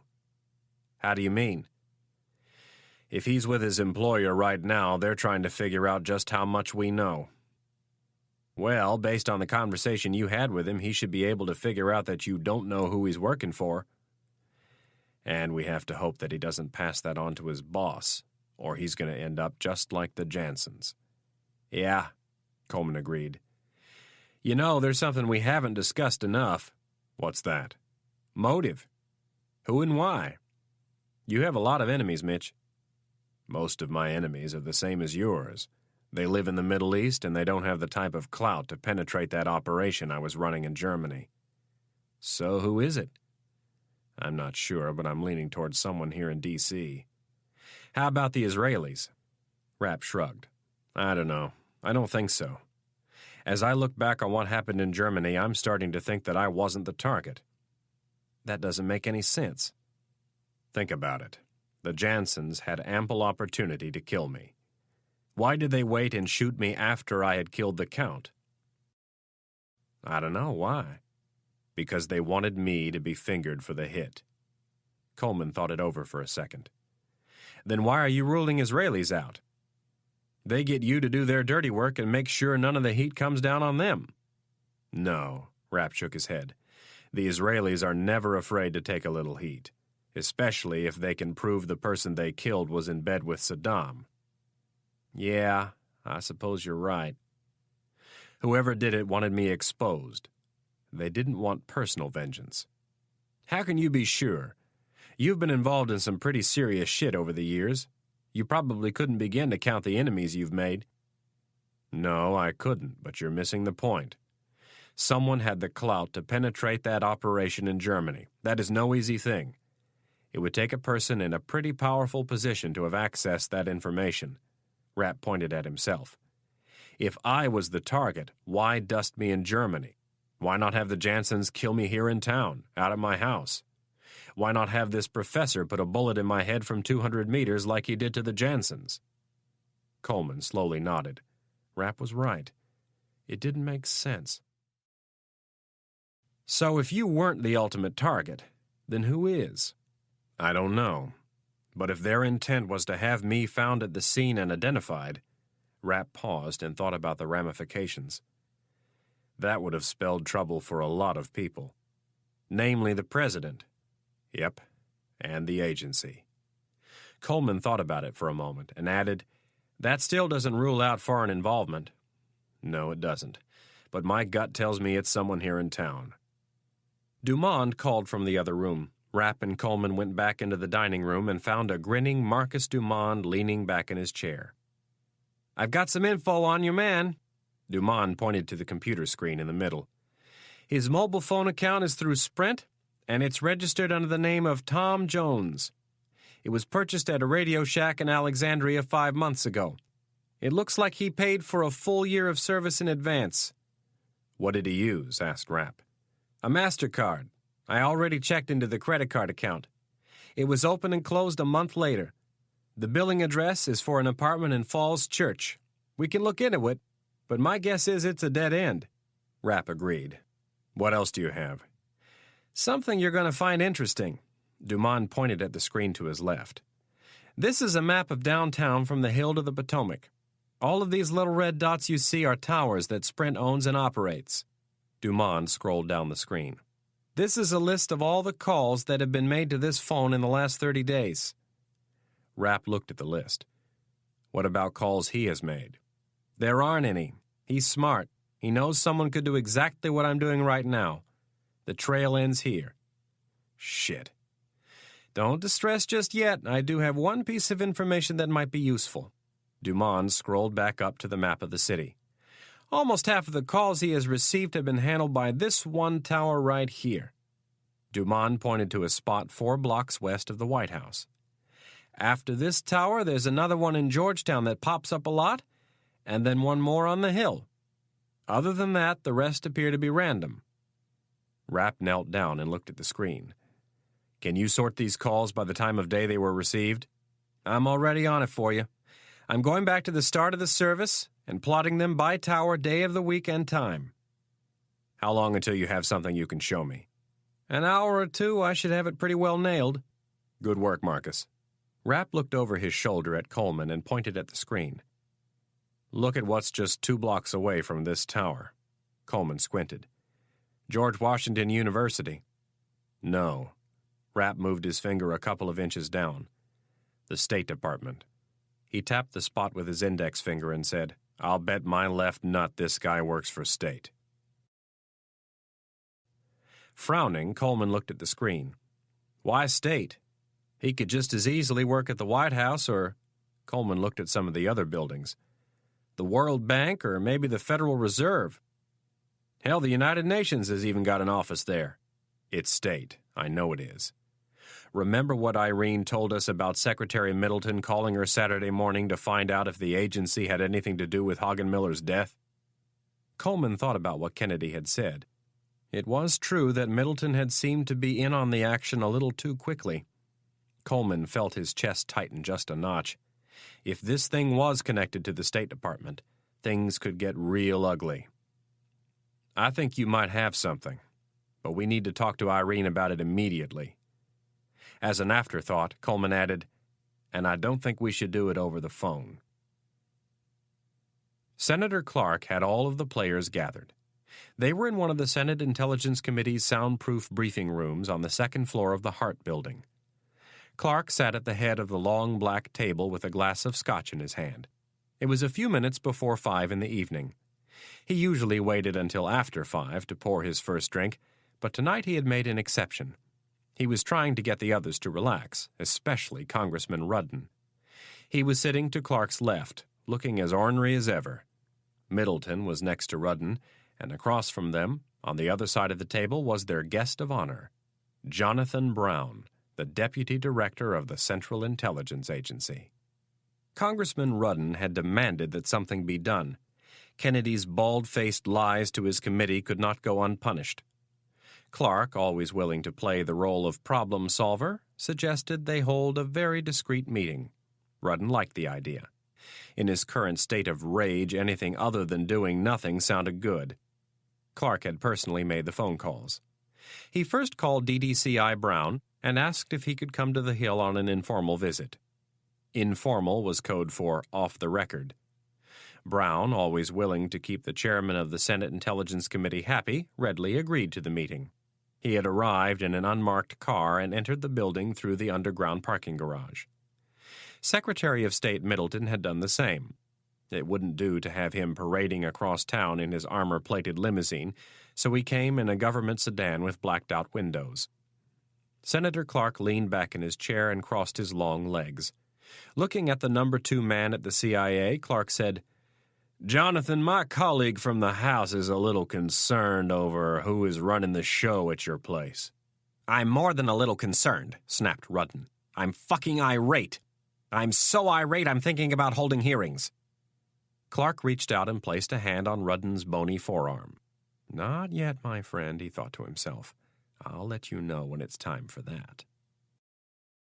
Clark patted Rudden's arm.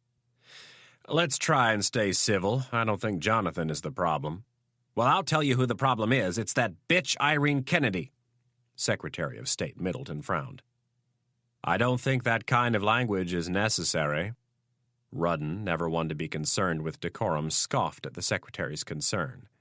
"Get off your high horse, Charles. This is no time to worry about etiquette.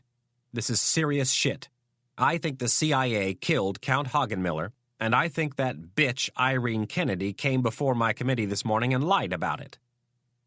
Jonathan Brown's face was as white as a sheet, and Middleton was busy pursing his lips and shaking his head in disgust. Clark sat back and enjoyed. It was Brown who spoke first. His voice was a little shaky. "I can assure you that the CIA has taken no such action." "Oh, can you?" Rudden's voice was filled with doubt. "You're not going to like this, Mr. Brown, but I don't think you have the faintest idea what Thomas Stansfield does and doesn't do. He runs that agency like a dictatorship." Brown was on the defensive. "I have found Director Stansfield to be honest and fair." "That's because you haven't bothered to dig too deep." "Listen." Brown stuck his hands out in an attempt to slow Rudden down. "If you have any evidence of such illegal action by either Director Stansfield or Dr. Kennedy, bring it to me, and I will make sure explanations are given." "Bring it to you? Do you think I'm an idiot? If I had any evidence, I'd haul their asses before my committee, and I'd sick the Justice Department on them." Clark could tell Brown was about to snap. As a former federal judge, he was not used to being addressed in such a manner.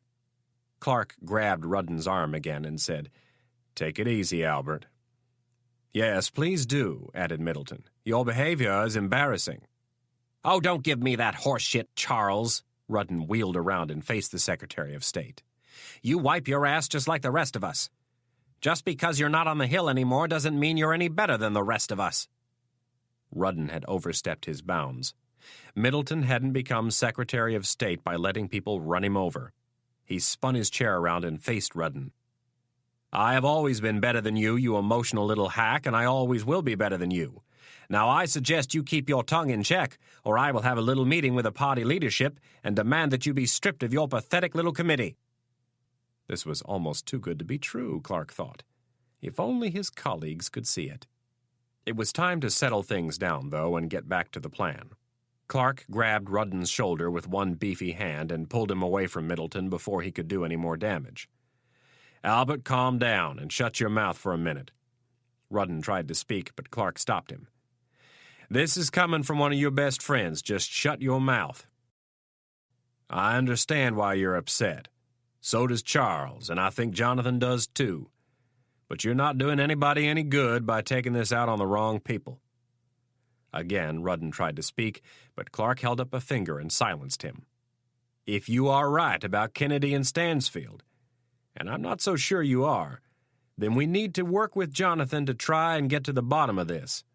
We don't need to beat him up over something he had no control over." "If I may," Middleton interjected, "I see some potential conflicts over separation of powers." "Listen," Clark sighed as if he wanted nothing to do with any of this. "My position has always been clear on this issue. I think the CIA is a very important part of this nation's national security. My friend and I disagree on this." Clark gestured to Rudden. "The last thing I want to see is the CIA weakened by hearings." Clark looked Middleton in the eye and prepared to address his real concern. "I like President Hayes. He's a good man, I mean no harm to his administration, and I think you know that, Charles. You and I sat across the aisle from each other for years. Have you ever known me to put party politics before national security?" Middleton shook his head. "No, you were always very honorable, Hank." "Thank you, and so were you, Charles." Clark took a drink of scotch and shifted gears. "I don't think we can go back and change the past, gentlemen. We need to look to the future. Director Stansfield is dying. I've heard he has about 6 months left." The men nodded. "Our job, as I see it, is to help the president pick someone who can bring the agency into the 21st century. Someone who will be respectful of the concerns of the Congress." As Clark looked at the other men, he couldn't help but feel a sense of accomplishment that he had almost perfectly maneuvered all of the pieces of the puzzle into place. Just as he was about to put one more very important piece into play, the phone next to him buzzed and stopped him short. Clark snatched the phone from its cradle. "Hello?" "Sir, I need to speak with you immediately." It was Peter Cameron.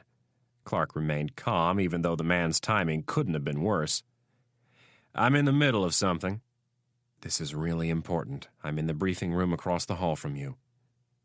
Clark thought about it for a second. Cameron sounded very serious. "Give me a minute. I'll be right over."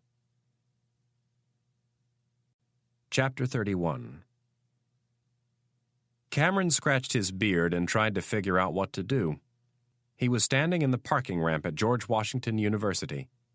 After hanging up on Rapp, Cameron was forced to make a practical decision: use his own car or find other transportation. As he huddled behind a concrete pillar in the ramp, he went over the phone conversation, trying to figure out how Rapp had found him. Something occurred to him. Rapp had never used his real name. He only called him Professor.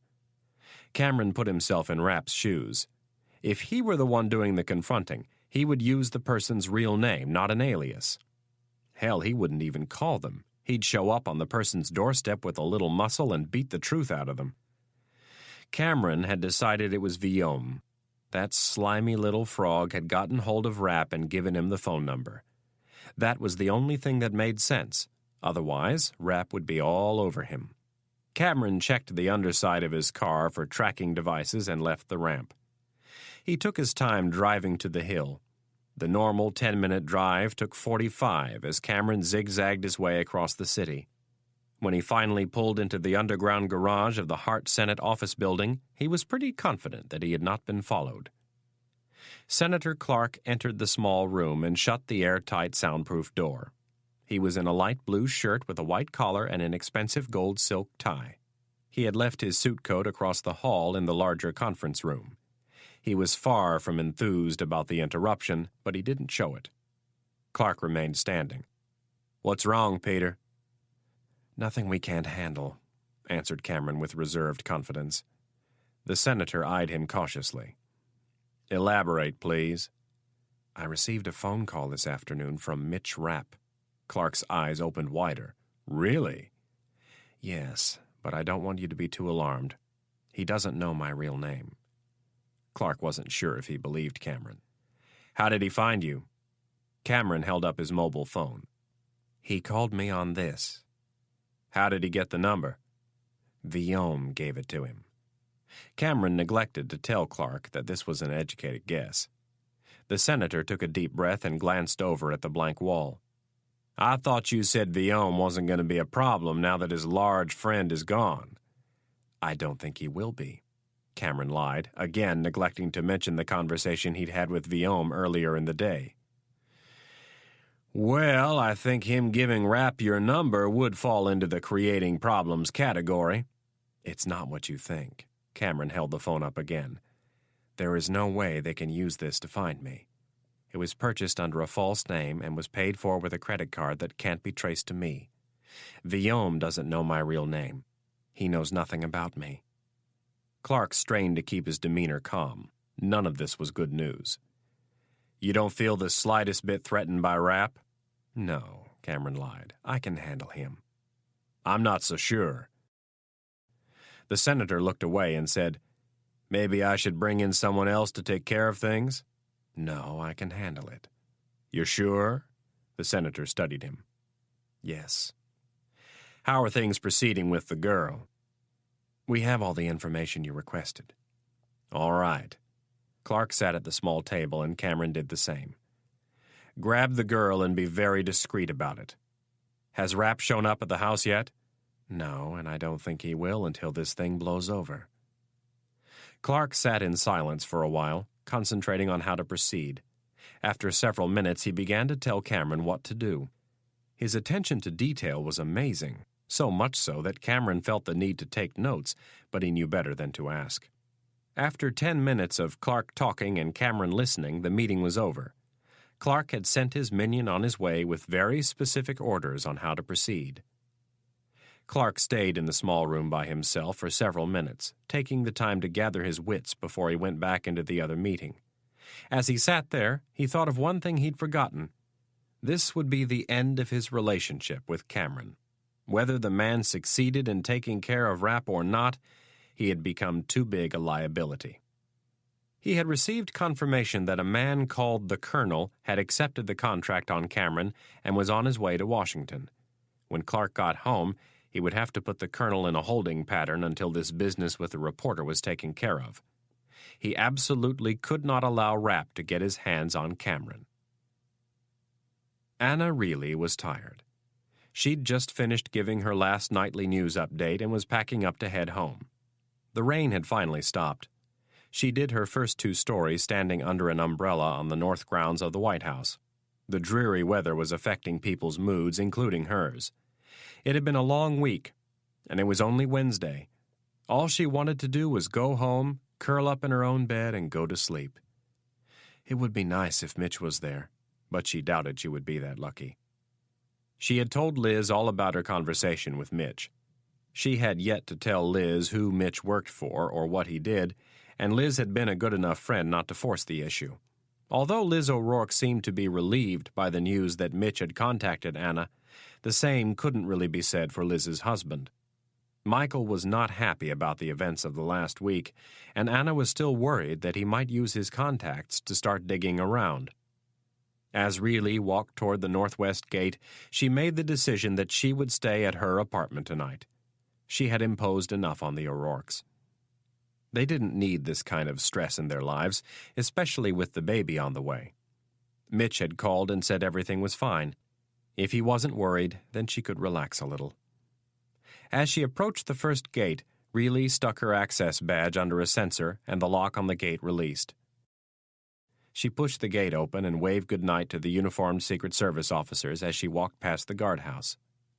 At the next gate, she repeated the process and then stepped out onto the sidewalk bordering Pennsylvania Avenue. As she turned west, her thoughts settled on taking a nice, long, hot bath when she got home. Then maybe she would put a call in to her parents in Chicago and see how things were going. There were always plenty of good stories about her nieces and nephews. The count was even right now, 3 boys and 3 girls, with 2 unknowns on the way. Reilly and her mother were hoping for girls. Anna had grown up with 4 very protective older brothers. 3 of the 4 were married, and 1 was currently unmarried and looking for number 2. Reilly needed to get home and see them. It had been almost 3 months. That was too long. Maybe when Mitch came out of his debriefing, or whatever it was that he was doing, they could book a trip. The family had met Mitch the previous summer, and they had all gotten along wonderfully. Reilly didn't even notice the 2 men at first. She was 1,000 miles away, skinny-dipping in the water of Lake Poygan with her future husband, reliving the pleasant memories of last summer's trip. She stopped abruptly and looked up at the 2 serious-looking individuals. "Ms. Reilly, I'm Special Agent Pelichuk with the FBI." The man gestured to his right. "And this is Special Agent Salem. We need to ask you a few questions." Reilly took half a step back and glanced over her shoulder. The White House was only a block away. She was not nervous. Rather, she was checking to make sure none of her fellow reporters was witnessing the exchange. "May I see your badges, please?" Without hesitation, both men produced their identification. Reilly studied them, not really knowing what an FBI badge looked like, other than what she'd seen on TV. The pictures matched, and they looked fancy enough. Reilly handed them back and asked, "What is it that you would like to talk to me about?" I'd rather not say right here. The man looked uncomfortable as he glanced over his shoulder and then across the street at the old executive office building. I'd rather you did. Really folded her arms across her chest as if to say she wasn't moving until she got some answers. The man slowly leaned forward and whispered, "This has something to do with your boyfriend." Really took half a step back. "Excuse me?" The man waved his hands back and forth in an attempt to rid Really of her fears. "It's not what you think. It's a good thing," he smiled. What? "I can't really talk about it out here on the street." Really still looked concerned, so the man again leaned in and whispered, "He wants to see you." Where is he? "I can't say. All I can tell you is that he is safe and he would like to see you." And if I say no? "If you say no, we will walk away and report that we tried and you rejected us. It's not a big deal. He should be done in about 2 weeks and you can see him then." 2 weeks was out of the question. Really didn't know if she could wait 2 days. All right, I'll come with you. But I need to make a phone call. Someone is expecting me. "That's fine, but we'd ask you not to mention his name on a non-secure line." That's not a problem. "Good. Our car is right here." Really walked with them to a sedan that was parked only a few feet away. Always the reporter, Really checked the plates and was relieved to see they were a government issue. She got into the back seat and pulled out her cell phone. After a few rings, Liz O'Rourke answered. Hello? Liz, it's me. I think everything is back to normal. Are you sure? Yeah, don't worry. So you talked to him again? Really watched through the front window as the car pulled out into traffic. No, not really. She wasn't sure how much she could say. I'm on my way to meet him right now. Is that good? Liz asked. Yes. I'll call you in the morning. All right. Let me know if you need anything. I will, Liz. And thanks for everything. Apologize to Michael for me, please. Don't worry about him. You don't need to apologize for anything. He'll just be happy he gets to sleep in our bed again. Anna laughed. Liz, you're the best. I love you. Chapter 32. He'd taken his last shot of morphine somewhere between 5 and 6 p.m. Now, some 3 hours later, the pain was hitting him in waves. Deep, stabbing discomfort in the pit of his stomach. Thomas Stansfield wanted to be lucid for this meeting. It was probably the last time he would see the president. He did not want to be remembered as a glassy-eyed morphine addict, and more importantly, he needed to have a firm grip on his faculties. Many would think Stansfield's way of thinking was antiquated, but it had served him well during his years in Washington. His duty was to his country, and then his president, in that order. Not all of those presidents had been good, and Stansfield had worked hard to limit the damage the bad ones could do to his beloved agency through their whimsical or ill-conceived proposals. President Hayes was different in this regard. The man was about as whimsical as a CPA. Hayes was not the brightest president to occupy the Oval Office, but in Stansfield's mind he was one of the best. Unlike some of his predecessors, Hayes disdained polls. He instead chose to surround himself with talented individuals. He would heed their counsel, and when the time was right, he would act decisively. Stansfield allowed his bodyguard to help him from the back of the limo. It would take all of the strength he could muster to make it to the Situation Room under his own power. He was, as always, in a suit and tie. He had never gone to the White House in anything other than business or formal attire. There were no casual days for Thomas Stansfield. It was approaching 9 p.m., and the West Wing of the White House was relatively calm. The president was still on site, working late in the Oval Office, and waiting for his guest to arrive. That meant the Secret Service was there in full force, but most of the support staff was gone. Stansfield used a cane for balance as he walked to the door.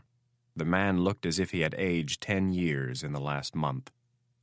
They entered the building through the ground floor entrance on West Executive Avenue, and Stansfield was escorted to the secure conference room within the Situation Room.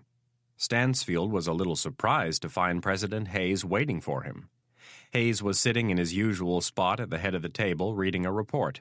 His suit was draped over the back of the chair, and his tie was loosened several inches. Hayes stood and snatched his reading glasses from his face. The first thing he noticed about Stansfield was how thin he looked. The president took his hand and said, "Thank you for coming, Thomas. I wish you would have let me come to you."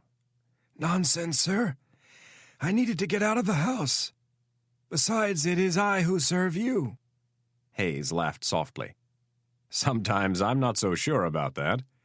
The president pulled out a chair for Stansfield. "Here, Thomas, have a seat." Stansfield sank into the plush leather chair, and the president asked, "Can I get you anything?" "No, thank you, sir."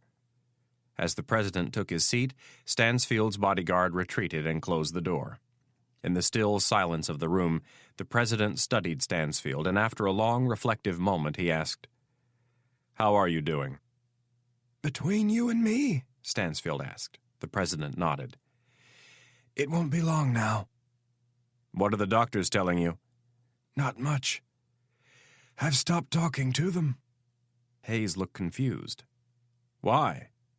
"I'm 80 years old, sir. I have lived a very full life.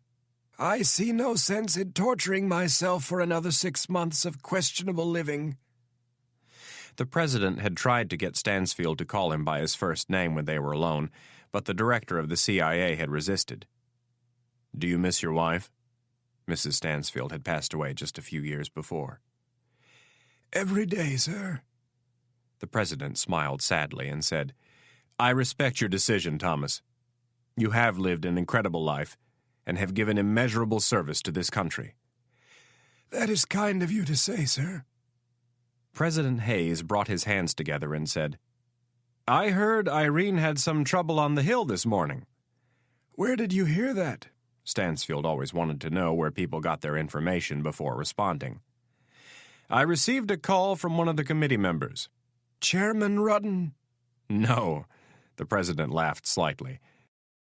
"Chairman Rudden and I aren't exactly on speaking terms." "If you don't mind me asking, sir, why can't you get the party leadership to reel him in?" President Hayes thought about the question for a moment and said, "Chairman Rudden is a strange duck. Between you and me, I've never liked the man. He is filled with irrational hatred, which tends to cloud his judgment. He has his place in the party, however." Hayes shook his head. "Unfortunately for you and me, the party put him where they thought he could do the least damage.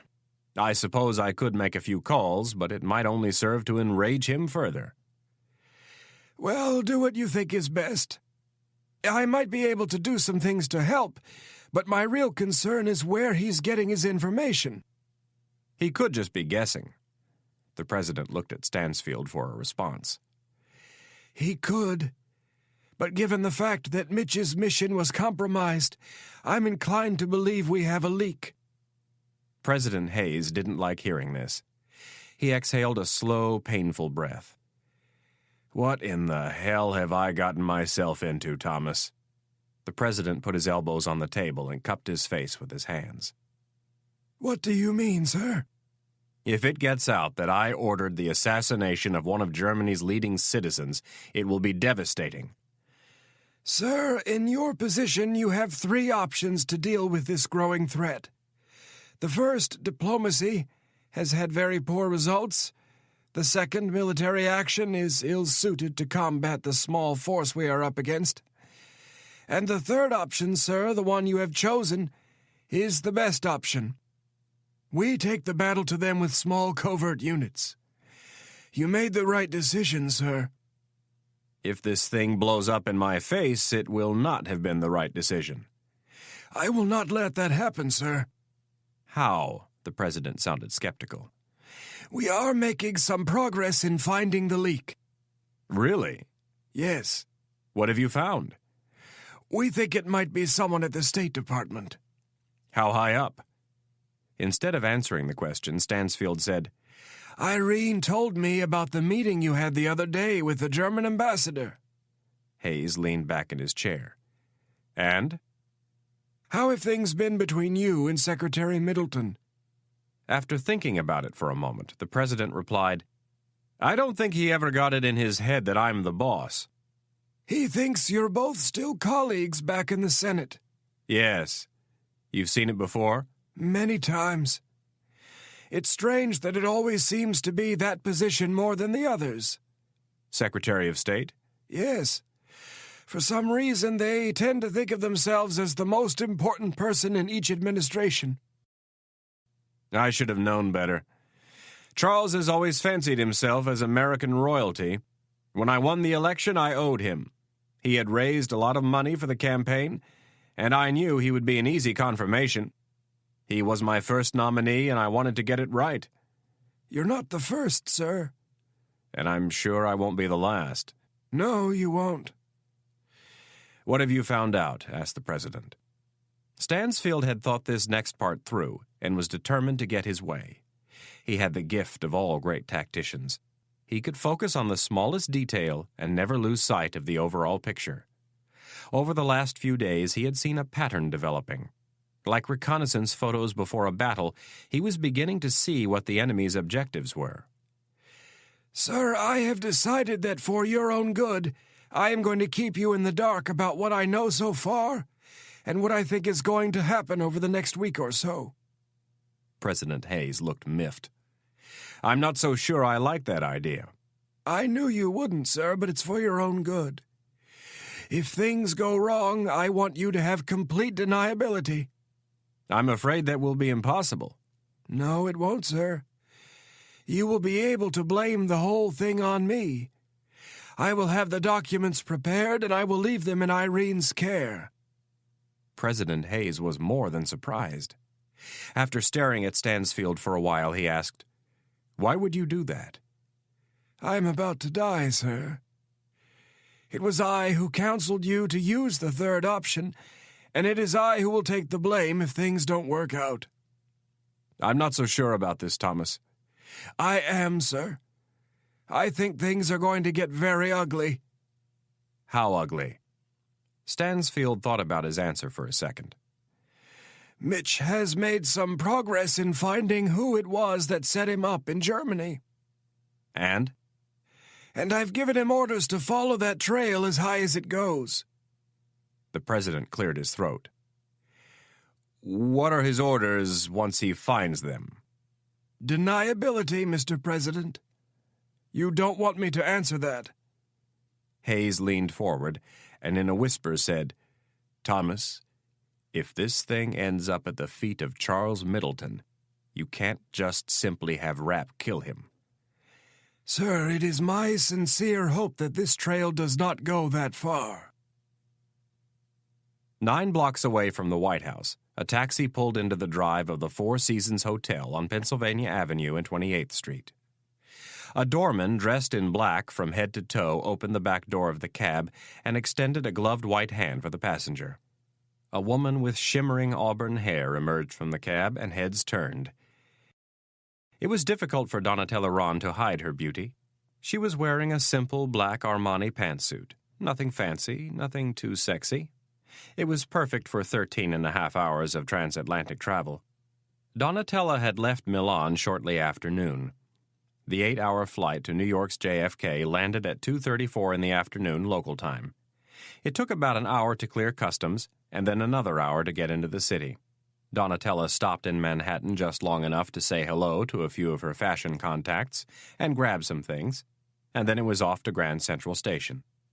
It was 8:30 in the evening by the time her train pulled into Union Station just 2 long blocks north of the United States Capitol.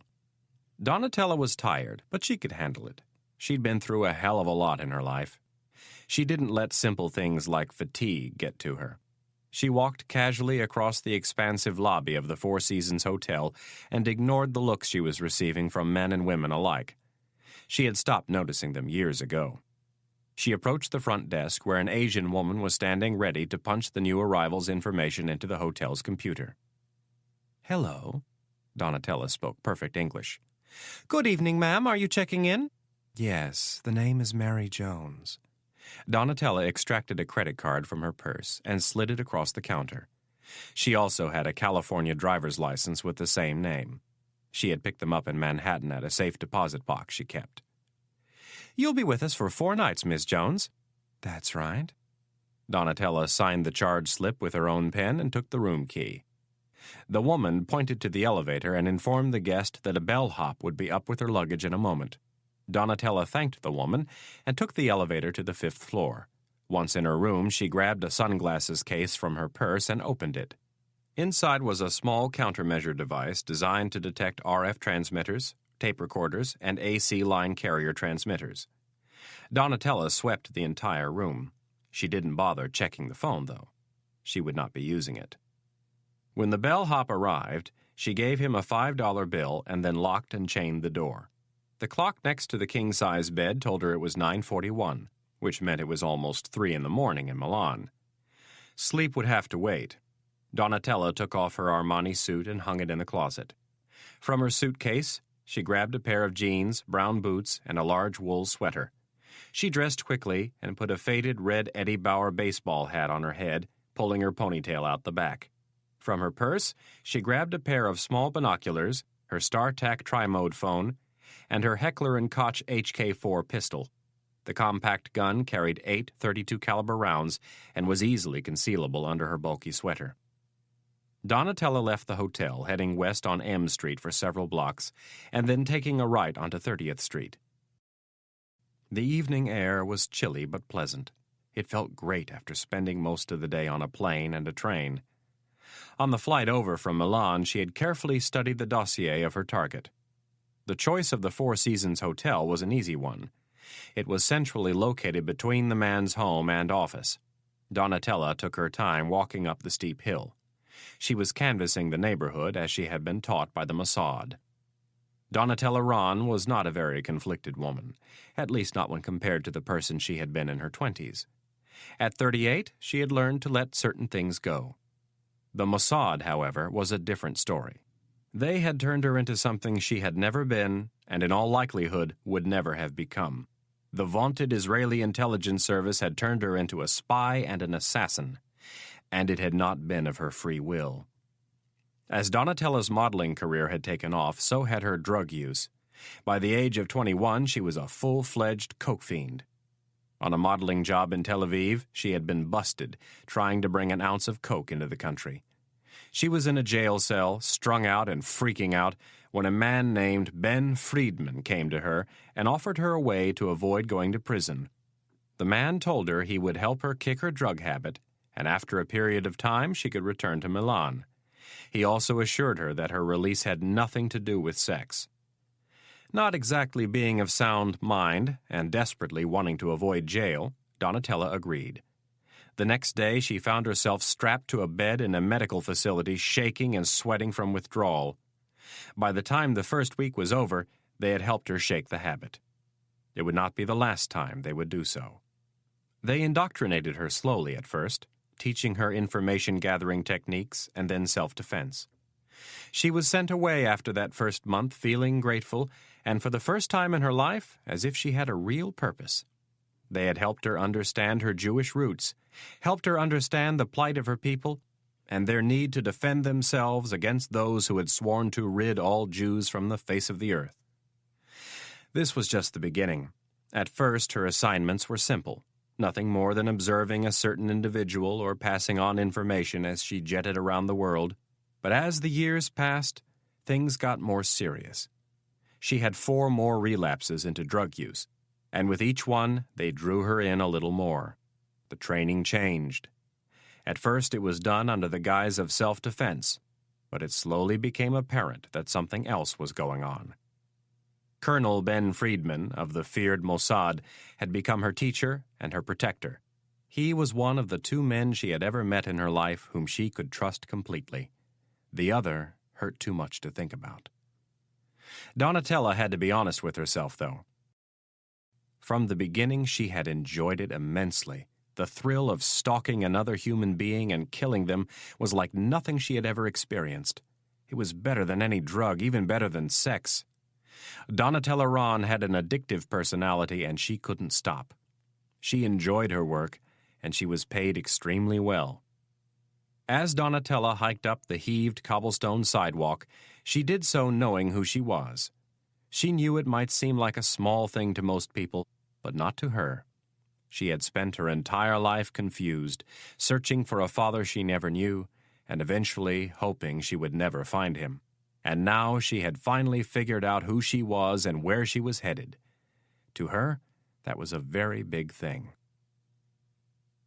The Crown Victoria rocked gently as it rolled down the old county road in rural Maryland. The familiar landmarks gave really some comfort. They had just spent more than an hour driving all around the city. At one point, Reilly thought she might get carsick. She didn't know her way around the city that well, and had been lost 5 minutes after they'd picked her up. There were a couple of times where she thought things looked familiar, but she couldn't be sure. The experience was very disorienting, and after a while she found it best to sit back, crack her window, and close her eyes. The two agents seemed competent enough. Special Agent Pelichuk had told her when they got into the car that they were going to have to take some standard precautions to make sure they weren't being followed. Special Agent Salem, the blonde one, was doing the driving. He didn't say much. Early on, she had asked them where they were taking her. She was happy to find out that they were going to Mitch's house. Reilly asked if Mitch was already there, and Pelichuk told her he didn't know. Reilly grew eager with anticipation as they turned off the country road and onto the street that would take them to Mitch's.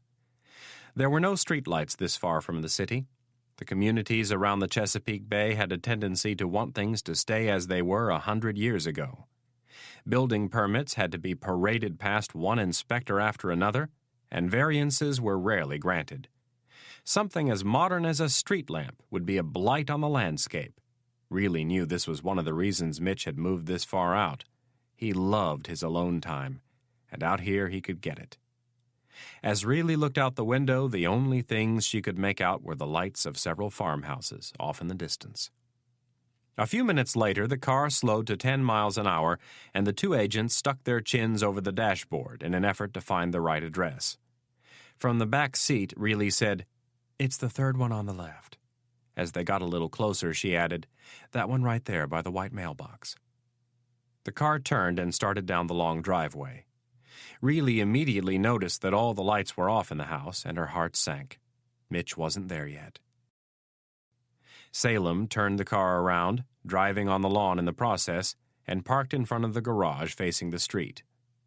Neither agent made an effort to get out of the car, so Reilly asked, "What are we doing?" "We're waiting," answered Pelichuk. "For what?" As innocently as possible, he said, "I don't have a key." "Well, I do." Pelichuk looked at his partner.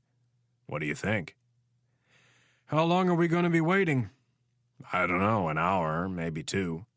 I say we wait inside if she has a key. Pelichuk looked back at Reilly. "Would you like to go inside?" "Yes." Reilly reached for the door handle. "Hold on a minute, let me go check things out first, and then we'll go in." Turning back to his partner, he said, "Anything funny happens, get her out of here and don't worry about me." Special Agent Pelichuk got out of the sedan and closed the door. Standing next to the car, in plain view of Reilly, he drew his weapon and disappeared around the side of the house. When he reached the deck in back, he looked down at the dock briefly and then put his gun away. The man knew no one was there. They'd had the house under surveillance since Monday. Grabbing his digital phone, he punched in a number and held the tiny encrypted phone to his ear. After 3 rings, a voice said, "Hello?" "We have the girl, and we're at the rendezvous point." "Does she suspect anything?" "No. She even offered to let us in, just like you thought." "Good. Don't touch anything when you get inside. We have no idea what kind of surprises he might have." "All right. Anything else?" "What are you doing about her phone?" "We're jamming it from the mobile unit in the trunk." "Good. Keep me informed if anything changes." "All right." The man posing as a federal agent ended the call and put the phone away. After they took care of this reporter, and whoever her boyfriend was, he would have to convince the professor to let him go after Gus Villaume again. Jeff Doozer looked out at the blackness on the other side of the deck railing and thought about how profitable things had gotten since they started working for the professor. He decided he would kill Villaume for free. It would be fun. Chapter 33. Peter Cameron was sitting on the long brown leather couch in Senator Clark's study. He closed his flip phone and set it on the coffee table in front of him. With a huge grin spreading across his bearded face, he leaned back and clasped his hands behind his head. "They have really, and she suspects nothing." Clark took a moment to look up and acknowledge Cameron. The senator was sitting at his desk, wearing his reading glasses and a pair of latex gloves. Resting on the surface before him was Anna Reilly's journal. A few days ago, Clark had begun to wonder if divine intervention were responsible for allowing Rapp to escape his executioner in Germany. Now things were falling into place more perfectly than he ever could have dreamed, far better even than his original plan. "Are they at Rapp's house?" "Yes, and she's going to let them in, just like you thought." "Good." "Are you going to tell me the rest of your plan?" Clark closed the journal and placed it back in the bag. He took off the gloves and set them on his desk. With drink in hand, he walked over and sat in the leather chair across from Cameron. "What does Mitch Rapp want more than anything in the world right now?" "Anna Reilly." "Wrong. He doesn't know we have her yet." Cameron thought about the question and shook his head. "I don't know." Clark pointed at the professor with his drink. "He wants you, Peter." Cameron licked his lips. "So what's your plan?" "It's simple. You are both the bait and the trap. Rapp wants to meet you, right?" "Yeah, but that's because he wants to get to you." "That's what he said. But believe me, he wants to kill you as bad or worse than me." "That's only because he doesn't know who you are. If he knew it was you, Senator, the chairman of the Senate Intelligence Committee," Cameron rolled his eyes, "you'd be at the top of his list." "He's never going to find out that I am behind all of this, is he, Peter?" No, sir, he isn't." "And why not?" Cameron wasn't sure how to answer the question. Because I'd never tell him." "And because you're going to kill him, Peter. You are going to use yourself as bait, and you are going to, as deftly as possible, get him to meet you at his house. If you can do that tonight, it would be perfect. But if come tomorrow morning he isn't responding, I want you to use the girl. Tell him he has 30 minutes to meet you at his house, and if he doesn't come alone, the girl dies." Clark looked at Cameron sternly. "Under no circumstances are you to set foot in that house. I don't want you anywhere near it. Let Doozer and his men handle it. I want them to make it look like Rapp killed Reilly and then blew his own brains out. A murder-suicide." Clark raised his glass and took a drink. The plan was perfect. NBC's White House correspondent found dead in the home of suspected CIA operative. The investigations would start in both the House and the Senate. Clark would take the high road and remain dignified during the televised hearings. And then, when the timing was absolutely perfect, he would produce Reilly's doctored journal. The journal would be filled with facts that would bring President Hayes to his knees and disgrace the Democratic Party. By the time the next election rolled around, Senator Hank Clark would be the GOP's lead horse. The plan was perfect. They had gathered in Stansfield's study. It was 10:15 in the evening. The director had just returned from the White House and looked tired. At Rapp's urging, Stansfield had requested extra protection. No one in the CIA's Office of Security had asked any questions. They didn't even bat an eye at the request. They were used to such things. Within 30 minutes of Stansfield making the call, a mobile command post and a Chevy Suburban arrived at the director's house. The mobile command post came with 2 men to monitor the CP's communication and surveillance equipment, and 2 more heavily armed men to provide security. The Suburban had brought 2 German Shepherds. The dogs and their machine-gun-toting handlers now patrolled the perimeter. Inside the study, seated around the fireplace, were Rapp, Coleman, Kennedy, and Stansfield. Rapp looked at Stansfield and said, "I think it's someone at the State Department." It could be, but I'm not so sure. Stansfield was speaking with a slight lisp. He was back on the morphine. "Secretary Middleton has never been a big fan of the agency," added Kennedy. Stansfield looked over at Coleman. What do you think, Scott? The former Navy SEAL thought it over and then said, "We don't have enough information." "We rarely do in this business," said Rapp. "I've gone back and looked at the map of that area where the cell tower is located." Coleman shook his head. "The State Department isn't the only organization around there that has a beef with the CIA." True, but they are the strongest candidate, Stansfield said. "We need to find out who this professor is." Coleman looked from Stansfield to Rapp. "He is the key to this whole thing." I agree, but he's not answering his phone. And right now, that's the only link we have to him. How is Marcus coming along with the search through the State Department files? Kennedy asked. We looked at photos for almost 3 hours tonight, said Coleman, and we came up blank. When we're finished here, I'm going to go back to look at more. This is the key, said Stansfield. You have to keep looking for this professor.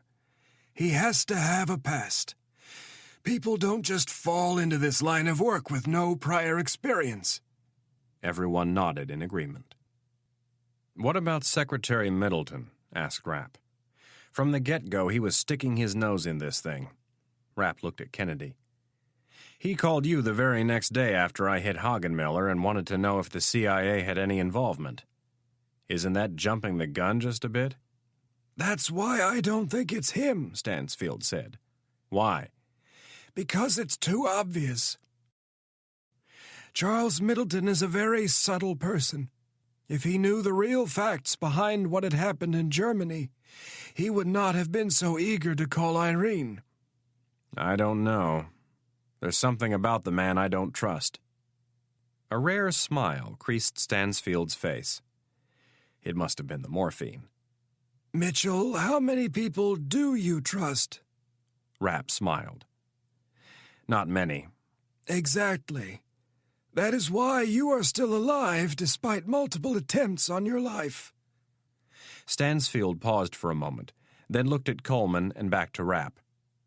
I want you two to do whatever it takes to find out who this professor is. And then you must take him alive. If need be, we'll have Dr. Hornig go to work on him. Rapp grimaced at the thought of getting Dr. Hornig involved. The woman was a complete sadist, skilled in the art of physical and mental torture. You're setting no boundaries for us. There are always boundaries, Mitchell. Just use your best judgment, get results, and don't get caught.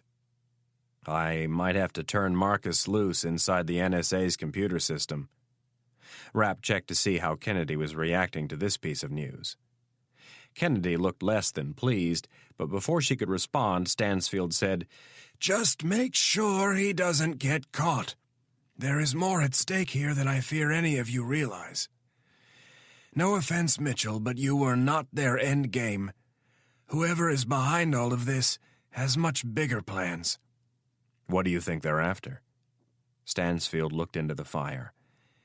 I'm not sure yet, but I'm beginning to see a few things, a few possibilities. Looking back to Rapp, he said, You two need to get moving, but before you go, there is one more thing we need to discuss. I want both of you to go pay Congressman O'Rourke a visit. It appears that you sent him an email, Mitchell, that has him a little upset. Stansfield looked at Kennedy. The director of the Counterterrorism Center turned to Rapp. Why didn't you tell me about the email? Rapp shrugged. I didn't think it was important. Congressman O'Rourke is very important to me, Stansfield said, and it is my hope that in my absence he will be very useful to Irene. I don't see what the problem is. Like all of us, started Kennedy, he doesn't like too many people knowing certain things about his past. He came to my office today very upset. He wanted to know who you were and how you knew about the relationship among himself, his grandfather, and Scott. That email might not have been the best idea, but at the time I didn't know what I was up against. I wanted him to take me seriously and keep his mouth shut. Well, you don't know Congressman O'Rourke very well, Kennedy stated evenly. I think I repaired the damage that you caused, but I want both of you to go over to his house and explain to him that his secret is safe. When do you want us to take care of it? Tonight. The sooner you can calm him down, the better. Call him first and see if you can stop by on your way back into the city. Chapter 34. They began cruising the Georgetown neighborhood at 10:56 p.m., the standard routine.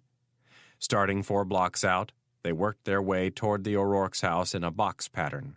Coleman was driving his Ford Explorer and was responsible for the left side, while Rapp checked the right. They noted several vans parked within the 4-block perimeter, but that was it. No individual sitting behind the wheel of a parked sedan. Rapp felt confident enough to make the call. Besides, any idiot who tried to take on Coleman and him would be in for a very short fight. Rapp wasn't overly concerned about his diplomatic mission to appease Congressman O'Rourke. Yes, it was a good idea to calm the man down before he started asking too many questions, but Rapp was confident that O'Rourke would never have gone that far. Rapp liked Michael O'Rourke. He was a good man and a good husband. With hindsight, Rapp had to admit it might not have been fair to get him involved in this mess, but no harm, no foul. Rapp would have liked to put the meeting off until morning, but the truth was it gave him an excuse to see Anna. His stomach was doing flips over the thought of holding her. He had never felt like this in his entire life. Rapp grabbed the phone and dialed the O'Rourke's number. After just one ring, Michael answered. "Michael, it's me. I'm sorry I'm calling so late, but I need to talk to you." "I'm listening." The voice was detached and cool. "Not on the phone." "When?" "Right now. I'm only seconds away. It won't take long. I just have to explain a couple of things to you." "All right, but be quiet. Liz is asleep." A minute later, Coleman backed the Explorer into the brownstone small driveway. Michael O'Rourke was waiting for them at the door with his yellow lab at his side. Rapp and Coleman bounded up the steps, both men checking the street as they went. They quickly ducked inside the house. O'Rourke held his index finger to his lips and then closed and locked the door. He gestured for the men to follow, and they went down the hall to the kitchen. Rapp went straight to the back door and pulled back the curtain. After he was satisfied that no one was in the backyard, he sat at the kitchen table. Duke immediately came up and dropped his snout on Rapp's knee. The two had met before, and Duke liked him. O'Rourke asked if they wanted anything to drink. Both men declined. O'Rourke grabbed a beer from the fridge and twisted off the top. He chose to remain standing at the kitchen counter. "I'm sorry about the email," started Rapp. "I didn't do it in an effort to blackmail you. I did it so you would take me seriously." O'Rourke studied Rapp. "Who do you work for, Mitch?" "I didn't come here to get into all of that, Michael. I came here to tell you that your secret is safe with me. There is no reason I would tell anybody about your grandfather and Scott." O'Rourke looked over at Coleman and shook his head. "Well, I'll tell you what, your secret is safe with me, too. So fill in the blanks for me and we'll be even." "Michael, I'm not going to tell you what I do. Just trust me on this one. Your wife and the woman I'm going to marry are best friends. I like you. I like Liz. There is no reason in the world for me to do anything that would harm you or your family." He took another drink of beer and seemed to think long and hard about what Rapp had said. "You know I like you too, Mitch. But I'll be honest. If you're involved in the kind of stuff that I think you might be, I'm not exactly crazy about having you around my family." The words hurt. Rapp didn't let it show, but they hurt. He didn't want this life anymore. He wanted out. He wanted a normal life with a wife and some kids. "I respect that, and if you don't want me around, I'll do my best to stay away. Just know that your secret will always be safe with me. If you really mean that, then tell me who you work for. Michael, you are a congressman. There are certain things you don't want to know. Try me." O'Rourke folded his arms across his chest. "I did a little digging into your past. There is no record of you serving in the armed forces, yet something tells me you have formal paramilitary training. How is this information going to help you? I want to know who I'm dealing with.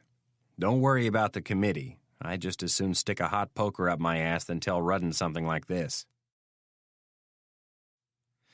The comment brought a smile to Rapp's face. "All right, Michael. I'll tell you what I do, but it goes no further, not even Liz. I've known about your grandfather and Scott for some time, and I've never breathed a word of it to Anna.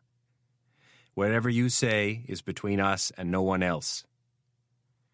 Rapp tried to think of the best way to say it, and in the process he was reminded of something he'd said to the previous Attorney General. It was at a meeting during the White House hostage crisis. Rapp had overstepped his bounds and allowed his temper to get the best of him, but it was worth it.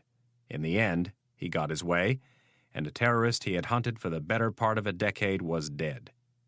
Rapp looked at Coleman briefly and then said, "I work for no government agency. I want to be very clear about that. I'm what you might call a counterterrorism specialist." "Okay. And what, may I ask, does a counterterrorism specialist do?" Rapp was not well versed in trying to spin what he did, so he just blurted out the hard, cold truth. "I kill terrorists." "Say again?" "I hunt them down, and I kill them." The congressman set his beer down. He was expecting something along this line, but he didn't expect to hear it in such a blunt way. After he had rebounded from Rapp's confession, something fell into place for O'Rourke. "Is that how you met Anna? During the hostage crisis?" "Yep." "Were you involved in the takedown?" "Yep." Coleman laughed. "Shit, he was the takedown." "What do you mean?" asked O'Rourke. "He means we'll have to tell you that story a different time." Rapp looked at Coleman and shook his head. Then, standing, he approached O'Rourke and stuck out his hand. "Michael, I'm sorry about all of this. Maybe someday after you leave office I can tell you more, but until then I'm sorry." O'Rourke took his hand and looked into Rapp's eyes, not sure what to make of the whole thing. "I'd like that. Just remember we're on the same team." "Yeah." Coleman looked at his watch and said, "Hurry up and kiss your girlfriend. We have to get back to the ranch and check on the boys." Rapp grinned with a mix of embarrassment and anticipation. "Where's Anna? Upstairs?" "No." O'Rourke shook his head. "She called just after 8 and told Liz she was going to meet you. I thought that was why you were here. I thought she made you come over." Chapter 35. Peter Cameron flew down Maryland Highway 214 in his silver metallic Lexus coupe with Rimsky-Korsakov's Scheherazade blaring out of the car's 7 speakers. He had bought the car under one of his assumed names. Cameron was in the process of disobeying Senator Clark's orders. He simply could not resist going to the house. It was too tempting. The home of Mitch Rapp. He had to see what it was like. He had to be involved in the hit. Senator Clark would not be happy, but if Cameron was careful, his boss would never know. He had called ahead and warned Doozer of his arrival. The last thing he needed right now was the former Marine or one of his trigger-happy cronies shooting him by mistake. That was the other reason he needed to visit the house. If this plan was going to work, he couldn't have those clowns showering the target with bullets. As Cameron turned off of 214, he looked at his mobile phone and wondered when Rapp would call again. Rapp had called every hour since they had talked this afternoon, and he had intentionally neglected to answer the phone. The last call had been around 9 p.m., almost 2 hours ago. Cameron hadn't thought of this, but if Rapp didn't call back, they would have a problem. He decided not to worry about it. Rapp would call him again. If not tonight, he would do it in the morning. He ran his car through its paces as he zipped down the dark country road. The senator's plan was great, but there were some areas where it needed work. Multiple contingencies had to be put into place in case something went wrong, and the odds were good that something would. Cameron had envisioned for months finding Rapp's head perfectly centered in the crosshairs of one of his high-powered rifle scopes. That dream had been destroyed by the senator. Clark didn't give him any specifics beyond ruling out a long-distance shot, only that he was adamant that it must look like a murder-suicide.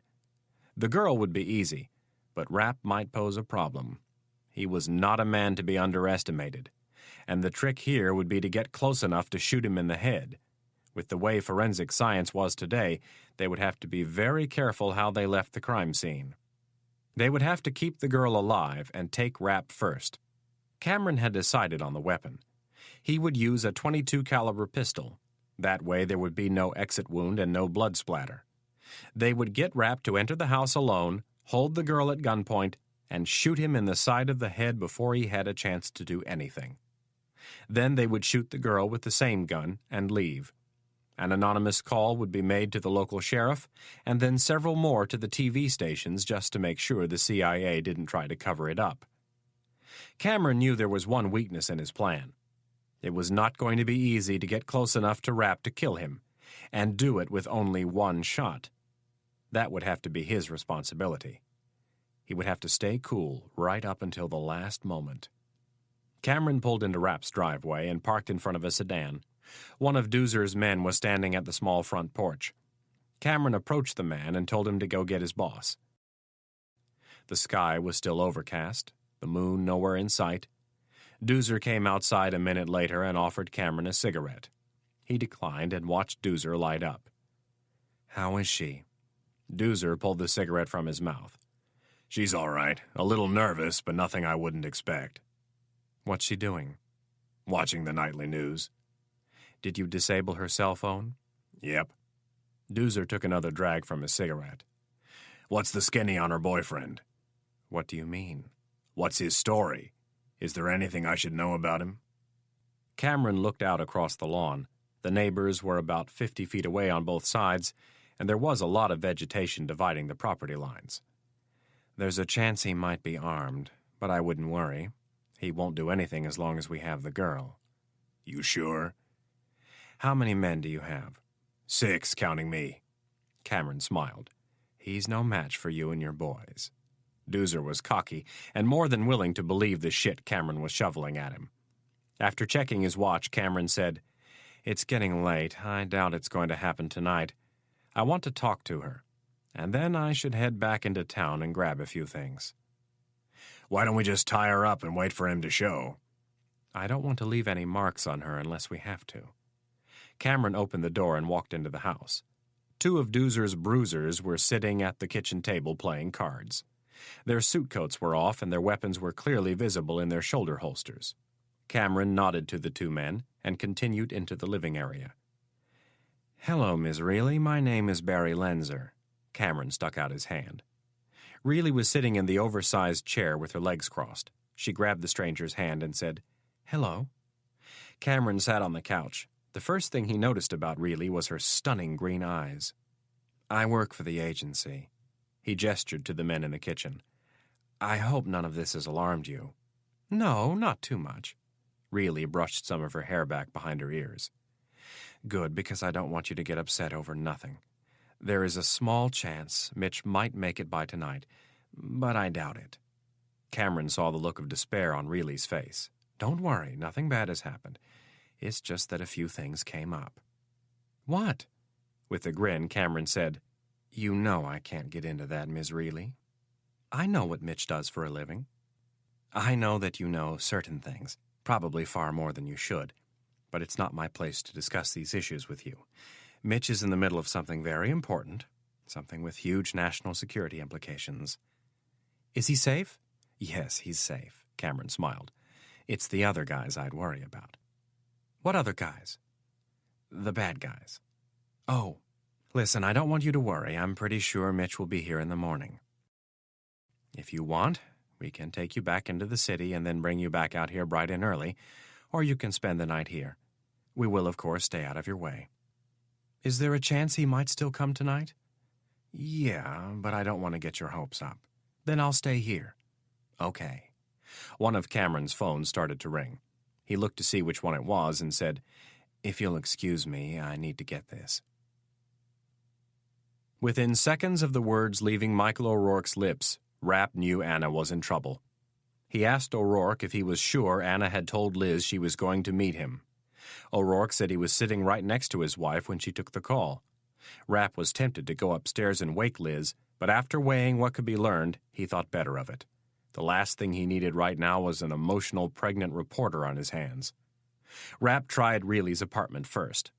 The answering machine picked up after 4 rings, and he hung up. When he tried her cell phone, a recorded voice told him the customer he was trying to reach was not available. Anna always answered her cell phone unless she was on the air. Something was wrong. Rapp strained to remain calm in front of O'Rourke. The ante had just been upped, and whoever these fuckers were, they were going to pay. Before leaving, Rapp told O'Rourke not to say a word to his wife. O'Rourke was a bit reluctant at first, until Rapp assured him that he could do a better job of finding Anna than the feds. Rapp promised to call, and then he and Coleman disappeared into the night. He gave Coleman the address for Anna's apartment and told him to step on it. On the way, he dialed Stansfield's secure home number. When Kennedy answered, Rapp asked, "How's he doing?" "He's asleep." "I think they have Anna." There was a moment of silence, and then, "Are you sure?" Unfortunately, yes. What do you want me to do? I want you to get a team over to Anna's apartment right now. Rapp gave her the address. We should be there in 2 minutes. What else? Put one of the SOG teams on alert. I might need them for backup. Kennedy was wondering how to handle the request for one of Langley's special operations groups. They were the CIA's equivalent of a SWAT team. She had the authority to make the request, but it would probably be better if Stansfield did it. I'll take care of it. Anything else? This changes everything. Kennedy didn't like the detached calmness she heard in his voice. How so? I don't care how high this goes. I'm going to kill every last one of them. Rapp ended the call and stared out the window as the truck raced up Wisconsin Avenue. They circled the apartment building twice, checking for surveillance, and then parked in front of a fire hydrant. Rapp and Coleman entered the building with their heads down, not wanting to give the surveillance camera a shot of their faces. Rapp used his set of keys to gain access. Once in the stairwell, they both drew their weapons and attached silencers. Rapp was carrying a 9mm Beretta and Coleman an H&K USP-45 ACP. He took 10 seconds to give Coleman the basic layout of the apartment. Coleman was used to working in pairs. It was a cornerstone of SEAL training. Rapp, on the other hand, was a lone wolf. Coleman took a couple of seconds to make sure they were on the same page, and then they started up the stairs. When they reached the 4th floor, Rapp gave the hallway a quick check and then left the stairwell. They were not pausing for anything. If someone was waiting for them, the best way to handle it was to move fast and hit hard. Rapp took up a position on the right side of Reilly's door and Coleman on the left. Rapp quietly inserted the key and opened the door. Coleman entered the apartment right on Rapp's heels. He closed and locked the door behind them. They checked the front hall closet first, and then the kitchen and the living room. Neither man spoke. They moved from room to room, Rapp taking the lead, Coleman watching his back. Every door was opened and then closed. In less than 30 seconds, they had checked the entire place. 30 seconds after that, they found the first listening device. They left it undisturbed and retreated from the apartment, leaving the door unlocked. Back in the truck, Rapp called Kennedy. The apartment was wired. Put your best people on it. Tell them to find the transponder and sit on it. If someone shows up to check on it, I want them followed. We're on our way to Marcus's. I'll call you when we get there. Coleman gunned the engine as they turned off New Mexico and onto Nebraska. 2 blocks to the northeast, they hit a traffic circle. Coleman took it 2/3 of the way around and shot onto Massachusetts Avenue. As they cut through the swank Spring Valley neighborhood, Coleman asked, "What's our next move?" Rapp couldn't get the bad images out of his mind. He could tolerate astronomical amounts of pain. He'd been shot and stabbed, he'd broken a dozen bones and pushed his body to the point where the only thing that kept him going was the will to live. But this was different. He was close to crying. The idea of someone hurting Anna was the most agonizing thing he had ever felt. Rapp shook the images from his mind and turned to look out his window. He wiped some of the moisture from his eyes. He didn't want Coleman to see him like this. We'll find out if Marcus has made any progress, and then we'll try the professor again. Chapter 36. Rapp had regained his composure by the time they reached Dumond's. Kennedy had already called Dumond and told him that Reilly had been taken. Dumond, never quite knowing how to deal with Rapp, decided not to attempt any words of comfort. Instead, he explained how the search for the professor was going. Unfortunately, it wasn't going so well. Coleman's 2 men, Kevin Hackett and Dan Strobel, had been looking over thousands of photos of current and former State Department employees, and they had yet to come up with a solid match. This was not what Rapp wanted to hear, and he could barely contain his anger. Dumond, however, had an idea that he thought might help. "When was the last time you tried this guy?" "Around 9 this evening." "And he hasn't answered since the first time you talked?" "Yep." "Well, he's going to have to, isn't he?" "Why?" "If he's the one who took Anna, he's going to want to talk to you." "Yeah, you're right, but I don't see where you're going with this." "Well, he has no way of getting a hold of you. You never left him a number." "And?" "He's waiting for you to call him." Rapp was a little irritated with Dumond for stating the obvious. That's what I'm planning on doing once you have everything set to track the call. Dumond held up a finger. I have a plan. I have a smart van on the way over. Irene authorized it. Dumond was referring to a fourth-generation mobile digital surveillance unit that was made by Audio Intelligence Devices, a division of Westinghouse. The CIA's Science and Technology Directorate customized the vehicles upon delivery. Marcus, you know how I hate all of this technical shit, so just give it to me in a language I can understand. Dumond started and stopped himself twice as he tried to state in the simplest terms what he wanted to do. Finally, he said, If we have the van in the right position prior to the call, and you keep him on the phone long enough, I think I can track him. You're sure? No, I'm not sure, but if we get lucky and are in the right neighborhood when he takes the call, I can at the very least get us to within a few blocks. Dumond cautioned. That's assuming he's stationary. How long until we can make the call? The van should be here within 5 minutes. Dumond pointed to a map on the kitchen counter. As he walked over to it, he said, We really don't have any hits on his cell phone at this time of the day, so I can't guarantee we'll be in the right area when he takes the call. What are you talking about, Marcus? Rapp's voice was tinged with irritation. I pulled up his cell tower usage for the last 3 months and plotted it on the map. These bright yellow pieces of paper mark the top 10 towers he has most frequently used.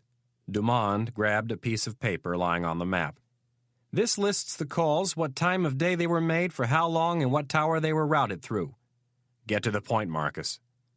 The point is, I don't have him making too many calls after 11 in the evening, so it's going to be hard to predict what area of town he'll be in. Shit. In the morning, we'll have a better chance. Coleman placed his hand on Rapp's shoulder and nodded toward Dumond's bedroom. Rapp followed him into the room and closed the door. What's up? Are you sure you're up for this? Asked Coleman. What kind of a question is that? It's a damn good one. Have you ever known me not to be up for something? I've never seen you in love. What in the hell does that have to do with this? Snapped Rapp. It has everything to do with this. They have Anna, and it's affecting your judgment. You're too emotional.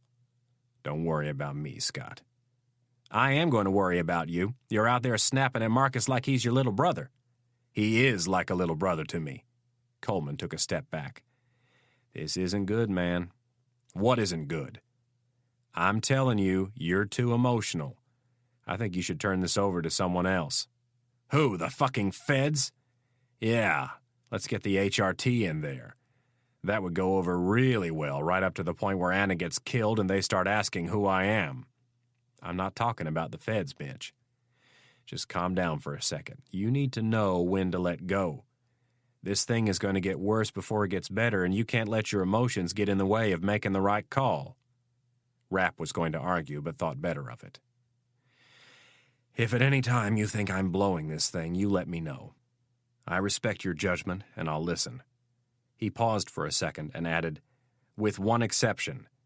Every last one of these motherfuckers is dead, and don't try to talk me out of it. The catering van pulled up in front of Marcus Dumond's fourplex.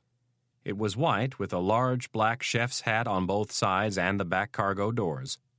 Above the hat was the name of a catering outfit, Kip's, and beneath it was a phone number. The catering outfit was legitimate, run by a former agency employee and his wife. The agency had arranged some very favorable financing for the couple, and in return they had a legitimate cover for some of their surveillance vans. Dumond climbed into the back of the van with 2 laptops and a bag of equipment. Rapp and Coleman joined him in the van, and Kevin Hackett and Dan Strobel followed in Coleman's Explorer. Dumond told the driver to take them to Washington Circle and close the door. Dumond went to work immediately, getting his laptop set up and bringing the rest of the equipment online. One side of the van contained 3 pizza racks stuffed with high-tech surveillance equipment. In the middle were 2 color active matrix flat panel displays. The top one was touch-sensitive and used to control a vast array of technology, and the bottom one was for video feed. Dumond sat in a captain's chair that was bolted to the floor. There was a small space under the monitors for Dumond's legs. Rapp and Coleman watched him work from a bench seat in the back. It took about 15 minutes for them to reach Washington Circle. There was a luggage rack on the roof of the van. It was never used. Instead, it housed a myriad of antennas, video cameras, directional microphones, and a direction finder. After Dumond had hacked his way into the Sprint network, he got the direction finder ready and told Rapp it was a go. Rapp and Coleman had been discussing how to handle the call. They both agreed that, to start with, it was best if Rapp acted as if he knew nothing about Reilly's disappearance.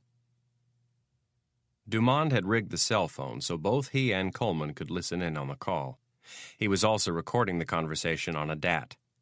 Rapp punched in the number and counted the rings. When he hit 4, his heart sank for fear that the call would once again go unanswered, but then after the 6th ring, someone picked up.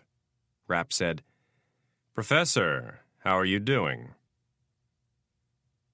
Peter Cameron had left Reilly sitting in the living room and walking toward the front of the house when his phone started ringing.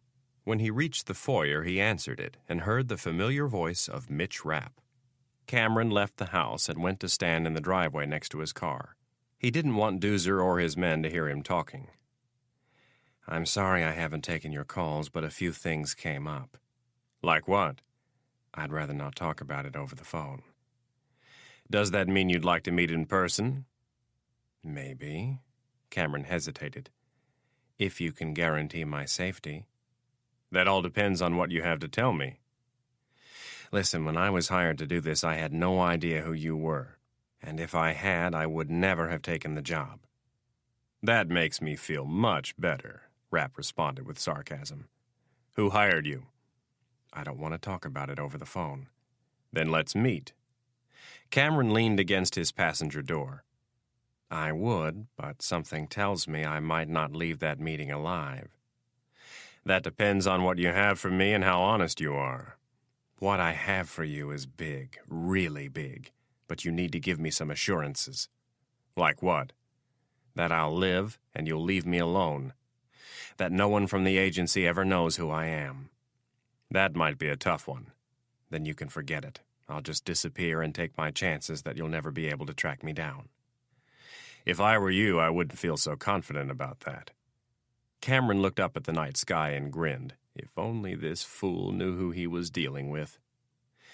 "Listen, can't you see the position I'm in? I want some guarantees from you, or I'm better off on the run." There was a long pause, and then Rapp said, "All right. What is it that you need?" "First thing, I meet you and only you. If I see anyone else around, I'm out of here. Second, I want your word that you will never reveal to anyone who I am." "That's going to depend on how good your info is." "It's good. It's going to blow you away." "Give me a hint." "The person who hired me is someone big here in town. Someone you'd never suspect." "If he's as big as you say he is, I'll get you a new name and a new face." "I can take care of that on my own." "I just want your word that you'll keep my identity to yourself and you won't try to kill me." "You have my word." Cameron checked his watch. He'd been on the line long enough. "Give me a number where I can reach you." Rapp hesitated for a second, and then gave him the number to his mobile phone. "When are we going to meet?" "Tomorrow morning around sunup. I'll call and give you instructions. I'm going to run you through some paces, and if I see anyone following you, I'm gone." Cameron pressed the red button on his phone and laughed. It was too easy. Rapp was going to walk right into the trap. The man had no idea they had Reilly. The van was stopped. They had pulled over on 23rd Street between the State Department and the Navy Bureau of Medicine. Dumond worked the keyboard of the laptop on his right, while Rapp and Coleman watched. After a few seconds, the boyish Dumond looked at Rapp and said, "We weren't even close." "What do you mean?" "He's not even in the city. Hell, he's not even in the county." "Where is he?" "He's out by the bay, south of Annapolis." Rapp looked up from the bench seat and looked over Dumond's shoulder. "Show me where the tower is." Dumond pointed to the screen. "Right here, by Mount Zion." Rapp squinted at the screen, trying to decide if this was a coincidence or not. Keeping his eyes on the map, Rapp asked, "You said you've got a log of calls he made for the last 4 months?" "Yep." "Has he ever used this tower before?" Dumond grabbed the printout and flipped through the pages. It took him 20 seconds to scan the entire list. When he was done, he looked up at Rapp and said, This is the first time this tower has handled a call for him. Noticing that something was bothering Rapp, Coleman asked, "What are you seeing that I'm not?" "My house is about 2 miles from there." Rapp pointed to the screen. Coleman scratched his chin and looked at the map. "They could have taken Anna to a safe house out there." "Yeah, they could have." Rapp opened the small door leading to the driver and said, "Take us out to 214. Let me know as soon as we cross 301. Rapp closed the door and looked at Coleman. "Tell the boys we're going out to Maryland." He quickly punched Stansfield's number into his phone. When Kennedy answered, he said, "How quickly can you get a surveillance chopper to take a look at my house?" "I can scramble one out of Andrews. I'd say they could be there within 10 or 20 minutes. "Good. Get them airborne on the double." "Mitch, what's going on?" "I can't get into it right now. Get the chopper moving and call me back." Chapter 37. The small hangar sat on a secluded portion of the massive Andrews Air Force Base, just south and east of Washington, D.C. It was manned 24 hours a day, 7 days a week by a rotating set of pilots, technicians, and mechanics. When the call came in to scramble, the pilots were off the couch and strapped into the cockpit of the advanced Bell 430 helicopter within seconds. With the help of the chopper's full authority digital electronic control system, the bird was started and ready for takeoff in 30 seconds. The Bell 430's normal civilian configuration was for 2 pilots and 7 passengers. This bird had room for only 4 passengers. The rest of the room was taken up by surveillance equipment.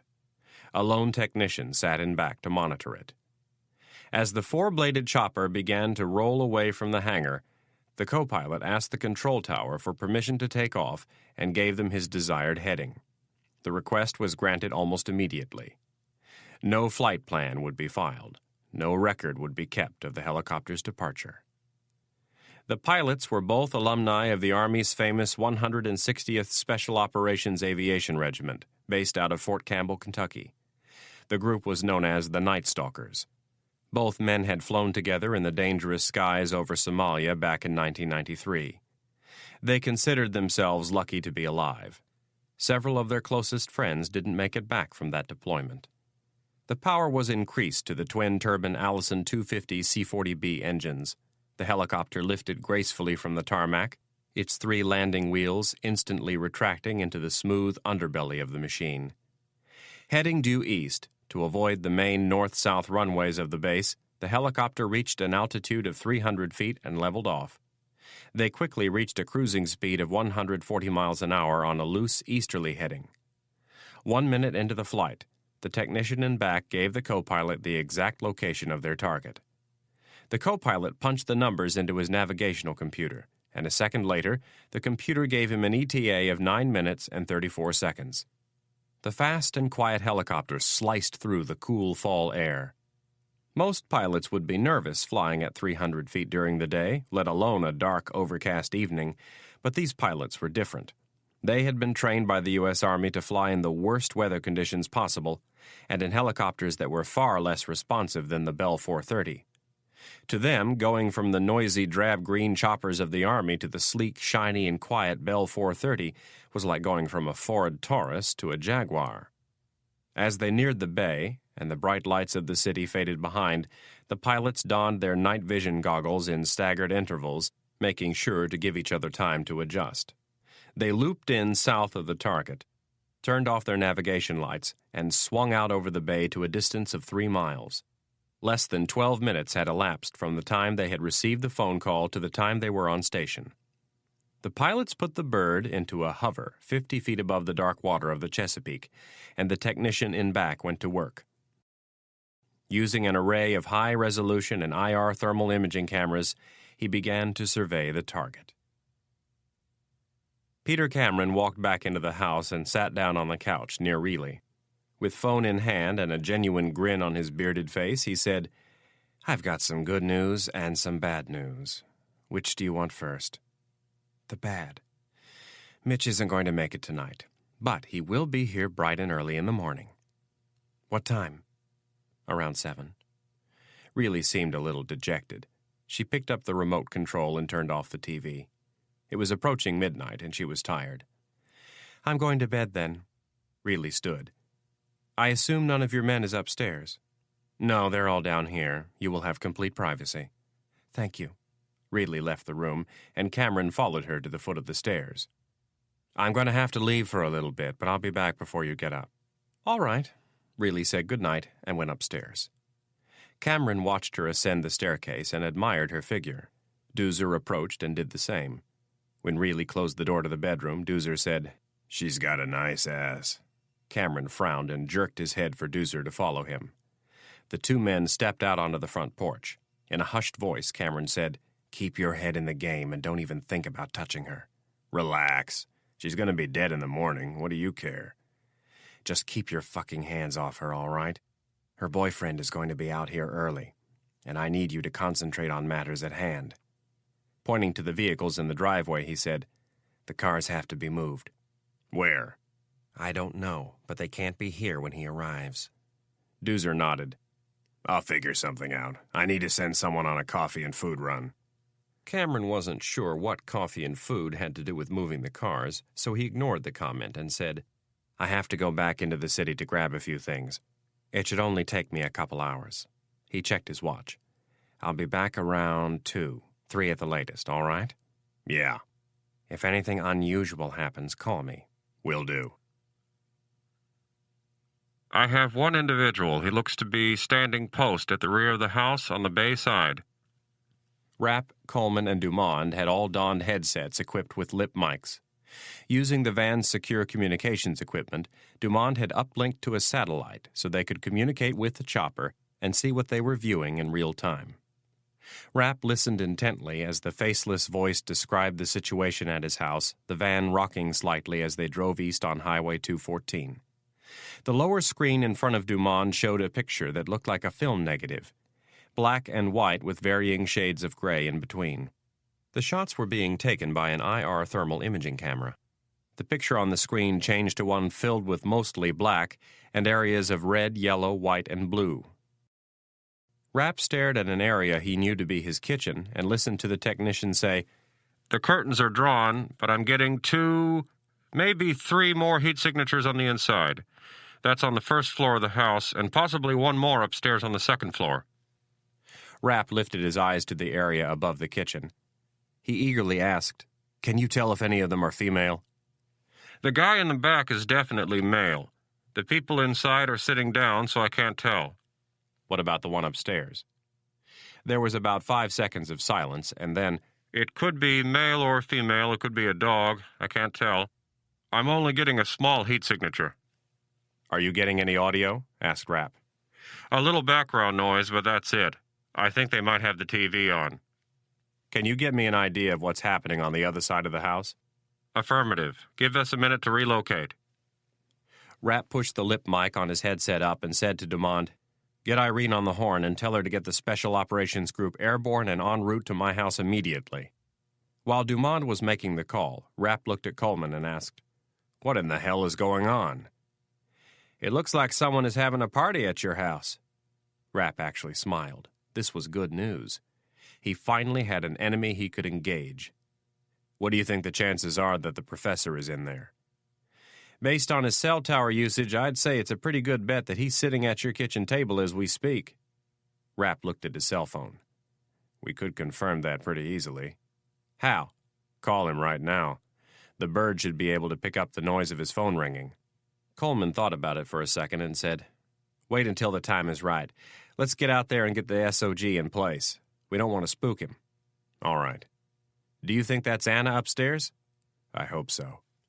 The faceless voice came back over their headsets. We have a couple of cars in the driveway. Rapp, Coleman, and Dumond looked up at the screen and watched. We also have one individual standing near the front door. He appears to be carrying a weapon. Let me see if I can get a little closer. The picture zoomed in on the warm body standing on the front porch. The man's body was mostly red with a yellow glow around the edges. Near his waist was an elongated area of blue. Coleman spoke before the technician did. "It looks like a machine pistol with a suppressor attached to the end." "Either that or an assault rifle." Rapp squinted at the image. A second red figure appeared on the front porch, and then a third. Rapp's immediate fear was that they had somehow sighted the chopper. Using their call sign, Rapp asked, "Libra 3, have you been discovered?" "That's a negative." It was a different voice this time. "We're 2 miles out and obscured by a tree line." One of the men left the porch and walked over to one of the cars. He climbed in, and a moment later the car started moving. The technician announced, "One of the cars is leaving." "We see it." Rapp flipped up his lip mic, looked at Marcus, and snapped, "Find out where we are and tell him to step on it." Pulling the lip mic back down, he asked, "Libra 3, can you keep contact with both targets?" There was no response at first, and then, "That depends on how big the separation gets between the two." "Keep an eye on both for as long as you can." Dumond left the small door to the front of the van open and sat back down at his console. "He said we just passed Queen Anne Road." "That means we should be at the Muddy Creek exit in 5 minutes." Looking at Coleman, Rapp pointed behind them with his thumb and said, "Tell the boys to be ready for some action." Rapp watched the screen and listened to the technician call out the car's maneuvers. Rapp's thoughts kept going back to Anna. He was going to have to decide pretty quickly if the chopper was going to keep an eye on the house or follow the car. Coleman knew what Rapp was thinking and said, "The house isn't going anywhere." Rapp didn't say anything, he just kept staring at the screen. Coleman said, "Did you hear me?" "I said that." "I heard you."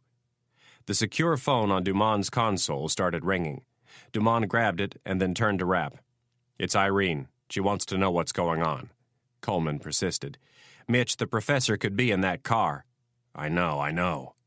He looked at Dumond and said, "I can't talk to her right now." The pilot of the chopper came over the headset. "You're going to have to make a decision between the car and the house." "We can't afford to lose contact with the car," Coleman persisted. Dumond held out the phone a second time. "She says she wants to talk to you." Rapp felt like ripping the phone from the console and throwing it out the door. It wasn't what he wanted to do, but he knew what was right. Rapp lowered his lip mic and said, "Libra 3, stay with the car." Then, tearing the headset off, he grabbed the phone and growled, "What?" Chapter 38. Rapp was, at his core, a lone wolf. He was not a team player unless he was the leader, and he expected others to support him and follow without question. In a business that was filled with huge egos, he often found it easiest to work on his own. Rapp never apologized for this behavior. He let his results do the talking. His government had sent him on dozens of nasty missions, and he had achieved the primary goal in almost every single one of them. Clutching the phone firmly in his left hand, he said, "Irene, I am really busy right now." "I know you are, but I need to be kept in the loop." "We have at least 4 individuals in my house," snapped Rapp, "that I obviously didn't invite over. I think Anna might be there, but I can't be sure. A car just left the house with one occupant that we think might be the professor. These are all things that Marcus could have told you. I've got my hands full right now, Irene. I will call you when I need something." He leaned forward and slammed the phone down. He turned to Dumond, his face red with anger. "We are in the field, not back at Langley. I am calling the shots, and I expect my orders to be followed to the letter." Rapp turned his glare on Coleman. "I expect and want your input, but when it's time to take action, the debating is over. Are we all clear on this?" Coleman and Dumond both nodded. Coleman out of respect for the need of a chain of command, and Dumond out of fear. A moment later, Dumond touched his headset and said, "The car is stopping." Rapp's head snapped around and looked at the monitor. The sedan was pulling into a gas station. Rapp tried to figure out which one it was. He yelled to the driver up front, "How far until the Solomon's Island Road?" "We're coming up on it right now." "Take it south, get over in the left lane immediately, and be ready to turn into the Exxon station." Rapp turned to Dumond. "Turn some of these lights off. Scott, tell the boys there's a standard station on our right when we get off the exit. Tell them to pull into the lot and wait to back us up if we need it." The van started to slow, and Rapp stuck his head into the driver's compartment. As they took a right onto Solomon's Island Road, Rapp looked across the street at the parking lot of the Exxon station. He sighted the dark blue sedan parked right in front of the store. He had to think quickly. Rapp noted that the driver of their van was wearing black pants and a white shirt with a black bow tie. He looked like he should, a caterer. "How much gas do we have?" "3/4 of a tank." Do you have a credit card on you? The man hesitated momentarily. It was a strange question coming from a man he'd never met. Yeah. Are you wired? The driver tapped his left ear. Yeah, your man's got my channel. Extending his arm and pointing at the station, Rapp said, Pull up to those pumps right there, right behind that Crown Victoria. Get out of the car and start to put gas in. I'll tell you what to do over the radio. Rapp went back to Dumond and pointed at the screen. Can you get me a shot of the store on this? Dumond nodded and went to work. 4 seconds later, they were staring at an image of the store.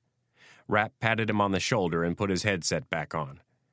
Libra 3, we have the car. Please go back to the house and keep us informed of any changes. Roger that, Virgo 1. We're heading back to the house.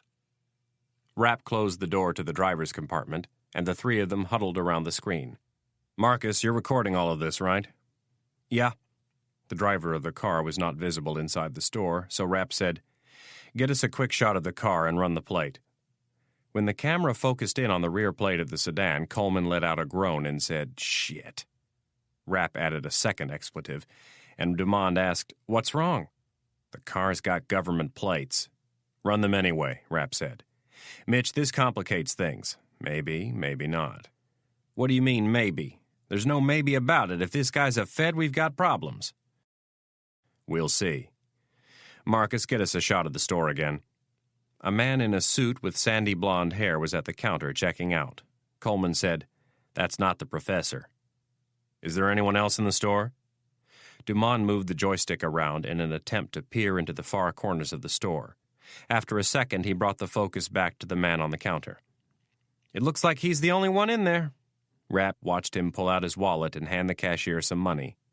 Grabbing Dumond's shoulder, Rapp said, Tell our driver to get back in the van. Dumond repeated the command, and a few seconds later they heard the driver's door close. Their eyes were glued to the screen as they watched the man in the store pick up a cardboard tray filled with 4 towering styrofoam cups. A white plastic bag was also hooked to one of his hands.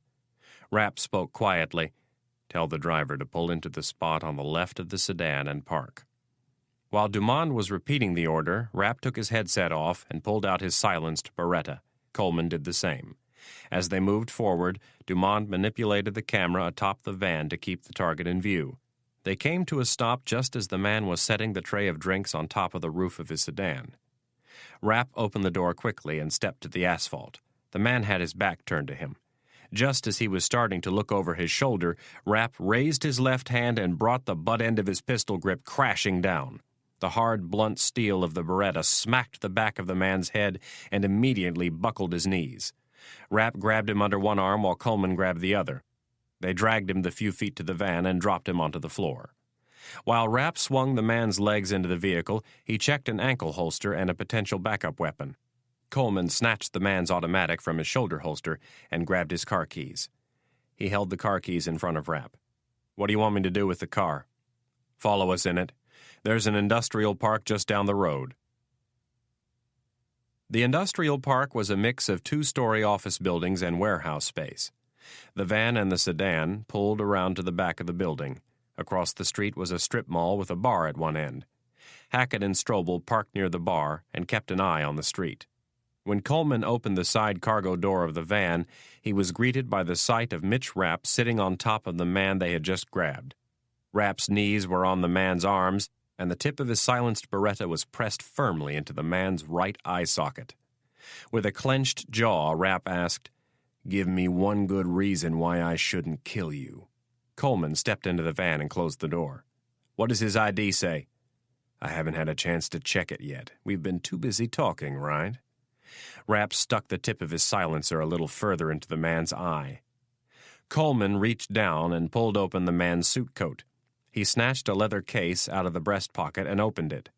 Instead of saying anything, he held the document in front of Rapp's face. Special Agent Salem of the FBI. Rapp looked down at the man. Would you mind telling me what in the hell you were doing in my house? I don't know what you're talking about. Rapp looked at Coleman and jerked his head toward Dumond. Give him the ID and have him run it. I'm not going to ask you this again. What were you doing at my house? The one on the bay that you just came from 5 minutes ago. The man's lone eye darted back and forth. "I'm telling you, I don't know what you're talking about." "Last chance. Tell me why you were at my house and what you were doing with Anna Reilly." "I told you I don't have any idea what you're talking about. Do you know how much trouble you can get in for kidnapping a federal—" Before he could finish, Rapp reached down with his left hand and grabbed the man's right index finger.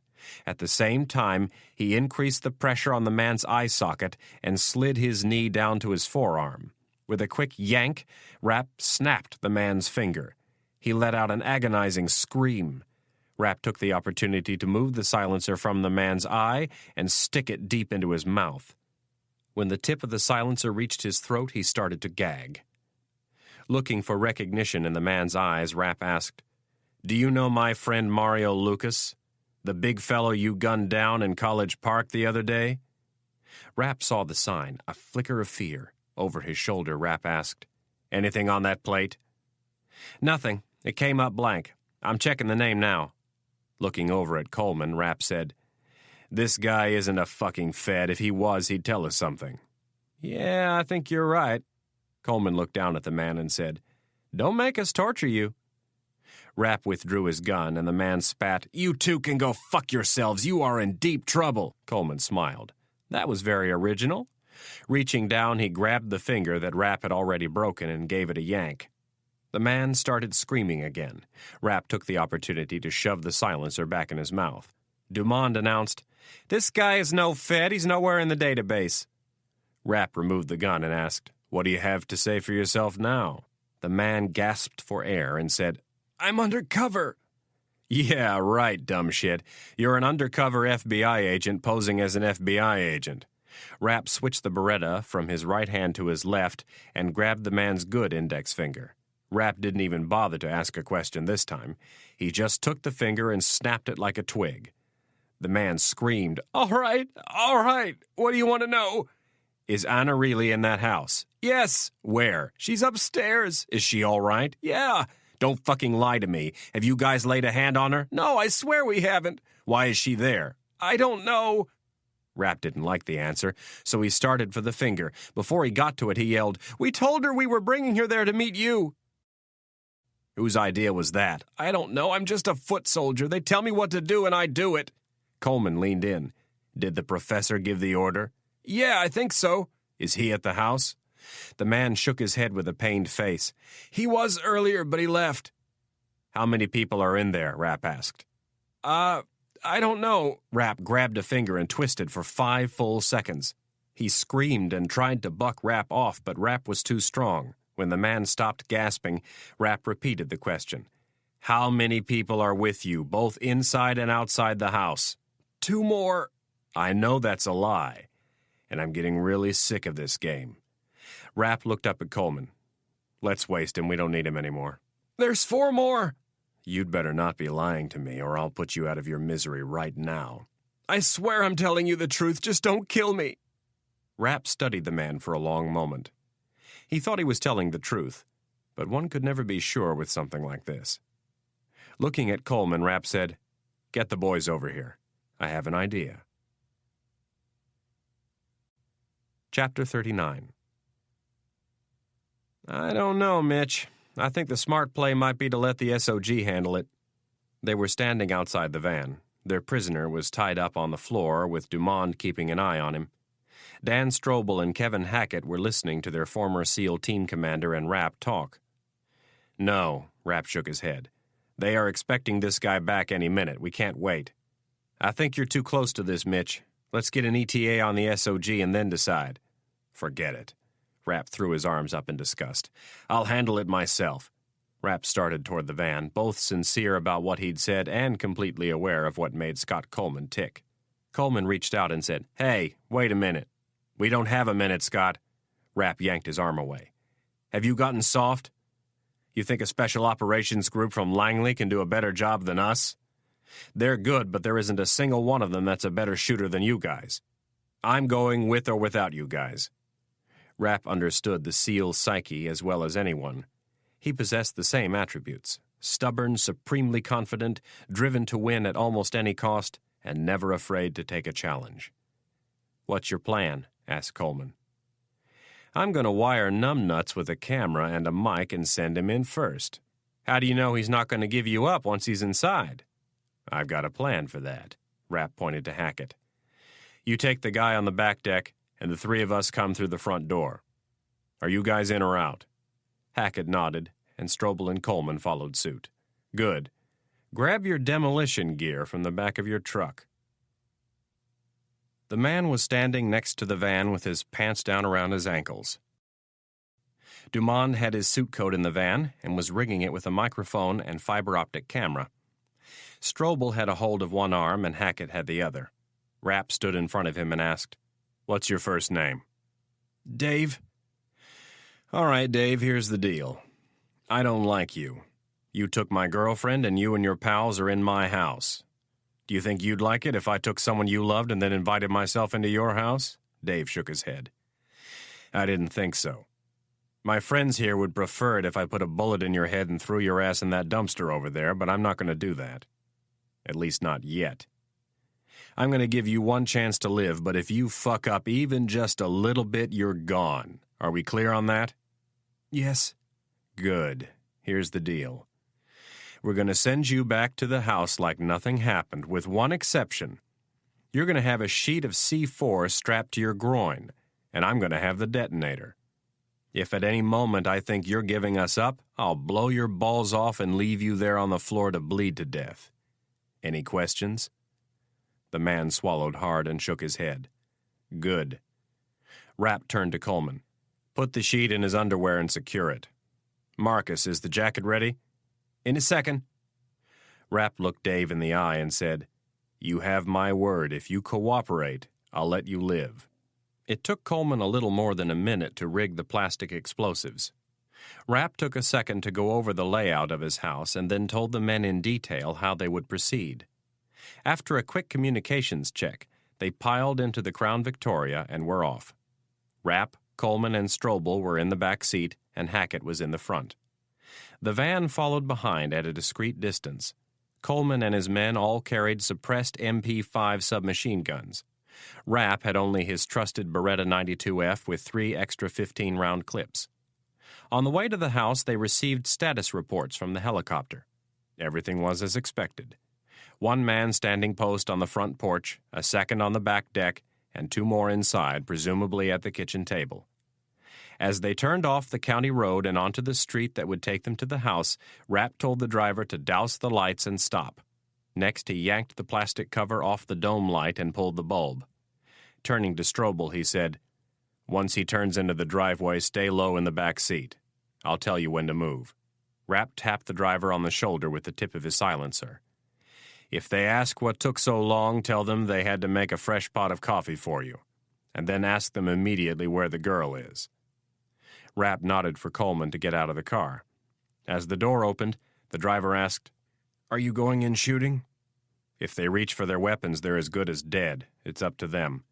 Just drop your ass to the floor as soon as it starts and you'll be fine. The driver shook his head and Rapp asked, What? They'll reach for their weapons. Then they're dead. With that, Rapp, Coleman, and Hackett got out of the car and began jogging down the road. Rapp led the way. The lots in the neighborhood were all similar. They were pretty narrow, with 100 to 200 feet of shoreline, and they ran around 500 feet deep. Each lot was separated by a line of trees and bushes for extra privacy. 2 houses before his, Rapp turned off the road and cut through his neighbor's yard. Without the moon, it was extremely dark. When they reached the line of trees, Rapp found a small footpath and crossed into the next yard. The men ran in a crouch now. When they reached the next line of trees, they dropped to a knee. Rapp pulled down the lip mic on his headset and asked for one more status report from the chopper. They reported that the situation was unchanged. Rapp grabbed Hackett around the neck and pulled him close. Pointing toward the water and whispering in his ear, he said, About 20 feet before the cliff, there's a path that leads from Harry's yard to mine.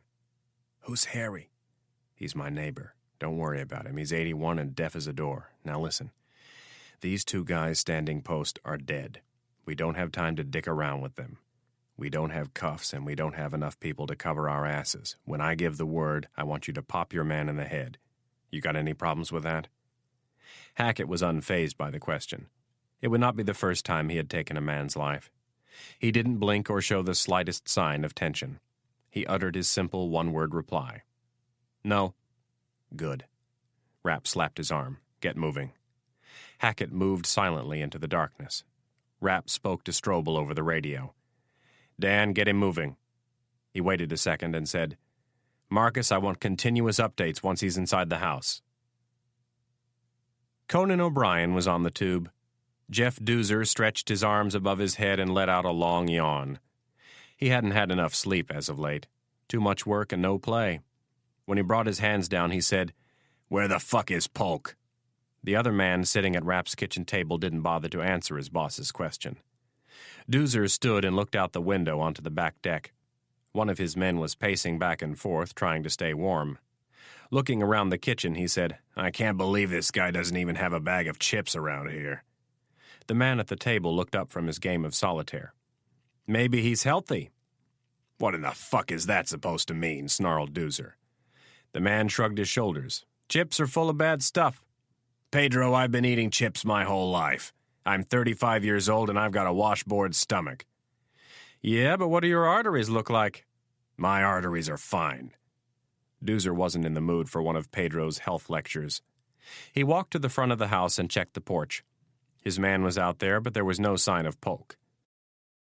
Mumbling to himself, Doozer asked, How long does it take to get coffee and sandwiches? Turning, he looked up the stairs and thought about the fine-looking piece of ass who was sleeping in one of the rooms. Doozer thought about what the professor had said to him about the girl. It didn't make any sense. But he didn't know if it was worth the risk of pissing the man off. He had paid them a lot of money in the last few months, and Doozer was sure there would be more to come. Doozer's cell phone rang, and he grabbed it from the case on his hip. Hello. It's me. How is everything? Fine. We're just waiting for Polk to get back with some coffee and food. How long has he been gone? Doozer noted the concern in the professor's voice. Don't worry, it's late. I'm sure he had to drive farther than we thought. Is he carrying a phone? Yes. Well, call him on it. Don't worry, I'll handle it. How's the girl? She's fine. She's upstairs asleep. A pair of headlights cut through the front windows. Hold on a second. I think Polk is back. Rapp and Coleman watched through the bushes as the car came down the driveway. It stopped in front of the other sedan, front bumper to front bumper. As soon as the headlights were doused, Rapp and Coleman moved. They stayed in a crouch and picked their way through the narrow path, stopping just short of Rapp's side yard. Each dropping to a knee, they watched their Trojan horse grab the tray of coffee and bag of sandwiches and walk between the two sedans. A voice from the porch asked, Where the hell have you been? I got hung up. They had to brew a fresh pot of coffee. Dumont's voice came over their headsets. We have one person on the front porch. Make that two. Another guy just came out. Rapp whispered into his mic. Let me know the second they start to enter the house. They're going in right now. Rapp and Coleman dropped to their bellies and crawled across the grass, keeping the sedan that was closest to the garage between them and the front porch. They stopped near the trunk of the car and waited. They could now hear the audio from inside the house. Where's the girl? Upstairs asleep. What the fuck took you so long? Dumont's voice came over the line. We have two guys inside. One standing near our man in the kitchen. His gun is holstered, but he's holding something in his hand. The second man is at the kitchen table. Rapp whispered, Hackett, are you ready? Roger. Wait for my word. Rapp looked at Coleman and nodded. Coleman gave him a thumbs up. Rapp sprang from behind the car and began sprinting across the driveway toward the front porch. The man was standing with his back toward the door, facing the street. Rapp was coming at him from the man's right side. He had his Beretta in his left hand and leveled it at the man's head. The entire scene unfolded in slow motion for Rapp. As the man started to move, Rapp said, Take him. The man sensed movement and started to turn toward Rapp. He had a machine pistol slung over his shoulder with one hand on the grip. He started to reach for the weapon with his other hand as his eyes made contact with Rapp. Rapp fired his weapon twice. 2 bullets spat from the end of the silencer. The first bullet struck the sentry in the right eye and tore through his head. The second one hit him in the cheekbone an inch below the first shot. The sentry's body was propelled backward, sending him over the railing and into a bush. Tango 1 down. Rapp reached the porch just seconds later and put his hand on the doorknob. Coleman was there, a step behind him. Over their headsets, Hackett's voice said, "Tango 2 down." Rapp looked up to see Strobel coming across the lawn, and then he heard from inside the house, "What in the hell was that?" Rapp knew the noise they had just heard was the body of their comrade falling outside on the wood deck. Into his lip mic he said, "Marcus, tell Dave to get down." He didn't do it out of concern for the man's life. It was a matter of practicality. He wanted him out of his field of fire. Rapp twisted the knob and shoved the front door. He was in the house, moving to his left toward the kitchen, his gun extended. There would be no shouts or warnings. Rapp wasn't a cop, he was a trained assassin. As he entered the kitchen, Dumond was saying something over the radio, but Rapp didn't register it. All of his senses were focused on a man holding a cell phone in one hand and drawing his gun with the other. Jeff Doozer heard the noise outside and instinctively reached for his gun. A second later, he thought he heard the front door opening. He turned to look and grabbed for his Glock. As he was pulling the weapon from its holster, a dark-featured man came around the corner with a gun in his hand. Doozer freed his weapon from the holster and frantically tried to bring it to bear on the stranger. As he did so, he muttered, "Who the fuck are you?" Rapp fired once and kept moving. The bullet hit exactly where he intended it to, dead center right between the man's eyebrows. As he crossed the kitchen, he kept his gun aimed at the second man, who was standing by the back door. The guy made no effort to reach for his weapon as Rapp closed on him. He slowly brought his hands up. Rapp brought a finger to his lips and gestured with his gun for him to lie down on the floor. Rapp turned to Coleman and said, "Take care of him. I'm going upstairs." Peter Cameron was sitting in the living room of his Georgetown apartment, eyes wide, clutching his digital phone to his ear. Something was wrong. He had been talking to Doozer. Everything seemed fine, and then there were Doozer's first words of alarm, followed just a few seconds later by Doozer saying, "Who the fuck are you?" Then came the loud crash that Cameron guessed was the phone on the other end dropping to the floor. Cameron squeezed his phone tightly as he strained to listen to what was going on. There was some background noise, and then came an unmistakable voice. Upon hearing Rapp speak, Cameron became so unsettled he almost threw the phone across the room.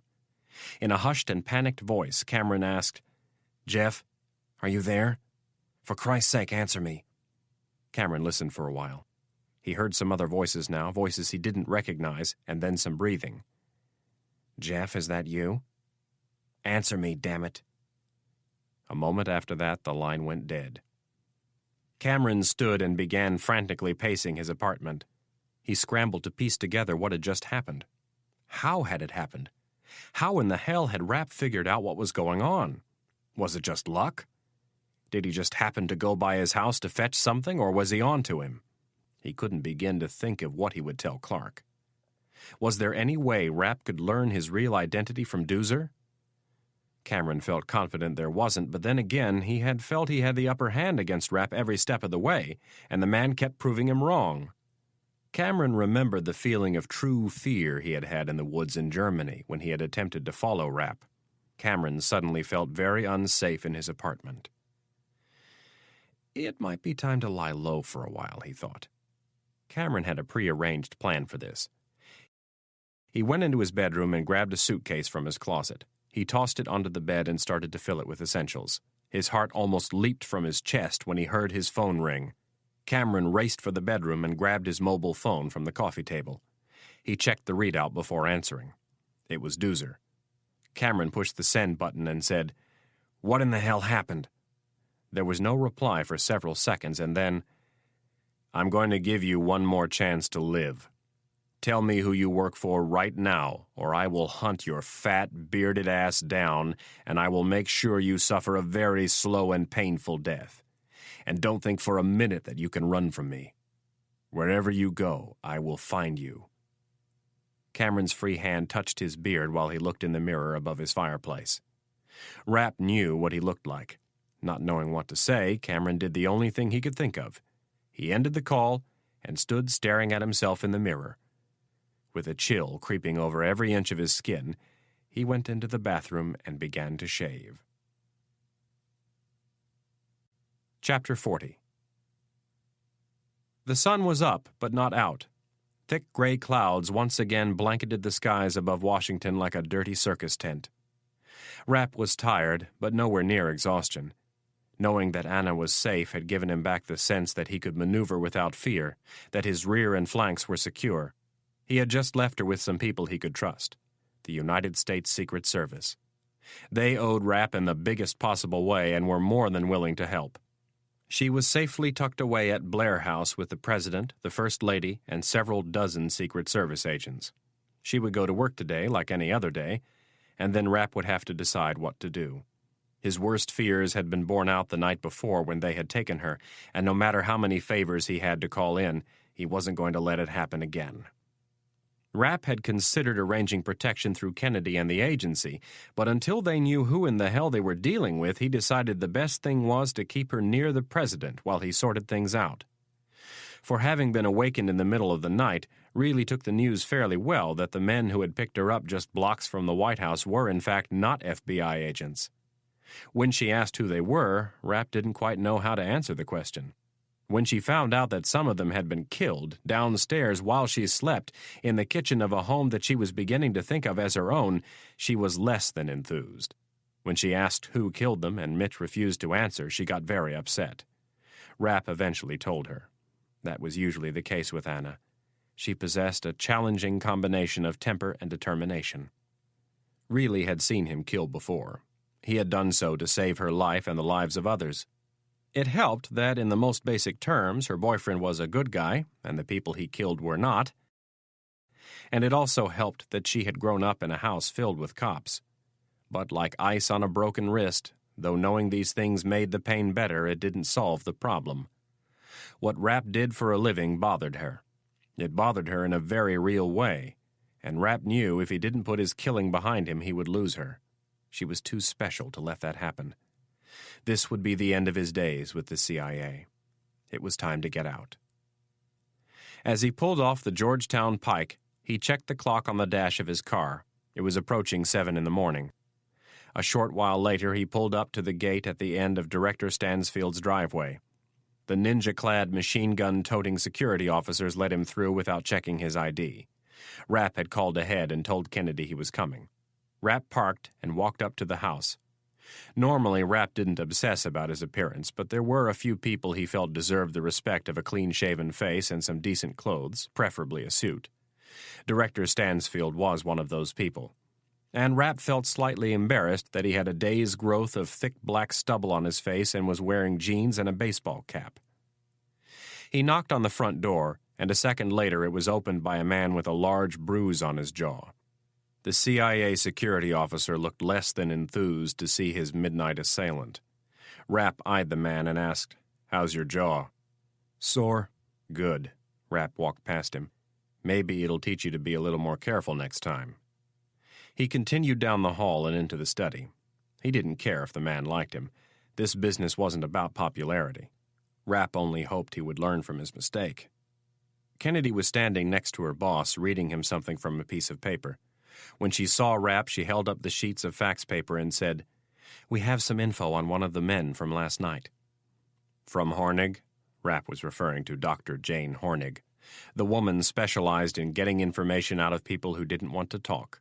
Rapp had sent the 2 men they had taken alive to Hornig for interrogation. "No.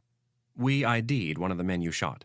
His name is Jeff Doozer, a former Marine, 35 years old, was court-martialed and thrown out of the Corps for what appears to be a quite extensive list of infractions."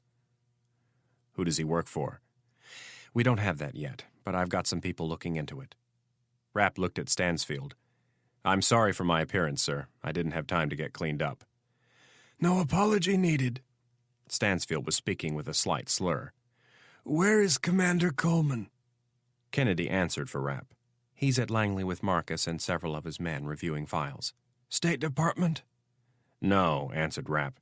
"They came up empty on State, so I told them to check Langley's files."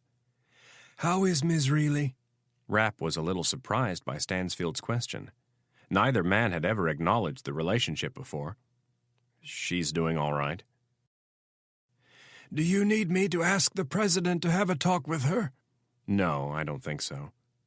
Rapp stood near the fireplace, looking back and forth between Stansfield and Kennedy, nervously shifting his weight from one foot to the other.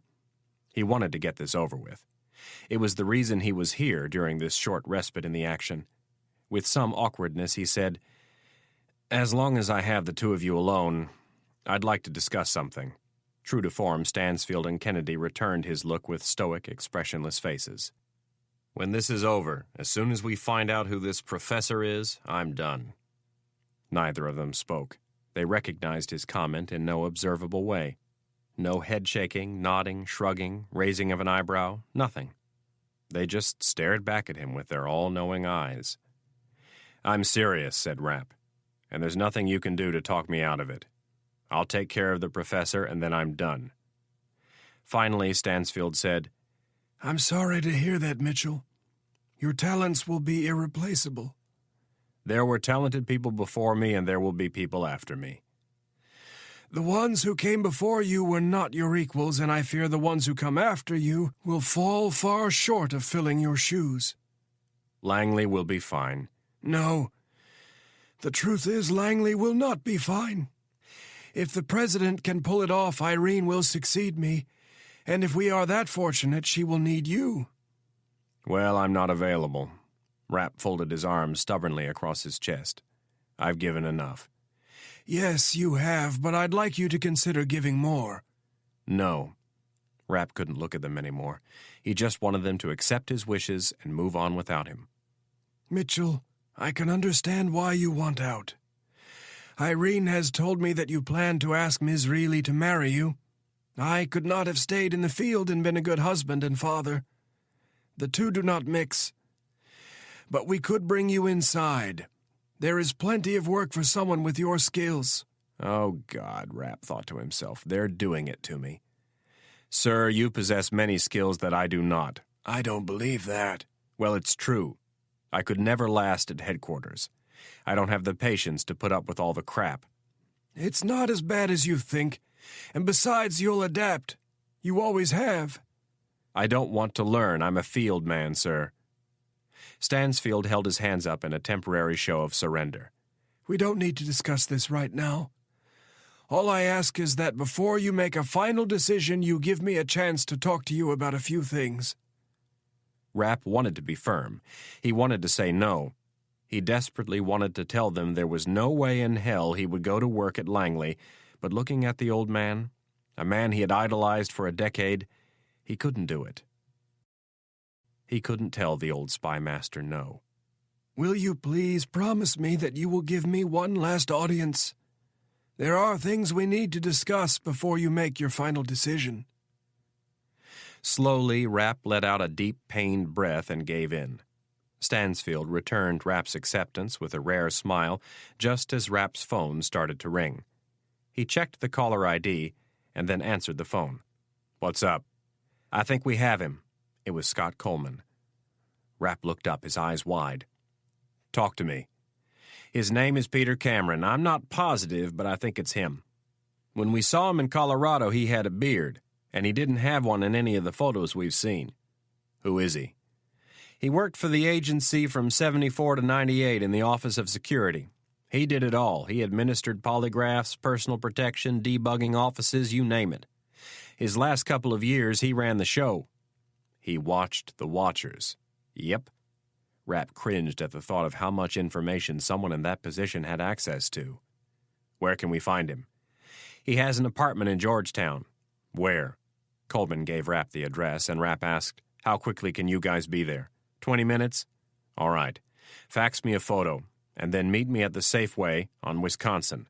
And bring the van and Marcus, and tell Marcus to keep this quiet. I don't want anyone at Langley to know what we're up to. I'll see you in 20. Putting his phone away, Rapp looked at Kennedy and Stansfield. "Scott thinks they might have found the professor, and you're not going to like what he did for the last 20-plus years. "What?" asked Kennedy.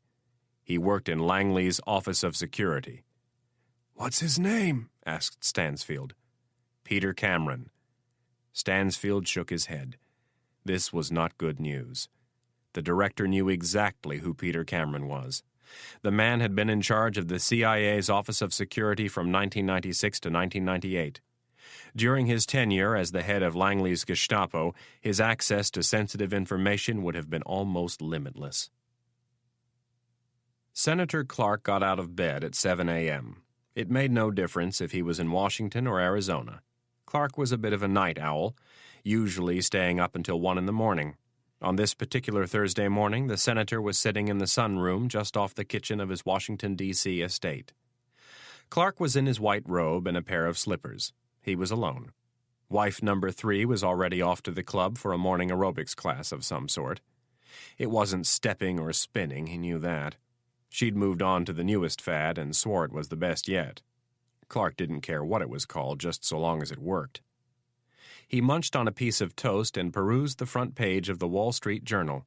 The help didn't arrive until 8. Clark always made his own breakfast, which was no great feat considering the fact that it consisted of black coffee and 2 slices of toast covered with butter and jelly. He rather enjoyed this time of the day. He was alone in his castle with no one there to intrude. It was usually the one and only time of the day that he devoted to his investments. Clark would peruse the journal and then give marching orders to his various brokers, advisors, and money managers. Then he was done with it for the day. He refused to become a slave to the emerging trend of constant online market updates. A buzzer sounded from the kitchen, and Clark leaned back in his chair to look at the TV mounted above the microwave. The estate's security cameras could be viewed by any TV in the house. The TV showed the senator a picture of a cleanly shaven Peter Cameron sitting behind the wheel of his car waiting at the gate. Clark walked into the kitchen and pressed the intercom button. "Good morning, Peter." "Good morning, sir." "I'll buzz you in. There's coffee in the kitchen if you'd like, and then show yourself into my study. I'll be down in a few minutes." Clark cinched the belt on his robe and headed upstairs. He had a good feeling about this unannounced visit by Cameron. If the news was as good as he hoped, he just might call off the hit. Cameron was a valuable tool. Too valuable to waste unless it was absolutely necessary.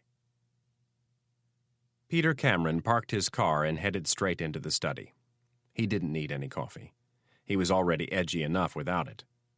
The thought of the ensuing conversation with Senator Clark had his stomach acid acting up. Cameron felt the senator was a fair man, though. He took care of people who were loyal to him, and Cameron had been extremely loyal. Cameron approached the fireplace and studied the beautiful 1886 Winchester .45-70 lever-action rifle. It was perfect. A weapon years ahead of its time, a magnificent piece of craftsmanship. He had secretly hoped that the senator would be so pleased with his recent work that he would give Cameron the rifle as a gift. That no longer seemed to be a possibility. It was almost 20 minutes before Senator Clark came down. He was dressed in an expensive suit and carried a cup of coffee. Clark crossed the room to his desk and set the mug down. Remaining on his feet, he said, "Peter, you shaved your beard. It looks much better." "Thank you, sir." Cameron did not know what to say. "You look 10 pounds lighter already." "Thank you." Cameron reluctantly crossed the large study and stood across from Clark. Clark was about to sit, and then he noticed the less-than-confident expression on Cameron's face. "Please sit. Can I get you anything to drink?" "No, thank you." Cameron reluctantly sat in one of the 2 end chairs. The senator slowly eased into his plush leather desk chair and looked over the top of his mug. He could see it in Cameron's slouched shoulders. Things had not gone as planned. "I trust Rapp and his girlfriend have been dealt with?" Cameron searched for the most delicate way to put it. "Things didn't go so well." "Really?" "Yes. In fact, I fear Rapp may have grabbed the upper hand."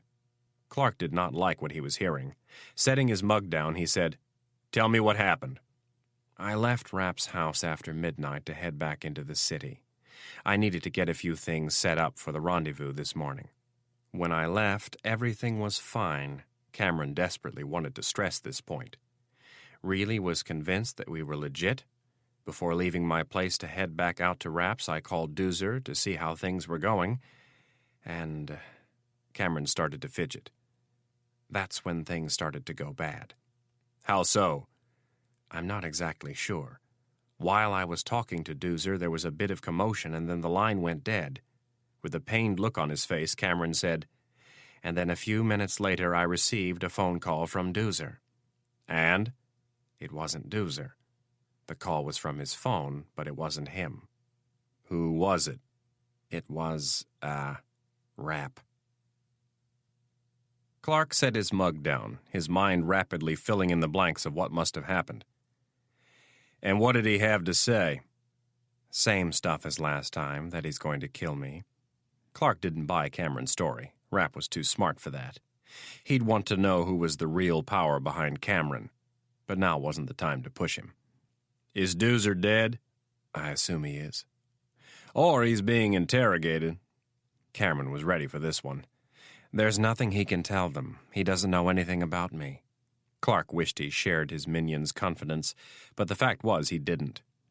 What do you propose we do? The question was asked not out of sincerity, but in an effort to make Cameron think his opinion was valued. I think it is time to lay low for a while. Let the trail die with Doozer. Retreat now so we can fight under more favorable circumstances. Exactly. You don't think there is any way Doozer can lead Rapp back to you? No, Cameron shook his head. That's assuming he's alive, which I very much doubt.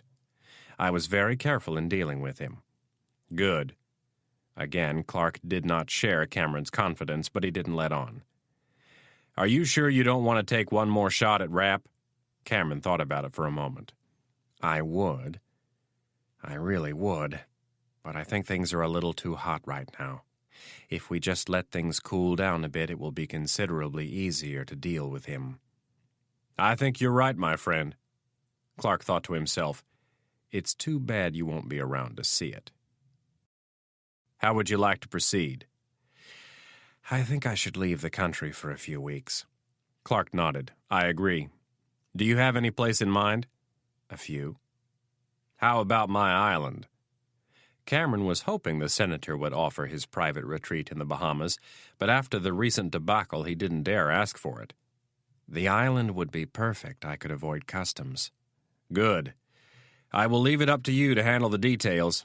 You've been very valuable to me, Peter. I can't afford to lose you right now. Cameron smiled. He was relieved that Clark had taken the news so well. You're not going to, sir. I'll personally take care of Rapp when I get back. Good. When will you leave? Later this morning. I have to stop by my office at GW and take care of a couple things, and then I'm off. You're not going home at all? No, I already have everything I need. Good. Clark stood and walked Cameron to the door. Call me when you leave the office, and then again when you've made it safely to the island. I will, sir. At the door, Clark placed a hand on Cameron's shoulder. Peter, I want you to be really careful. Thank you, sir. Don't worry about me. I can take care of myself. I know you can. The two men exchanged handshakes, and then Cameron was gone. Clark immediately closed the door and went back into his study, where he turned on his computer. After it warmed up, he went online and sent a message to the colonel, giving him very specific instructions on how to proceed.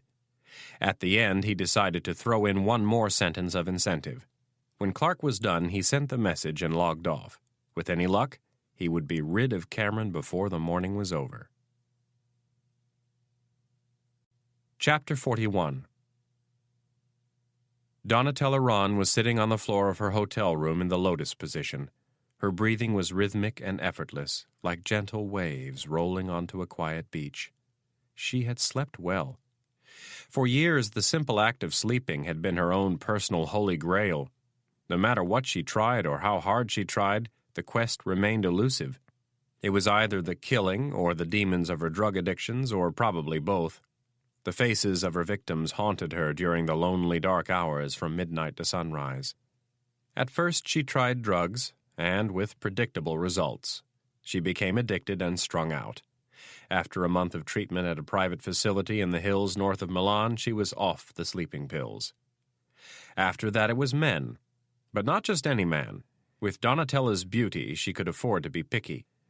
This brought a new set of problems, and she eventually had to abandon that life raft in search of another. From men, she moved on to hypnosis, massage therapy, acupuncture, aromatherapy, herbs, almost anything that was suggested to her.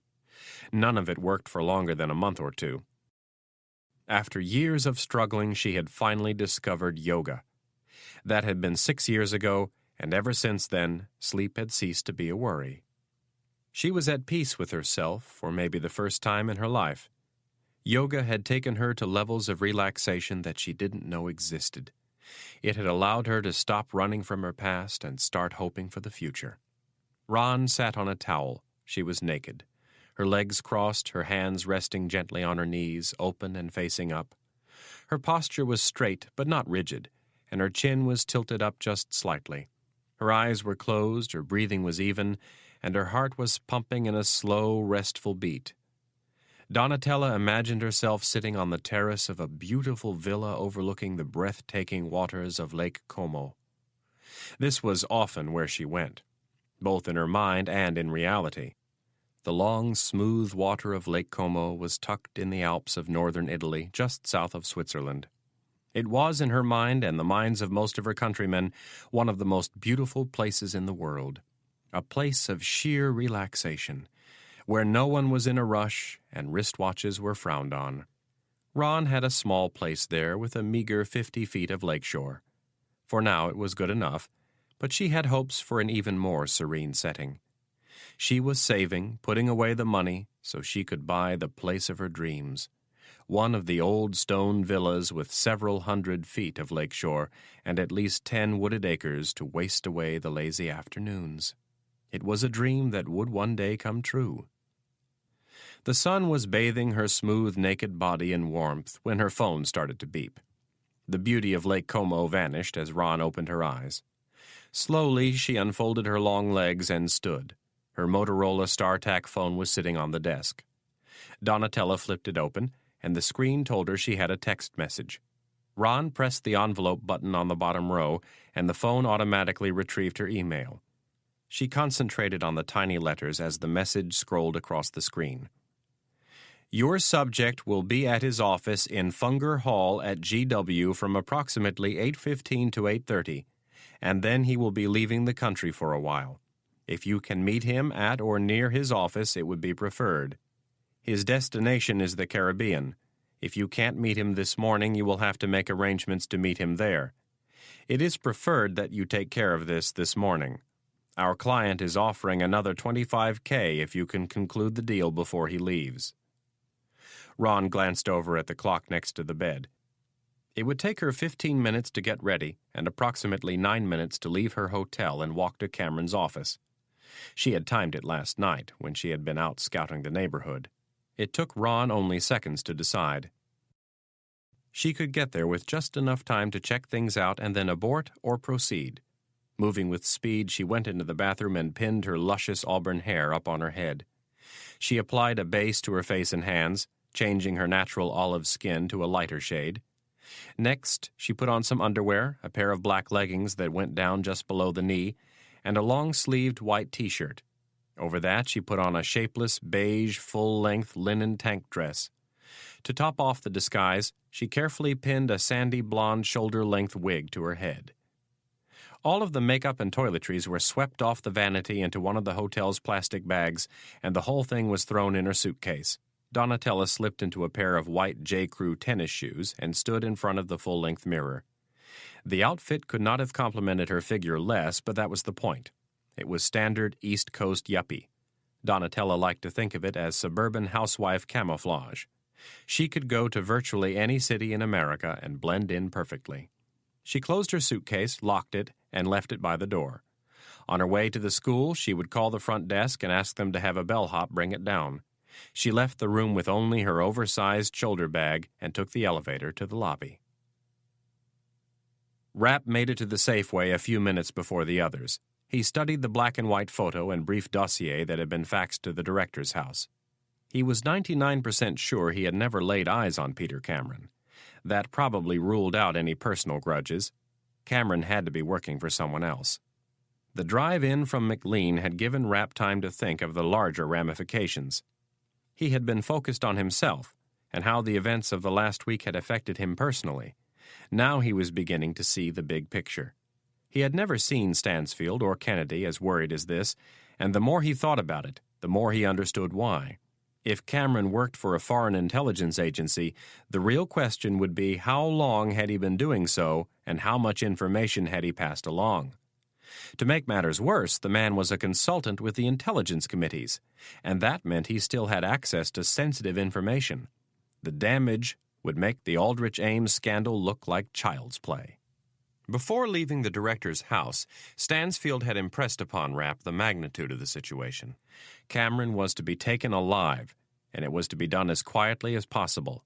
No scenes, nothing that would garner the attention of law enforcement, the media, and even anyone at the agency. Stansfield was adamant that the agency was to be kept out of it. He placed the entire matter on Rapp's shoulders. He could use Irene and the Counterterrorism Center in a very limited support role, but that was it. The Cameron matter was to be kept quiet. When the van arrived, Rapp abandoned his car and climbed in. Dumond and Coleman were waiting for him in the back. Hackett and Strobel were parked on Wisconsin in the Ford Explorer. When the van pulled out of the lot, it took a left and headed south on Wisconsin. Cameron's apartment was less than half a mile away. At the top of the hill, they took a left onto R Street and slowed to a crawl. The Dumbarton Oaks Research Library was on the left. The old Federal-style mansion was located on one of the most expensive pieces of property in Georgetown. Rapp grabbed a secure Motorola radio from the rack and said, "Guys, I want you to hang back. Go down to Q Street and park. We'll go in and check things out first." Dumond said to Rapp, "We'll do a slow drive-by. I'll scan the building with the directional mics and see if I can find out who's home." "Good." Rapp looked at Coleman. "We need to take him alive."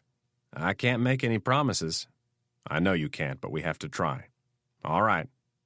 "You and I are going in alone," Rapp said to Coleman. Then to Dumond he said, "Marcus, what else have you found out about this guy?" "He teaches at George Washington University." "When do they meet?" "I'm trying to find that out. I've already checked customs, and there is no record of him leaving or re-entering the country in the last 6 months." "What about wheels?" Dumond shook his head. "I checked DMV and came up blank."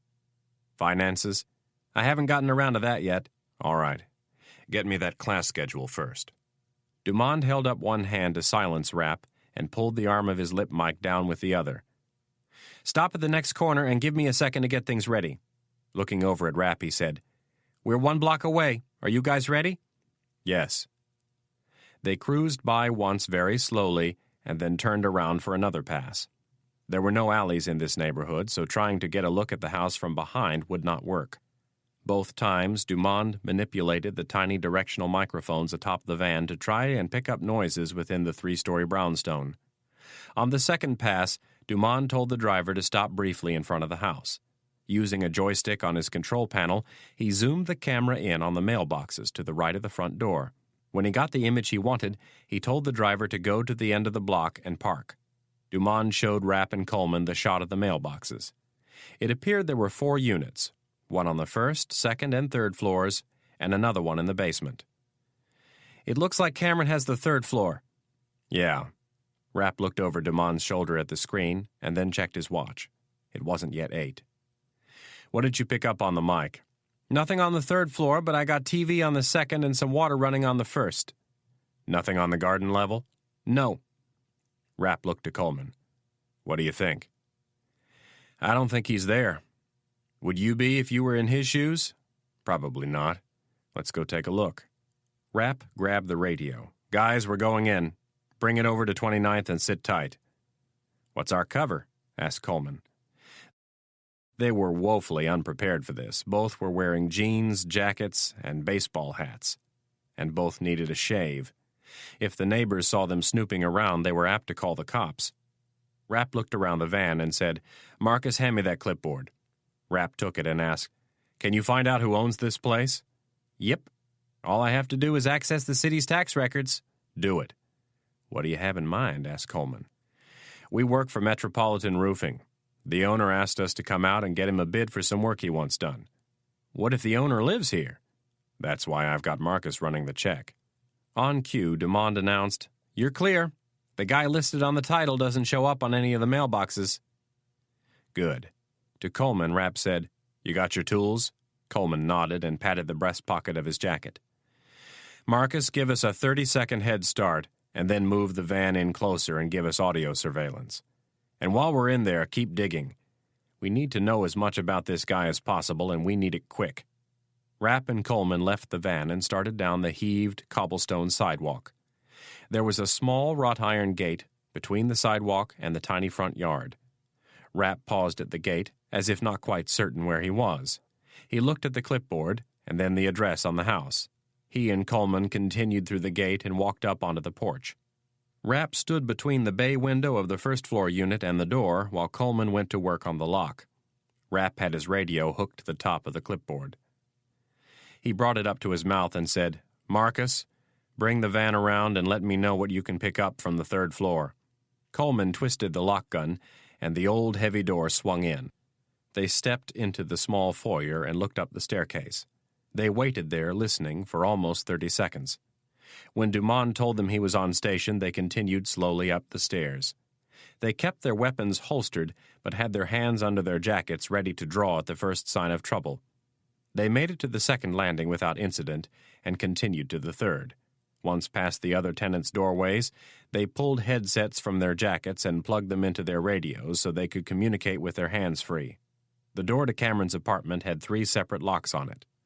While Coleman went to work, Rapp set the clipboard down and drew his gun, which he kept in his left hand. "Marcus," Rapp whispered, "are you picking anything up?" "Nothing, just the hum of the refrigerator." "Let me know the second you hear something.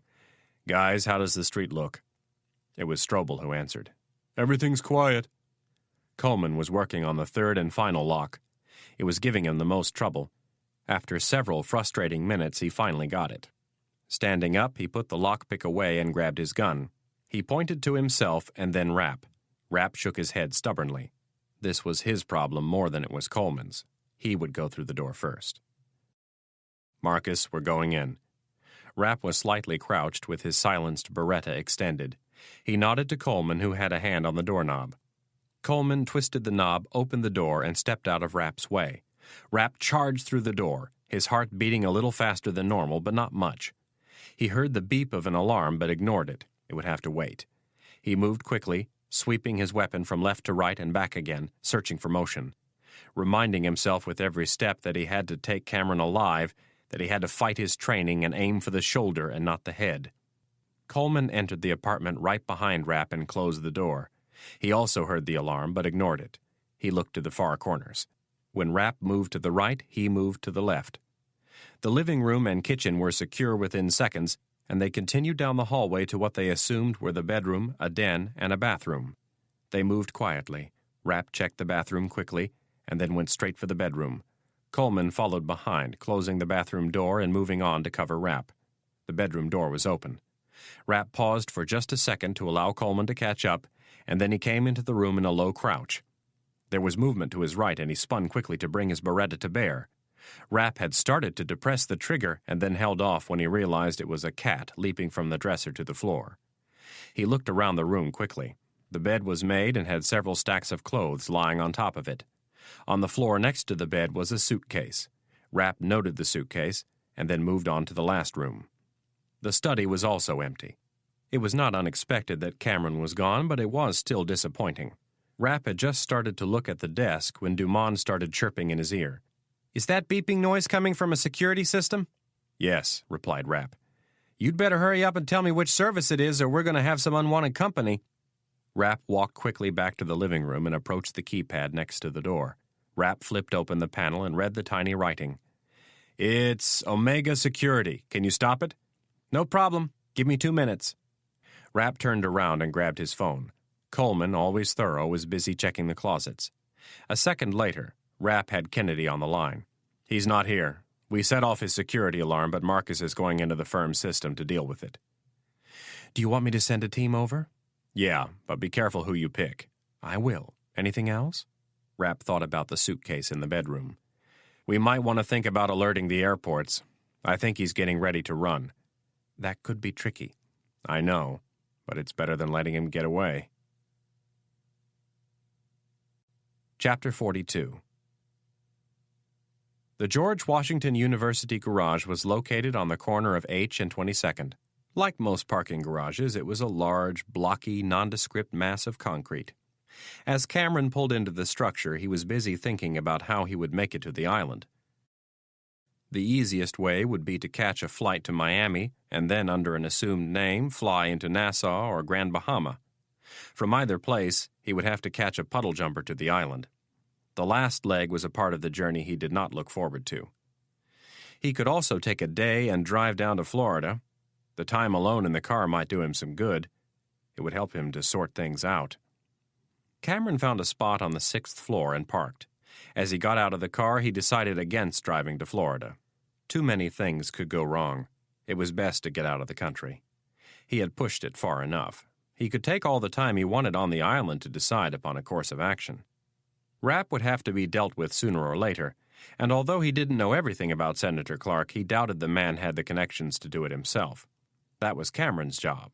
That was why he had been hired. The professor took the elevator down to the ground floor and headed west on H Street. Something bothered him about the senator this morning. He seemed to take the news about Rapp awfully well. Almost too well. There was more to Clark than he would ever have time to figure out. The man seemed very simple and straightforward on the surface, but as Cameron had seen firsthand, he was a very cunning individual. Cameron admired people who were capable of taking decisive action and who were not afraid to use power to get what they wanted. If they had succeeded in Germany, none of this would be happening. If only Rapp had just died. His body found dead next to Count Hagenmiller's would have been perfect.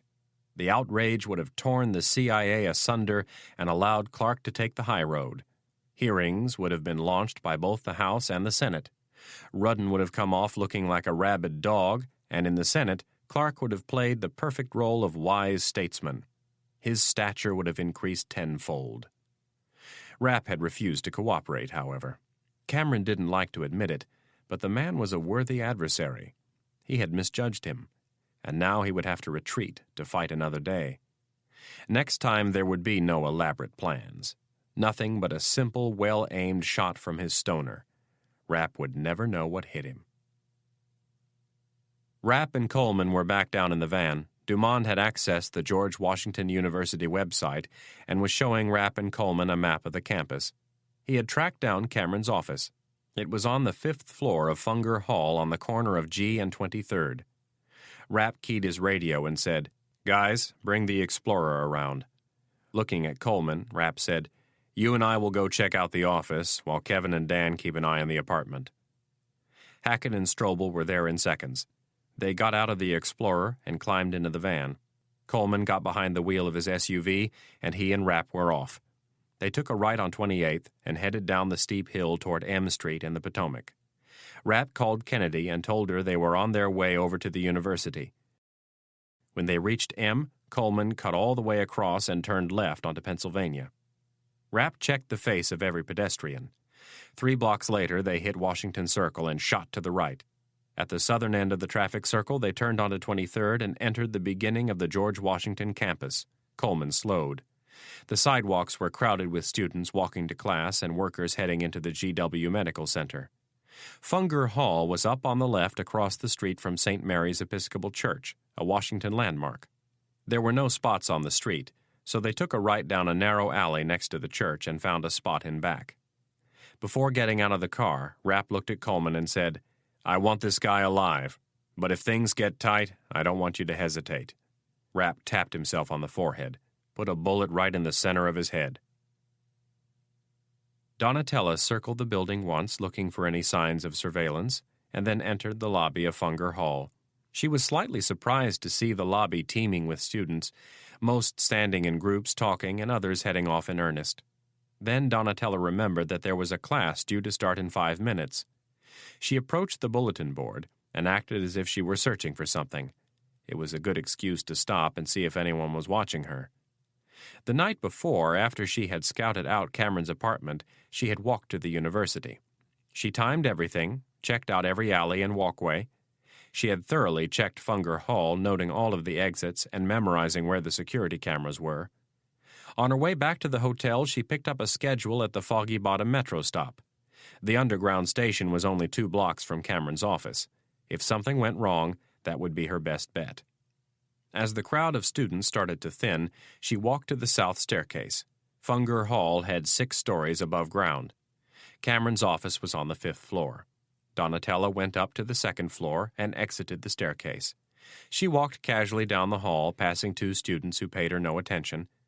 When she reached the north staircase, she paused and looked down and up, checking for anyone who didn't fit in. There were 5 students coming up the stairs. They left the stairwell on the 2nd floor, and Donatella continued up. She knew from her visit the night before that the 5th and 6th floors were occupied chiefly by offices. Donatella hoped that would mean fewer people. She stopped on both the 3rd and 4th floors and checked the hallways. She saw nothing unusual and continued to the 5th floor. Donatella was not nervous. Compared to many of her assignments, this was easy.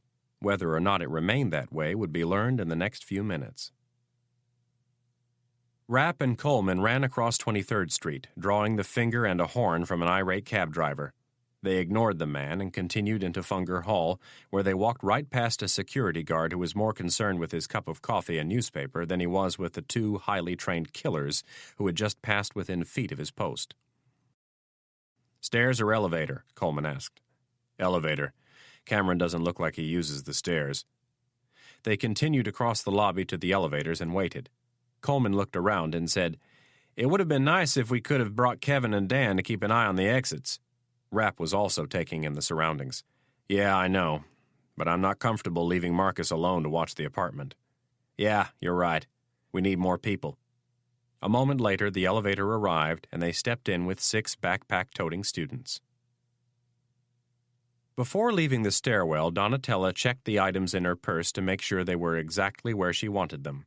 Her pistol with its silencer attached was in the right spot, but she was hoping she wouldn't need it. Her teacher, Colonel Friedman, had made sure that Donatella was schooled in the most subtle of assassination techniques. Friedman had always said that anyone could use a gun to kill, even a child. She had instead been trained to use everything from a shoelace to a pencil.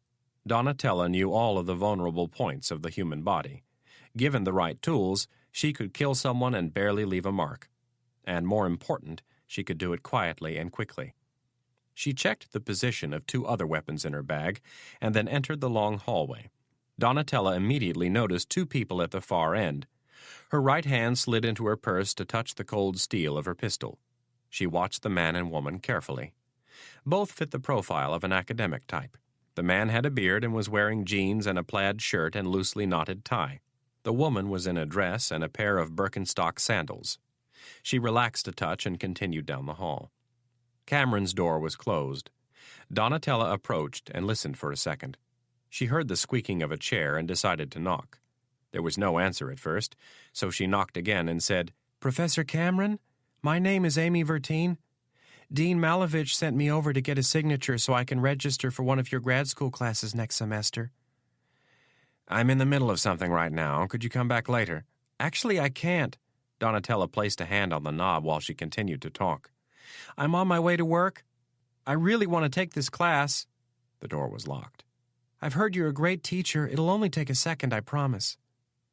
Donatella looked down the hall and was relieved to see that the 2 teachers were no longer there. She began weighing the risk of shooting through the lock, and then the door opened. Peter Cameron waved her in and closed the door. "I'm sorry, I have to keep this door closed or another one of my students will drop in and I'll never get out of here." Donatella stuck out her right hand. "My name is Amy. It's nice to meet you, Professor Cameron." Cameron smiled at the pretty woman and took her hand. "Please, call me Peter." Donatella returned the smile and turned her head to the left, knowing full well that her target would do the same. Pointing at a plaque on the wall, she asked, "Is that from the CIA?" Cameron turned to look at the award he had been given by some friends at the agency. It commemorated his 24 years of service. As he proudly began to answer the question, Donatella's right hand slid into a pocket of her purse. Her hand wrapped around the rubber handle of a 4-inch steel pick that had been sharpened to a fine point. She slowly slid the weapon out, keeping it close to her body. Pointing to a photograph next to the plaque, she asked, "Who is that?" As Cameron's head started to turn, Donatella brought the pick up and moved with lightning speed. Her aim was perfect as she jammed the sharp, thin object into Cameron's left ear. Before he could scream, Donatella was on him, clamping her left hand down on his mouth and twisting the pick with amazing force. His body began to crumple as the 4 inches of steel slashed through his brain. Donatella lowered him to the floor and twisted the pick around one more time to make sure he was dead. Then she slowly extracted the weapon, and, lifting Cameron's arm, she wiped the pick against the fabric of the armpit to remove what little blood there was on it. Donatella put the pick back in her purse, and then, as if nothing had happened, she opened the office door, locked it, and closed it behind her. The elevator doors opened, and Rapp and Coleman stepped out. Coleman looked to the left, Rapp to the right. Both men had their hands in close proximity to their guns. There was one person in the hallway. A woman with blonde hair was walking away from them toward the far end of the hall. Rapp studied her for a second. There was something strangely familiar about the way she moved. When she reached the door to the stairwell, she turned and looked in their direction for a brief second. Rapp got only a glimpse of her, and then she was gone. He tilted his head to the side and squinted in thought. There was something about her, something he couldn't put his finger on. Coleman tapped him on the shoulder and looked down the hall. They began to walk quietly toward the office. When they reached the right door, they stood one on each side and listened. Rapp placed one hand on the doorknob and his other on the hilt of his Beretta. Coleman kept an eye on the hall. When the doorknob didn't turn, Rapp stepped back and motioned for Coleman to knock on the door. Coleman tried 3 times and then pulled out his lockpick gun. He placed the proper bit in the tip of the gun, and then as quietly as possible he threaded it into the lock and pulled the trigger. Rapp pulled his silenced Beretta out of his holster, but kept it under his jacket. When Coleman finally turned the knob, he stepped back and out of Rapp's way as he pushed the door in. Rapp hugged the metal door frame, shielding all but a fraction of his body from harm. His left arm shot out. The silenced Beretta swept the room. He saw the body on the floor immediately, but continued past it to complete the search of the small office. Rapp stepped into the room and Coleman followed him, closing and locking the door. Both men knelt over the body. "Is it him?" Rapp asked. "I think so." Rapp reached out and touched his neck. The skin was still warm, very warm. They did a quick search of the body for a cause of death. It was Rapp who found the puncture wound inside the man's left ear. Rapp looked toward the door. He thought of the woman he saw in the hall. He looked back at Cameron, at the mark of death in his ear. Rapp knew someone who had killed like this before. He knew her very well. Rapp stood and for a moment thought of running after her. She was long gone, though. Besides, he knew where he could find her. As Rapp looked down at the dead body of Cameron, he was not saddened in the least. The man's death was inevitable. It just would have been nice if he could have talked to him first. Rapp swore as he pulled out his phone and punched in the number. When Kennedy answered, he said, "We found him." "Where?" "In his office. He's dead." "Did you do it?" "No, we found him." "Any idea who did it?" "No," Rapp lied. There was a long pause, and then Kennedy said, "I'll send a team over to get the body." "We'll wait for them." Rapp closed his phone and looked at Coleman. "Why do I get the feeling this trail is going to stop right here?" he said, pointing down at the lifeless body of Peter Cameron. Chapter 43. President Hayes studied Thomas Stansfield from across the smooth conference table of the White House Situation Room. The director of the Central Intelligence Agency was literally a shadow of his former self. He was rail thin, his face completely emaciated from the ravages of cancer. Neither of them had called this meeting. Someone else had. Someone who shared their secrets. Someone who sounded very concerned. While they waited for him to arrive, Stansfield took the opportunity to discuss a few things with the president. It was 7 in the evening on Thursday, and it had been a very long day for the director. Since finding out that Peter Cameron was dead, Stansfield had struggled to find a link beyond the deceased man to the person or people who had employed him. Stansfield filled the president in on what had happened earlier in the day. He told him that Kennedy, Rapp, and several others were working feverishly to find out who the power was behind Cameron. Stansfield had his enemies, certainly not the ones in Washington, but he had them. The ones he knew he did not fear. It was the ones he did not know who worried him. They all, though, had one thing in common. They wanted to succeed, and not in just small ways, but by obtaining real power, the type of power wielded by the elite of Washington. For politicians, it meant chairing one of the more powerful committees, or being the next Secretary of State or Defense, or even the presidency. the ultimate exclusive club. For bureaucrats, it was a job as an undersecretary in one of the big departments, or as senior aide to the president, maybe even chief of staff. For the military officers, it could range from any of a dozen prestigious commands to being placed in charge of one of the branches of the armed forces to taking the top spot of chairman of the Joint Chiefs. These men and women roamed the back passages of Washington, and most of them were no more dangerous than their peers in corporate America. They were what he would call fairly harmless plotters, groups of people working together to further their careers. Experience had taught Stansfield, though, that there were always a few willing to use extraordinary measures to achieve their goals, a few who were willing to kill if need be. One of these groups was obviously on the move, and their target appeared to be the CIA.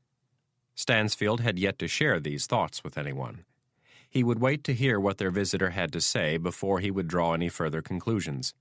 It was disheartening for him to have worked so tirelessly to ensure the neutrality and stability of his beloved agency, and then now, when he barely had the strength to fight, to find out that he was under an assault by a group that he could not identify. He could not allow the CIA to fall into the hands of someone who might use its vast resources for political or personal gain. He had to make sure that Irene Kennedy succeeded him and that she was armed with the knowledge to defend herself. The CIA was too powerful a weapon to let fall into the wrong hands. The president would nominate Irene Kennedy, and he would use all of his political skill and clout to make sure she was confirmed. Hayes had many reasons for agreeing to this, despite the missteps of the last week.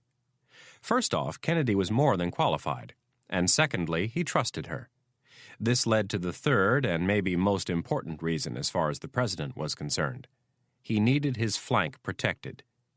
With Kennedy at the helm of the CIA, he wouldn't have to worry about any aggression coming from that direction. As much as both men wanted Kennedy to be the next director of the Central Intelligence Agency, the man they were about to meet with had as much or even more say in whether or not that happened. The fact that he had been asked to see them during the middle of this Peter Cameron problem was slightly unsettling. Senator Hank Clark entered the Situation Room, and the president stood to shake his hand. When Stansfield tried to stand, Clark put a firm but comforting hand on his shoulder and said, "Now, Thomas, you just stay right there. A living legend like yourself doesn't need to get up for me."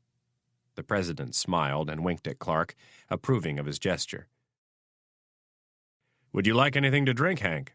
"No, thanks, Robert." Clark and Hayes had served in the Senate together for 2 full terms. Hayes was on the Intelligence Committee when Clark was named chairman. Hayes preferred to be called by his first name when they were alone like this. "Are you sure? It's no trouble at all." "No, I'm fine. I might need one when we're done, but until then I think I'll lay off the stuff." "All right." The president gestured to a chair on the other side of the table from Stansfield. Clark walked slowly around the table and unbuttoned his suit coat before he sat. Looking across the table, he asked, "Thomas, how are you doing?" "I'm dying." Clark grinned. "We're all dying, Thomas." Clark glanced at the president. "Aren't we, Robert?" "That's right, but not all of us have led a life like Thomas's. No, in fact, I would say that very few have led a life like Thomas's. This country owes you a great debt." Stansfield seemed to soak the words in for a second and then said, "Thank you, Senator Clark." Clark laughed at the formal use of his name. "Will I ever hear you call me Hank before you leave this world?" The corners of Stansfield's mouth turned up ever so slightly. "No." "I didn't think so." Clark clasped his hands together, and his mood seemed to darken. The president noticed this and asked, "What's bothering you, Hank?" Clark didn't respond at first, and then glancing sideways at the president, he said, "Robert, we've always been able to cut through the crap and talk straight to each other." The president nodded. "We served on the Intelligence Committee together for years, and I always respected the fact that you put national security issues above party politics. And I've always respected you for doing the same. Thank you. I would like your word that you will handle what I'm about to tell you with discretion, especially with reference to where you heard it." The president's curiosity had been piqued by the request. "You have my word." "I am very concerned about what is going to happen with the CIA when Thomas leaves us." Clark looked at Stansfield. I think I know who you may have chosen as your successor, and I approve. I think Dr. Kennedy is one of the best candidates for the job. And more importantly, if Thomas thinks she's the best person, you will have my full support during her confirmation hearing." Stansfield was relieved. Clark's support of a Kennedy nomination was crucial. As chairman of the Senate Select Committee on Intelligence, he was the key to getting someone through the confirmation process. "I'm very pleased to hear this," said the president.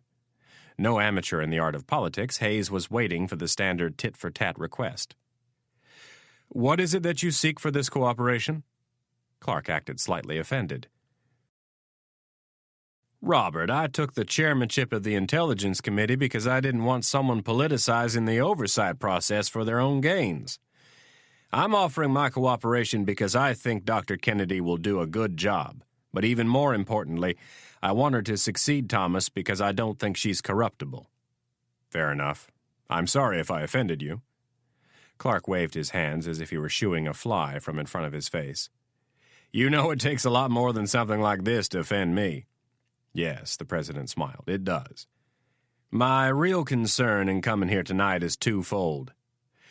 When we were in the Senate together, Robert, there was a select group of us who felt our government wasn't doing enough to battle terrorism. We took the very unusual and risky step of approaching the deputy director of operations for the CIA. Clark looked at Stansfield. It was he who had been in charge of operations for the CIA at the time. We thought it was time to take the battle to the terrorists. Diplomacy was getting us nowhere, military intervention was disastrous, and it was time to use the third option. We placed our confidence in Thomas and gave him a blank check to launch covert operations against terrorist groups across the Middle East. You were one of those original senators, Robert. Unlike the others who were involved in that decision, you and I are the only ones who know exactly how successful Thomas's group has been. Even with our success, however, it is paramount that the existence of that group remain a secret." Clark looked at the two men while they nodded in agreement. "Well, I don't know if it's dumb luck, intuition, or if we have a leak, but we have a problem. Or I should say you have a problem, Robert." President Hayes did not like the sound of this. Clark was referring to the Orion team, of course, and the thought of its existence being made public caused a wave of nausea to wash over the president. "And what is that?" "I met with two individuals from your party the other day. I informed Thomas of this meeting." Clark looked at the director of the CIA. "For reasons that are not known to me, these two individuals are working feverishly to make sure that Dr. Kennedy does not become the next director of the Central Intelligence Agency." President Hayes' face was turning red. "And who are these two individuals?" "Secretary Middleton and Chairman Rudden." President Hayes struggled to keep his composure. He bit his bottom lip and looked over at Stansfield. "What troubles me even more is that they think Kennedy had a hand in the assassination of Count Hagenmiller. I don't want to get involved in how they know this, but I think it is paramount that you find out how they know and stop them from talking about it."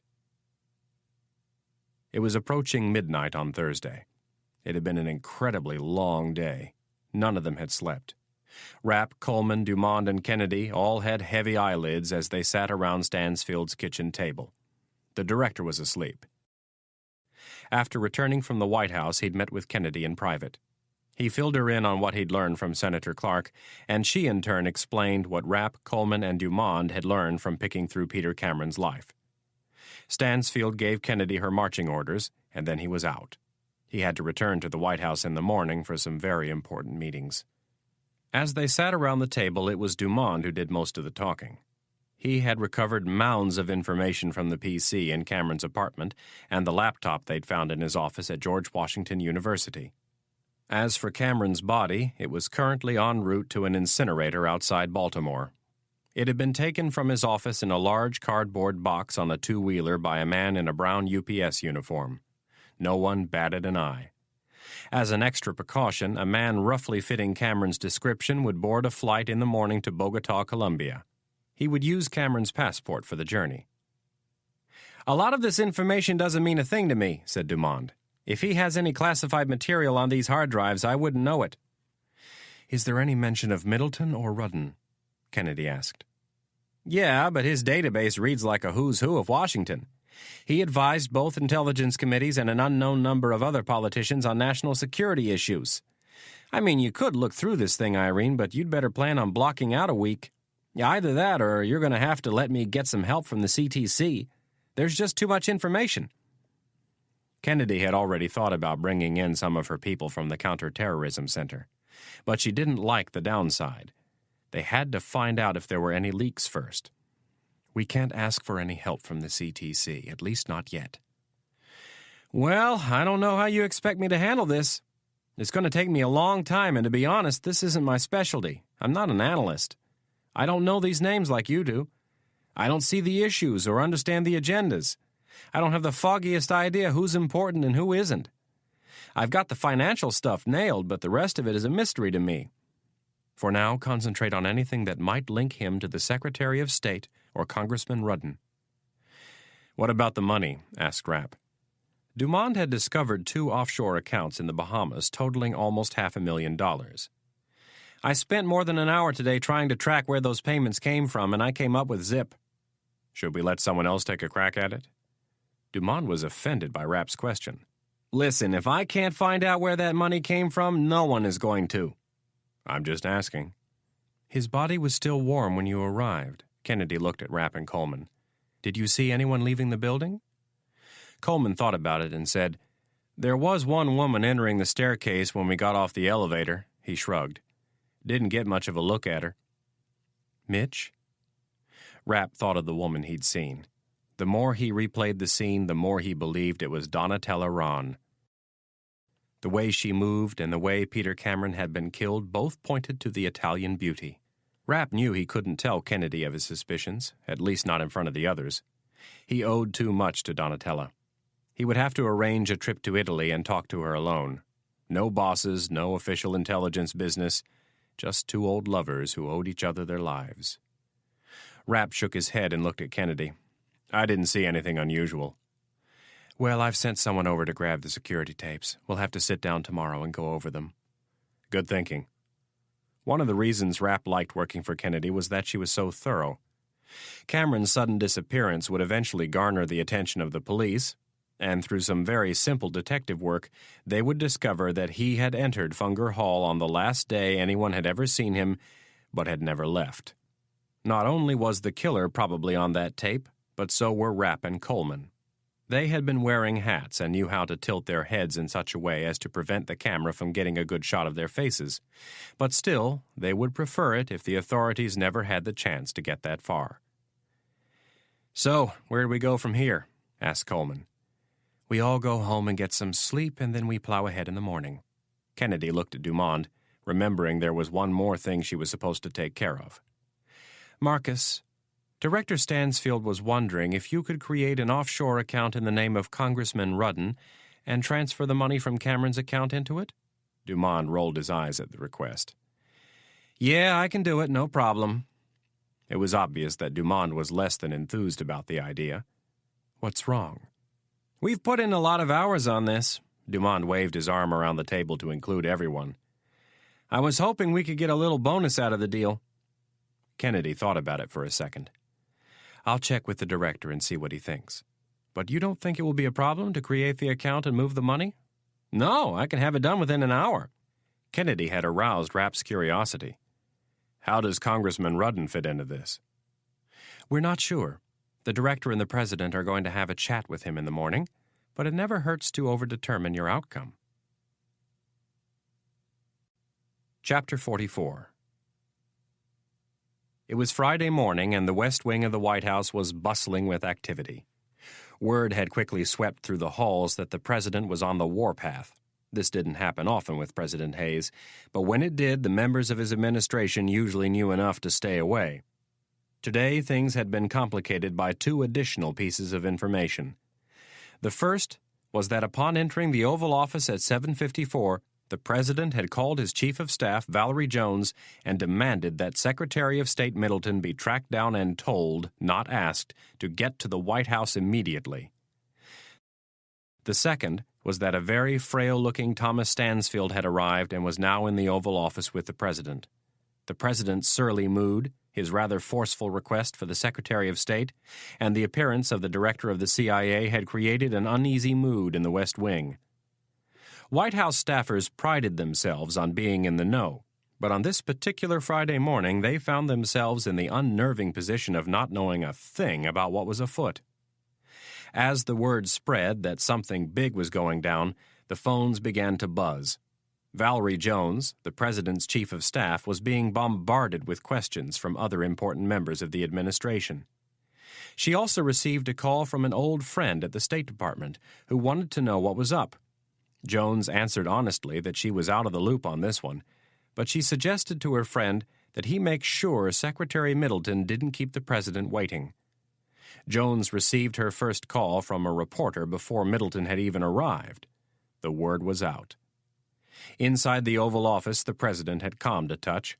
Seeing Stansfield in such obvious pain made him forget about his troubles for the moment. Hayes, like almost all of his predecessors, understood the importance of good theater. There were far more subtle ways to confront this problem, but that was not what Hayes wanted. He wanted to send a message. He wanted to make an example of the pompous Charles Middleton and put him in his place.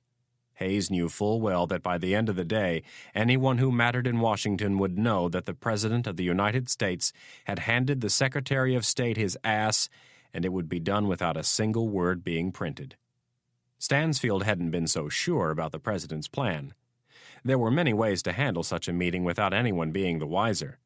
Both Stansfield and Senator Clark had entered the West Wing the night before without anyone other than the Secret Service knowing they were there.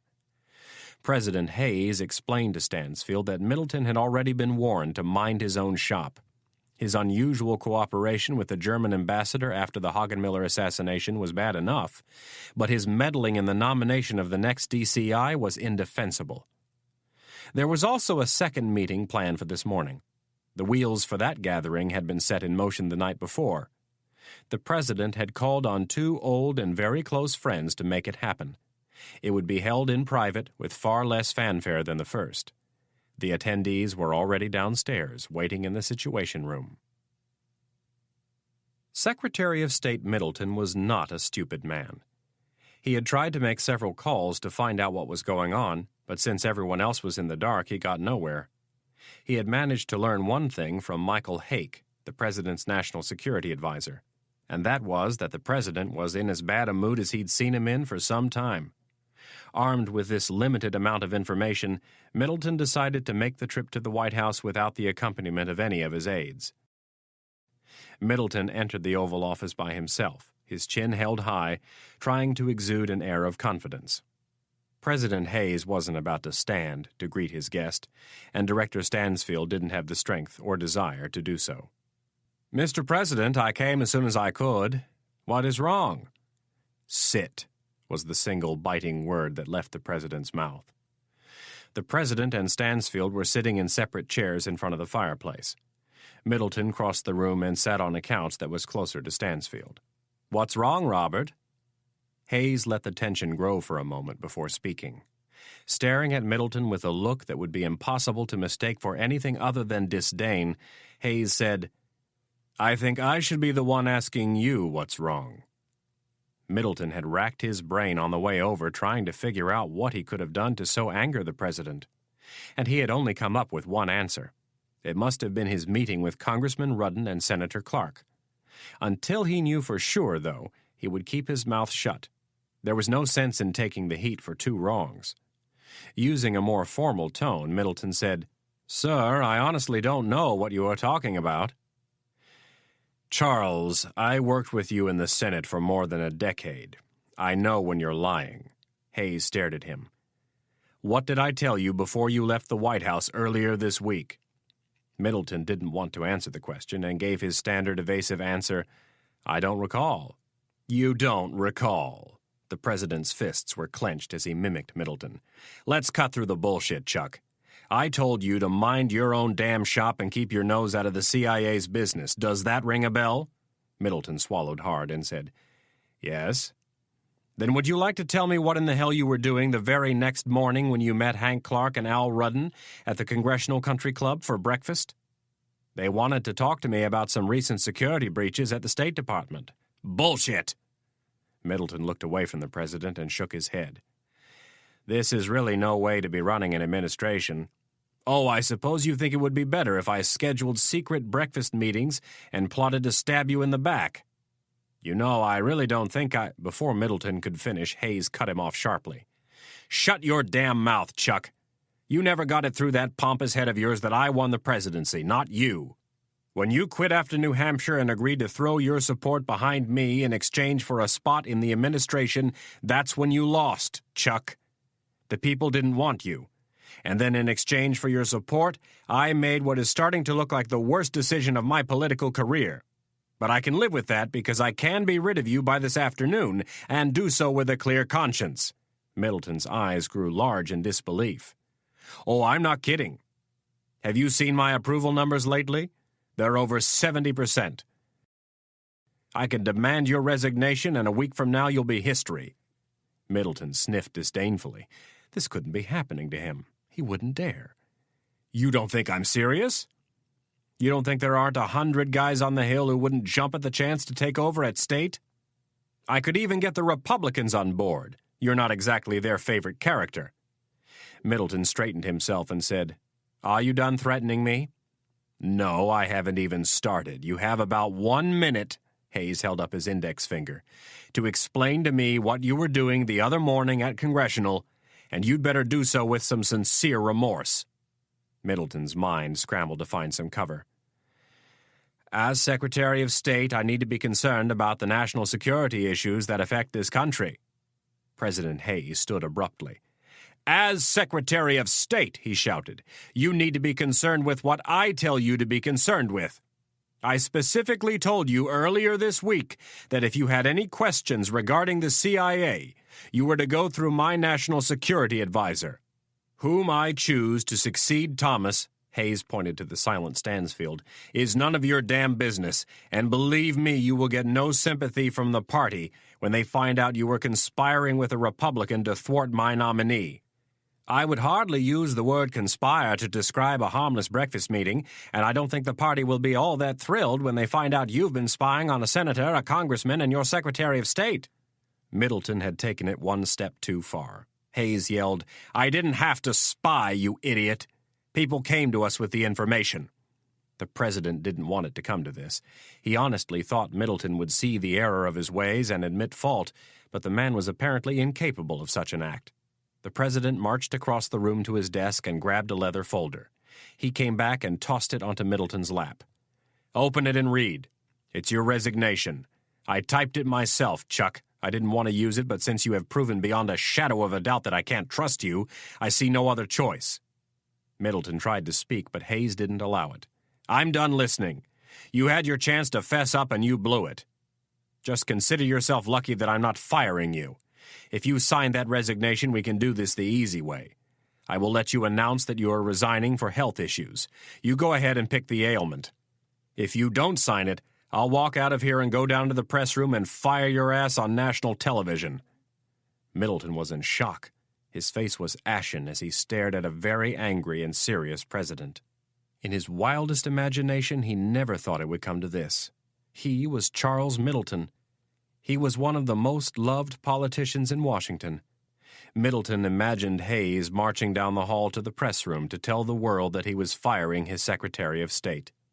The embarrassment would be too much to handle. Middleton would have no platform from which to launch a counterattack. Hayes was too popular to confront.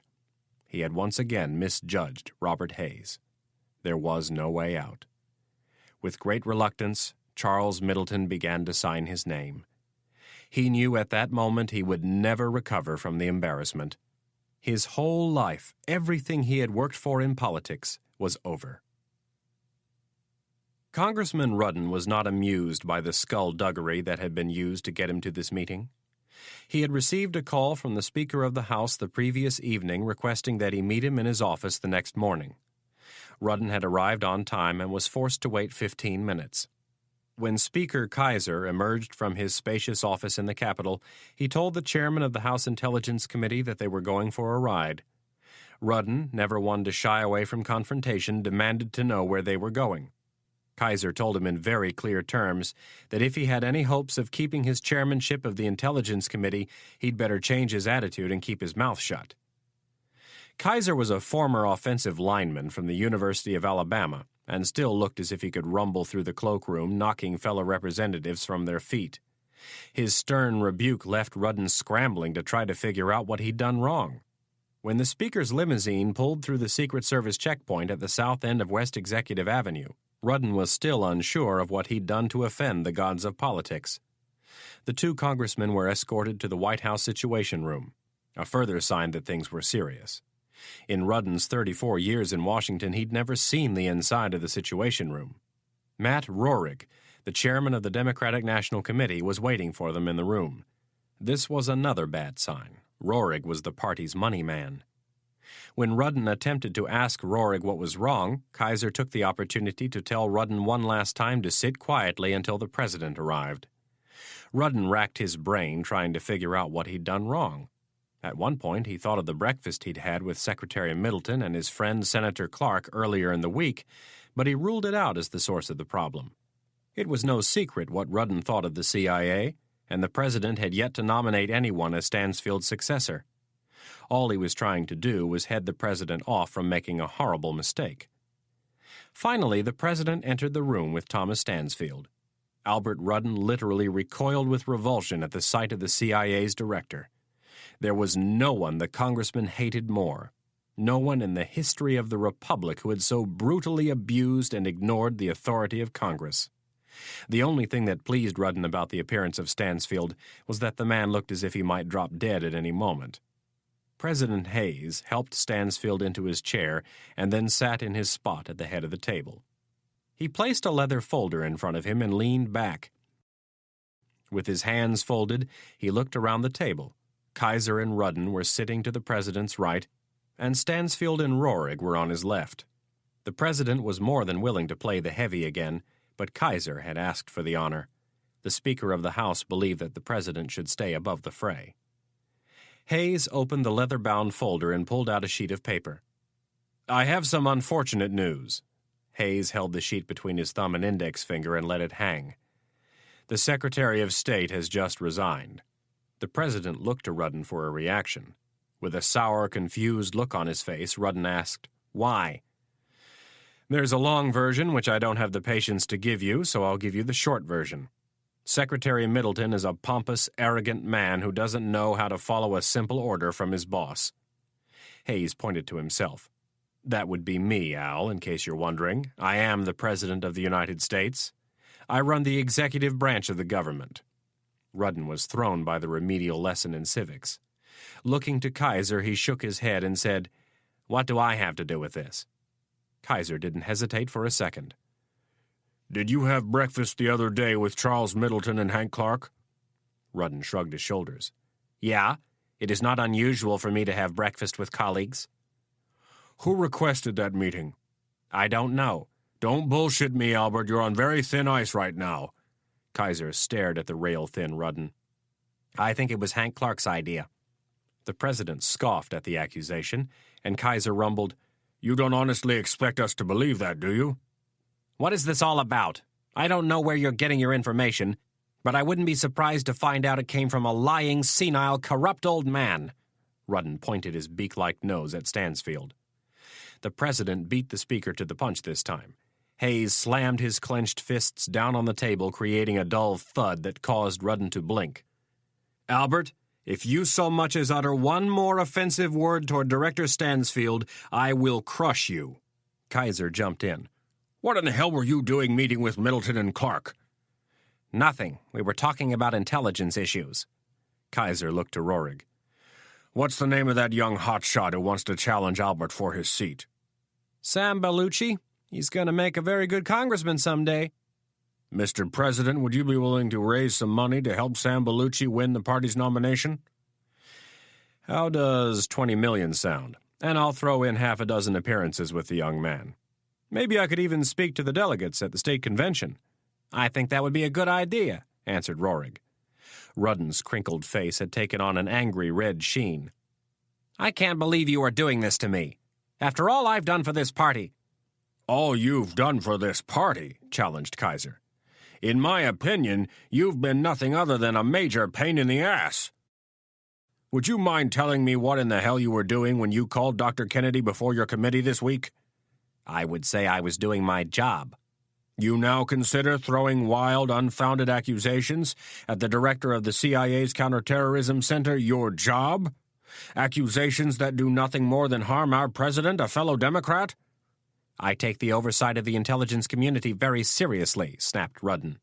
"Albert, so help me God, if you don't lose that irritating tone of yours and start showing some remorse for your stupidity, I will leave this meeting, and before noon I will have you stripped of your chairmanship." Rudden pushed his chair away from the speaker and blinked. This was so unfair. All of this anger should be directed at Stansfield, not him. He was the one trying to protect Congress. "For the last time, Albert, what did you talk about with Hank Clark?"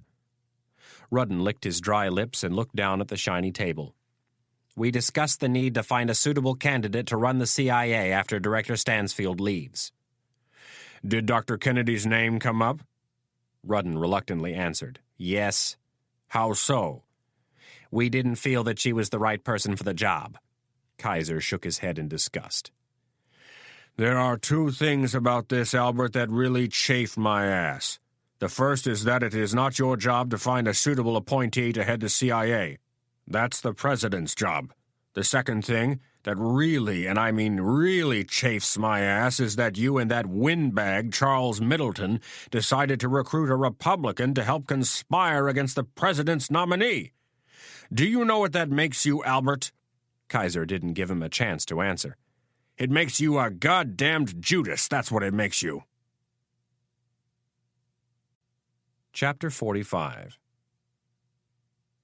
It was after 9 when Rapp showed up. The street lights were on, and there were plenty of open meters. He eased his black Volvo S80 into a spot on F Street. Before getting out of the car, he checked all of his mirrors. Then, when he stepped onto the asphalt, he casually scanned the street, first to the west and then the east. If the last week had taught him anything, it was that he needed to be paranoid, especially here in Washington. He had sensed that something wasn't right in Germany, and he'd been careless enough to ignore those instincts. It was a valuable lesson, one he hoped he'd never have to learn again. Rapp started walking toward 17th Street and the looming old executive office building. He had to admit he lived a strange life. Here it was, a Friday night. He'd been sitting on the couch with Anna and their new dog, Shirley, and he had gotten a call telling him that the president would like to see him. Rapp actually had the nerve to ask Kennedy if it could wait until the morning. Kennedy told him to get over to the White House and hung up. They were all tired and frustrated. Peter Cameron was turning into a dead end, and Rapp knew that it would only get worse with each passing day. He didn't know if he had it anymore, the energy to keep this frantic and dangerous lifestyle going. And there was the bigger question of Anna. She wouldn't tolerate it. She'd said so, and the recent week's events would only solidify her opinion. It didn't bother Rapp in the least that he was wearing a pair of jeans and a black leather jacket. If the president couldn't wait until morning, this was what he'd get. As Rapp dragged his tired bones across 17th Street, he couldn't help but wonder what the president wanted from him at this hour. Rapp feared he knew the answer. It wasn't as if he were being called on to receive a commendation or medal. They didn't hand those out for what he did. Rapp was one of the dark weapons in the national security arsenal. People didn't even talk about what he did, let alone acknowledge it either privately or publicly. There was only one thing the president would want from Rapp, and he wasn't so sure he would accept it. He was an assassin, and he was sick of killing. It was time for them to find someone else. With more than 250 million people in the country, there was surely some other poor bastard whose life they could ruin. Rapp walked up to the Secret Service checkpoint on the west side of the EOB. There were several men standing watch. "I'm here to see Jack Warch." One of the men from the Secret Service's uniformed division eyed him suspiciously, while the other one called the special agent in charge of the presidential detail. "There's a man here to see you." The officer lowered the phone. "What's your name?" "Mitch Cruz." Rapp threw out one of his aliases. The officer spoke into the phone. "Mitch Cruz." "Yep."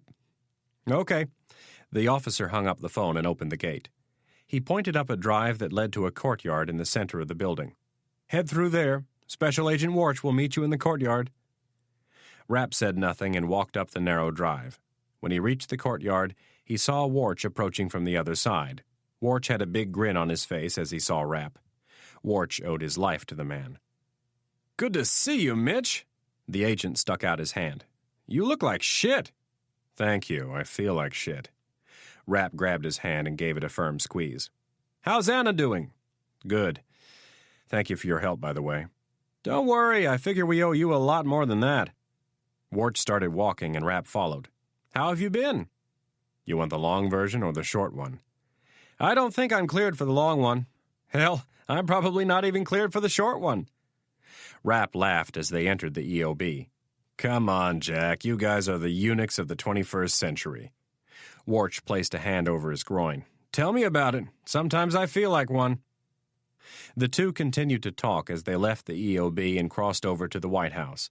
They entered through the ground floor and continued straight down the hall and to the right.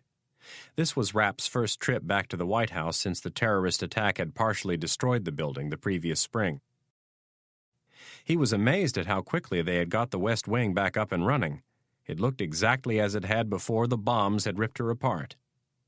Warch knew what Rapp was thinking and said, "It's pretty amazing, isn't it?" Rapp looked down the hallway toward the White House mess. "Yeah, it really is." "The building wasn't as bad as you might have thought.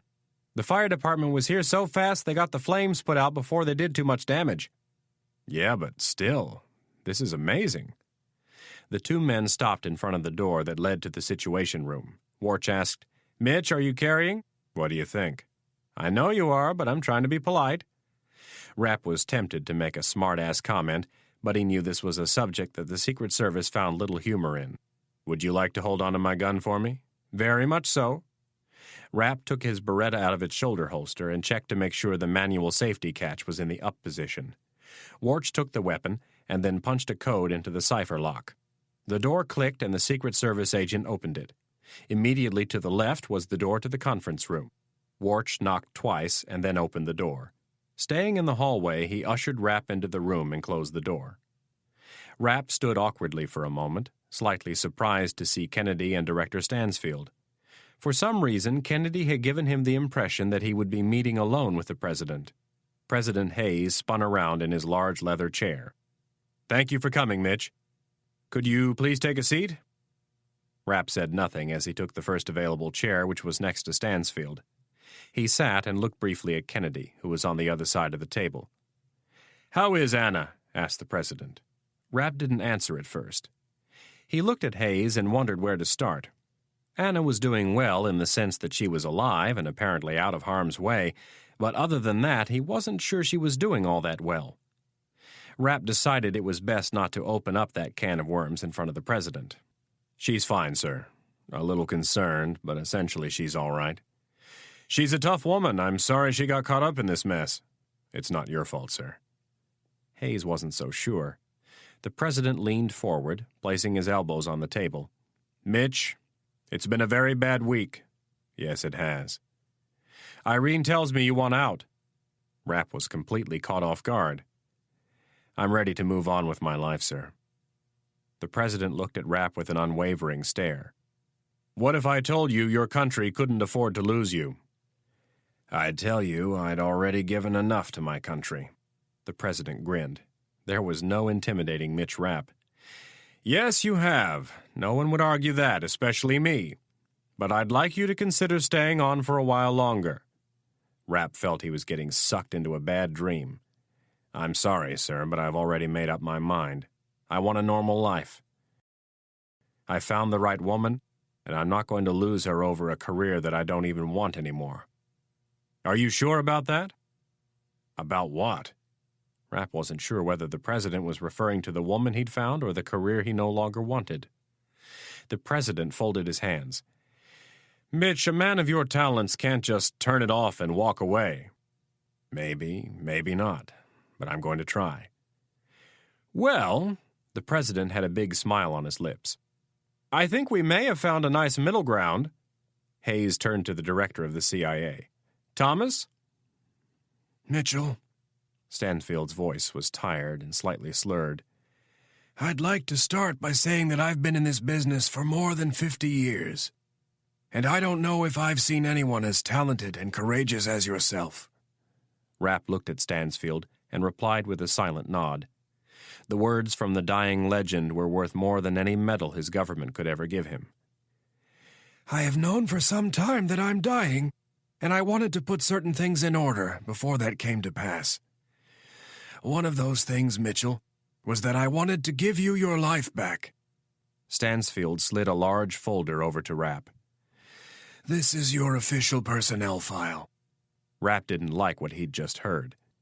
I thought it was agreed at the beginning that there would never be any record of me. Yes, that was the plan, but things have changed. Some of your exploits over the last several years have been very hard to keep quiet. Stansfield looked at Rapp with his steely gray eyes. This file is my gift to you and to Irene. I created it with the help of Max Salmon. As your file now reads, you have been an NOC with the agency for the last 10 years. Much of what you did is, of course, not contained in that file, or is greatly edited. You are now legitimate, Mitchell. Rapp was miffed. NOC was an acronym for the agency's operatives who worked overseas and were not protected by the diplomatic cover of an American embassy or consulate. Rapp stared at the folder in his hands. Why now? Why after all these years? Because we want you to come inside. At Langley? Asked a disbelieving Rapp. Yes. We want you to head up the Middle East desk in the Counterterrorism Center. Rapp looked across the table at Kennedy. He was stunned. It had never occurred to him that they would go to these lengths. It was highly unusual, to say the least, that they would risk bringing someone with his past inside Langley. Kennedy returned his look of disbelief with a rare smile. "Are you sure about this?" he asked. "Yes," Kennedy answered. "You're too valuable and too young to retire." Rapp looked back down at the heavy file and shook his head. He really didn't know where to start. The thought of staying connected to the battle was very intriguing, but going inside Langley to suffer the 9-to-5 grind was something that he was not so sure he would like. The place was famous for its bureaucratic BS. Mitchell, started Stansfield. There's something I think you need to know. I'm afraid you weren't the ultimate target in Germany. In light of the fact that Rapp had 2 baseball-sized bruises on his chest, he found the statement to be slightly irritating. "No offense, Thomas, but I'm the only person in this room who's been shot this week." I didn't say someone didn't want you dead. I said you weren't the ultimate target. Your body was meant to be found next to Count Hagenmiller's. It was meant to embarrass the president, and I think ultimately it was meant to ruin Irene's career. The president's demeanor changed instantly. This was the first he'd heard of this. "What are you trying to say, Thomas?" This was not started by the Iraqis or anyone else. This was initiated by someone here in Washington. Someone who doesn't want to see Irene become the next director of the CIA, and someone who quite possibly would like to see your administration toppled, Mr. President. Do you have some information that you have yet to share with me? No, I don't, Mr. President. Everything I know I have already told you. I have come to some conclusions over the last 24 hours that I think point to some big problems. Please explain. This was not a personal vendetta carried out against Mitchell by the Jansons or someone who hired them to kill him. If that was the case, they would have simply shot him while they were alone in the cabin and been done with him. Instead, they waited until Mitchell took care of the Count, and then they made their move. The only conclusion that can be reached is that they wanted Mitchell's body found next to the Count, holding in his hand the gun that fired the bullet that killed the Count. But we still had deniability, replied the president. There is nothing that can officially link Mitch to the CIA or my administration. If Mitch's identity was discovered, Irene was prepared to spread the false rumors that Mitch was a gun for hire, that he'd been hired by the Iraqis to assassinate the Count because Hagenmiller was screwing them over on their deal. That's all fine unless someone else is leaking Mitchell's real story. Let me ask you this, Mr. President. How many people do you think knew about the operation to take out the Count? I would hope very few. The 4 people in this room are the only people who were supposed to know the entire scope of the operation. There were roughly a dozen others who were involved in support roles, but had no idea of the complete operation. Someone outside this room also knew what we had planned in Germany. Stansfield paused and took a moment to look at each of the other 3. I know all of you well enough to doubt that you would have been so careless as to talk to someone outside of this group. That means someone else knows about the Orion team, and I don't mean the deceased Peter Cameron. He was used to get to the Jensens in Germany, but I doubt he was the one who found out what we were up to. Then who could it be? Asked the president. You said yourself that the 4 of us were the only ones who knew exactly what was going to happen. Yes, we were the only ones who knew exactly what was going to happen. But there were others who knew the Count was a repeat offender. Furthermore, there are people in this town who know about the Orion team. They don't know what it is called, but they were in on the decision to found it. Senator Clark was smart enough to put 2 and 2 together and come to us with his suspicions. There are others who know me well enough to know that I would trust only 2 individuals to run such a team, Irene or Max Selman. They also know that you, Mr. President, have decided to take the battle to the terrorists on every front. And beyond that, you throw Mitchell's notoriety over the last year into the picture, and I'm afraid we were caught going to the well one too many times. It should not be shocking to any of us that someone with a limited amount of information was able to figure out what we were up to in Germany. But how could they move that fast? Asked Rapp. I only learned of the operation 72 hours in advance. That's what worries me the most. Whoever this person or group is, they have the ability to move very quickly and very quietly. Rapp looked at Kennedy and watched her stare at Stansfield with her calculating eyes. After a long moment of silence, she said, It's someone at Langley, isn't it? Stansfield nodded slowly. Yes, I'm afraid so. There could be others outside the agency. In fact, I'm convinced there are, but all things point to a leak somewhere within Langley, and unfortunately I don't have the slightest clue to who it could be. Hold on a minute. The president did not like any of this. What is the motive? Why would someone at Langley want to do this? I thought the one thing we were unified on in this town was the battle against terrorism. This has nothing to do with the battle against terrorism, said Stansfield. It has to do with the battle over knowledge, the battle over who will succeed me as director of the CIA. Who will succeed you as director is my decision and no one else's. Let me paint a more clear picture for you, Mr. President. I have made a lot of enemies in this town because I have never allowed the brass at the Pentagon or the politicians on the Hill to influence my decisions as director. When they have come to me asking for information, I have always directed them to you or your predecessors. They don't like this. They want someone who will give them access to the agency's secrets. They know that Irene will do as I have done, and they don't like that. They want someone they can control. The president looked completely miffed. He wondered if Stansfield was being overly paranoid, but was quickly reminded of the events of the last week. There was a foe out there. The only question was who. But still, he didn't want to buy into the scope or the purpose of the thing. I'm sorry, Thomas, if I sound somewhat skeptical, but I find it a little hard to believe that someone would go to all of this trouble to try to block Irene's nomination. Stansfield's body was withering away, but his mind was not. Like a grandmaster in chess, he still had the ability to calculate the ripple effect that could result from one move. What if I told you the ultimate goal of this person or persons was to topple your administration? Hayes was silent for a while. Stansfield had his rapt attention. How? By exposing first Mitchell, and then the full story of the Orion team. By ultimately linking you to the assassination of Count Hagenmiller. You can't be serious. I thought we had the issue of deniability covered. We did, sir. That was before we found out there was a leak. The president let out a moan as he shook his head. He felt things slipping away as he looked at Stansfield's frail body. "Thomas, please tell me you have a plan for dealing with this." Stansfield could sense the president's fear. The important thing, now that he'd gotten him to recognize the problem, was to calm him. "Sir, there is no shortage of people in Washington who would love to destroy me. The only thing that has kept them from doing so is the knowledge that I know their secrets.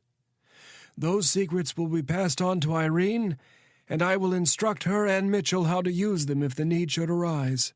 Stansfield turned toward Rapp. "We need you." The director placed his hand on the newly created personnel file. "This will give you the freedom to live a relatively normal life. You will no longer have to lie to people about where you work. It is my greatest hope that you will take this job. Yes, you have already given enough, and I will never be able to express how grateful I am that you have made the sacrifices you have. When you are confronted with your dark past, Mitchell, you must take comfort in the fact that in the end you saved far more lives than you took. You are still needed, and I'm not embarrassed in the slightest to ask for your further sacrifice. A man of your talents should not waste them in the corporate arena. You can still make a difference, and the place to make it is in the Counterterrorism Center. I need you there. I need you to watch Irene's back, and I need you to help find the mole." Stansfield paused and looked in admiration at the strong face of Rapp. "If you need some time to think about it, I understand. But please don't take too long." Stansfield smiled. "I'd like to go to my grave with the comfort that you are standing guard." Rapp couldn't help but grin. It was the first time he'd ever seen the old spy smile. Reaching out, he grabbed Stansfield's chilled hand. Rapp didn't need any time to think it over. There was no way he could say no to Stansfield. He had far too much respect for the man even to consider turning down the offer. "Thomas, thank you for this." Rapp held up the file. "I will gladly accept your offer." "Good." There was a knock on the door. A second later, the door opened and Special Agent Warch entered the room with a troubled look on his face. The president spun around in his chair and looked up at the man who was in charge of his safety. "What is it, Jack?" "Mr. President, I'm afraid I have some bad news. I just received a call from the head of Secretary Middleton's detail." Warch hesitated for a moment, not sure how to continue. "The secretary was just found dead in his home. It appears it was suicide, sir." The fire crackled and popped as red-hot embers jumped from the logs. Hank Clark watched with a relaxed intensity from his favorite chair. All of the lights were off in the study. It was just the dancing flames of the fire, his large glass of expensive wine, and Caesar and Brutus, who lay one on each side of the leather chair. Clark was content. Things had not turned out exactly as he'd planned, but there was still time. He looked at it as just one battle in a very long war. As he took a sip of wine, he had to allow himself a smile over the fate of Charles Middleton. When Clark had gone to Stansfield and the president, he did not think the end result would be the resignation of the Secretary of State. Clark's mission was simply to throw them off in case they eventually made the connection between him and Peter Cameron. Clark's cover was already in place. Cameron was a paid consultant for both the House and the Senate Intelligence Committees. Now, after Clark had ordered his full support of Kennedy in her upcoming nomination, the president would think of him as a trusted ally. It was a very pleasurable experience watching the Democrats cannibalize each other, especially since it was the Republicans who were usually busy eating their own. It had really been too easy to spin out of the potential disaster. Al Rudden had always been simple to manipulate, but now he was also seeing some weaknesses in President Hayes, weaknesses that had not always been there. Clark had heard rumors after the terrorist attack on the White House that the president had grown more edgy, less tolerant of dissension and petty party squabbling. Now he was seeing it firsthand. Secretary of State Middleton was everything the president said he was, and then some, but to force him to resign over this seemed a bit much. Clark had met with Rudden in one of the committee's bug-proof briefing rooms earlier in the afternoon. Rudden had whined incessantly for an hour and at one point had attempted to find out if the president had found out about their meeting from Clark. Clark acted as if the accusation barely deserved a response, and then launched into a lecture about how Rudden had been continually underestimating Thomas Stansfield for the better part of 20 years. Clark pushed Rudden's paranoia further by asking him, "Why do you think I insist on all of our conversations taking place here, in my own secure briefing room?" The ploy worked. By the time their meeting was over, Rudden was convinced that the CIA had him under surveillance. Clark knew that Stansfield was far too shrewd a man ever to do something so foolish as to put the chairman of the House Permanent Select Committee on Intelligence under surveillance, but it worked on Rudden. Again, the man continued to underestimate his enemies. Clark had to allow himself a moment of self-congratulation. The way he had manipulated his way out of a potential disaster was brilliant. It was too bad he wouldn't be able to share his role in the Secretary of State's resignation with his party's leadership. Someday he might be able to boast, but for now he needed to keep things quiet. He must lie in wait until this storm blew over. Clark didn't fear many people, but he most definitely feared Thomas Stansfield. The man's intellect and ability to see through deception was amazing. Clark knew that he could not have pulled this off if it wasn't for Stansfield's decaying health. The director of the CIA would have seen right through what he was doing. Clark would have to make a strong effort to cozy up to Dr. Kennedy and gain her confidence. She would need his help in the coming months. The political battle over her confirmation would be very draining, and she would need an ally on the Hill. As for Mitch Rapp, Clark wasn't entirely sure. If there was a storm out there on the horizon, he was the lightning waiting to strike. If Cameron had only succeeded in Germany, none of this would be an issue. Rapp would be dead, and the town would be gearing up for one of the biggest investigations in the history of the Congress. The president would be suffering death by 1,000 cuts, and Hank Clark would be in the perfect position to launch his bid for the Oval Office. Instead, Rapp was alive, Cameron was dead, and there was no investigation. Clark would have to find a replacement for Cameron. There were several who came to mind, but he doubted any of them could handle Rapp. Clark took a sip of wine and looked into the fire, searching for a way to deal with Rapp. He'd been staring into the bright flames for minutes when Brutus let out a yawn. The golden retriever lifted his head and stared at his master with his big brown eyes. Clark smiled and held his glass up in a toast to Brutus Marcus Junius.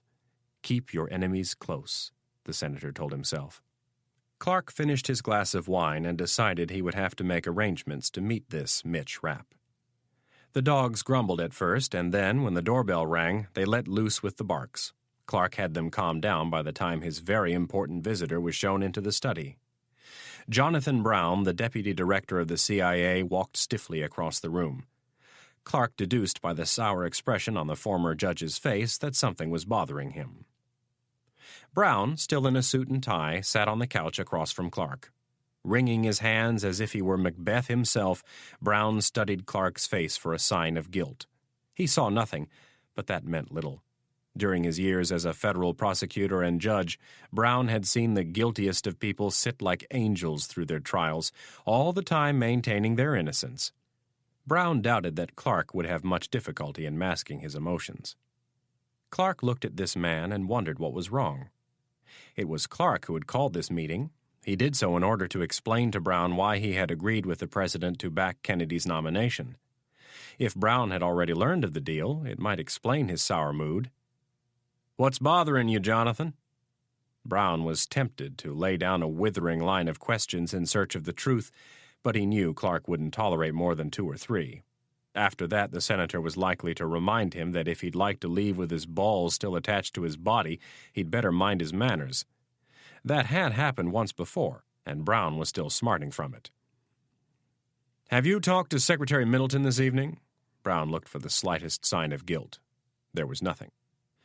"No, I haven't, but I heard about his meeting with the president this morning." Clark set his empty wineglass down. "Middleton is to announce his resignation in the morning." "I don't think that's going to happen." Clark took his feet off the footstool and sat forward, a look of genuine concern on his face. "What do you mean it's not going to happen?" "You honestly don't know, do you?" "Know what?" Brown couldn't decide if Clark's reaction thus far was real or fake. He decided he would probably never know for sure, so he said, "Secretary Middleton is dead." "What?" asked a shocked Clark. Brown kept his eyes on the man who owned him. "He's dead." "How?" "It appears to be a suicide, but one never really knows in this town, does one?" Brown sat back and crossed his legs. "You wouldn't happen to know anything about this, would you?"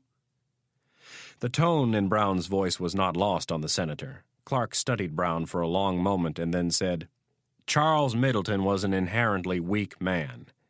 Everything he got in life was given to him. It doesn't surprise me that he would take his life rather than fight. As to your implication that I might have had something to do with his death, my answer is no. I held no ill will against the man. His career was officially ended this morning when the president asked for his resignation. There was no need for me to do something so risky." "So you think it was a simple suicide?" "That would be my guess, but as you've already said, one never knows in this town." Brown relaxed a little. "Why did you want to see me?" "We've suffered a bit of a setback, but I don't want you to get upset." The brief respite of relaxation vanished. "What happened now?" "I have been put into a position where I have been forced by Director Stansfield and the President to back Dr. Kennedy's nomination to become the next director of the CIA." Before Brown could get too upset, Clark cautioned, "But don't worry, she will never make it through the confirmation process." "How can you be so sure?" Clark grinned. "I think between the two of us we can prevent that from happening." "What about me?" "After Kennedy has been humiliated and torn apart by the committee and the press and quite possibly indicted, I will very quietly whisper in the right ears that you are the only man to clean up the mess. Your credentials as a judge are impeccable. You have already been at Langley for a year. You will be the natural choice to clean up the mess created by Stansfield and Kennedy. And if not? If not, I will take care of you, as I have always said I would." Brown wasn't so sure. He'd seen the dark side of Clark, and he never wanted to see it again. "Well, I can't say I'm thrilled about this." "Neither am I, Jonathan, but you have to trust me on this. Once Stansfield is dead, we will be able to move a little more freely, but until then we need to watch our step." Clark rose from the chair. "I think we should have a celebratory drink." The senator ambled over to the bar and grabbed 2 glasses, filling them halfway with ice and vodka. With his back turned to Brown, Clark relinquished the control on his emotions and allowed a large smile to spread across his face. This was life. This was the ultimate game. The spoils to the victors, and to the weak, like Charles Middleton, it was death. Clark could feel himself growing stronger. Things had turned out far from perfect, but he had proven once again that he could maneuver undetected among the very people he was seeking to destroy. With a little more patience, all would be his. Clark returned with the drinks and handed one to Brown. Holding his glass out, he said, "To your future, Jonathan." The 2 men clinked their glasses, and Brown repeated the phrase to Clark. Whether he liked it or not, his success was linked to the senator's. Clark sat back down in his comfortable leather chair and put his feet up. He took a sip of the cold vodka and said, "Now, tell me more about this Mitch Rapp fellow." You've been listening to The Third Option by Vince Flynn, read by Nick Sullivan. This has been a presentation of Simon & Schuster Audio.